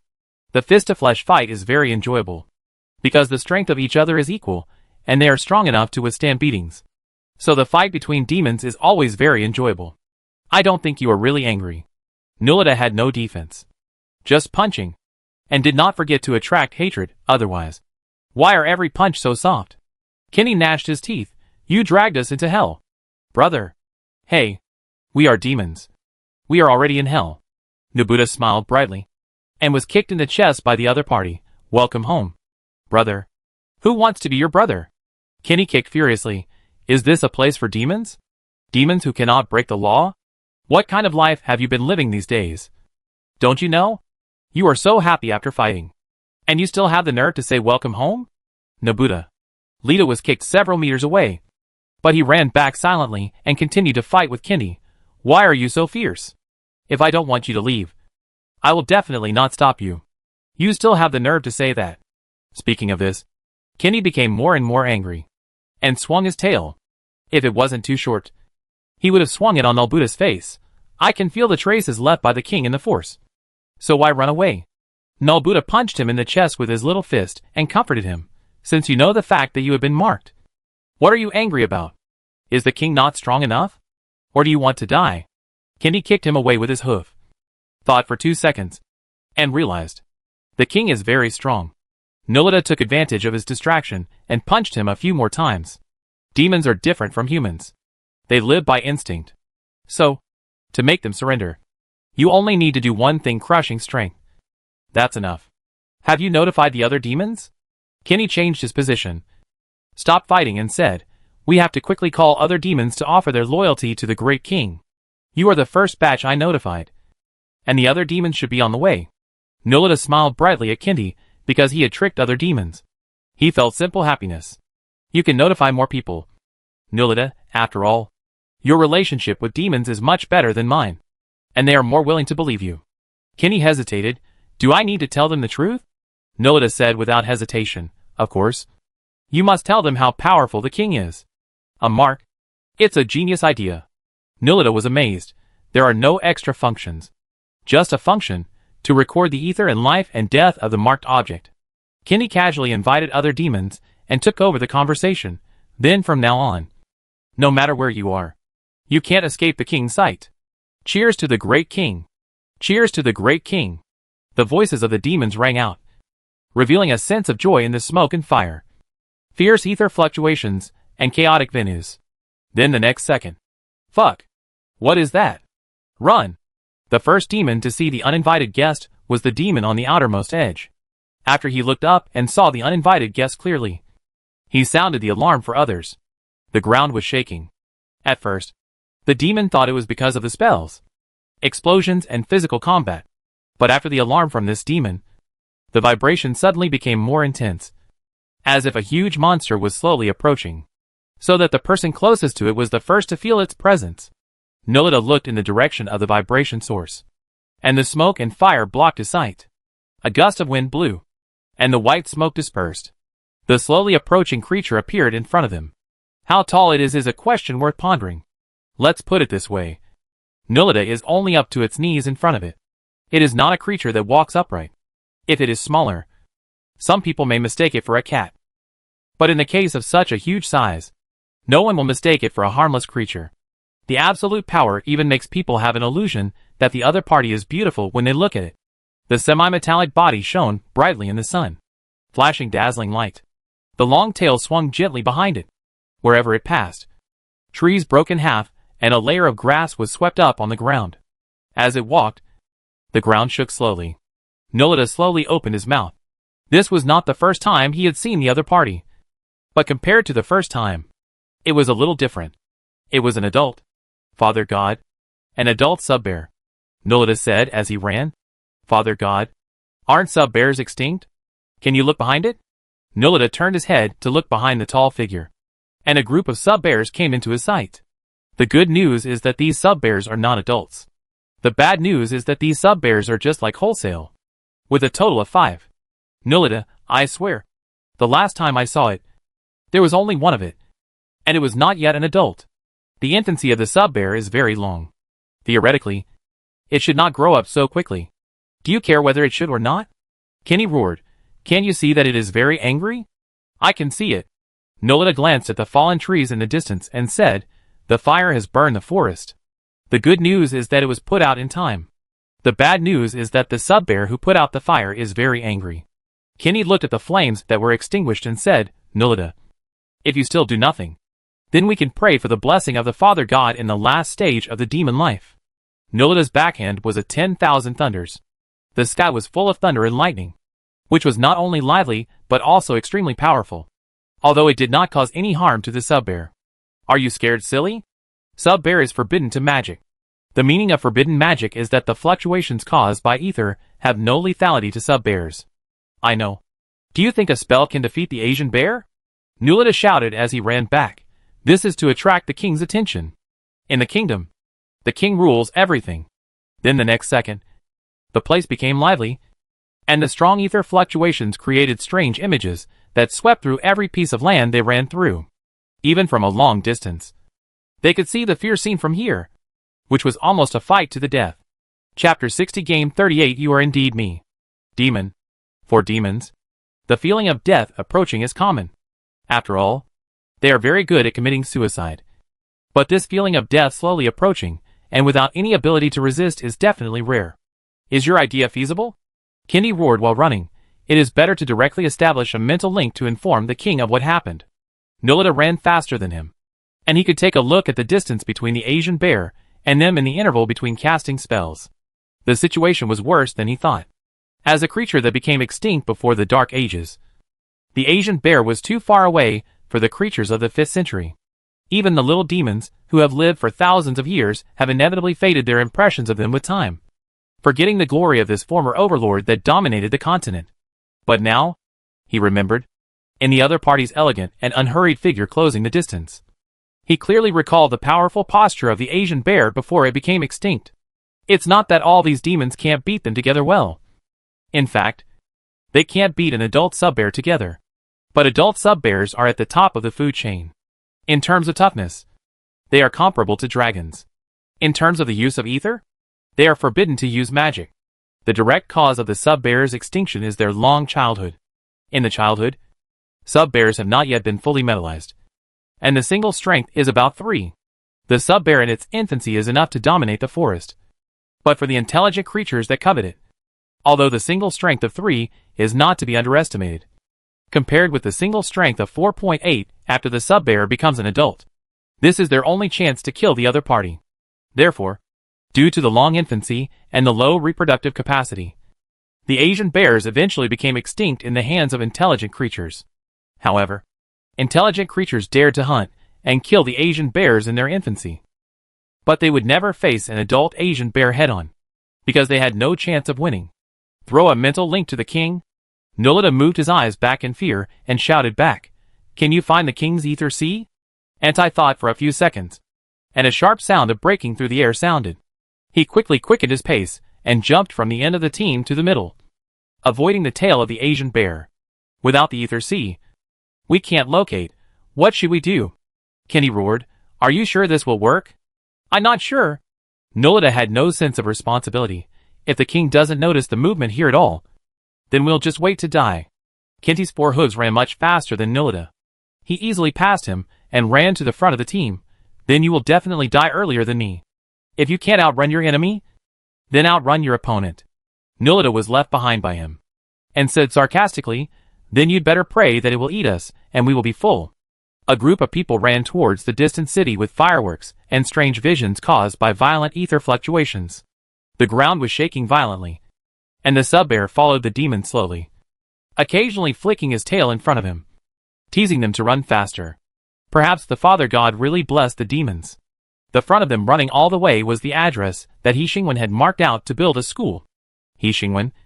The mages and the dwarves were looking at the ball of wind, fire, thunder and lightning approaching them with a confused look on their faces, accompanied by the shaking of the ground. As the distance got closer, other figures hidden by the vision caused by the ether slowly emerged. The expressions of the wizard and the dwarf changed from confusion to shock. A living sub-bear? The great reputation of the sub-bear made everyone take a step back, and then reacted and turned to look at the king. He Xingwen had some impression of the creature chasing the demon. After all, when he didn't know this world yet, it was the other party that made him clearly recognize the deterrence of death. But in just a few months' game time, the other party's size has become a whole circle larger? This growth rate is too amazing. While He Xingwen was thinking deeply, the demon quickly approached their location. Duodi coughed. "King? The sub-bear seems to have some friction with the demon." "Don't be dazed. Solve the problem quickly." Just as the demons are no match for the adult sub-bear, the mages together are not enough to punch the sub-bear.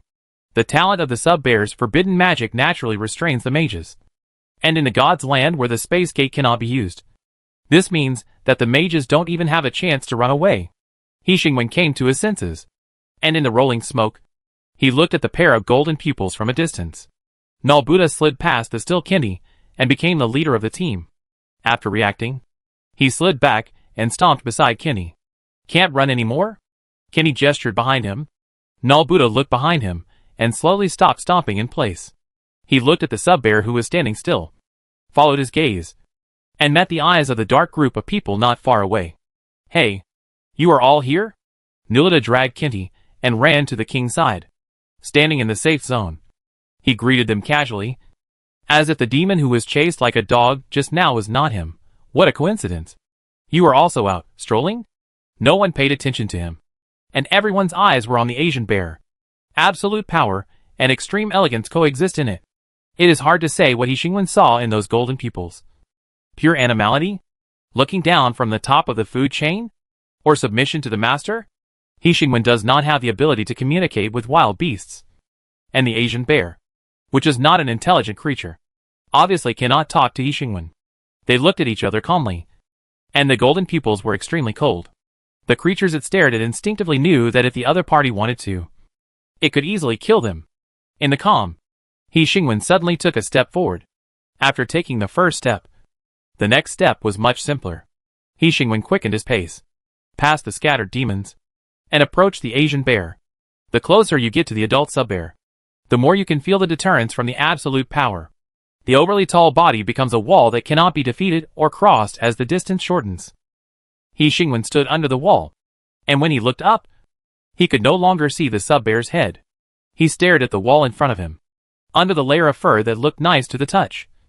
There was silver glowing metal, cold, hard and powerful. He Xingwen stretched out his hand, and the soft fur brushed across his palm, before he could convey the softness to the other party. The sharpness brought by the cold and hard metal texture instantly extinguished the illusion of softness. It was hard for Nulita not to admire the king's courage. The king's subordinates killed a guy with his tail, and the king was able to leave a whole body, which was considered a mercy by the sub-bear.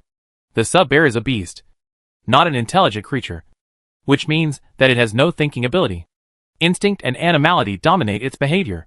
And normal people know that the instinct and animality of beasts do not include the so-called reverence for the king. The title of the human kingdom is meaningless to beasts. However, this kingdom is always creating miracles. Who knows if it will create the next miracle and imprint reverence for the king into the instinct and animality of beasts? The demon, the wizard, and the dwarf watched this scene quietly, waiting for the answer to this question. Of course, the main reason is that all the people present combined cannot beat this adult sub-bear. As Xingwen moved, the tail that was originally swaying gently behind the sub-bear began to slowly approach him. Hiss! One of the young mages gasped, "Tail!" The demon glanced at the impatient young mage and said to Duodi with some dissatisfaction, "Control your students. Don't make a fuss over everything you see." Duodi understood the subtext of the other party's words in the current situation. Making a sound to attract the attention of the Asian bear is not a good thing. He turned his head and gave a warning look to the impatient young mages, and waited for them to shut up honestly before frowning and looking into the distance. The Asian bear's tail, the weapon that could cut dozens of century-old trees in half with a casual flick, was slowly approaching the king's direction. The atmosphere in the crowd became solemn. Xingwen could not communicate with Yaxiong, but he had received a positive answer from the other party's reaction. "It will not attack me." The system was silent for 2 seconds, and had to repeat the same old saying, "Of course. You are the master of the kingdom, the master of all things. It is impossible for it to attack you." In fact, if Xingwen had not been intimidated by the threat of the top predator when he first met Yaxiong, he should have realized this at that time. Yaxiong's tail slowly approached Xingwen and probed forward, and the tip of the tail swayed gently in front of Xingwen. Xingwen reached out and grasped this weapon made of pure metal. And the next second, his vision suddenly became clear. The kingdom consisting of 2 cities, the wider oasis and the endless desert, were all taken in by him one by one.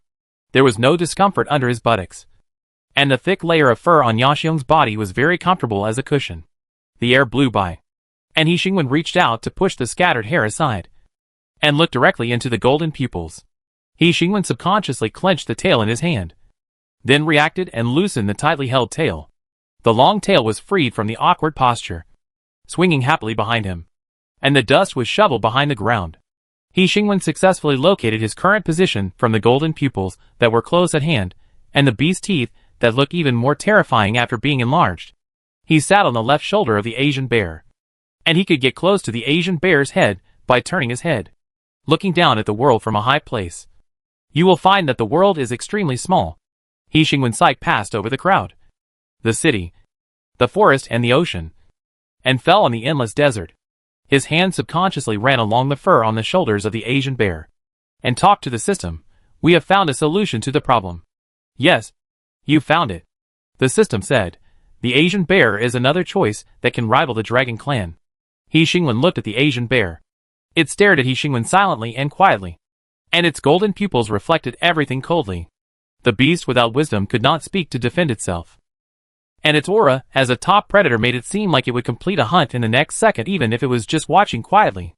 Xingwen reached out and touched its ears, and felt the cold metal touch under the fur. The dust flew behind the Asian bear, and its tail, which kept swinging because of excitement, messed up the ground. The young sub-bears waited for a long time, and finally couldn't help but come forward one by one, approaching the adult sub-bear, trying to get a close look at the hairless creature on its shoulder. This scene looked a bit scary no matter which sub-bear was there. If it suddenly touched him lightly, it might cause irreversible damage to Xingwen. After witnessing the miracle, the onlookers relaxed, and Nilita took the lead in starting the dialogue mode. Of course, it was inevitably mixed with the devil's habit of attracting hatred. "So, it's another miracle of the king?" Nilita muttered. "It's not surprising at all." Kendi ignored him. As a new demon who joined the kingdom, he was concentrating on observing the interaction between the king and the sub-bear, trying to capture the king's weaknesses from it. Of course, this was destined to be a waste of effort. Duodi retracted his gaze and frowned subconsciously. When your neighbor is so powerful that he repeatedly surpasses your cognition, it is not a good thing. 1 adult sub-bear. 5 young sub-bears. "Master, your expression looks very solemn. How could Nolita miss such a good opportunity?" He immediately turned on the mocking mode.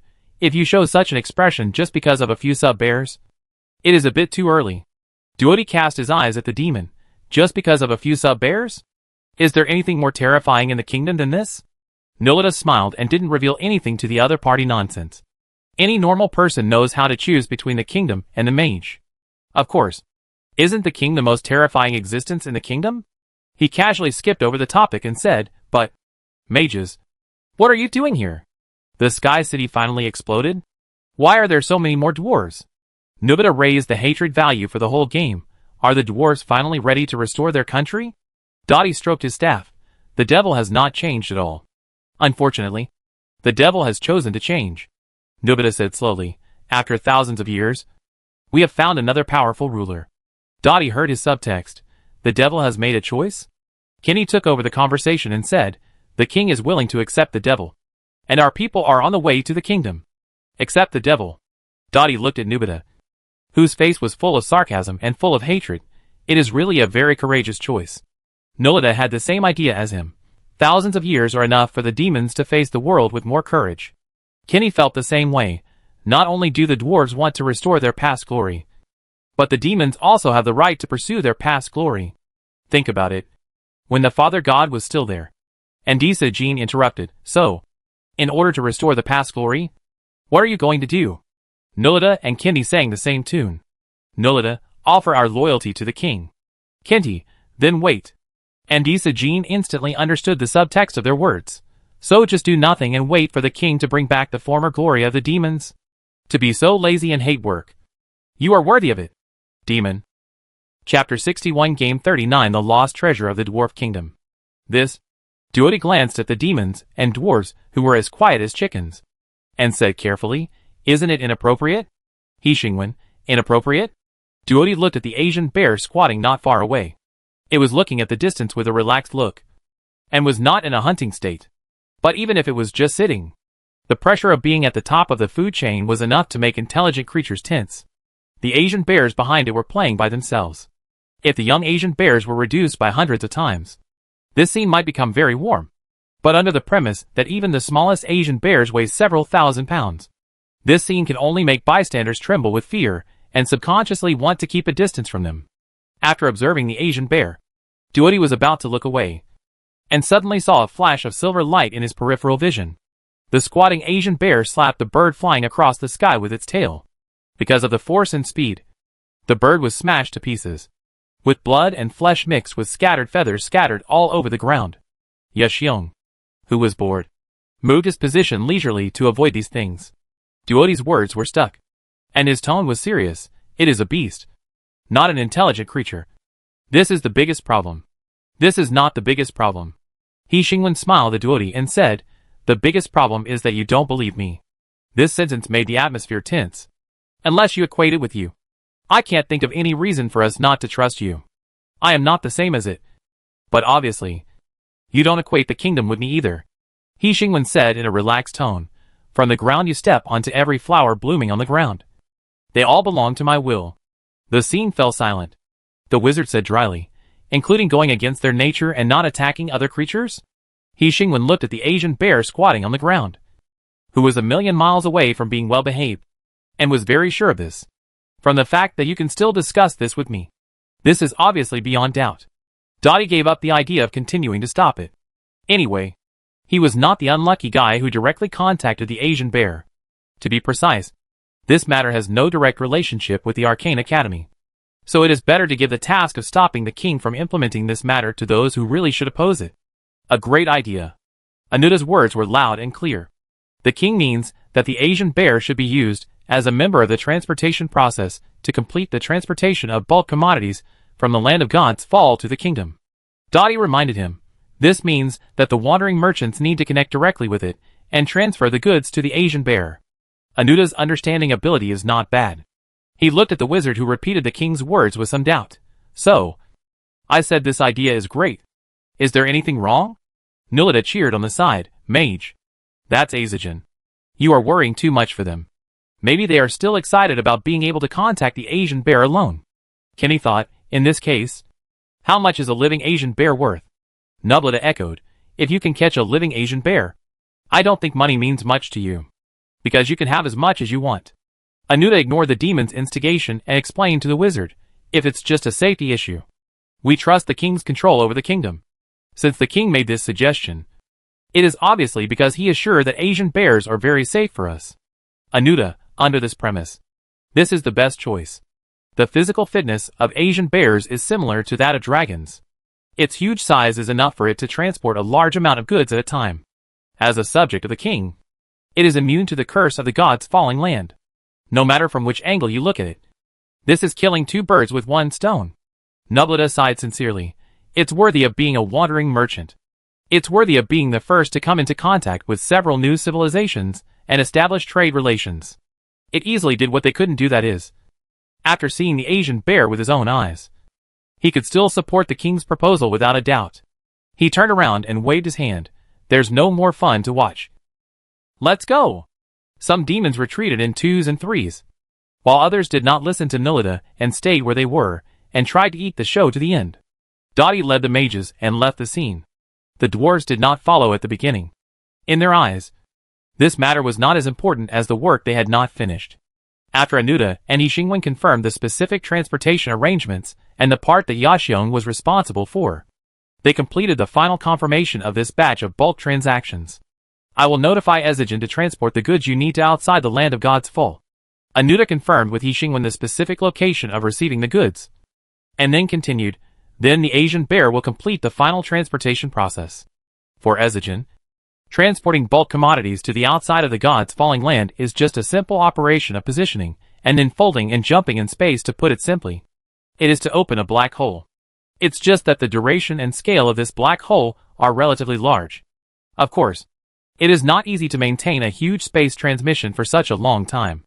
At least for most human kingdoms. This is a huge expense. But the difference between Ezigen and the human kingdom is that it is very rich. The special feature of the kingdom is that it cannot be located across the gods' falling land to the kingdom. So the space gate cannot be directly located in the kingdom. If the distance from the outside of the gods' falling land to the kingdom is completed by wandering merchants, it means high labor transportation costs. But now that the problem has been solved, the only thing left is the payment that the kingdom should pay. Anuta glanced at the Asian bears, who were fighting in a ball behind him, and a slight vibration was transmitted to his feet. Just like his uncalm emotions at the moment, the wandering merchant was not aware of the resurrection of extinct creatures in the kingdom. When Anuta visited the kingdom, he only visited a limited part because of the king's order and the NPC who followed him everywhere. He never expected that the places he didn't visit would have such unimaginable secrets. A living adult sub-bear? Then he could understand why he was forbidden to visit. Dear King. Anuta retracted his gaze and said carefully, obviously, we don't know your kingdom well enough. You have enough time to learn slowly. Yixingwen said, but there is one thing you should know. All extinct creatures are forbidden to be captured and sold. Yixingwen gently gave the other party a serious warning. They can only live in the territory of the kingdom. Any attempt to capture and sell extinct creatures that I know of will be regarded as a provocation to me. To be precise, this is not a warning to Anuta personally, but a warning to the group of wandering merchants. As Das Kapital said, when faced with 100% profit, capitalists will ignore the constraints of the law. When faced with 300% profit, capitalists will even take risks and trample on death. And the corpse of an extinct creature, or even a living extinct creature, is definitely enough for 300% profit. The kingdom will be your enemy. Yixingwen used this sentence as the ending of the threat. Anuta accepted the threat very clearly, gave up the idea of continuing to talk about extinct creatures, and expressed his support for it without changing his expression. It's an admirable choice. We respect the differences between civilizations and abide by the rules of different civilizations. In addition to being merchants, we are more willing to be friends with every civilization. Then, maybe we should talk about the payment for the goods next? Anuta handed the parchment to Yixingwen and said, how do you plan to pay for this new order?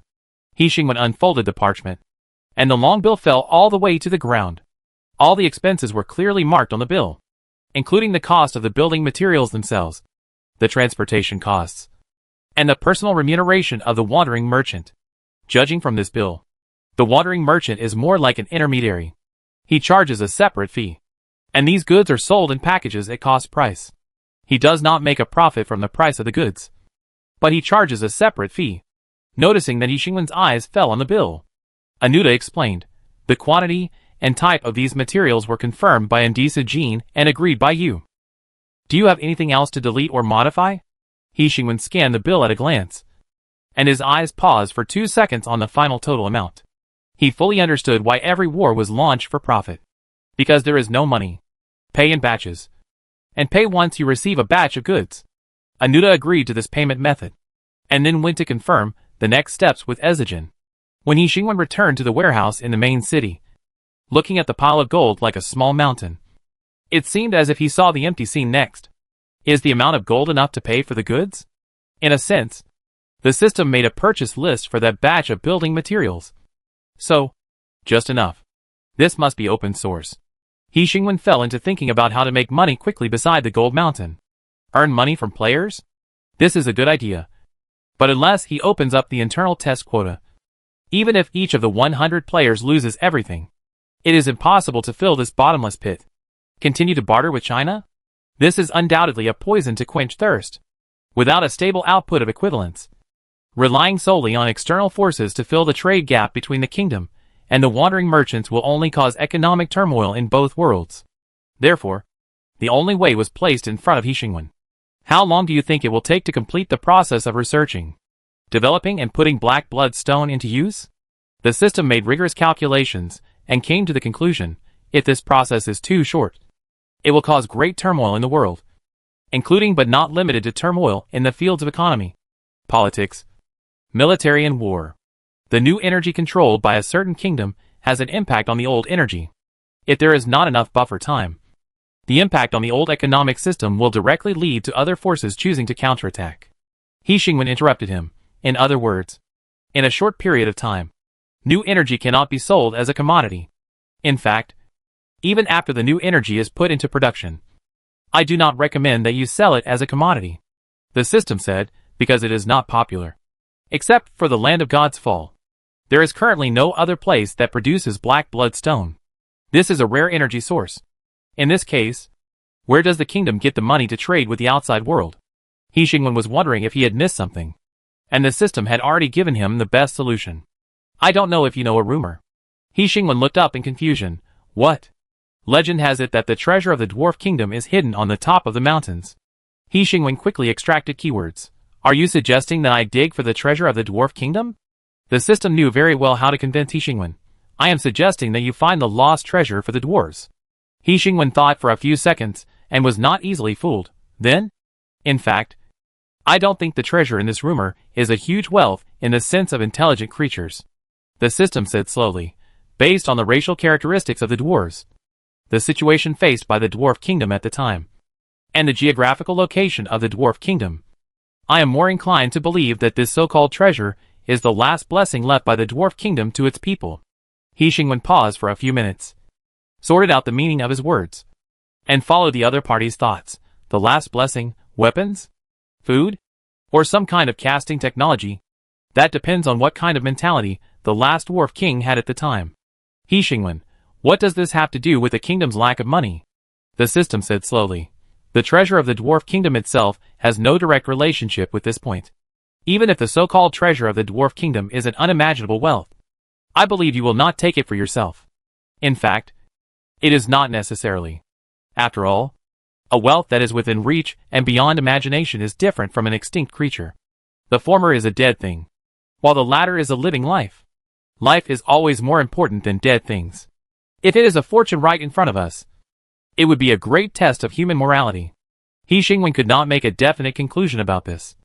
But the system was very sure of this point, that his contractor had extremely noble moral sentiments. But if you accidentally discovered a mine while searching for treasure for the dwarves, the system said, the top of the mountains does not belong to any force at present. That is, the natural resources discovered belong to the discoverer. Because the system's ability is almost omnipotent. He Xingwen subconsciously believes that the other party is really omnipotent. For example, to create a world map in the database, which marks the location of all natural resources in the world. Do you know the location of the mine on the top of the mountains? The system paused for 2 seconds and had to explain that it was not really omnipotent. I don't know more about this world than you do. And the current information is not enough for me to build a resource distribution map of this world. The system projected the world map that the demon had drawn before in front of He Xingwen. and zoomed in on the location of the top of the mountains. If you look carefully at the area ratio of the mountain range on the top of the mountains, you will find that this is a very vast and continuous mountain range, which means it has extremely rich natural resources. According to the dwarf's previous description of the top of the mountains, he reached the land of God's fall through the cave in the belly of the mountain. That is, a road has been dug inside this mountain range that is enough to lead directly to the land of God's fall from the outside world. System: why do you think the dwarf kingdom needs to dig a passage inside the belly of the mountain? He Xingwen stared at the map in front of him, with only one thought. The system was actually afraid. Horrible!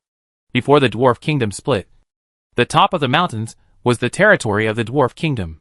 The system said, a kingdom that is good at casting and even creates a mechanical army needs a lot of ore. So, the top of the mountains is rich in mineral resources. He Xingwen followed his thoughts and said calmly, but obviously the ore you are talking about is not those ordinary ores, but directly linked to huge wealth. The real treasure of the dwarf kingdom. That is, gold mines that can be used directly as equivalent currency. But if there are gold mines on the top of the mountains, I don't think it would have not been discovered by others until now. System: yes. Theoretically, even if there are mines on the top of the mountains, they cannot be unmined. But the legend that the treasure of the dwarf kingdom is on the top of the mountains has been circulating on the continent since the split of the dwarf kingdom. But it has not been discovered so far. This is enough to prove that those gold diggers have not touched the real core of the top of the mountains at all. The system said objectively, the treasure of the dwarf kingdom and the natural treasure house that has been deposited on the top of the mountains for tens of millions of years are still waiting for its true owner. After a short silence, He Xingwen understood the correct way to ask questions without any guidance regarding helping the dwarves find the lost treasure. Is there anything else you should tell me, but didn't tell me? The system thought for a few seconds. For example, about the selection of the expedition team? The increase in the number of players in the internal test? The initial contact with the dragon clan? And the possible small-scale conflicts with other dwarves? Should I tell you these? He Xingwen didn't expect that he would ask such explosive news with just a casual question. His focus inevitably paused on a certain word, dragon? The top of the mountains is dangerous. It is obviously not enough to rely on the dwarves, your people and the players to complete the task of finding the lost treasure. But if some other races are added, the success rate of this expedition will increase further. He Xingwen took a deep breath and looked at the task he was currently carrying out from the Mind Palace. By the way to build the Mind Palace was taught to him by the system. Build a teaching building that can be used for teaching. Progress 50%. The preliminary preparations are ready, and the dwarves can build a teaching building that can be used for teaching as long as the building materials are in place. Build a complete school. Progress 1%. You don't think a teaching building is equivalent to a school, right? Compared with everything a school needs. You haven't even made the preliminary preparations needed to build it. Below are the bright red preliminary preparations. Lack of materials, lack of money, lack of teachers, lack of students. Improve the basic settings of the game. Progress 10%. Congratulations. Your players can at least find the character panel in the game. Holographic game promotion. Ongoing. Development of new energy. Progress 0% except for the most primitive use. You know nothing about how to effectively use the new energy in the Black Blood Stone. And at the bottom is the new task that just appeared. Lost Treasure Task Chain. Task 1. Get the consent of the dwarves and find the lost treasure for the dwarves. Task 2. Form an expedition team. Task Branch. Increase the number of internal test players. Task Branch 2. Trick and persuade a dragon. Task Branch 3. Invite other races. Task 3. Send an expedition team to the top of the mountains. Task 4. After a conflict with the dwarves, who are still on the top of the mountains, win the conflict. Task 5. Find the real treasure on the top of the mountains. He Xingwen stared at this row of tasks for a few seconds and felt that he had been spoiled. This is the world seen by the system. From the beginning to the process to the end. It is clearly arranged. Chapter 62 Reality 14 and Game 40 Game Update completed. Forum. When will the game be updated? Has His Majesty the King run away? How many days have passed? The game update has not been completed. And the video has not been updated. I am seriously thinking about the possibility that His Majesty the King has run away. The monk can run away, but the temple cannot. There is such a big relevant department there. What are you worried about? I just came in to cry. If there is no more game to play, I will die. No. Aren't there only 100 of you beta testers? Why do you want to show off your presence so much? How many people in the forum don't even have the qualifications for the beta test? What's wrong with not playing the game for a few days? What's wrong? Did the onlookers who have never touched the game say anything? You haven't played the game from beginning to end. But I have played it. And you don't allow me to cry a little? Those who used to complain about the poor balance of the game in the forum every day, the lack of basic settings, the inability to upgrade, and the inability to complete tasks, and those who are now crying about having no games to play, are the same people? You change your faces too quickly. Right? So those complaints before were specifically to fool us cloud players? This is called deep love. Sharp criticism. You don't understand. Could it be that His Majesty the King saw that the internal test player's evaluation was so low, and he suddenly had a brainwave and planned to redevelop the entire game from scratch? I wonder why this update took so long. No way. Is His Majesty the King really stupid? These internal test players know nothing about games? Should we listen to their nonsense? It's hard to say. His Majesty the King's train of thought has always been difficult to understand. Maybe he is a genius. But it's okay to let him develop a holographic game. After all, no one else can do it except him. But he is also the game planner. Isn't it a bit problematic? Don't ask. I don't know even if you ask. Screenshot of His Majesty's latest announcement. Update completed? Is it going to be launched? A new batch of lucky players has been born? Wow. How many players in the last batch wasted the internal test quota? And more than 10 internal test quotas were directly vacated. Am I the only one who noticed that the next batch of internal test player quotas will be available soon? His Majesty is finally going to increase the number of internal test players? Then you must not have seen the small line of words at the back. Date undetermined. It's just a big pie in the sky. And it's hard to say when it will be available. Internal test players are ecstatic. Goodbye everyone. I'm going to play games. The post sank until a few hours later, when someone pushed it up again. No wonder it took 6 days to update. So many contents have been updated. If you want to talk about this, I'm not sleepy anymore. Come on. Let's talk about it. Wild wandering merchants have been transformed into permanent ones. Screenshot of Anuta. Screenshot of a long line in front of Anuta. The number of demons has increased. Screenshot of Kinney. Screenshot of other demons surrounded by players. New tasks have appeared outside the novice village. School construction. Large multiplayer tasks. And the final rewards are distributed according to contribution points. The planner has finally figured it out. Screenshot of the dwarf and the 117 team working on the construction site together. Wandering merchants also sell blood recovery potions. Primary, intermediate, and resurrection levels. Product catalog image. There are weapons. Dragon slaying swords. It sounds awesome. And basic equipment. Groceries. Even daily necessities like bait. I just can't afford them. A bottle of red bottle costs 20 credits.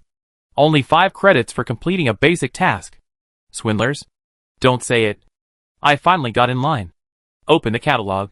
And my eyes went dark. There was nothing I could afford. It's obvious that this is played by one person. Right? Other beta testers can transfer money to each other. And at least get 20 credit points. I can't afford the goods of the wandering merchant. So I'm thinking about looking at the system functions that can be bought with credit points. Wow. They are even more profiteers than wandering merchants. Extend the recording time of the day. 10 credit points per minute. Screenshot of the 117 team at work. Are the people working with the dwarves players or NPCs? They should be NPCs? I went to move bricks. And I saw that they just worked without talking. With this concentration, they can't be players. Right? Regarding the identity of this group of humans, it is recommended to go to the video website to watch the video uploaded by Wang Shower before. Surprise! I actually met an army in the game. This should be the earliest known recording of this group of people. I went to watch it and came back. I also watched it and came back. No. 1 or 2 of them are bold enough to speak up. How about this palace jade liquor? 180 per cup. Ugh. I dare not say. It's hard to say. Let's talk about something else. Although the NPCs I met before were very intelligent, they were all quite rigid. I agree with the above. This group of NPCs is even more rigid. When the player talks to them, they don't say a word and just keep their heads down to work.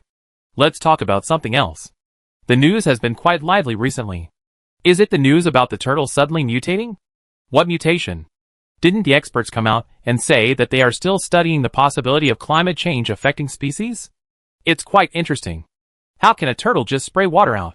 It's amazing. The grandmother of my father's aunt's neighbor's aunt has reliable information. She said that this turtle is a great immortal. Don't be so futile and superstitious. My post will be blocked later. Then the fourth grandfather of my uncle's neighbor's third aunt also has reliable information. He said that this turtle has evolved. I won't pretend anymore. I'm going to show my cards. Have you heard of the resurrection of spiritual energy? I have reliable gossip. The spiritual energy of this world is about to revive. Wu Xing was stunned for 2 seconds after seeing this reply. Then he looked at the nickname and quickly called someone else to ask them to check the status of this reply. His own people kept leaving messages on another busy post. Yes, the spiritual energy is definitely going to revive. The 2 computers in front of him were densely packed with replies from dozens of different forums, videos, and even social networking sites. After replying to one post, he replied to another social networking site. The end of the world? How is it possible? Look at this new post about the revival of all things. Does it look like the end of the world? Let me tell you. My aunt said that there really were monsters in the world before. The news is so weird lately. Revival. Wu Xing was typing away and turned around to answer a phone call, saying that there was nothing wrong with the suspicious account he had just reported. It's really not an information leak. He said it so confidently. I thought it was one of our internal staff. Wu Xing bit his lollipop. Check the time, echoed the person on the other end of the phone. Hung up the phone and turned around to look at the game helmet beside him. The game is updated and the new version is available. For players, it means that the gameplay has improved. The basic settings of the game are more complete. In short, finally you can buy reagents and equipment. Players have taken another step on the road to becoming the real fourth calamity. The players who gathered the strength of their friends to equip themselves discussed and decided to start a group to get a feel for it. Kendi was lucky and unfortunate to watch this scene. The players rushed up without order and were wiped out by the demons. Before Kendi could exclaim at the weakness of the players, he saw the players who had just been wiped out rushing over from the direction of the church again, shouting strange slogans in a disorderly manner, fearless of life and death, leading the way, and being wiped out again. Kendi's relaxed expression gradually solidified, until the players stopped the loss in time because of the 3 team wipes, gave up the idea of starting a team, and chose to evacuate. Kendi still stood at the window and stared at the retreating players, unable to come back to his senses. Knock, knock, knock. Kendi was deeply lost in thought and ignored the knock on the door. Nilita stopped drawing the map and looked at the door. Who? A player shouted at the top of his voice. It's me. Your good friend, Wang Dali. Mr. Nilita. Long time no see. Is there anything I can help you with? Nilita stood up and opened the door. After both the demons and the players chose to restrain themselves, the demons tentatively extended their hands, and the players obviously had no moral integrity at all, and immediately shook the hand of friendship extended by the demons. Then, Nilita gained a loyal friend. Wang Dali smiled brightly at Nilita, full of expectation. Is today's task still to help you get the allocated supplies from you? Nilita stared at him for a few seconds, and suddenly smiled brightly. It's you, my loyal friend. I do have a troublesome matter recently, and I want to find someone to help me. When Nilita said this, Kendi shuddered, and looked at the 2 people who were talking with a look of who is going to be unlucky again. Wang Dali's eyes lit up. Is my favorability finally maxed out? Finally a hidden task? Your loyal friend. Wang Dali is very willing to help. Wang Dali prayed in front of Nilita quietly, and without paying attention to others. Hidden mission. Hidden mission. There must be a hidden mission. In the south of the kingdom, a special creature appeared, and I am very interested in it. Special creature? Wang Dali was shocked. How special? A very powerful giant creature. It seems to be the pet raised by the king. A task panel popped up in front of Wang Dali. Task from Nilita. Find the relevant information of the king's pet from the south of the kingdom, and pass it on to Nilita. Task conditions. Find the king's pet. Mission reward. Nilita's favorability +5 credit point +1. Mission penalty. None. Wang Dali glanced at the reward. Although he knew very well how stingy the devil was, this reward was completely inconsistent with what a hidden mission should have. Wang Dali was busy brushing the devil's favorability just to bet that the devil had a hidden mission. If it wasn't a hidden mission, Who would be interested in doing such a stingy mission? I'm a little busy recently. Wang Dali glanced at the mission penalty and decided to politely refuse this stingy mission that looked troublesome at first glance. Why don't you find another? In the process of dealing with players, Nubleta fully understood the players and their greed. He slowly took out a string of glittering jewelry from the space. In return, this, Wang Dali's eyes instantly glued to the jewelry that looked very valuable. But as a high-level player, he was very cautious after all. They also knew the bad character of the devil very well. So he waited until Nubleta finished introducing the purpose of this string of jewelry before he cleared his throat reservedly. Then, I can. Demon. What is the name of this demon? Mr. Nubleta, I can help you complete this task. I can do it too. I run fast. They are not as careful as me. Wang Dali was interrupted by a bunch of people before he finished speaking. He turned his head and looked behind him. Wow! A full circle of players stared at the bracelet on Nubleta's hand. The task requirements and rewards on the task bar also changed accordingly. Elite task from Nubleta. Find the king's pet from the south of the kingdom and bring it back to Nubleta. Mission conditions. Bring back the king's pet. Mission rewards. A bracelet from the human kingdom with 3 life spells. Of extraordinary value, Nubleta's favorability plus 30 credit points plus 100. Mission penalties. None. Wang Dali didn't care about whether there were any pitfalls in this mission, and took the mission repeatedly. Leave it to me. Your loyal friend will definitely complete this mission. After Wang Dali took the mission, the players rushed up and surrounded him. Hurry up and share it. Let's team up together. You can't complete it alone. His location is so vague. Maybe he will leave the kingdom. By the way, it happens that Green Leaf, Leaf Dog and Nahe are all here. Let's discuss how to distribute this first hidden mission. Everyone completes the task together, and then directly hand this thing over to Zhe as a trophy. And you can get 10% more credit points. How about it? With the discussion, the players quickly reached a consensus. Solving the distribution of task rewards basically solved all possible conflicts among players. The players happily changed from individual combat to team competition, left the demon's villa without any regrets, and walked towards the task location with the joy of finally getting the demon's hidden task. Kenny witnessed with his own eyes that the player who was fighting the demon to death and bleeding 10 minutes ago turned into a loyal friend of the demon, sold his soul for a bracelet, and ran straight towards the pit dug by Nubleta, with a very complicated expression. You. Kenny raised his hoof and pointed back and forth for a long time, not knowing what to say. The group of creatures you just saw are another part of the kingdom's people. The players. Players? Yes. This is a race that is far more shameless, greedy, and evil than the devil. As a veteran, Nubleta warned Kenny, who had just met this new species. They are very weak. But I suggest that you better not conflict with them. If you need them to do anything, it's best to use the method I just used, which can easily make them die for you. Kenny, so? They don't think there is a problem with shouting and killing you while doing things for you. Obviously they don't think there is any problem with this. This existence is beyond Kenny's cognition. He paused for a few seconds, recalled Nubleta's behavior just now, and concluded, you don't plan to reward them? Nubleta threw the bracelet into the space casually. If they can bring back anything from the sub-bear, I will be happy to give it to them. They can't get close to the sub-bear. Not to mention bringing back anything from the sub-bear. That's their problem. Nubleta said confidently, it has nothing to do with me. Kenny was confused again. So?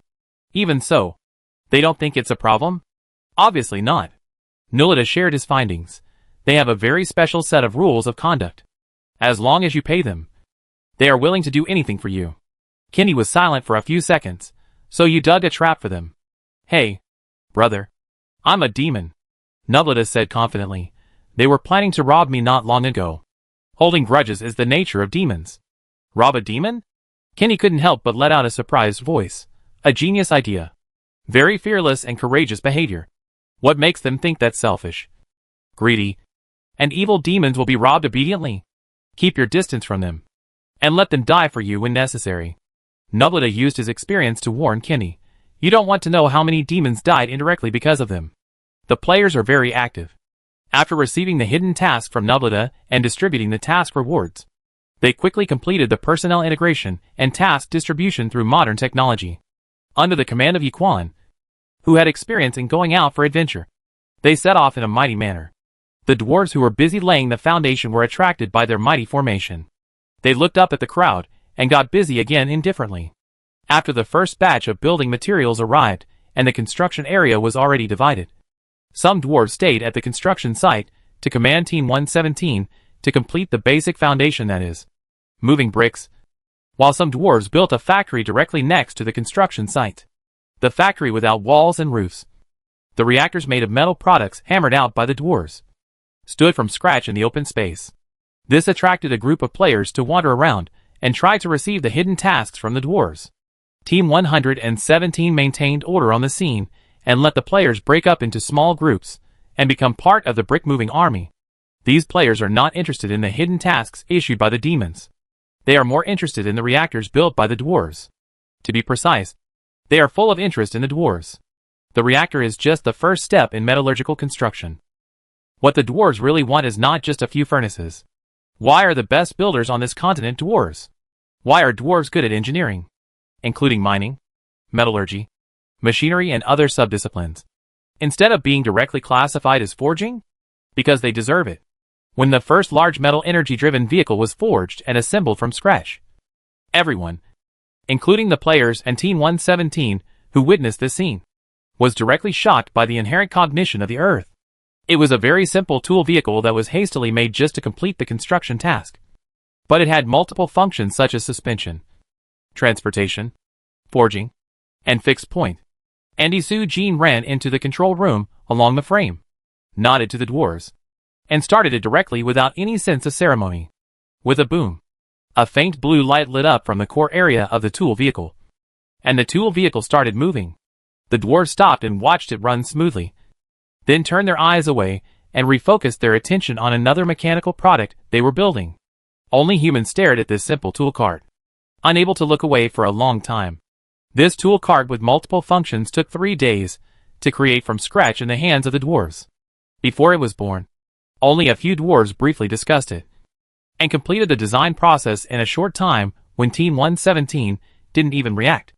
Then 3 days later, it appeared. I always feel that this dwarf is different from the dwarf in my conventional concept. Some players murmured, "Isn't this too awesome? It's simply an infrastructure unit. I understand why other kingdoms are fine, but the dwarf kingdom is falling apart. If this infrastructure maniac that integrates manufacturing and production is allowed to unify, who can beat it? If they can build a tool vehicle designed specifically for the current project from scratch in 3 days, then they can build a batch of tanks in 3 days. No one can fight a war of attrition with them. Just relying on a steady stream of mechanical troops can kill all enemies on the battlefield." Team 117 rarely stopped working, looked at the tool vehicle attentively, and then set their eyes on the dwarf. Coincidentally, the dwarf also had something to ask them. After Andisa Jean communicated with other dwarves, he stood up and walked to the leader of Team 117. "Your mission is completed. You can go back and report to the king." The leader looked at the flat ground in front of them, let alone the teaching building. "Just laying a foundation. It is quite a long way from completing the mission. Our mission is to help you build a teaching building that can be used for classes. Are you questioning the ability of the dwarves?" Dorona asked with a big hammer in his hand. Andisa Jean ignored Dorona, who overreacted, and explained to the human, "Leave the rest to us." He pointed to the reactor standing on the ground. "Simple and repetitive labor is meaningless and too slow. We have better helpers." The leader looked at the burning furnaces. "Technology?" Andisa Jean was not satisfied with this answer. "Technology is the field of those great scientists. But machinery, casting, and tools belong to our field. Dwarves are the best engineers." Chapter 63 Game 41. Has anyone watched the dwarf infrastructure video on the video website? The video has 2 parts. One is the video after fast-forward editing, and the other is the full version recorded by the Upmaster. If you haven't seen it, you must take a look. That video is on the front page. I don't know what to say. Just, "Your Majesty is awesome. You are so mysterious. Can you make it clear?" I went there after hearing the name and knelt down. I often wonder what time period this game is based on. At first, I thought it was the Middle Ages. But after watching this video, I always feel that the technology tree is completely wrong. I even have the illusion that it doesn't refer to the Earth's timeline at all. Your Majesty is awesome. Is this a complete world setting made up, including culture and technology? Today is also a day of shocking the omnipotence of His Majesty the King. This video is really... I have goosebumps all over my body. The point is, I think those things, tools, machinery, they are not things that existed before this world. But they are tailor-made by the dwarves according to the current situation. The talent points of the dwarves are too exaggerated. Starting with a hammer. Building a Gundam with bare hands? This is definitely not the Middle Ages. The dwarves have completely used technology to liberate productivity. On the homepage of the video website, a video named Burst, Dwarf Infrastructure Moment is gaining popularity rapidly. The video starts from an empty flat land. The video shooting is limited by the player's perspective, and it is impossible to achieve such a spectacular scene as looking down from the sky to the ground. But even if you just watch the whole process from the player's own perspective, you can feel the shock and impact firsthand. On the empty flat ground, there are traces of different areas, and Team 117 is busy as the background of the video. At the other end of the screen, several dwarves gathered together and were discussing something. This is the first scene of the video. In the next second, the dwarves were busy interspersed among the building materials, and reactors appeared on the screen from scratch. The video was cut very quickly. After the reactor was built, the dwarves silently forged, tempered, and assembled. Each dwarf was responsible for a different structure. Andy Soo Jean was responsible for the main frame. One structure after another was assembled and connected. In the next second, a rough machine appeared in the picture. Unlike Earth technology, it is a combination of magic and machinery. The reactor drives the ether and reacts with the patterns imprinted on the metal to achieve some basic functions such as floating and ignoring weight. The rough machine is just the beginning. When the humans in the video left the open space, the machinery made by the dwarves gradually filled the entire screen. The machinery was running. The roar continued, and the building materials were cut, polished, placed, and assembled. The construction method was completely different from the cognition of Earthlings. It was not to build a high building from a flat base, but closer to the concept of assembly, installing each layer in the right position.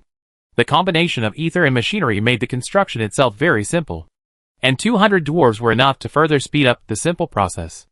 The short 1-minute video completed the overall process from the reactor to the final completed building. In the second half-minute, the audience could no longer understand what the dwarves were doing. The dwarves had a clear division of labor. They built different parts. In that short half-minute, hundreds of parts of different forms were born from the hands of different dwarves. Some dwarves were forging, and others were assembling. The video screen became extremely busy. The audience, who did not know the specific division of labor, did not even know which dwarf to focus on. The chaotic scene for them was orderly for the dwarves. The assembled areas were suspended in the air one by one, and finally assembled into a building. The dwarves who finished their work one after another compared the design drawings, and finally operated the machine to paste the outer wall, install the door, and completed the construction of the teaching building. My mother asked me why I was kneeling to watch the video. I didn't believe it. So I watched the full version of the construction process at the end, and found that what the uploader said was true. Is this building a house? I don't know why it feels like playing with building blocks. Is the quality of this house up to standard? Why does it feel a bit dangerous? What kind of splicing construction flow is it to build the room first and then assemble it? What do they use to stick the room together? Don't ask. It's magic. Universal magic. Pioneer of liberating productivity. Awesome.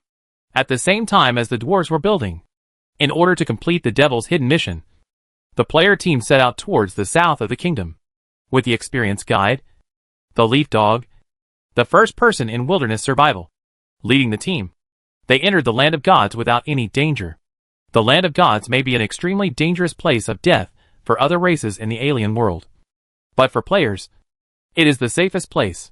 Because of the curse, there are no living creatures in the land of gods, which means that players will not encounter monsters here. So after entering the land of gods, the speed of the player's progress increased instead of decreased. Are we going the wrong way? A player looked around and said doubtfully, didn't the previous video say that there is a curse here and no creature can survive? If that's the case, how could the king's pet be here? Another player was shocked when he heard this. Have we been deceived by the devil again? Wang Dali appeared in time and stopped the player from shaking the morale of the army. How is it possible? I have received the mission. The players breathed a sigh of relief and continued to move forward in the sense of security brought by the game system. The scope of the land of God's fall is extremely vast. So they walked for several days. During this period, they experienced many abnormal casualties such as starvation, falling to death, thirst, and even players who never woke up. Finally, they harvested the dawn of hope before running out of ammunition and food. The ground seems to be shaking. Is there something over there? I seem to hear something.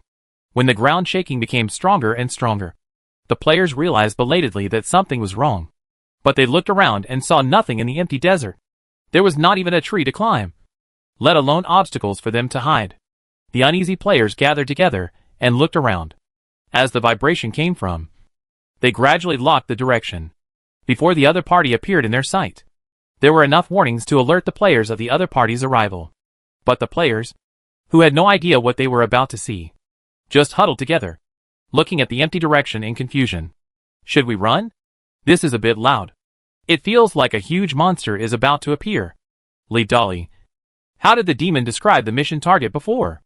Lead Dolly, who had been thinking hard for a while, suddenly realized at the player's urging, a very powerful giant creature. The player standing at the front gasped, "Giant creature?" The other players who were blocked by the crowd didn't pay attention to the details of his breath. Only then did they realize, it sounds like it's dangerous. Aren't we a little impulsive to rush here in such a hurry? This noise sounds like the mission target. Since we know the location, why don't we retreat? How about using this location to complete the task?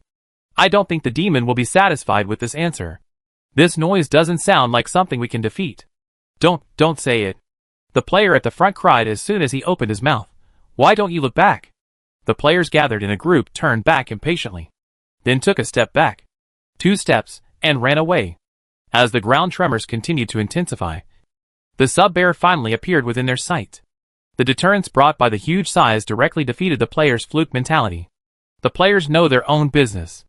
Players who can't even kill small monsters have no chance of starting a team fight when they encounter this level of monsters in the wild. The players' formation quickly collapsed. But running away was useless, because the opponent ran faster than them.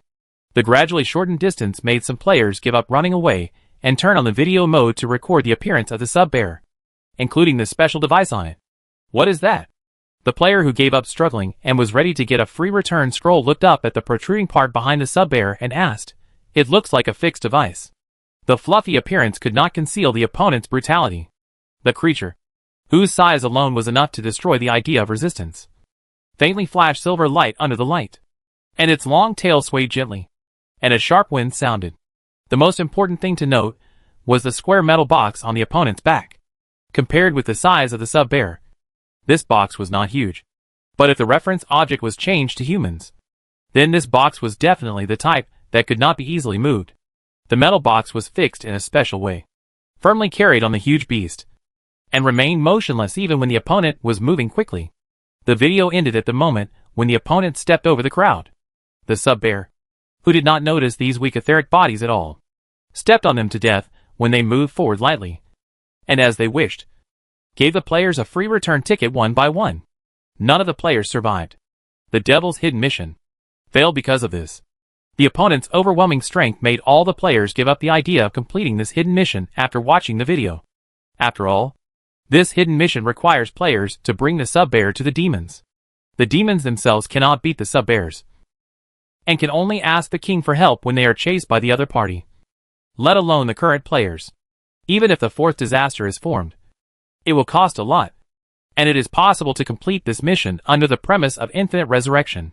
Therefore, no player can see the other scene. At the border between the top of the mountains and the desert, a huge black hole floats in the air, because the area of the black hole is too large. From the distant horizon, it looks like an eye open from the sky, overlooking the bottom. Below is a convoy stretching for dozens of miles. The convoy camped on the spot, separating the living area from the work area. The living area has complete living facilities, and even entertainment facilities can be seen in the camp.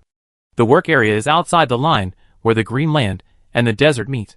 Building materials are neatly stacked here, and opposite the building materials, huge metal boxes are arranged in a straight line.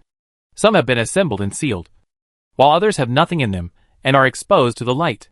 The people in the convoy have clear division of labor. Some people are sorting, while others are responsible for putting the sorted materials into the metal boxes using tools. The invention of the great scientist, combined with the technological products made by alchemy, is very easy to use if you don't care about its high price. The huge phantom, with the manipulation of humans, puts the sorted building materials steadily into the metal box. 5 young sub-bears squatted in the desert and played, occasionally approaching the direction of humans to observe their movements, but never crossed the boundary that separated the land of God's fall and the top of the mountains. After learning that the teaching building was successfully completed, He Xingwen invited the wizard to inspect the building together. I believe in the ability of the dwarves, Duodi, who was dragged away from the desk, said, and I haven't finished writing which subjects to open. Duodi stroked his beard and muttered as he followed He Xingwen's steps. You set back my previous proposal. He Xingwen nodded calmly. It didn't meet my requirements. He glanced at Duodi and grabbed Moody. Let's go see the school together. Moody, who was a little confused because of staying up late to prepare for class, was forcibly dragged into the team. He Xingwen explained to Duodi, I told you our requirements. A school for teaching history, ether, geography, biology and other subjects. At this point, He Xingwen turned his head and looked at Duodi, instead of how to become a mage. Your previous proposal was more about the courses for mages. Stargazing, divination, ether, magic patterns.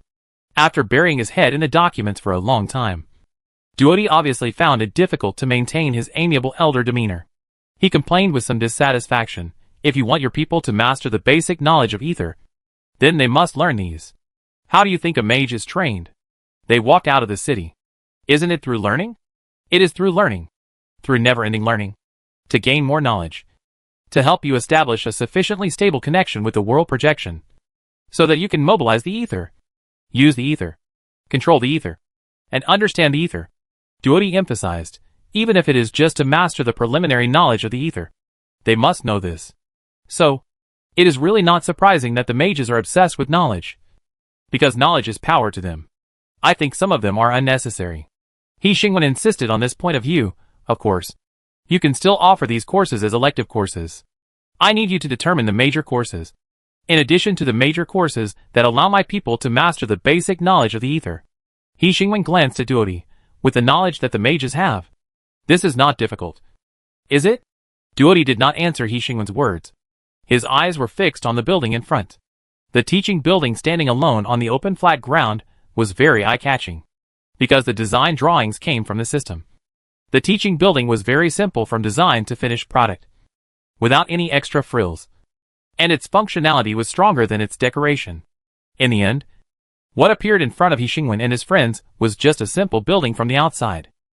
Duodi restrained his expression, while the younger Moody showed an expression of not being able to bear to look directly at it. Moody looked at the building standing upright in front of him, searching for the right adjective. It's too simple, isn't it? How complicated do you want a building completed in such a short time to be? He Xingwen walked towards the still busy construction site. The completion of the teaching building does not mean that the dwarves' work is over. In fact, compared with the design drawings they received, this teaching building can only be regarded as a drop in the ocean. The ubiquitous players saw He Xingwen and the mage appear and immediately approached them. But considering the previous negative impression, they kept their distance cautiously. He Xingwen briefly communicated with Andy Su Jin. Did you encounter any problems? No. Everything went smoothly. Andy Su Jin climbed down from the car suspended in the air. His animal coat was covered with dust, and his expression was very relaxed. The team you sent to help King refreshed my understanding of them. The dwarf pointed to the 117 team mixed in with the dwarves. Although this new race is treacherous, cunning, and unreliable, there are also hardworking, sincere, and trustworthy individuals. He Xingwen glanced in the direction he pointed. Team 117 was busy and silent, indifferent to the noise outside, showing a completely different order from the players. He Xingwen had no intention of talking to them. He retracted his gaze, ended the conversation with the dwarf, and prepared to take the mage into the completed building. The ground suddenly trembled slightly. The first to react to this were the players, who gathered around sneakily, trying to get close, but afraid of losing reputation and favor.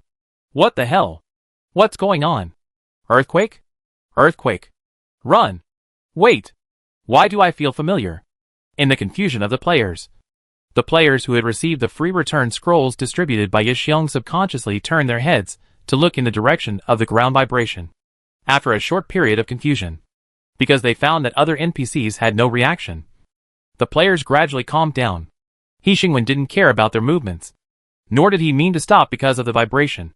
He said a few words to Andy Su Jin, turned around, and led the mages into the newly built building. Andy Su Jin was familiar with this. He climbed back to the loader skillfully, and commanded the other dwarves to follow. The tool truck, which looked heavy but strangely suspended in the air, slowly moved forward and stopped above the open space where the materials were piled. The players waited for a long time before finally seeing the huge figure. Fuck! The players who had never seen the sub-bear exclaimed, seeing the huge black shadow approaching them. The players began to retreat collectively and ran all the way to the farther part of the construction site. Team 117 stopped and cast their eyes at the approaching black shadow. The figure of the Asian bear gradually became clear, and the huge sense of oppression gradually increased as the opponent approached, until the opponent stopped moving and stopped approaching, and the stagnant atmosphere was slightly relaxed.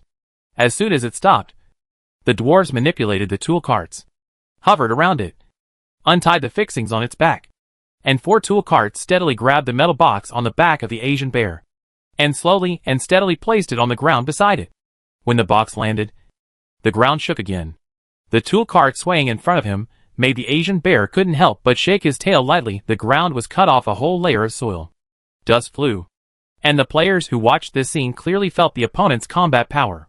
When the tool cart flew back to the original place, the Asian bear slowly stood up. His golden eyes swept across the messy construction site, and turned to leave in the direction he came from. The construction site fell into silence for a long time. The dwarves disassembled the metal box as usual, and the Silent 117 team checked the video to ensure that a series of images after the opponent appeared were captured before returning to work.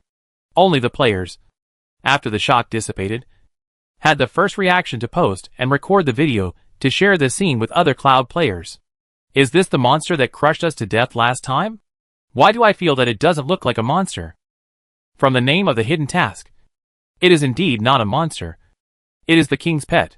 Wait, what's in that box? It looks like materials piled on a construction site. So it is a tool for transporting materials? No. Can't you find something more normal to be a tool? Is the car not easy to use, or what?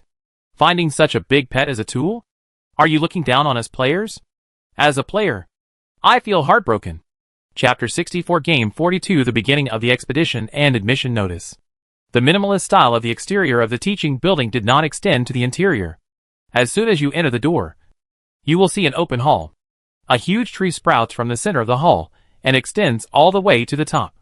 The branches of the tree connect each floor and support the main structure of the teaching building. Next to the hall is a circular staircase that goes up step by step. The staircase spirals up and borders the branches, forming a layer of stairs going up. The sparse sunlight falls from the branches of the tree, scattered in the hall, and slowly changes with the rotation of the branches. This is definitely not what He Xingwen originally thought of the teaching building, nor is it the appearance on the system design drawing. It is more like some kind of fantasy world, with towering trees that seem to be alive, automatically running steps. And even, He Xingwen looked at the top. The light projected from above. This makes this teaching building more like a real outdoor space, rather than a closed place. He Xingwen subconsciously looked back at the door he entered. The ordinary door separated reality and fantasy. Fuck. The player who sneaked in was shocked by the scene in front of him and lost the ability to speak, and could only repeat the interjection. The wizard was not surprised by the scene.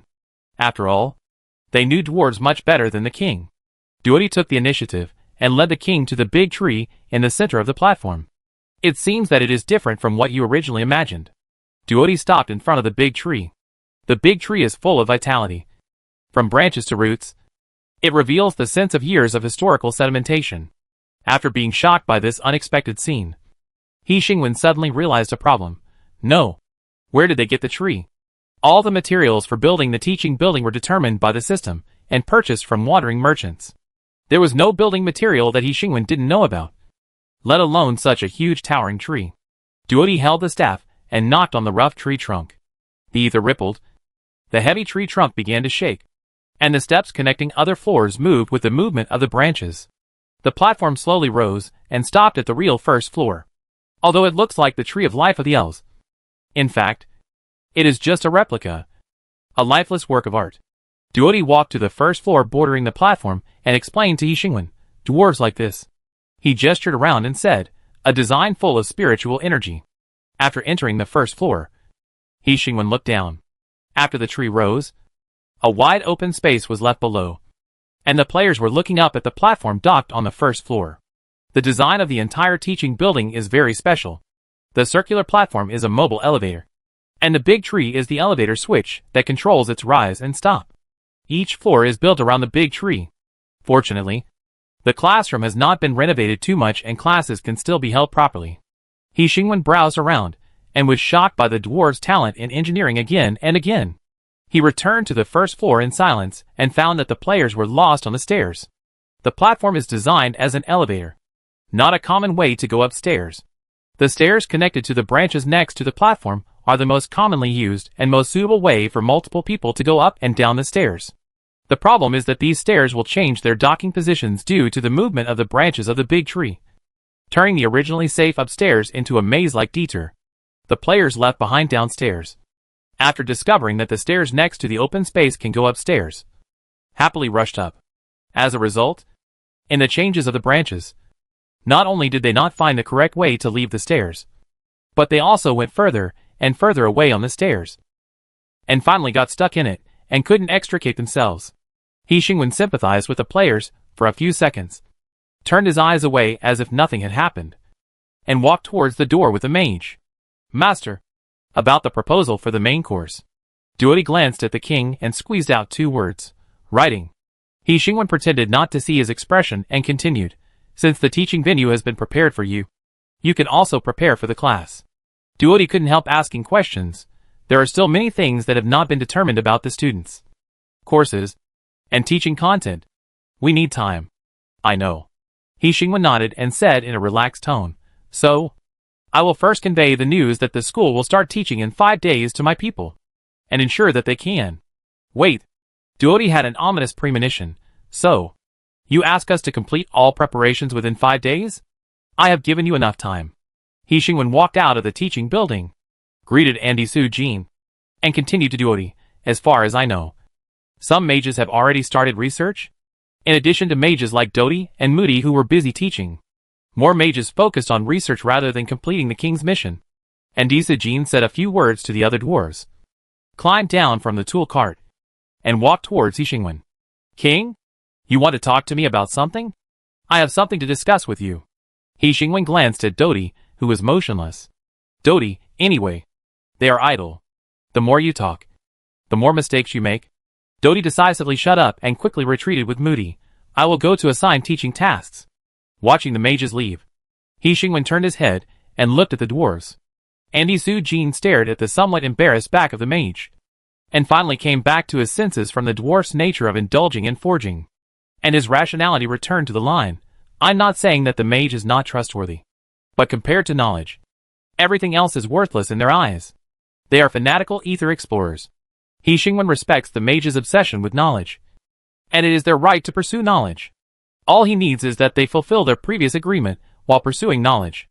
Apart from that, the mages enjoy the same freedom as the dwarves. It is their right to pursue knowledge.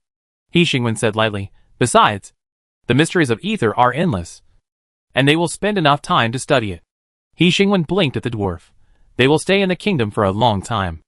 Although Yixingwen was not aware of it, people always tend to overinterpret his words. Of course, it was out of awe of the authority he possessed after all. When Yixingwen was just Yixingwen, an ordinary college student, no one wanted to overinterpret his every move. And Su-jin laughed at his unnecessary reminder. He always forgot what an ambitious king was in front of him. He planned everything. Everyone, including Andy Su-jin, was in his plan. The mages obsessed with knowledge did not realize this. But Andy Su-jin was sure that the demons, like him, clearly sensed the net spread out on the other side, covering everything. The feeling of being calculated and every step expected by the other side was enough to breed a deeper fear in the intelligent creatures who noticed this. The king's eyes fell on a more distant direction, not just in front of him. And Su-jin even had no doubt that the other side might have seen the future of the kingdom conquering the world. The wizard, who had always been ignorant of the ways of the world, was still slowly negotiating with the king, trying to gain the upper hand in the negotiations with the king. But the demons, who were always known for their cunning, chose to call their fellow tribesmen to offer loyalty to the king. The demons made a choice. And the dwarves, and Jean also made a choice. But that doesn't mean the dwarves made a choice. The complicated situation within the dwarves made it impossible for a dwarf to easily represent it. After the dwarf celebration was held in the main city, and Jean had a brief conversation with the king about how to settle the 200 new dwarves. The king gave a new option. The dwarves can be paid with labor and stay in the kingdom for a short time, instead of having to become citizens of the kingdom. The dwarves like this option very much. They have a stubborn resistance to becoming citizens of other kingdoms, as if this is a betrayal of the dwarf kingdom even if the dwarf kingdom no longer exists. Dwarves are like this. They are very stubborn. If it was just this proposal, and Jean might not have refused so firmly. But he still remembered the promise from the king under the dim light.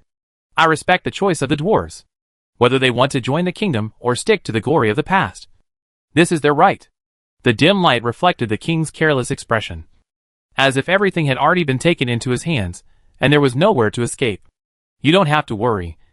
I will abandon you. The king said sincerely, you are my people. The kingdom will provide help to its people. As long as you need, I will stand by you. And Jean looked at the young king's extremely sincere expression. And at that moment, he suddenly understood the true meaning behind this choice. Abandon the dwarf kingdom, and become a citizen of the kingdom. Stick to the glory of the past, and dedicate the glory of the past to the king. And Jean chose the former.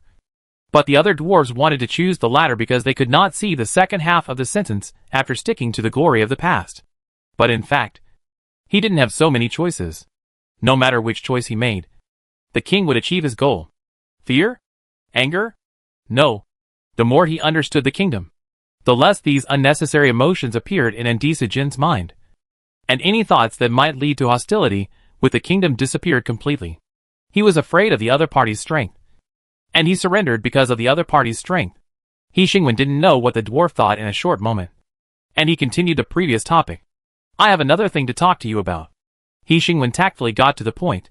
I heard that the treasure of the dwarf kingdom is buried on the top of the mountains.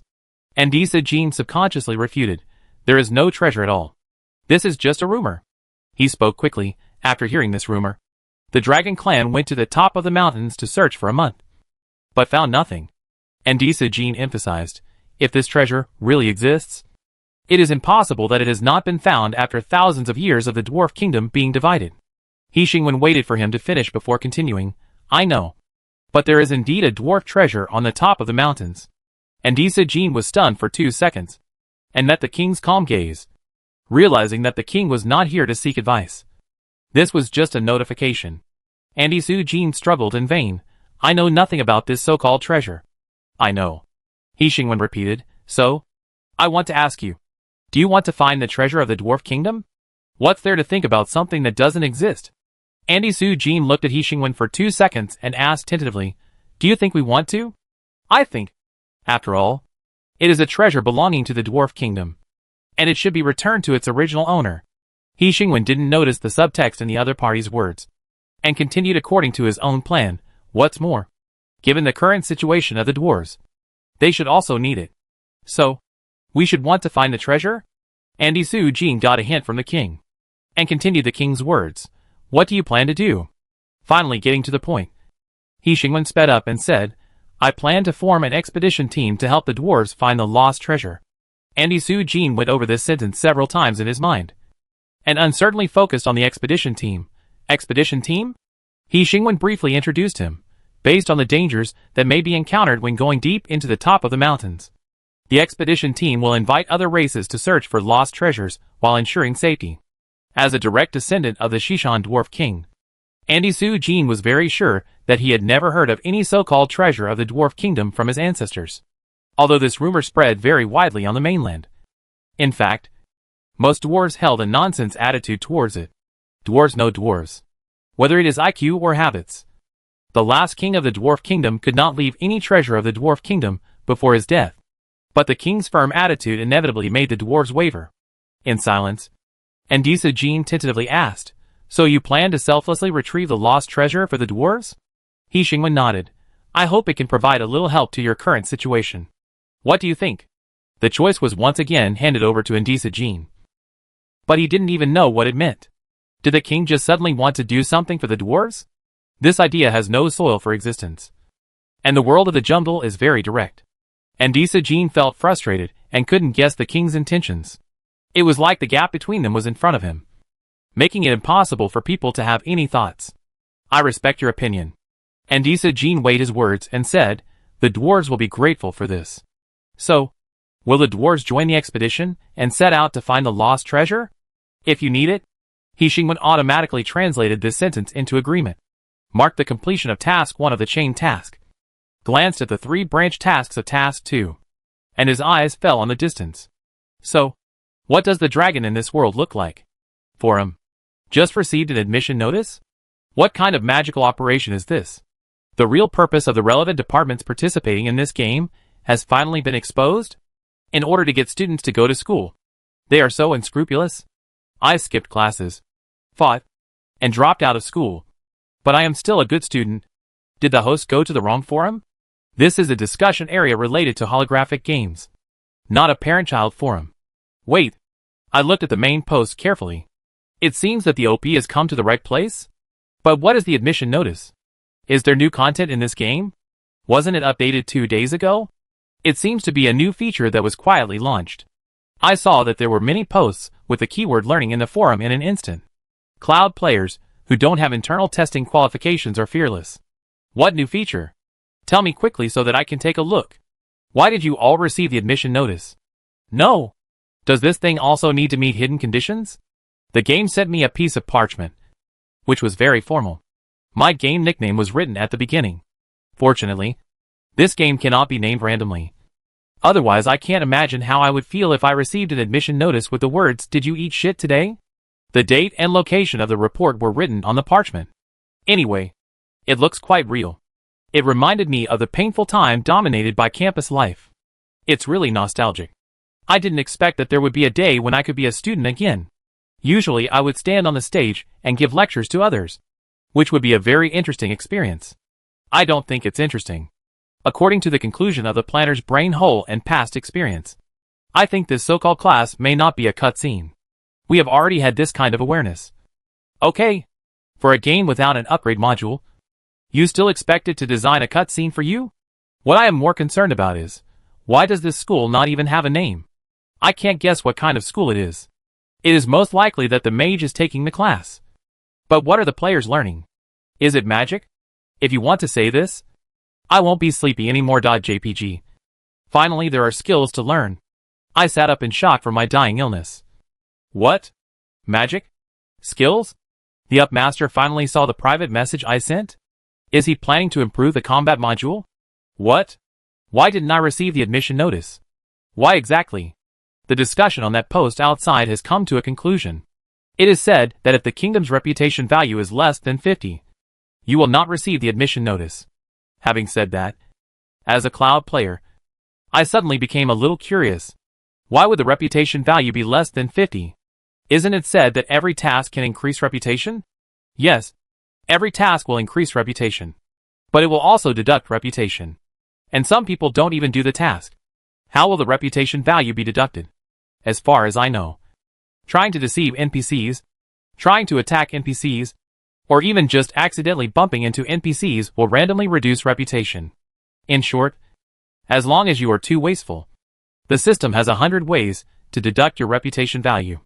But to be honest, the deduction is very small each time. And if you do a lot of basic tasks, you can basically have a reputation of more than 50. Some task fanatics have a reputation of more than 100.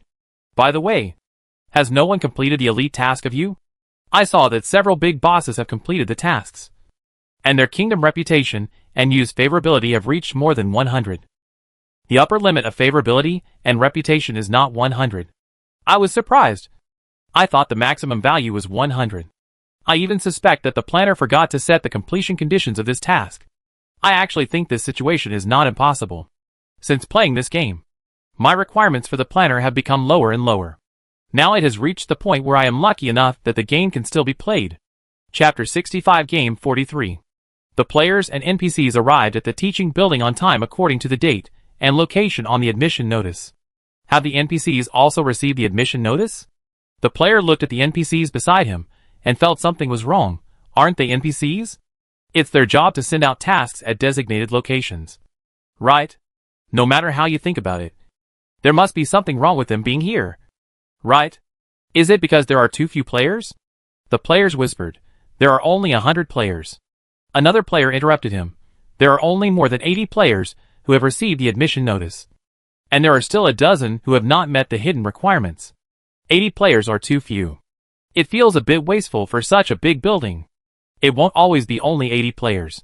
Didn't His Majesty say that he would increase the number of internal beta testers? But there's no movement now. I suspect he forgot again. Wait. The topic has gone off track. So the NPCs are here to make up the numbers? Is this necessary? Don't speculate on His Majesty's brain circuits. Maybe he thinks it's necessary? This reason convinces me. Fuck. The sound of uniform footsteps came. The human team paused in another direction. With a swish, everyone returned to their positions. The whispers of the players disappeared, and they cast their eyes towards Team 117. For some kind of deterrence, even though they knew it was just a game and the other party was just a string of data. No player let go of himself and went forward to interact with them. In the breathtaking silence, Yi Quan subconsciously measured the cue with his eyes, and then swallowed his saliva. What's wrong? The player on the side asked with his eyes. Yi Quan used the same eyes to signal the other party to look for himself. After the other party measured the cue with his eyes, he took a breath. The rustling sound spread among the players, and finally ended with the surprised voice of a player. Fuck. It's actually a straight line. The first person in the queue and the last person in the queue formed a straight line. No matter how you look at it horizontally or vertically, there is no inconsistency. When the players were shocked by this discovery, the NPCs stood aside, waiting quietly, without any reaction to the sudden appearance of the human team. In fact, not only the human team, but also the overly active players. They have never been curious, compared to the overly outstanding performance of the elite NPCs. The ordinary NPCs are more in line with what NPCs should be like, silently repeating what they should do, obeying orders without asking questions. When the noise started again outside the teaching building, the closed door finally opened. The mages walked out of the door, looked at the three groups with different styles, and guided them with their staffs. Line up and enter in an orderly manner. The last team to arrive walked directly into the gate. The NPCs spent some time to organize the queue and also walked into the gate smoothly. Only the players tried to pass the mages in a scattered manner. After being blocked by the air wall, Lu Yi and Ishu took the lead in organizing the queue. When the last players were allowed to enter the gate, the earliest team to enter the gate had already disappeared. After entering the gate, dots of fluorescent light floated in the air, like illusory butterflies, or like a signpost leading them forward. Flying beside the players, a player subconsciously reached out his hand, and the fluorescence suddenly dissipated and gathered again in another place where the players could not touch. Is this magic? Yi Quan retracted his hand and guessed. It's not so dark here that we need such a thing to point the way. Right? Wang Xiao looked up at the tree canopy that runs through the entire building. The sunlight sprinkled in the tree canopy made the place well lit. He Shu looked at the steps that rose step by step on the opposite side of the platform. Compared with the scattered fluorescence over there, the number around them was not much. Maybe it's to prevent someone from getting lost there. He Shu pointed to the opposite side. The players followed the direction he pointed, crossed the platform in the center of the eye-catching building, and set their sights on the stairs that went up layer by layer on the edge of the building. The stairs were like building blocks, extending around the big tree in the platform to the top. How did you make this tree? A player asked curiously. I watched the infrastructure video, but I didn't see any trees. It looks like a real tree. So amazing. The player followed the guidance of the fluorescent light and walked onto the platform behind the mages. As the distance got closer, the towering tree became more magnificent, and the sense of age came over them, without any trace of artificial products. Some players focused their attention on the tree, while another group of players focused their attention on the people who had already been on the platform. They found the NPCs and Team 117 who had entered the teaching building before them, and finally even found you, Ja, the king, and a large number of other NPCs they didn't know. The tree was located in the center of the platform, and the mages and the king stood right in front of it. Right in front of them were the players and NPCs, who were about to enter the school. Is the video on? I guess we'll have to go through a big CG next. The old man next to the king looks really good. Is school about to start? I'm in a hurry to do a quest.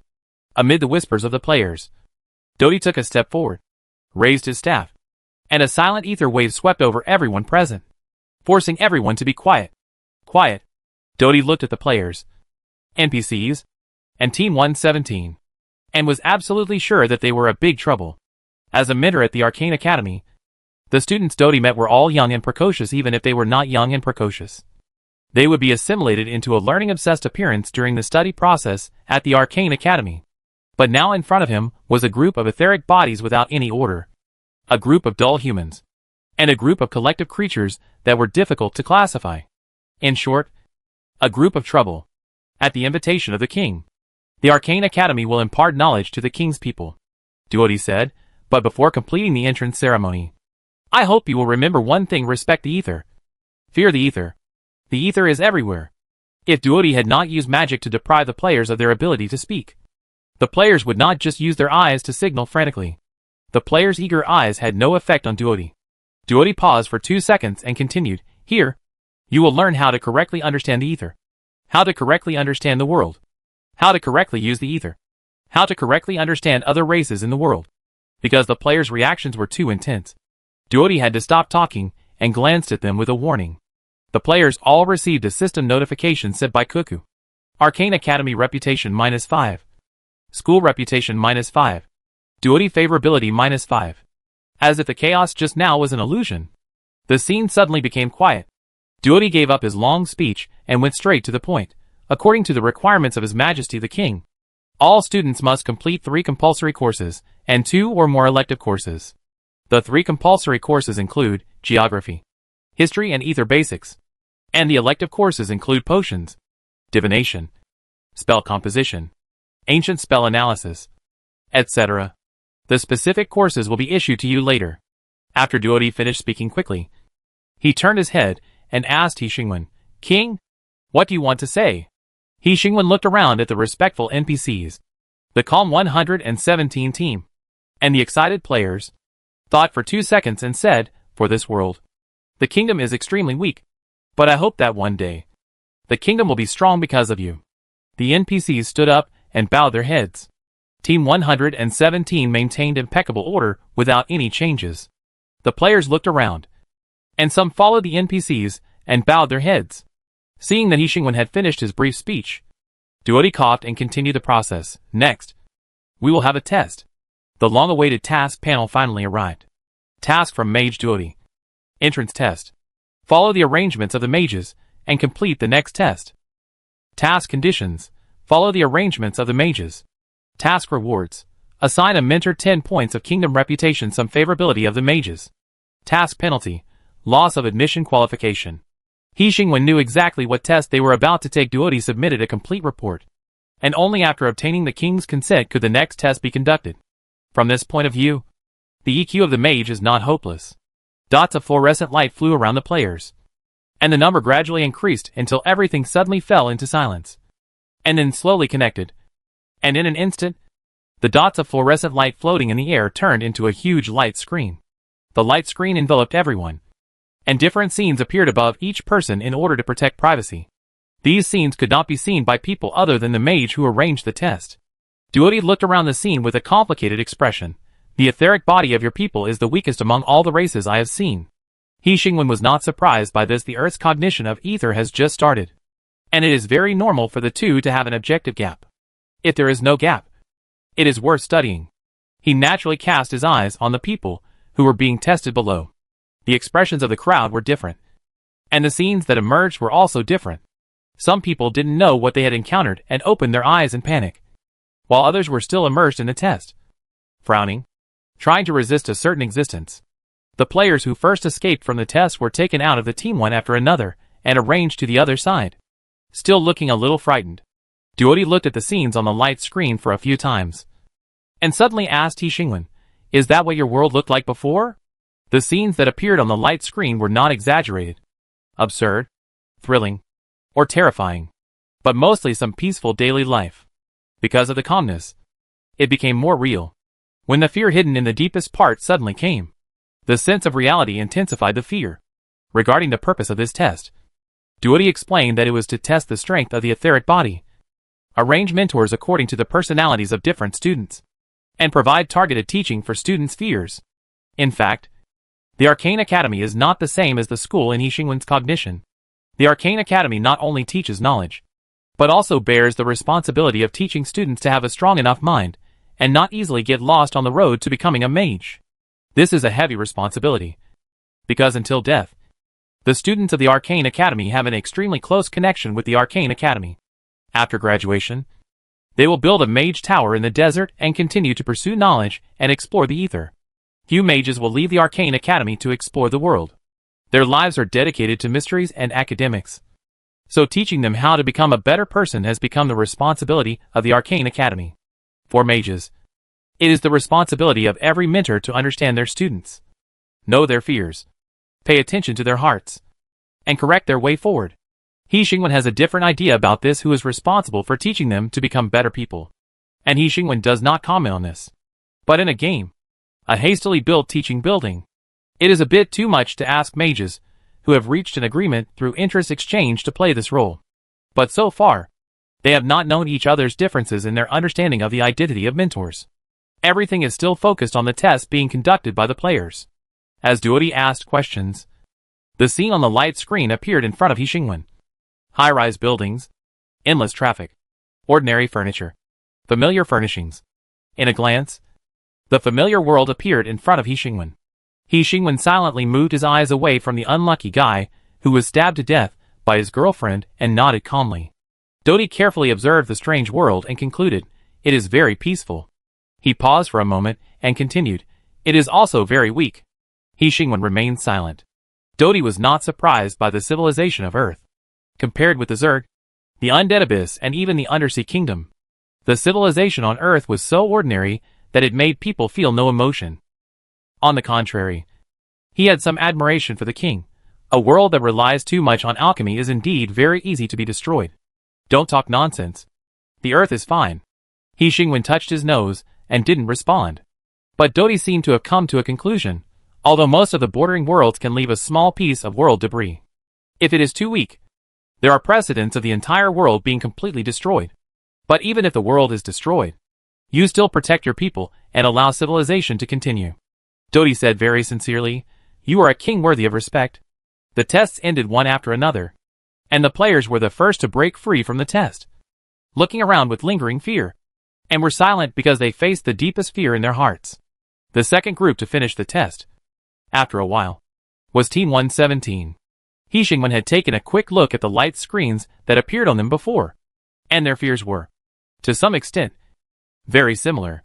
Wars fought for protection, continuous battles because of invincible enemies, and repeated deaths because of unwillingness to give up. Although the etheric body is very weak, it unexpectedly has an extremely strong will. Duody looked at them, took out the admission notice, and made a special mark on Team 117. Team 117, who woke up one by one, quickly calmed down. The team that was in chaos due to loss of consciousness reorganized. Fear did not cause them a greater impact. The moment they woke up, the traces were wiped out.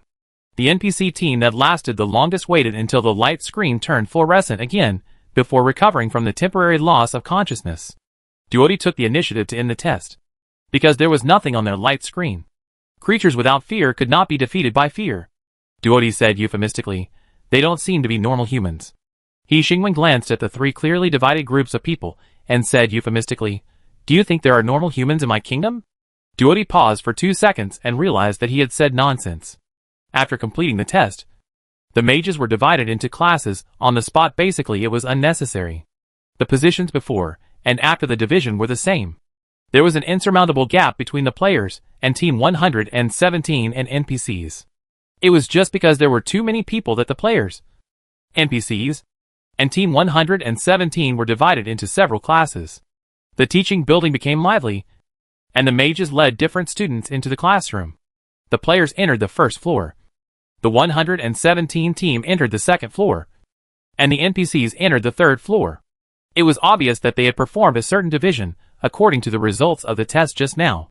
The teaching building task in the Mind Palace was marked as completed. And the next task to be completed appeared immediately. Improve the game setting related modules. This is so simple that you don't need to record the progress at all. You just need to reach out and push open the altar door to complete it. After pushing open the door of the church, the familiar golden light scattered all over the ground. 2 blocks of content, Kingdom Settings and Basic Game Settings, appeared in front of He Xingwen. He Xingwen's sight fell on the Basic Game Settings, which quickly expanded, revealing a menu that already contained 6 options and many options that had not yet been selected. He Xingwen reached out and added a new setting to the menu. 7. Establish an ether pool to ensure that the amount of ether that can be mobilized in the ether pool is maintained at more than 30%. More than half of the energy that was hard-earned was gone. He Xingwen looked straight ahead and dragged in the next setting. 8. Enable occupation, skill, and level settings, which will be automatically supplemented by Kuka main console. Watching the number of people who could be revived drop from 4 digits to single digits. He Xingwen let go of his hand that pushed open the door and let the golden light be retracted into the door. The ether pool is what the system said before. A cheating method used to allow players to successfully release skills. The ether mobilized by the player comes from the ether pool, which is the main console of the kingdom. Just like a real game, they can directly release skills, and the energy for releasing skills comes from the main console of the game. This ensures that even if they return to reality, they will not have extraordinary abilities because they become magicians in the other world. After all, cheating is impossible in the real world, and there is no main console to provide them with ether energy. The only disadvantage of this setting is that it will continue to consume the energy obtained by He Xingwen, which is a bottomless black hole, and even increase the consumption rate as the number of players increases. System, of course. The players' gradually enhanced ether bodies will also establish a stable connection with the ether pool created by the main console. When their ether bodies are strong enough, the energy they consume using ether will also decrease. The planner's energy was running out, and the players were unaware of it. As the mage's class time was extended, the players gradually lost their patience and suddenly received a system notification that they had learned their first skill. Level 0 skill, Perceive Ether. Learned. He Shu, who listened carefully, was stunned when he received the notification. He opened the character panel and found a small symbol under the player's name. Mage Level 0 untransferred.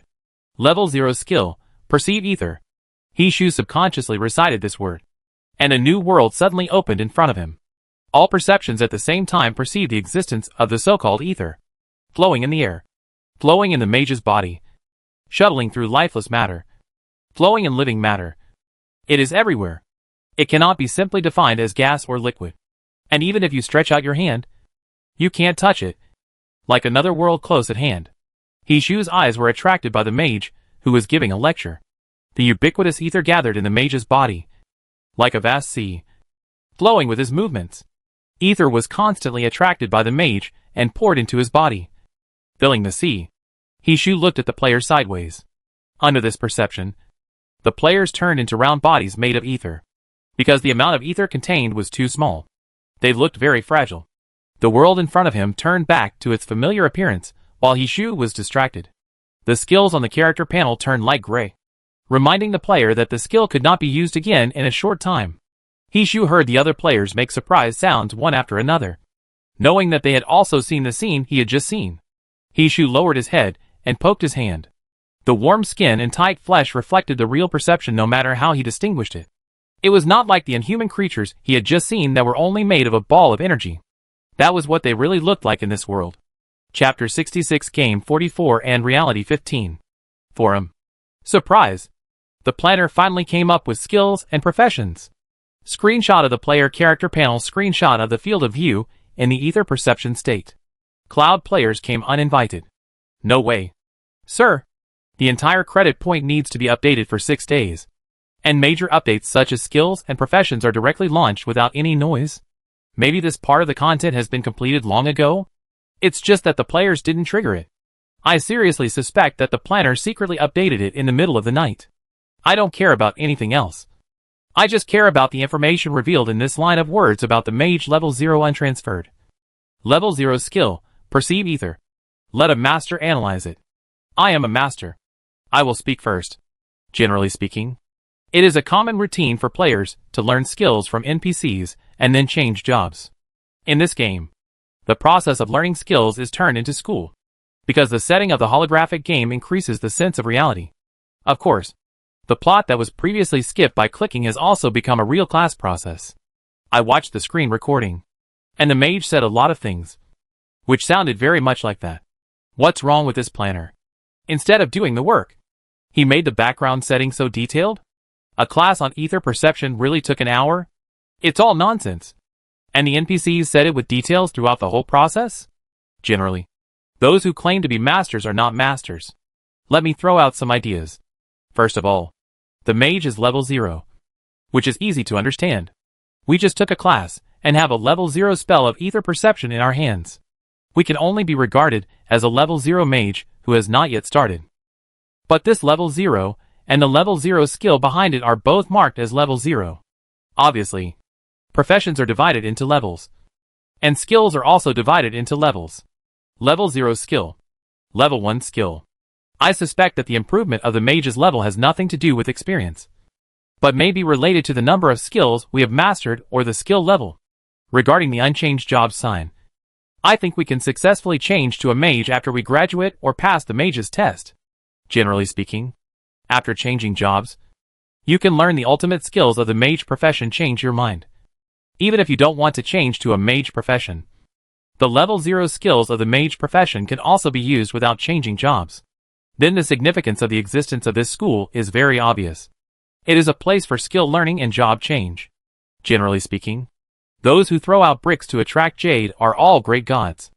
I understand. So, will there be other professions opened later? I don't like ranged very much. I like close combat, considering the name of the series of videos of His Majesty the King, as well as the opportunity for the appearance of skills and professions.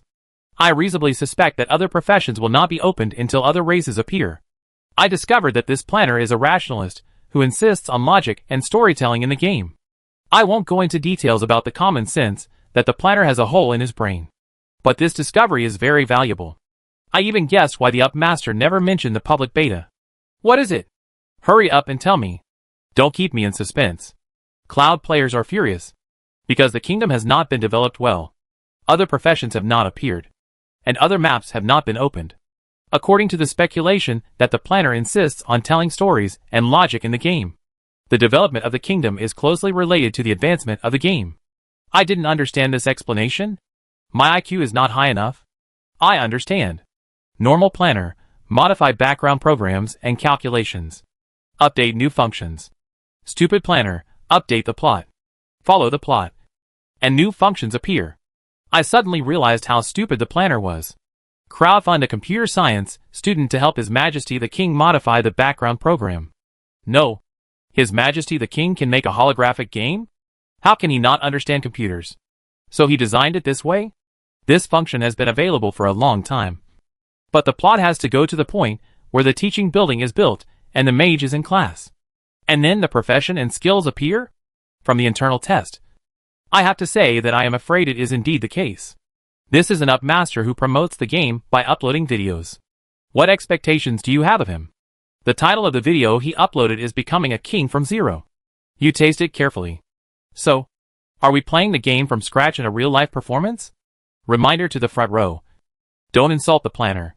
You can talk and make a fuss. But do you want the internal test qualification? In the video uploaded by a player, the first lesson of the mage about ether perception, the barrage was chatting enthusiastically. The mage who was fortunate enough to have the whole lecture recorded was moody. Ether is one of the basic elements created by the Father God. It is everywhere and omnipotent. As long as you are closely connected with ether, you can even change the world. Of course, it is more important for you now to recognize the existence of ether. In theory, all creatures can sense the existence of ether because ether exists in all creatures. But there are also some intelligent creatures that cannot sense the state of ether. So pray that you are not the latter. In this nearly 1-hour class, in the first half, Moody introduced the existence of ether in detail to the players. And in the second half, he began to teach the players how to perceive ether. The players in the video mastered this through the emergence of new skills, as if they had discovered a new continent. Calling their friends, poking themselves, poking others, and even wanting to poke Moody. And the whole class discipline was in chaos. I laughed to death, looking at the expression of the NPC. His whole face was full of, "That's it? NPC, it's terrible to have never seen the world. The planner is really empty." He actually compiled a long section. Seriously? From the creation of ether by the Father God to the exploration of ether by humans. And also compiled the origin of ether and the development process of ether cognition? The NPC's introduction was so detailed that I even had an illusion that what he said made sense. The steps to perceive ether are not difficult. First, calm down. Then empty your mind. And finally accept the existence of ether and perceive ether. You missed a key step, and you have to recite the spell. Is that a spell? It sounds like a breathy sound? It's hard to believe that the planner even created a new language for this. It feels pretty simple. I'll try it. If you sense the ether, remember to tell your brothers. Don't forget each other when you become rich. I tried it a long time ago. And I didn't feel anything except that I felt like I was mentally ill. Maybe it's your posture that's wrong? Or maybe you didn't pronounce the spell correctly? It's getting more and more outrageous. The game setting can even be related to reality. Didn't the NPC explain it? This spell is only used to enhance perception. If you can already sense the ether, there's no need to recite the spell. I suddenly realized. That's how it is. Then how about asking the elder brother who has sensed the ether to come out and walk a few steps? Has no one paid attention to the scene after using the skill of ether perception? It feels like deja vu. Deja vu. Did the planner plagiarize? I think they are saying that this scene looks like a sense of deja vu of the revival of aura. In that case, it seems that there is nothing wrong with defining ether as aura. I think it's a big problem. Magic and aura are completely two different definitions. Right? The mages didn't say they were using magic? And looking at the description of the mages about ether, everyone has it. It's everywhere. It's still aura. The planner is riding on the popularity. Since the report of the water-spraying turtle came out not long ago, you can see people saying that aura is revived everywhere. Either the dog of elder brother Wang suddenly understands human nature, or the parrot of second sister Li suddenly speaks human language. The more outrageous it is. But the popularity is still surprisingly high. Then you haven't seen more blog posts. Stop talking. The video will be blocked soon. So, are there any enthusiastic viewers who can sense the ether through this method? Young people, listen to my advice. Read more books and play less games. Normal people know that games are games and reality is reality. The two cannot be confused. Regarding the repeated experiment of ether perception. In the repeated experiment of thousands of people, 2 testers successfully sensed the ether. The reporter distributed the printed materials to the participants. There were fewer people participating in this meeting than before. And some new faces appeared in the meeting. After repeated analysis and repeated sample testing, it can be confirmed that this is not an accidental incident. The reporter said seriously, according to the scenes described by these 2 people, compared with the scenes that appeared at 58.05 minutes in the video. The ether they can perceive is weaker. And the color of the whole world is also dim. Preliminary confirmation. His Majesty's previous warning. The description of the relationship between the strength of ether and the material exchange between the 2 worlds is correct. Because there has not been much material exchange. The strength of ether on Earth is currently very weak. This has led to most people being unable to successfully perceive ether. Of course, this is also related to humans' unfamiliarity with ether.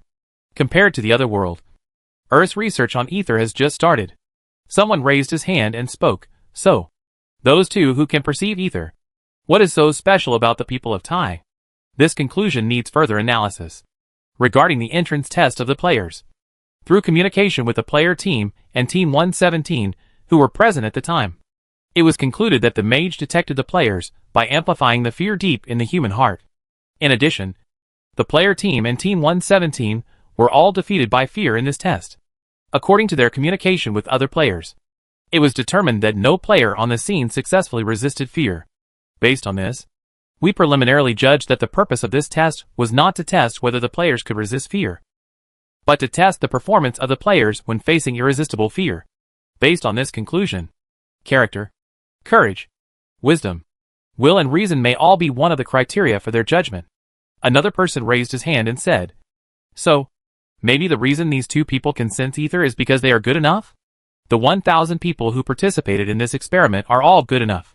The reporter said, The purpose of this test for the mages is to assign mentors. From beginning to end, there was no mention of whether the test is suitable for becoming a mage. The scene was silent for a few seconds, and the reporter continued, "We are analyzing the subsequent courses for the mages, and the relevant teaching materials are being prepared simultaneously, so that they can be directly promoted and put into use at that time." After he finished speaking, he stepped down from the podium, and another reporter stood up. The research on black blood stone. As soon as he opened his mouth, he attracted everyone's attention. "We have detected substances that do not exist on the earth in black blood stone, but the role of related substances is still under experiment. What we can be sure of at present is that no matter which method of use, there will be no exaggerated energy reaction like in the video of His Majesty the King. It is not yet certain whether this is due to the different reasons in the world, or we have not yet found the correct way to stimulate the internal energy of black blood stone." He simply reported the progress, that is, when there was no progress, he changed another person to report. The guidance and correct understanding of the revival of spiritual energy are being carried out in an orderly manner, and the reform of the education system and the positive guidance of civil groups are being implemented. At present, it is certain that the abnormal situation caused by the increase in etheric strength after the last replacement of the black blood stone with His Majesty the King has stabilized. But the situation abroad is currently a bit complicated. Let me report on this. Another reporter stood up and took over the conversation. "The chaos caused by abnormal conditions abroad is continuing to escalate. Given the history of foreign countries, a considerable number of people believe in rumors such as the end of the world and the advent of gods, which has led to escalating chaos. Aachen has conveyed to us its willingness to communicate further on this matter, due to the escalation of the discussion of holographic games on social networking sites. They have also expressed a very urgent willingness to communicate. According to the request of His Majesty the King, we are communicating with other countries on video promotion to gain more popularity for the video." Another person raised his hand and said, "Why does His Majesty the King want to promote holographic games?" In the previous communication with the system, the other party mentioned that what appeared before us now is not a matter of life and death. The choice of life and death. Only the controllable and harmless resurrection of spiritual energy is the real miracle. Is this sentence implying that His Majesty did this for the purpose of saving the world? We have discussed this before. According to our character profile of His Majesty, he is indeed very likely to be at an age where he still believes in heroes. But as to whether His Majesty's actions are to save the world, except for the other party's suggestion, there is no evidence to prove this. Just as the result of our last discussion, we believe that His Majesty did this series of actions out of goodwill, love for the nation, and trust in the country. But what is the purpose of the system? The participants began a heated discussion, and as always, no useful conclusions were drawn. In the interweaving of light and shadow, the system was also thinking about this problem. There is no secret in this world for him. But most of the time, he does not need to show this point. After all, humans are very easily frightened creatures, except for his king. Of course, those conversations that humans thought were confidential, all kinds of meaningless cover-ups, were clearly witnessed by him, because of the different forms of existence. This world composed of carbon-based creatures is like an open door to the system. If he wants, he can always transform into a super boss who awakens the consciousness of intelligent machinery and stage a doomsday carnival brought by the robot riot for humans. But he doesn't want to. So the world has another peaceful day, while the players were attracted by the magician and the newly unlocked professions and skills, and were enjoying it. The new building next to the teaching building was quietly built by the dwarves halfway, and it was only a few hours away from completion. Dorona studied the complex and detailed design for a while, pulled Andisa Jean over, and said, "Why does this building look like?"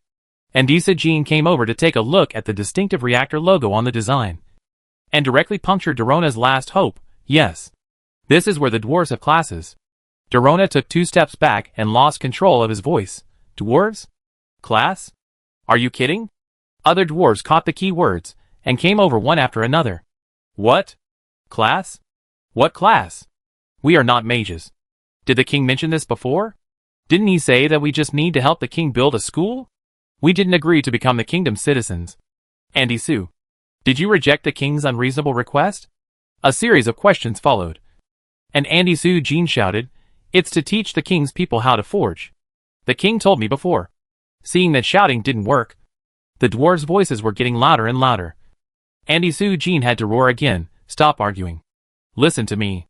The dwarves stopped talking and looked at Andy Soo Jean. Andy Soo Jean climbed onto the carrier and stood on a high place and said, "I didn't reject the king. That won't work. Andy Soo, how can we have time to teach a group of fools? Besides, you can see how noisy the king's people are. If you are embarrassed to refuse, then we will do it." Andy Soo Jean shouted, "What are you arguing about? Should I listen to you or me?" The scene was quiet again. "If you want to reject the king, the main city is there. Go there yourself." The scene was very quiet. The dwarves looked at each other as if nothing had happened. And no one wanted to stand up. It was not because they were cowardly. Dwarves were different from demons. They were straightforward. Even life threats could not stop them from doing what they wanted. The reason why no one stood up and said, "I will reject the king," was very simple. You should be grateful to the king for the help you have given. 200 dwarves, during this period of time, could be said to have eaten the king's money and used the king's money. Although this was based on the labor provided by the dwarves, the honest dwarves calculated their labor and their rewards, and fell silent. Perhaps for some races, construction and forging are very tiring work. But for dwarves, it can even be called a kind of entertainment. Forging is their instinct. They love fire, hammer, furnace and wine. As long as they have these four things, they can still sing and dance even in the cold winter. No one said anything. And Andy Soo Jean continued, "The king means that the people of the kingdom should do some auxiliary work while we forge, and then learn some basic forging skills." Delana responded quickly, "So, the king means, let us forge here." Andy Soo Jean nodded and said, "Forge what we want to forge. The king provides the materials, and we only need to share the finished products with the king." The dwarves quickly forgot the anger of the heroes just now, and turned to praise the king's tolerance. I must say that although human kings are often untrustworthy, this king is obviously different from them. He has a noble heart that is not corrupted by power. Praise the king. "So, Andy Soo, who are you going to let teach?" The dwarf's eyes instantly fell on Andy Soo Jean with this question, and he showed the effect of big watery eyes with his silly face. "Of course, the best dwarf," Andy Soo Jean said without hesitation. "Then it must be you." Someone bumped into Doran. The dwarves did not doubt Andy Soo Jean's answer, just as they did not doubt who the best dwarf was. For the dwarves, this was something that did not need to be debated. Andy Soo Jean looked around at the dwarves' expressions and said lightly, "By the way, the king plans to go to the top of the mountains to find the lost treasure for the dwarves." "What? We don't have a lost treasure? Didn't you tell the king? The lost treasure is just a rumor. Why would he do this?" The dwarves asked a series of questions. Andy Soo Jean had to raise his voice again, trying to suppress the surging noise. "I explained to the king, but the king felt quiet. Listen to me." The dwarves quieted down again and stared at Andy Soo Jean. Andy Soo Jean lowered his voice. "The king feels that there is a lost treasure of the dwarves on the top of the mountains, and he intends to find the treasure for the dwarves for free." The dwarves were in a commotion for a few seconds, and quickly quieted down under the fierce gaze of Andy Soo Jean holding the hammer. "So, he plans to form an expedition team to explore the top of the mountains." The dwarves waited for a few seconds to confirm that Andy Soo Jean had finished speaking. And then someone spoke, "Free? It sounds like a trap. This is more like the king's statement that he is going to expand the kingdom to the top of the mountains. It is indeed a human king. An unreliable, ambitious man. He wants to take away the former territory of the dwarf kingdom." The dwarves quickly threw away their previous praise for the king and began to condemn him. Andy Soo Jean sighed and had to shout again, before saying this, "Don't you see how many people there are in the kingdom? Tell me, how can more than 1,000 people expand the kingdom to the top of the mountains? Especially between the two is the vast land of God's fall. Such a vast area. Even if the number of people is multiplied by 100, it is not enough for them to have ambitions for the top of the mountains." The dwarves thought for 2 seconds and were convinced. So they changed their tone and began to praise the king with noble character again. Andy Soo Jean could hardly restrain his desire to sigh. Even though he was also a dwarf, he had to admit that compared with other races, dwarves did seem to be a little too straightforward. On the other side, the king praised by the dwarves was heading towards the novice village. "Respected king, good day. Is there anything you need me to do for you?" The player who learned the lesson of losing favorability without saying a word last time stepped forward cautiously and started a conversation cautiously. I'm looking for a wandering merchant. Where is he? A simple task popped up in front of the player. And compared with the difficulty of the task reward can almost be called generous. There are very few tasks that give so much kingdom reputation at one time. He's there. The player pointed in the direction of the wandering merchant and said in a voice eager for a task, "What do you want to do with him? Maybe I can help you." He Xingwen smiled at him. "I think this is the help that only wandering merchants can provide." He walked in the direction the other party pointed. The grocery store in the city center stood next to the square, welcoming customers. But except for the initial boom in customer flow due to the novelty, it is now deserted. The main reason is that after the players' credit points were squandered, they have not accumulated enough to trade with wandering merchants again. Of course, part of the reason is that the appearance of the mages attracted the attention of the players. In short, there are not many customers in this small villa standing in the city center. He Xingwen became the last customer of the day. Chapter 67 Game 45 Dragon and Druid. Don't touch. Don't ask. Pay to speak. Charge by word. Anuta heard footsteps and gave a whole set of warnings. He didn't hear the noise of the players, so he looked up and bumped into He Xingwen's eyes. Anuta's face changed in a second, and he greeted respectfully and not humbly, "Good day, respected king." He Xingwen looked around the grocery store. The layout of the grocery store is very simple, because NPCs basically have one space each. So the goods displayed in the grocery store are more for display than for sale. The original design of the grocery store was a neatly arranged display cabinet, and the goods could be taken out and appreciated up close when needed. But after Anuta received the players, the display cabinet disappeared from the grocery store, and was replaced by a design that placed the goods behind Anuta. And a long cabinet appeared in front of Anuta, separating customers from him to avoid possible contact. The grocery store seemed too empty because of the disappearance of the display cabinets, and the cabinets behind the cabinets that strictly isolated customers from the wandering merchants made the layout of the grocery store seem a bit strange. The back of the cabinet was a bit crowded because there were not only wandering merchants, but also a bunch of goods for display. And the front of the cabinet seemed too empty because there was nothing. He Xingwen took a glance and could probably guess what the wandering merchant had encountered. It cannot be said that the players are completely disorderly, but it can be said for sure that there is a small group of players who enjoy challenging order. At present, the internal test players are composed of three parts: high-level players, elites, and overactive idle people. The first two groups are capable of making rational judgments and restraining inappropriate impulses at the right time. But the latter group is very diverse, probably because they are too idle. They are very good at finding things to do. He Xingwen couldn't help but think again whether the decision to increase the number of internal test players was correct. "Anuta, do you have something to ask me?" He Xingwen looked at Anuta, and before he spoke, his eyes paused under his hand. A whole piece of jade exuded a warm light under his hand. He Xingwen could even vaguely see the exquisite patterns engraved on the edge of the jade, turning it from an ordinary luxury item into an expensive work of art that said, "Don't look at it. Don't touch it. You can't afford it." The king, who had no money left in the treasury and had not found other hard currency, silently withdrew his gaze and suddenly recalled the huge sea dragon stone on the mechanical body when he first met the wandering merchant, which was used as a disposable consumable by the wandering merchant. Anuta followed the king's line of sight and glanced at his subordinate's communicator. He suddenly realized what the king meant by this line of sight and introduced it to the king.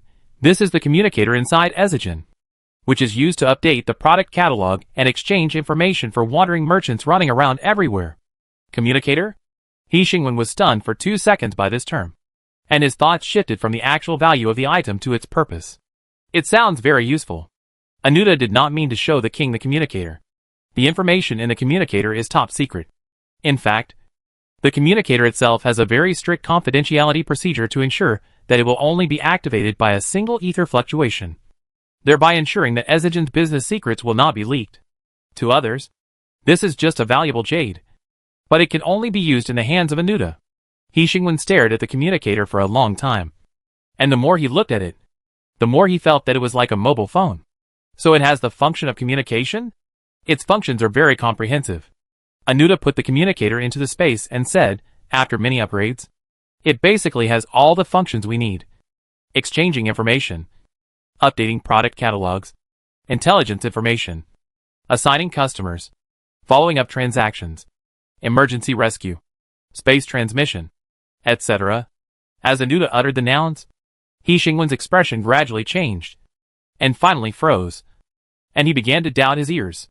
Anuta noticed the change in his expression. He stopped talking and hesitated. King? A very magical tool. At least, just listening to his introduction. The functions of the mobile phone are not as many as the functions of the communicator in the other party's hand. At least the mobile phone certainly can't do space transmission weight. So this world is really... Everyone can tear up a black hole by hand, considering that Ezigen is definitely at the bottom of the food chain in terms of military strength after all. This is a race that once fell into slavery. Now they have the ability to tear apart black holes with their hands. Then we can extrapolate the strength of other races. He Xingwen once thought that because they were in the dangerous God's falling land, it was normal that the race they first encountered was relatively strong. After all, races that were not strong enough could not survive near the God's falling land. But now it seems that perhaps it was not that the race they first encountered was relatively strong, but that the upper limit of the strength of this world was beyond human imagination. It is a very long process for a new civilization to integrate into the old civilization. Anuta said, Your kingdom has not yet left the land of God's fall. I have seen that rough world map in the conference hall. Dear King, a civilization cannot be understood by maps and introductions alone.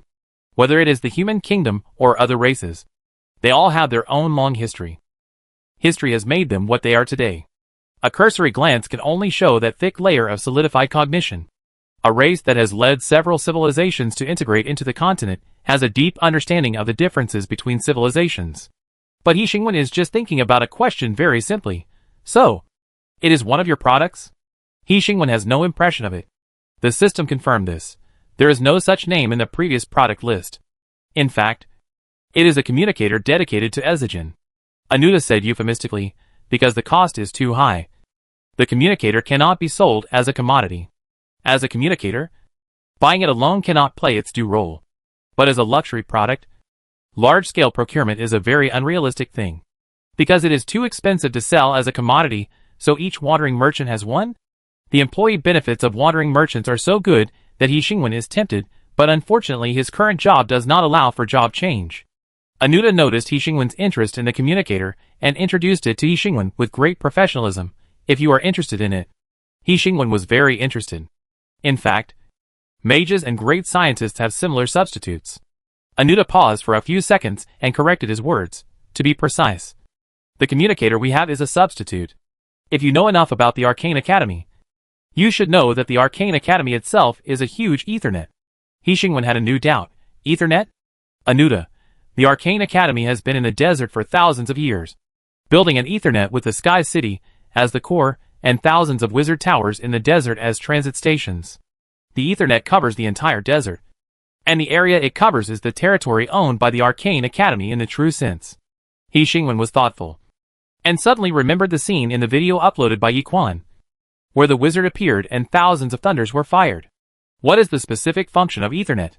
The mages in the Sky City can monitor every inch of territory covered by Ethernet through the hub.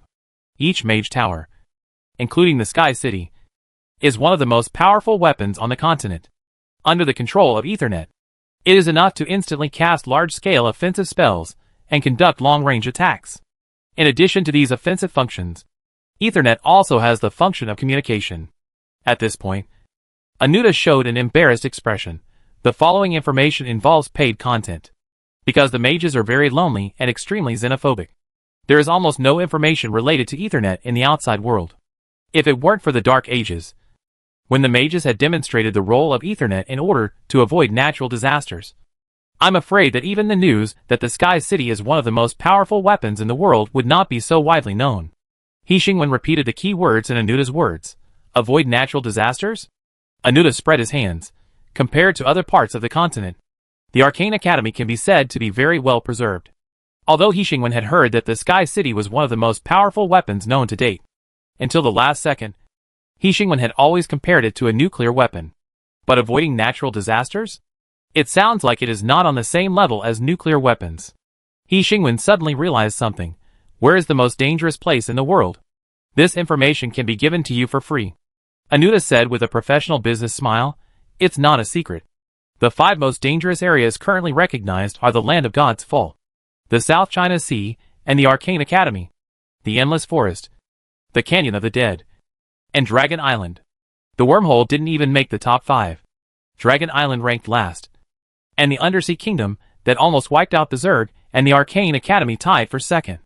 He Xingwen carefully recalled the map, and discovered another thing. These 5 dangerous areas include the Land of God's Fall, and the 3 areas bordering the Land of God's Fall.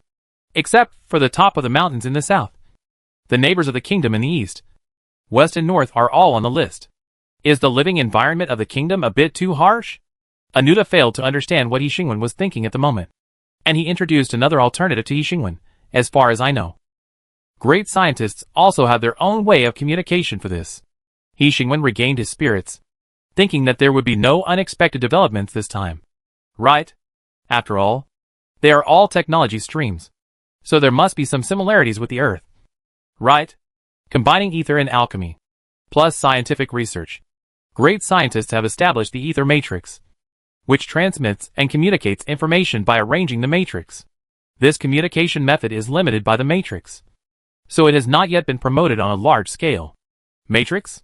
An invention of scientists. The cost of building a matrix is not expensive. The main problem is that it needs to be connected to the host of this Alpha Federation. It is a communication method that is completely controlled by great scientists, and is not trusted by other kingdoms. After Anuta introduced these, he revealed his true purpose as a businessman. If you are interested in establishing a complete set of remote communication methods, we can help you customize it. Thank you. No money. He Xingwen rarely felt his poverty personally, but the wandering merchant reminded him of this again and again. Stimulated by poverty, He Xingwen calmly skipped this topic and turned to the original purpose of his visit to the wandering merchant. I came to you because I have something else to ask of you. I am going to form an expedition team to enter the top of the mountains to find the lost treasure of the Dwarf Kingdom. Anuta thought for a few seconds and reminded He Xingwen. Do you know that the lost treasure of the Dwarf Kingdom is actually just an unfounded legend? I know. Anuta confirmed this before continuing. So, what do you need me to do? I need some members who can ensure the smooth progress of the expedition. Anuta understood the meaning of his words and proposed a solution based on his needs. I have 2 suggestions. Ezigen can directly form a professional expedition team for you to complete the task of finding the lost treasure for you. Of course, we promise to explore the top of the mountains, but we do not promise to find the lost treasure of the Dwarf Kingdom. Or, we can issue a bounty for you to recruit other members willing to join your expedition team. He Xingwen had another suggestion. In fact, I have a preliminary idea about the members of the expedition team. I think the dragons are a good choice. Anuta, are you sure? Considering that the king may not understand the greed of the dragons. Anuta specifically explained, any expedition related to treasure is not recommended for the dragons to join, because there is a great possibility that after discovering the treasure, the dragons will immediately break the contract and monopolize the treasure. He Xingwen confirmed with Anuta, does the dragons define treasure in the conventional sense? If Anuta was sensitive enough at this moment, he should have heard the subtext of different meanings from the king's question. But Anuta did not realize this, considering that as a new civilization, the king knew nothing about this world. Anuta naturally regarded this question as the king's lack of understanding of the dragons. Yes, the dragons like gems, gold, antiques and all valuable existences. Then I don't think this is a problem. The system's judgment is never wrong. The so-called lost treasure of the Dwarf Kingdom cannot be a treasure in the conventional sense. In Anuta's doubts, He Xingwen said lightly, the kingdom will dispel his inappropriate thoughts. Let the dragons restrain their nature. That is not a simple matter. But considering that before this, letting demons restrain their nature was also defined as impossible, Anuta did not comment on the king's self-righteousness. So, a dragon? Anuta confirmed with He Xingwen.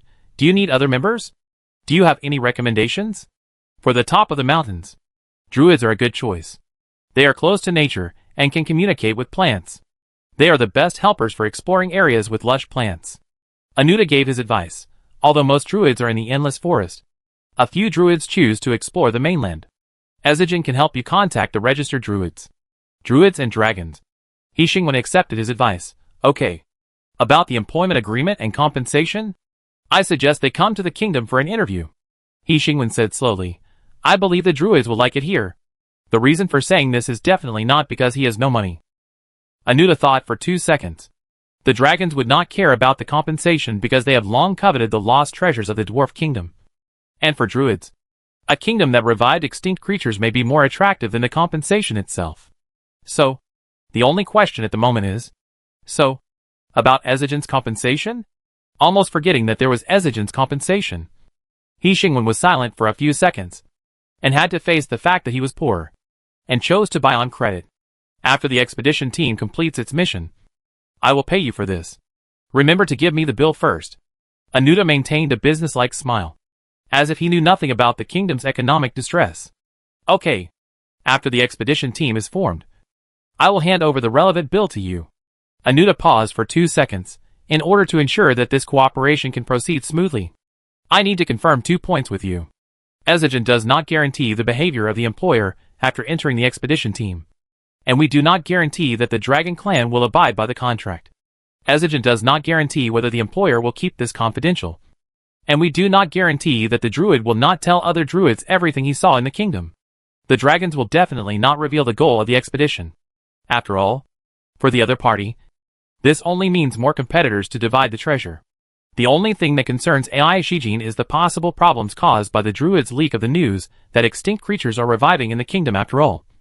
The Endless Forest is the base camp of the druids, and the Endless Forest ranks third among dangerous areas, where there live tree people who hate intelligent creatures and are extreme environmentalists. The system once again sighed, very noble professional ethics. AI Shijin has no obligation to remind He Xingwen of these 2 points. But he still informs He Xingwen of the potential disadvantages of hiring dragons and druids in this way. So, it is not without reason that they can become the guides of the new civilization and the merchant alliance spread across the entire continent. They have enough reasons to gain friendship from the new civilization. After praising Ezigen's professional ethics, the system immediately said, but you don't need to worry about it. In fact, I'm not worried about it. He Xingwen interrupted the system and said to Anuda and the system, no one can defeat the kingdom. In the land of God's fall, on the territory of the kingdom, He Xingwen's enemies will face the curse from the land of God's fall and the entire kingdom. People may not be clear about the weight of the 4 words the entire kingdom, but if it is replaced by all the creatures in the kingdom, animals, plants, humans, the holy guards, and even the inconspicuous grass, then its weight will become clear enough. Of course, more importantly, the curse of the land of God's fall ranks first among the 5 most dangerous areas in the world. The fact that the people of the kingdom can pass freely, and the dwarves, who have obtained He Xingwen's permission, are not unusual, does not mean that the curse of the land of God's fall is inferior in the slightest. For all intelligent creatures that have not obtained the king's permission, this is a real place of death. Chapter 68 Game 46 New Skills and Large Quests and Mages. He Shu was tidying up his handwriting in class, and other players around him had already rushed over to surround the mage, who had finished teaching. Their eagerness to learn was about to burst out. Teacher, we have all learned to sense ether. When will we teach the next spell? Teacher, when will we start learning offensive spells? Teacher, the importance of ether has been taught for several classes. Let's get straight to the point. How do I learn to tear a black hole with my hands? What do you mean by tearing a black hole with my hands? To be more professional, that's called space teleportation. Teacher, I'm not in a hurry to learn space teleportation. Just teach me how to learn that cool thunder spell. Hey, teacher, don't leave. Teacher. The expressionless teacher casually deducted the favorability and reputation of the players who blocked his way, and left the classroom directly. The crowd dispersed again, because they had failed too many times and were used to it. This mage is so stubborn. We have learned everything, but he still insists on talking about ether. An NPC who teaches skills is so serious. It's really the king's brain circuit. Shh. Keep your voice down. The favorability of these mages is dropping very fast. My favorability is over 100. There shouldn't be anyone with a positive favorability among the players? Small-minded. A player muttered, and instantly received a notification that the mage's favorability had dropped. No. Are they monitoring us all day? Otherwise, how could the favorability drop so quickly? Last time I saw the mages seem to have set up some spells in the teaching building. They might really be monitoring this place around the clock. Not only are they petty, they are also paranoid. This group of mages is amazing. But the decline in favorability doesn't seem to have any effect on us. We can still accept the mage's tasks. I suspect that everyone has a negative favorability in their eyes, including other NPCs. So even if the favorability is more than 100 negative, the tasks can still be accepted. I'm not interested in the favorability of the mages. The key point is, when will they teach the next skill? Or, when will they open the function of directly learning skills? Now the class is a waste of time and inefficient. And there is no point. Your Majesty, just do whatever you want, because this is the world's first holographic game. When the next holographic game comes out, we'll see if there are any players willing to put up with this peculiar train of thought. Another player hurriedly passed by the door, saw the players gathered in the classroom, stopped, and informed them of the latest news. What are you still doing? Levi has learned a skill in the library. What? The players said in unison, and then reacted instantly, following each other's footsteps and running towards the library on the top floor of the teaching building. Hishu, who was slowly tidying up his handwriting, quickly caught up with them and blended into the players very naturally. The library is located at the top of the building, and it displays books brought by mages from the Arcane Academy. The players met at the door of the library, and the players who heard the news surrounded the library layer by layer. When Hishu and his team arrived, the battle in front of the library door was about to break out. The tense atmosphere, the countless parties in confrontation. And even so, no one rushed into the library. There was something wrong no matter how you looked at it. Hishu looked around and saw Wu Xing standing at the front of the crowd. The other party's puzzled eyes were back and forth in the crowd, and he was very puzzled by the situation in front of him. Why is no one moving? Wu Xing thought with this thought, turned his head, and pushed open the door of the library behind him. All the players' eyes fell on him instantly. Even as a junior supervisor, Wu Xing never thought that one day this simple action of taking a step forward would become so stressful. Wu Xing took this step slowly under the gaze of countless players and walked into the library. Fuck. Some of the players couldn't help but use the interjection, "You can go in. So why are you dawdling outside?" Wu Xing, who was in the library, expressed his confusion with his expression. He turned his head and looked at the library. Through the layers of bookshelves, he saw other players. There were not many of them. They were all concentrating on the books in their hands, frowning, scratching their heads, and all the idioms that can be used to describe human pain can be used here. Wu Xing, who is not good at games, does not have a player's mindset at all, has been busy collecting kingdom information, and has neglected to collect other information, was confused by the scene in front of him.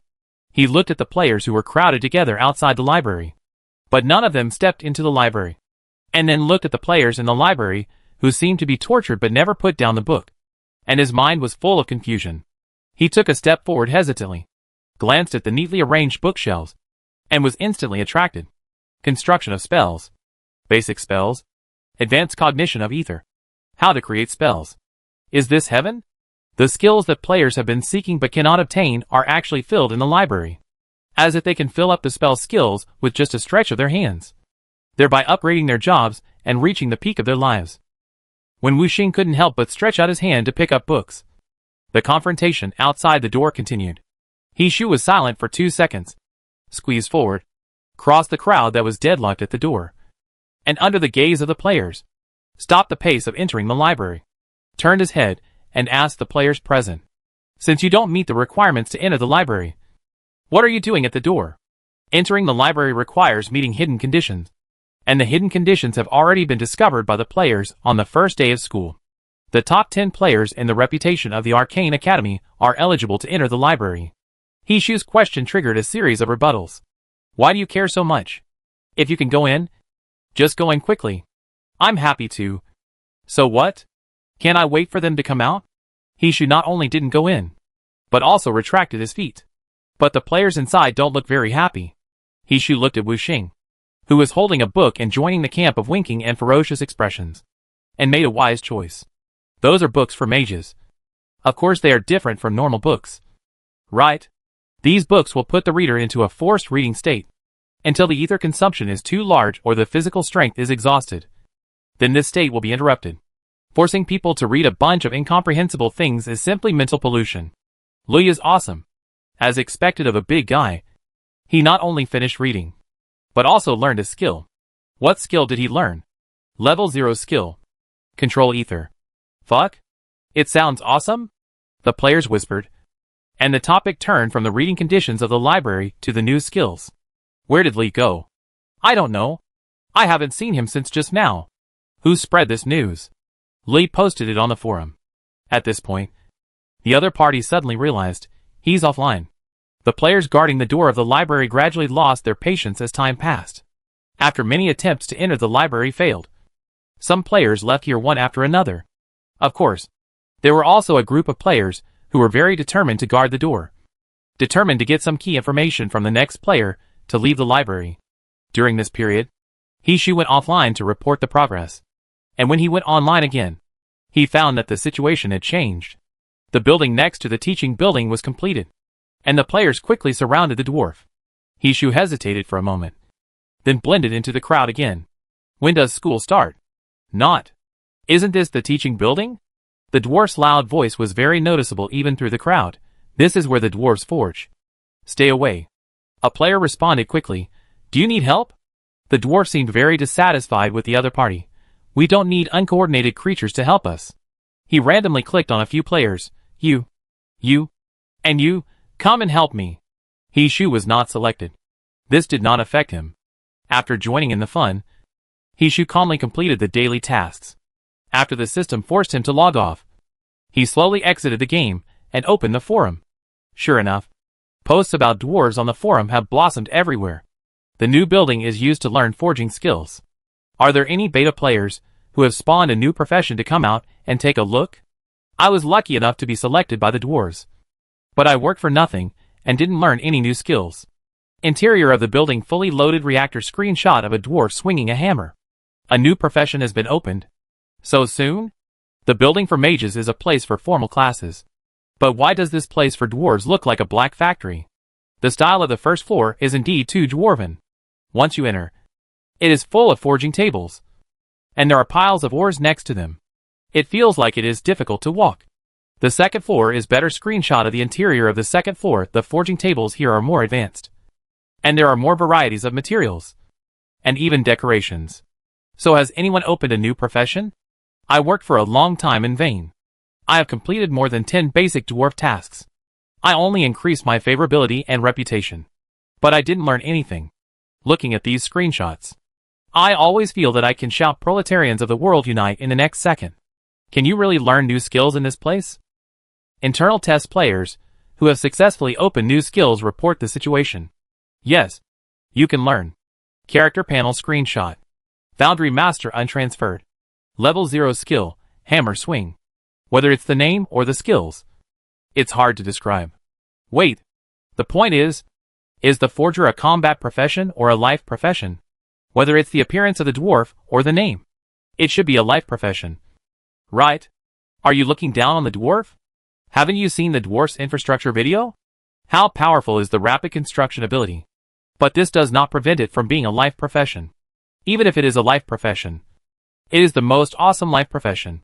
The forger sounds awesome. Plus the construction ability shown by the dwarf before. I reasonably suspect that this is the most powerful auxiliary profession in the later period. But this format is very similar to the format of the mage profession. Is it possible that it is actually a serious attacking profession? Relying on swinging a hammer to attack? You haven't seen the video. The dwarf looks like an auxiliary anyway. But when the dwarf swung the big hammer, it was actually quite intimidating. Regarding forger, whether it is a life profession or a combat profession, the forum has not reached a unified conclusion. But after this profession briefly attracted the attention of players for a few days, players quickly shifted their attention. In the rapidly developing kingdom, there are too many new things to divert players' attention. Along with a new large-scale task searching for the lost treasure of the dwarf kingdom, there is a new notice issued by His Majesty the King, and the second wave of 200 internal test quotas will be issued by drawing lucky audiences. The former news attracted the attention of internal test players, and the latter news attracted the attention of cloud players. The combination of the two has once again pushed the popularity of holographic games to a new climax. After nearly a month of internal testing, everyone no longer doubted the existence of holographic games, and the enthusiasm for participating in holographic games was repeatedly raised by the news released by internal test players from time to time. After His Majesty the King finally decided to release the internal test quota again, even Chinese people who didn't care about the game could hardly not hear news related to holographic games. This time, it was not the Special Investigation Bureau that fueled the flames, but the real national popularity was further raised. This is a small step for me, but a big step for the kingdom. Don't get excited yet. You need to meet the requirements to participate in the task. At least master 3 skills. The kingdom reputation is above 50. And the dwarf reputation is above 50. I suspect that the reason why there is no mage reputation in this task requirement is that once the mage reputation is required to be above 50, all players will automatically be disqualified from participating in the task. The name of this large-scale task, Find the Lost Treasure of the Dwarf Kingdom? It seems that the main plot of the game at this stage is to help the Dwarf Kingdom unify? Aren't the dwarves the people of the kingdom? Are you sure you want to help the Dwarf Kingdom unify? Not to unify the Dwarf Kingdom? This is not important. Everyone is discussing it enthusiastically. The first requirement for participating in the task has not been met. New news. Players can spend credit points to learn skills from other players. What the hell? Is the planner crazy? I think the planner wants to reduce the difficulty. After all, so far, it seems that only Greenleaf has learned a skill from the library by himself. And other players who entered the library have not successfully learned the skill. It is so difficult. How did Greenleaf succeed? It is said that the boss is a professor studying linguistics. He is usually very busy. He had a holiday not long ago, so his online time has increased recently. I don't know if it is my illusion or what. I feel that the proportion of professors among the internal test players is a bit high. When I was working together before, I also met a professor. So, I seem to have met him. Ha ha ha. What a coincidence. Why don't we talk about something else? Although credit points are earned quickly, they are spent even faster. Why don't the planners open a Krypton Gold channel? The speed of earning credit points by brushing tasks is too slow. I just clicked on the official website of His Majesty the King and found that I don't know when a notification was posted. It is a notification about consuming credit points to learn other players' skills. 0-level skills can be completed by consuming a certain number of credit points with the permission of the player. But each player can learn up to 5 0-level skills through credit points. There is no limit to the number of 0-level skills learned by other means. Level 1 skills can be learned through credit points and the reputation of the corresponding skill race. Level 2 skills can be learned through mentors or books. And skills cannot be obtained through credit points. Skills above level 3 can only be learned through the guidance of a mentor. The success rate of learning skills on your own is extremely low, so it is not recommended to try.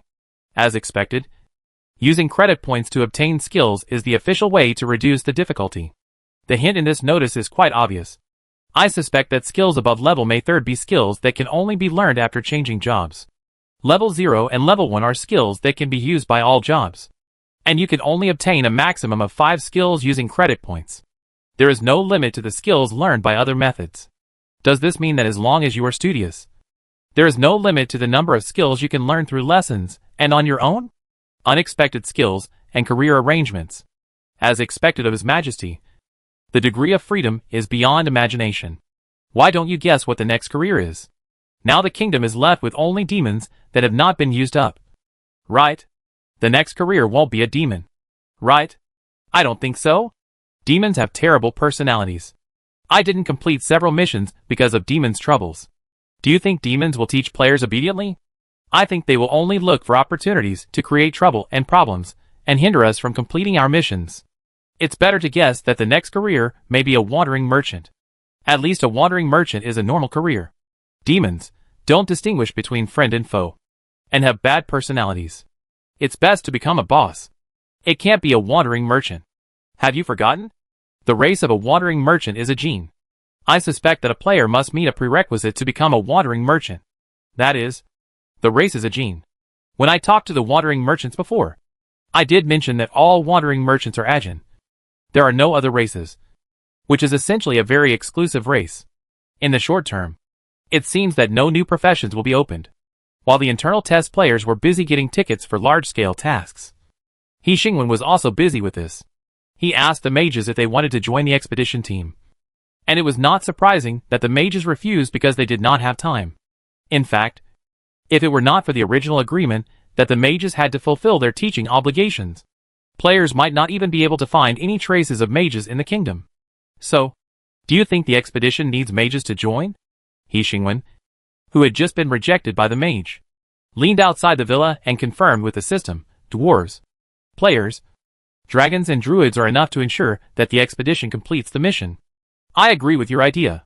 The cost of asking mages to join the expedition is not equal to the benefits brought by mages joining the expedition. For the expedition, they are dispensable. He Xingwen nodded, stood up straight, and glanced at the small villa behind him. A strange perception emerged. Everything that was happening in every part of the kingdom was received by him. Because humans could not process such a large amount of information.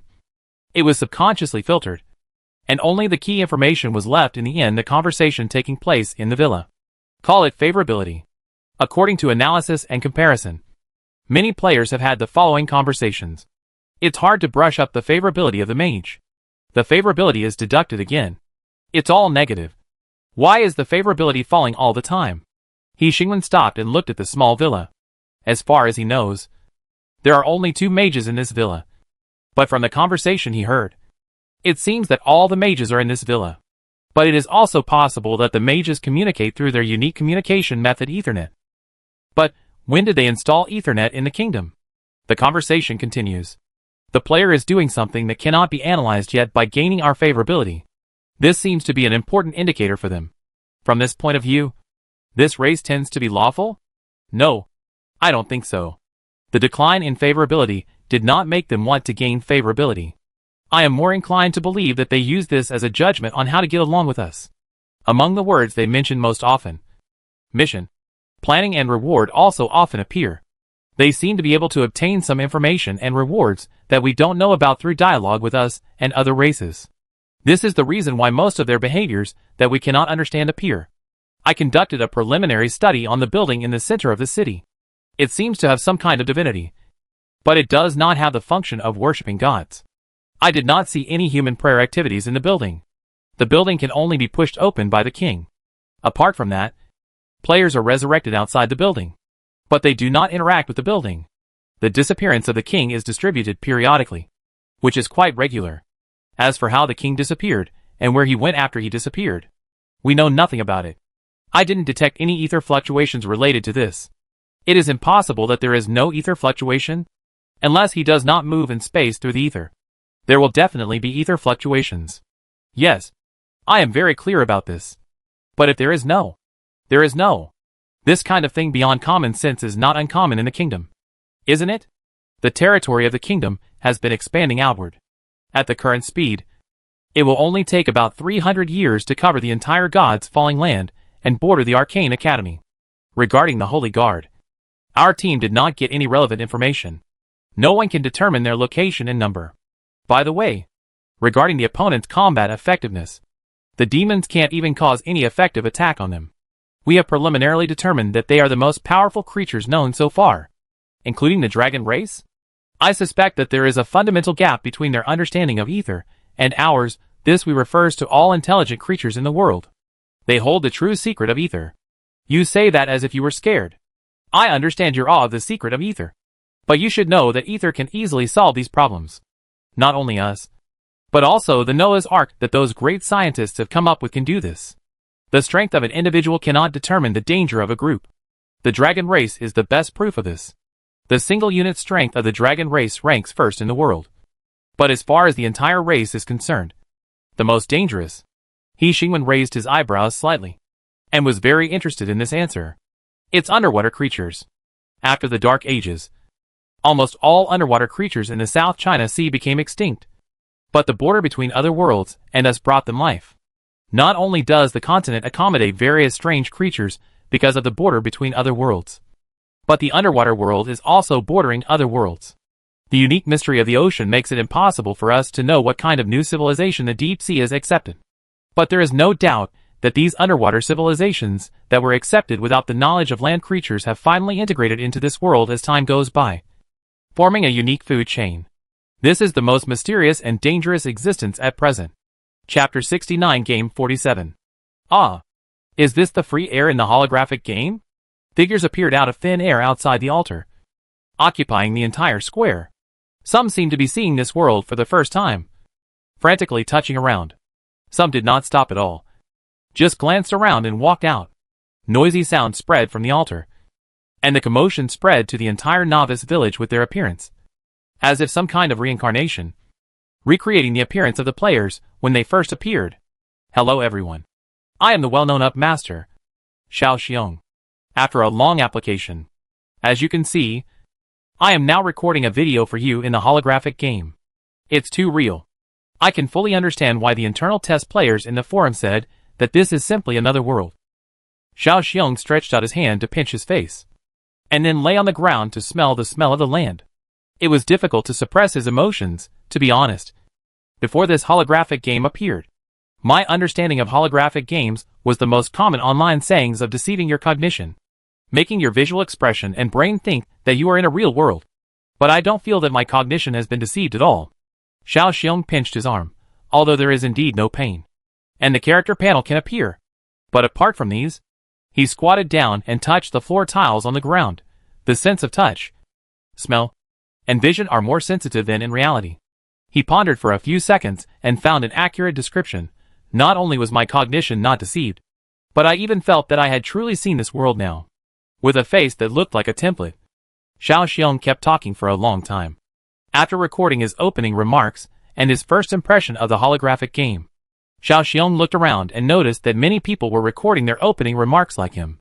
Since the popularity of the holographic game has become so popular, and in turn, the first batch of internal test players have become popular, most of the lucky viewers who have obtained the internal test qualification and have nothing to do have embarked on the path of becoming an upmaster. According to the strategy prepared before, Xiao Xiong ran to the corner of the novice village. This is the activity area of NPCs, and players are not allowed to enter.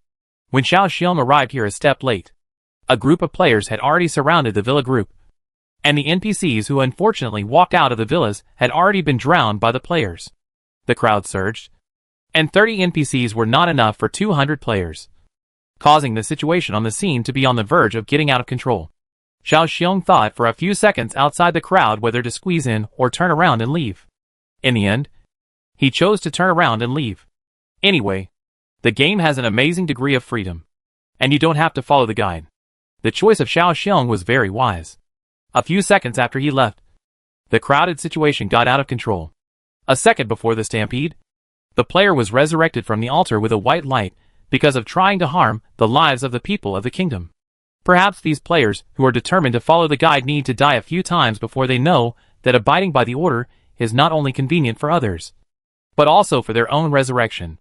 But at this moment, the noise has not subsided yet, and Xiao Xiong, who gave up the guide, took a few steps and looked up to see another villa complex with closed doors. He showed an expression of sudden enlightenment and recorded the material for the video editing. Look, what do I see? He stretched out his hand forward. It's where the demons live. If you have followed the forum, you should know that this area is marked as high risk in the strategy map made by Master Lun Lun.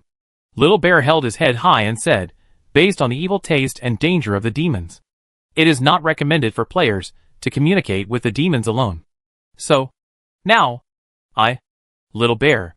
Little Bear's tone was excited as if he was going to confront the demons in the next second. But his behavior was extremely sincere. He turned his foot and bypassed the front. I won't go this way. Little Bear said to take a detour. And he turned his foot and walked on another small road out of the city. Then he bumped into Nilida and Kenny, because they deliberately avoided the main road. This small road between the villa areas was not wide, and the area occupied by Kenny and Nilida was there. It can be said that they just met on a narrow road.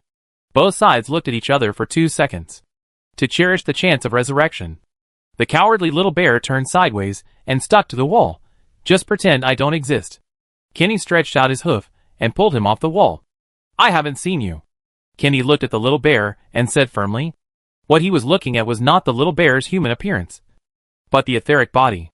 There are no identical people in this world, and naturally there are no identical etheric bodies. For the devil, it is not difficult to remember the appearance of 100 etheric bodies. It is indeed a bit too noisy today. Nublida took over coldly. Haven't you been hanging around the wizard and the dwarf recently? Why are you back to the novice village again? The Little Bear, who was in trouble, waited for a few seconds, but did not receive the task notification. He did not even send the task, and he was as stingy as described in the guide. Regarding the stinginess of the devil, the next sentence in the guide is, if the devil suddenly becomes too generous, please be 120% vigilant, because it means he is planning to cheat you. The guide produced by Lun Lun does not recommend players to accept the devil's tasks. because the rewards are pitifully small, and there will be a deduction of kingdom reputation. Occasionally, players will be sent to die. After confirming that the devil's hidden tasks cannot be brushed out, it is also possible that the other party has no hidden tasks at all. The devil has completely lost its value to the player. Of course, this may be a good thing for the devil. Although no tasks were given, the answer still had to be answered. Little Bear answered the questions honestly. I haven't seen you either. I'm new here. In the atmosphere that was silent for some reason, Little Bear added, 200 new players have come. So the whole novice village is very noisy. Kenny loosened his hoof, exchanged glances with Nolita, and said casually, so sudden? The king didn't notify us. Little Bear complained in his heart. Did he notify you to mess with the players? Considering the difference in their military strength, Little Bear had a strong desire to survive. If nothing happens, I will. He gestured in the direction where the demons were blocking. Kenny moved aside and made a gap between him and Nolita. Little Bear quickened his pace and tried to pass through this narrow gap quickly. It was a bit difficult. The two demons staring at him brought him great psychological pressure. It was not the psychological pressure brought by death, but the pressure brought by the limited number of resurrections. At this moment, Nolita suddenly asked, when will the next batch come? The little bear was stunned for 2 seconds, and while stepping through the gap, he subconsciously answered his question. It depends on when His Majesty the King plans to add more internal test players. Did you hear what he said? The ether rippled, isolating the surroundings, allowing Kenny to have an absolutely safe conversation with Nolita. Of course, it was the absolute safety in their cognition. Just like the mage believed that no one else would know about the conversation in the ether, which was a kind of common sense. Sometimes, after seeing many miracles, you should know that there is nothing unbreakable in this world. And even truth has the concept of absolute truth and relative truth. Then it is not surprising that a mere common sense is overturned with the advancement of cognition. However, at this time, the demon who knew nothing about this was still communicating on the premise that the conversation was very safe. Add internal test players. Nolita repeated the keywords in the little bear's answer. Kenny said expressionlessly, mages are just a bunch of idiots who know nothing except ether. Nolita, wandering merchants are just a bunch of fools who care about nothing except trade and intelligence. Such an obvious problem. No one can see it. Kenny maintained the ether fluctuations, pushed the door into the villa, glanced at the demons sleeping in the villa, walked past them, took out a bottle of wine and 2 ornate wine glasses from the space, poured a glass of wine, and handed it to Nolita. Nubalita stood in front of the map he had been drawing for a long time, but had only just begun, admiring the large blank space on the map, and said, what destroyed civilization?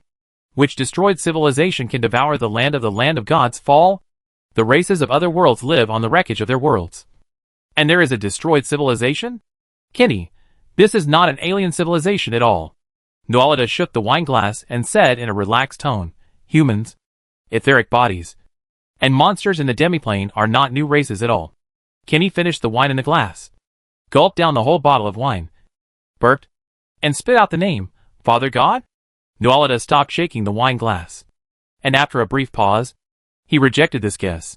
If it is the Father God, we can't fail to recognize it. Who knows his fall? What did it become after the fall? Kenty, it can be immune to the curse of the God's fall. It can devour the land of the God's fall.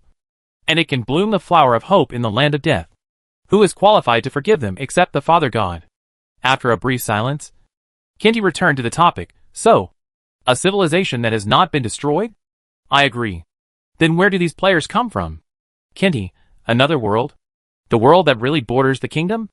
The world where the king disappears regularly. Nolita took a sip of wine. We have tried. We can't find it. The group of mages didn't even think of this. You can't expect other races to be as smart as us. Nolita shook the wine glass and said, we are the most perfect creation of the Father God. Kenny laughed. So, the last question is, how many crazy people like these players have the ability to resurrect? Nolita put down his wine glass and looked at the map that he had always stopped at the beginning because of his laziness. There was a blank space next to the land of God's fall, and only the land of God's fall was marked with detailed road and city symbols. You can estimate the maximum number of humans in a world based on the reproductive capacity of humans. This is not good news, Kenny muttered, and then said, but if the number is enough to win, then the tree people should have ruled the world long ago. After all, The players are so weak that even thousands of them can't change anything. Nubleta stretched out his hand to the animal's skin, and the ether moved along his thoughts. Almost instantly, countless ethers poured in here, outlining a complete and detailed world map, and completed the task that he had wasted a long time on in an instant. As far as I know. The demon who had been awakened by their movements long ago interrupted lazily. Players are learning the skills of mages and dwarves. Another demon gracefully swayed through the hall. I heard that they have an unimaginable learning speed. Another demon opened the door and carried the food piled up in the yard into the villa. The food that had been left for a long time had already deteriorated, and there were even unknown creatures crawling on it, completely turning into garbage.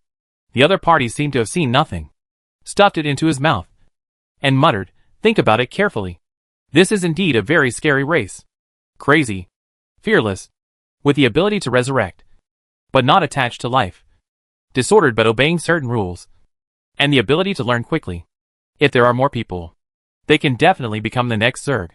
Another three-headed demon burped and said, "They are different from the Zerg. The only ruler of the Zerg is the Zerg Queen, who has no wisdom and only the instinct to reproduce. To say that the Zerg is an intelligent creature is simply an insult to the definition of intelligent creatures. But the Zerg is indeed an intelligent creature. But the newly born Zerg Queen needs enough energy to evolve."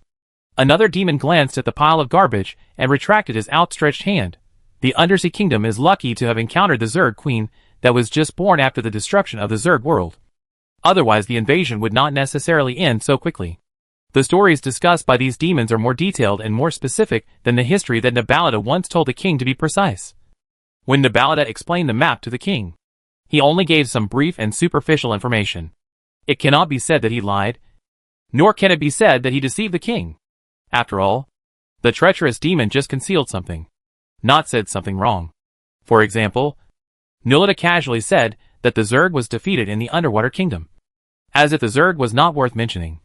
But he did not mention that the most fatal reason why the invasion launched by the Zerg failed so easily was that the newly born Zerg Queen did not have high intelligence. The pile of garbage brought in was quickly cleared by the demons. "This thing doesn't have much energy at all." The hill-like demon sat on the ground, touched his belly and said, "I have observed that there are many high-energy animals in the forest north of the kingdom." "Stay still." Kenny interrupted him and said, "If you don't want to die? I thought we were preparing for the next battle." The hill-like demon was confused and said, "Didn't you say that we can't let a natural disaster like the Zerg happen again?" "They are different from the Zerg." "How are they different? They are not as crazy as the Zerg? Or they are not considered a natural disaster?"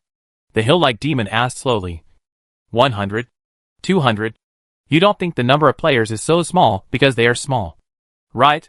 Nubleta stared at the map and continued. "The rulers are different." The hill-like demon thought for a few seconds and agreed with his persuasion. "Indeed. This king," he said slowly, "he is a good man." It may be a bit ridiculous for a demon to say this, but in fact, demons have a far greater advantage than other races in distinguishing good from bad people, because they are the most favored creations of the Father God. Ambitious and good can coexist. Nubleta looked away, and the completed map dimmed again, returning to the state of only drawing the beginning. "So, should we prepare for the battle?" The demon with a small mountain asked slowly. "Let's wait until other demons come," Kenny said. "He doesn't look like a pest ready to destroy the world."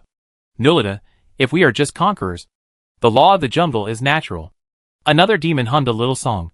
"We offer loyalty and honor to the powerful king, and the king brings us wealth and power." Slave traders walked on this continent. This world had no concept of human rights, let alone discrimination. The law of the jungle was the truth recognized by this world. This sounds a bit absurd, but it is true. Demons are one of the backbone forces to protect this world from being destroyed. Novice village. Grocery store. Anuta caught a glimpse of the scene where players appeared out of thin air one by one beside the altar.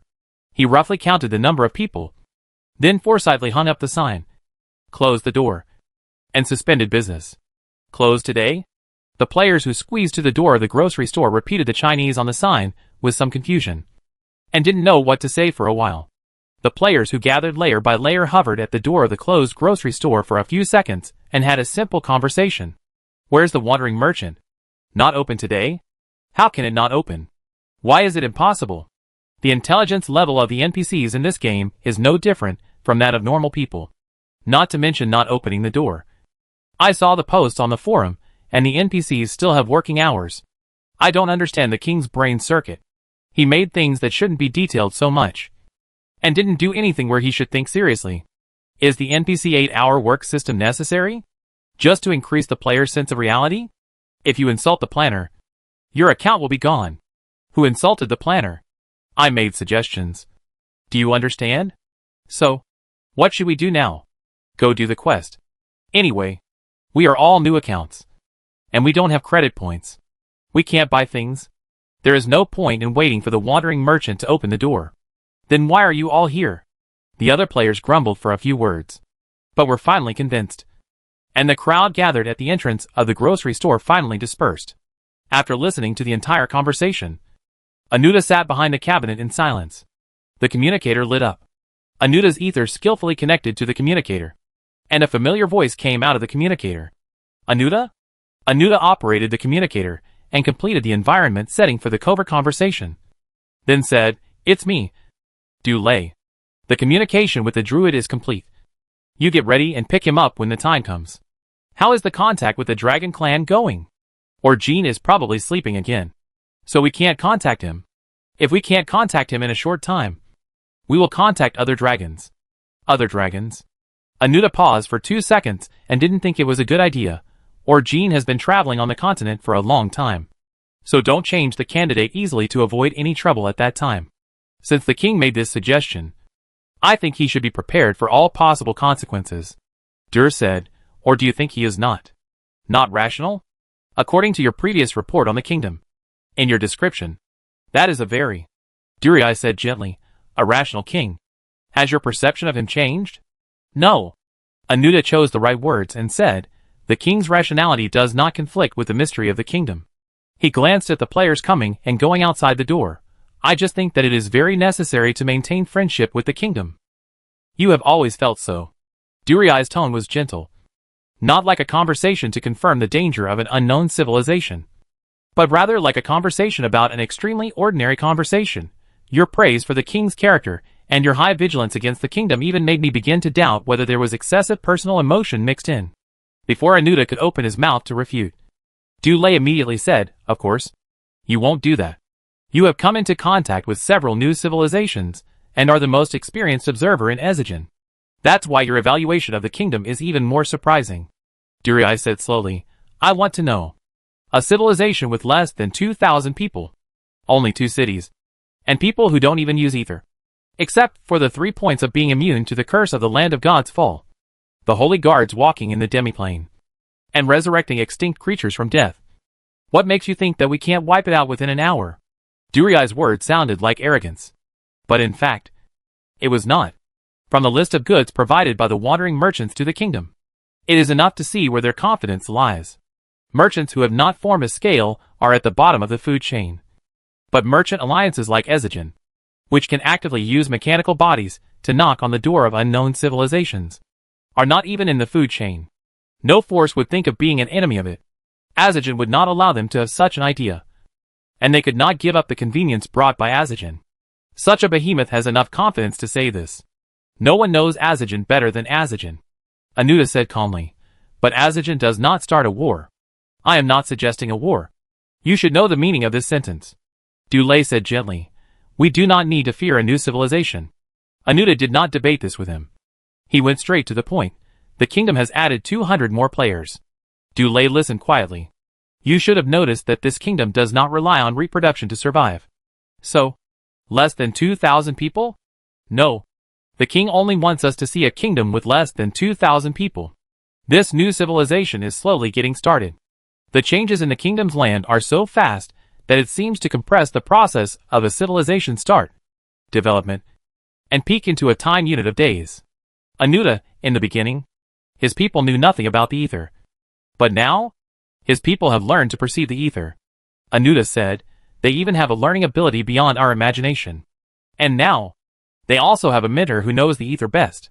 This is a being that only needs to be given a little time to quickly evolve into a behemoth." Anuta whispered, "Unless you start a war in the early stages of civilization and strangle it before it develops. Otherwise, you don't want to face such an enemy." Dur repeated what he had just said, Ezigen does not start a war. Then, the conqueror of this world has appeared. A very high evaluation.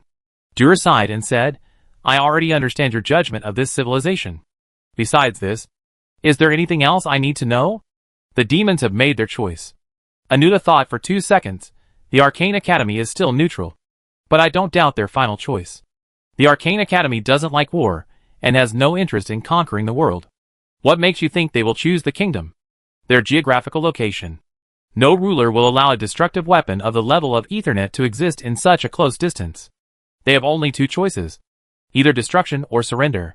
Dur, according to your description, the king is not a cruel conqueror. On the contrary, you describe him as a restrained and tolerant human king with many human virtues. Because of this, the mages can't even realize that the choice of destruction has ever appeared. Chapter 70 Game 48 Druid and Dragon and Attack. He Xingwen didn't care about those self-proclaimed secret conversations. If he cared about what others thought, He Xingwen wouldn't be standing here. The first step to becoming a mature adult is to learn not to care about what others think, and do what you want to do, such as making a wish to play a holographic game, and then bring mankind into the era of spiritual revival. Your kingdom is getting more and more lively, Anuta said, watching the scene in front of him. On the road from the novice village to the teaching building, there were players in a hurry, in groups, with no distractions, passing by the king, and no one looked at them, as the large-scale task of searching for the lost treasure of the dwarf kingdom is about to start. The registration deadline for participating in the task is approaching, and players who have not yet met the conditions for participating in the task will devote all their energy to brushing reputation and spell skills. Let alone wandering merchants and kings. Even if it was a dragon, they would still stop and take a closer look. After all, it was a dragon. But unfortunately, He Xingwen was not going to see a dragon, but a druid. After walking through the crowded area, Anuta broke the silence. Actually, you don't have to go with me to pick him up. I should bring him to see you. I have plenty of time. He Xingwen blinked at Anuta. There is no such thing as should in the kingdom. The king's authority does not need these meaningless things to reflect it. Probably among all the kings. Only you can say that. Anuta complimented him a little, and then continued, but the journey is long, and you have to travel with me for such a long time. The distance from the kingdom to the land of gods is not just a few minutes of walking as people imagine, but a long time measured in days. Even if the speed of moving forward is a little slower, the number of days measured in days will become double digits. Anuta did not think that it was a good choice to let the king travel with him and disappear for dozens of days. He didn't plan to enter the land of gods? He Xingwen was surprised at the other party's caution, but soon relieved. The curse of the land of gods is well known, and normal people would have concerns about entering it except Duodi, who rushed directly to the kingdom's territory. Obviously, he didn't think it was necessary. I didn't plan to leave the kingdom either. This is because He Xingwen could not leave the kingdom's territory. In Anuta's puzzled expression, He Xingwen continued, I only plan to take you to the border of the kingdom, and the rest of the distance. The ground shook slowly, and He Xingwen stopped talking and focused his eyes on the giant monster that was gradually approaching in the distance. Anuta looked at the huge creature that could make people lose their will to resist instantly, then took his eyes off it without caring, took 2 steps forward, and suddenly realized that the king did not move. So he turned his head again to look at the king, who was standing still, and then followed the king's gaze, moving his eyes inch by inch, looking at the giant that was gradually approaching, and the huge metal box on the back of the giant. He had a bad feeling. He only heard the king say to him in a relaxed tone, by the way, you can hitchhike. In his lifetime, Anuta never thought that one day he would hitchhike with a bear. That's not called hitchhiking. That's called delivering food. No matter how you think about it, normal people will not choose to get close to such a beast. A moment later, the wind blew, like a knife, cutting on the face, bringing pain and numbness. Anuta tightly grasped a corner of the metal box. His facial expression was once ferocious. He tried to stay away from the bear under him as much as possible, although this struggle was very weak. But at least it was his last struggle. Anuta held the metal box tightly to prevent the wind from blowing him down, and he had to be vigilant at all times to prevent accidents from happening. For example, the bear suddenly became hungry, although he knew that this would not happen. Knowing this did not conflict with the fear brought by instinct. When facing the bear at the top of the food chain, the instinct imprinted in his genes warned Anuta that he was on the other's menu. Outside the land of God's fall, Lincoln was not in a hurry, especially after he found that there was indeed a natural atmosphere somewhere in the land of gods. He had already half believed what Azajan said when he invited him to join the expedition. Regardless of whether the human kingdom was as Azajan said, at least it did exist. In the land of gods where creatures could not survive, there were natural fluctuations. Azajan was right. This was indeed a miracle. Lincoln walked out of the tree house outlined by branches and vines, and stopped on the platform in the middle of the tree. The platform was surrounded by countless plants. Vines spread along the branches. Swaying branches were mixed in the green leaves, quietly poking their heads out. And plants with different habits took root and sprouted on this small platform, bringing vigorous vitality. Lincoln walked around the mandala that blocked the road and tapped the tightly closed bud. With a gentle tapping of his fingers, the bud opened, revealing a pool of clear water in the bud. Lincoln held the water and washed his face. The water stains dripped down his hands onto the platform, attracting a few small vines, and the small water stains accumulated at his feet were instantly absorbed. Lincoln wiped his face, lowered his head and touched the vines, greeted every plant here, and then stepped off the platform. The tree house was built against the twisted trunk, and the dense vines spread all over the tree house, covering it with a shell, and also shielding this small tree house from prying eyes from the outside world. Lincoln took a step outside the tree house, and the branches quickly twisted and woven into steps under his feet. Lincoln walked down from the tree house easily and naturally, and stepped on the ground. The grass on the ground swayed gently, and quietly jumped up along the road he was moving forward. Lincoln stopped in front of the neighbor's territory. The busy transport team had no time to cast their eyes on him. They were sorting metal boxes and waiting for the next arrival of the Asian bear. The terrifying young Asian bear was still playing in the desert. The long distance from the gods' falling land to the kingdom became a journey of several hours under the feet of the huge Asian bear, which greatly improved the efficiency of transportation. Lincoln stopped at a suitable distance and moved his eyes from the desert to the horizon. Behind the line where the desert and the green land met, there was no life. The deathly silence spread throughout the gods' falling land. Even a small grass could not break through the ground in the desert. But deep in the gods' falling land, Lincoln could feel the vitality, the flower of hope in the land of death. Outside the land of Godfall, Lincoln waited quietly. After watching Yashiong and Anuta disappear from sight, He Xingwen walked towards the border of the kingdom and chatted with the system. Is the restriction that I cannot leave the kingdom from you?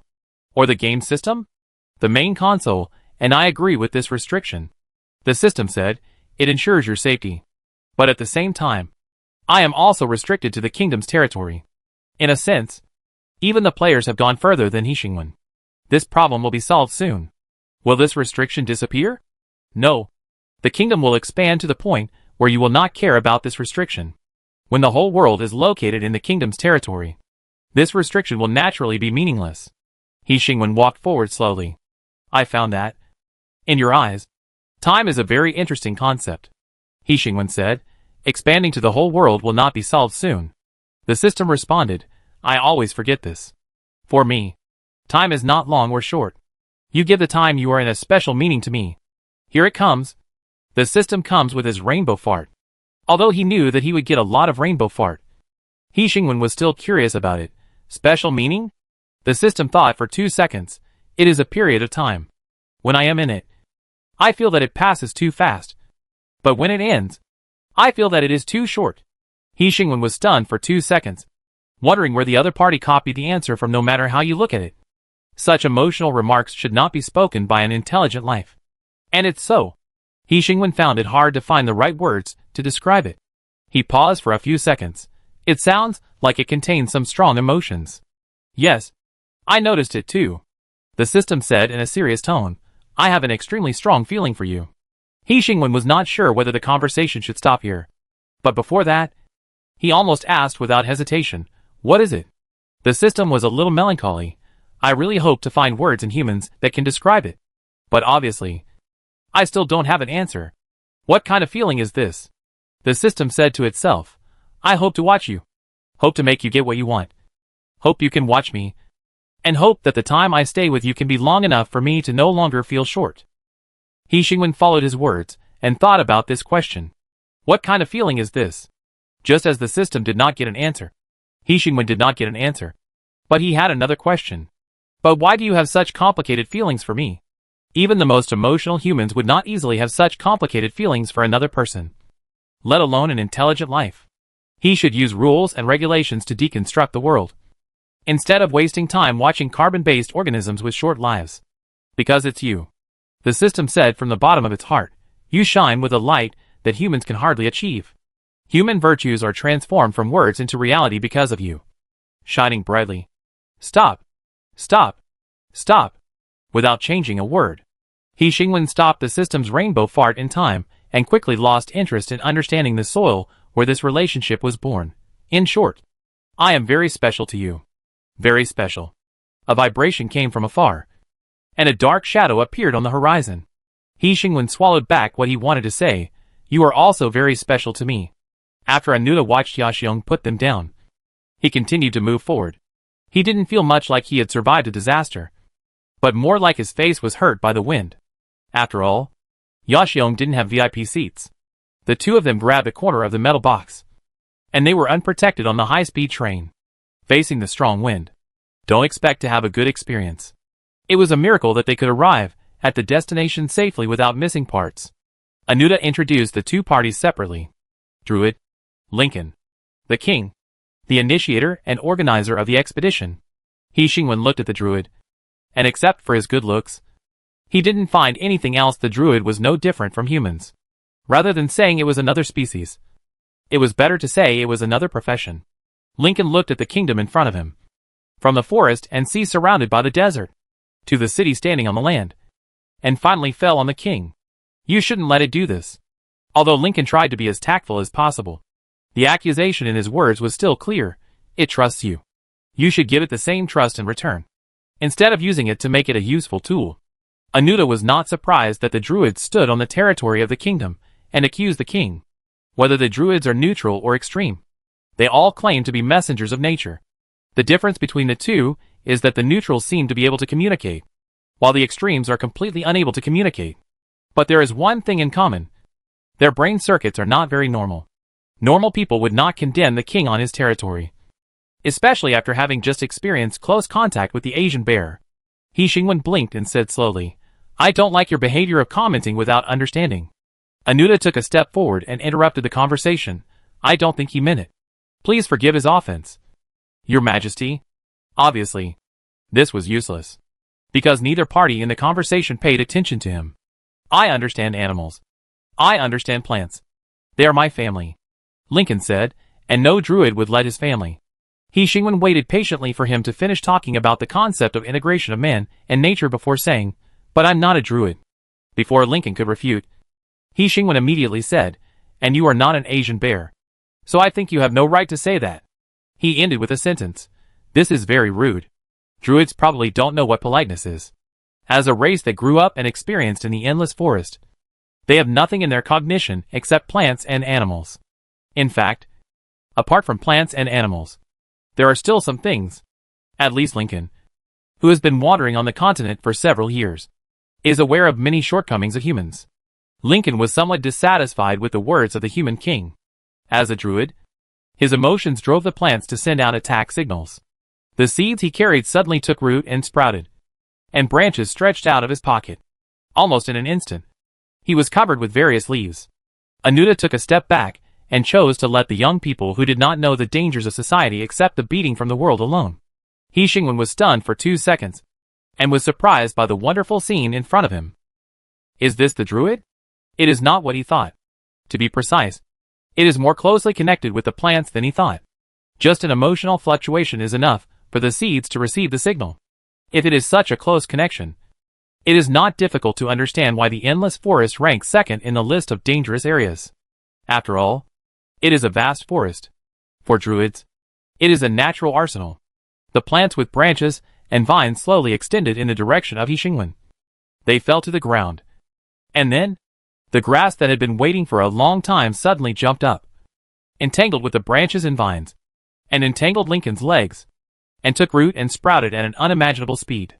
Dwarves and mages have experienced this feeling before, but they will not have a deeper feeling than Lincoln. This kingdom is rejecting him. The grass burst out with amazing vitality. They quickly extended, multiplied, took root, buried the grass seeds. And then the grass seeds sprouted again under the skin. The entanglement and attack on the enemy was completed almost instantly. Lincoln was sure that if he did not respond to this, the grass seeds would continue to take root and sprout until he became the soil that provided nutrients.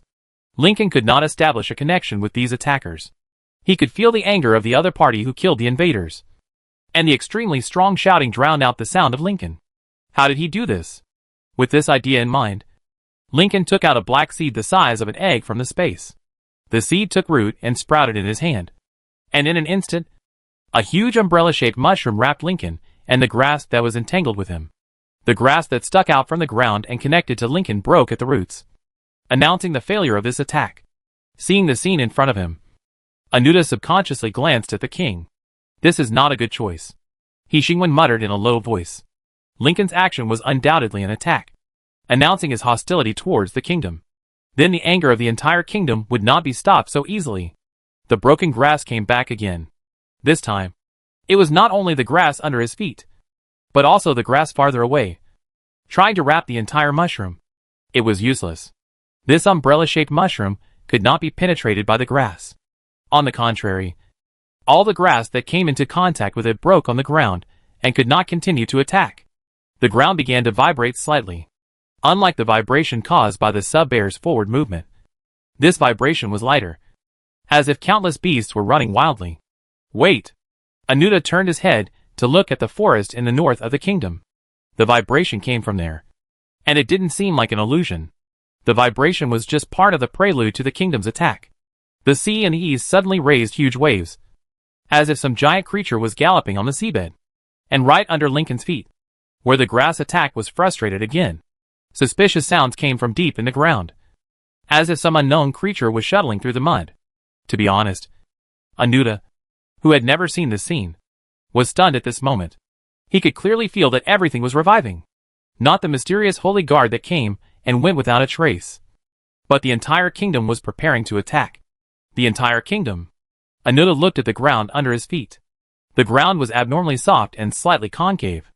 Anuda could draw conclusions from these movements, and so could the druid, who knew nature much better than him. Lincoln made a prompt decision and decided to end the duel directly, while the attacks were not ready after all. The unprotected king was standing in front of him. This was the worst of all his choices, but he didn't know this at the moment. The mushroom standing in place suddenly opened its umbrella handle in the direction of Xingwen, and red mycelium sprayed out. You, accompanied by the cry of the phoenix. The wind direction suddenly changed, blowing violently in the direction of the mushroom. The red mycelium was blown by the violent wind and changed direction involuntarily. Above the mushroom, heavy rain poured down and lightning flashed. In an instant, it was dark. In the darkness, the golden phoenix circled down, lightly grabbed Xingwen's collar, and stared at the huge mushroom in front of him. The salty smell of seawater permeated from not far away. Getting closer and closer, a small pit had collapsed in the sunken area of the ground. In just a moment, something would jump out or surge out from below. Xingwen stood there, not moving an inch. Under the flash of lightning, his calm expression was faintly illuminated. In just a moment, it was from dawn to dusk. If Lincoln continued to commit suicide, it would not be a question of whether it was dark or not, but a question of the endless war between the endless forest and the kingdom. Anuda tried to mediate the situation again. King. Unfortunately, he did not finish his words. Even in such a dark sky, the golden color that rushed straight into the night was still extremely dazzling, and it relied on the scales on its body to illuminate the night. Wow! So lively? The huge creature lowered its head from midair and instantly locked its eyes on the small golden color. Gold! He let out a cheerful dragon roar, which suppressed the thunder and lightning and almost penetrated half of the god's falling land. He flapped his wings, swept up a huge wind, and then swooped down towards the gold. How could it be such a coincidence? The dragon arrived at this time, not earlier or later. Anuda made a weak voice, trying to avoid the escalation of chaos as much as possible.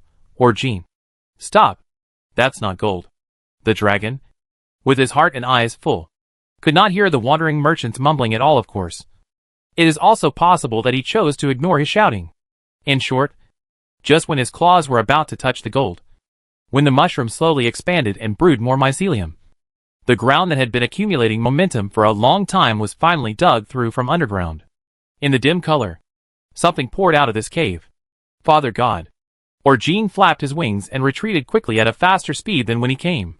Several seeds were thrown out of the mushroom, and they took root and sprouted in an instant, building an extremely solid and difficult-to-break fortress.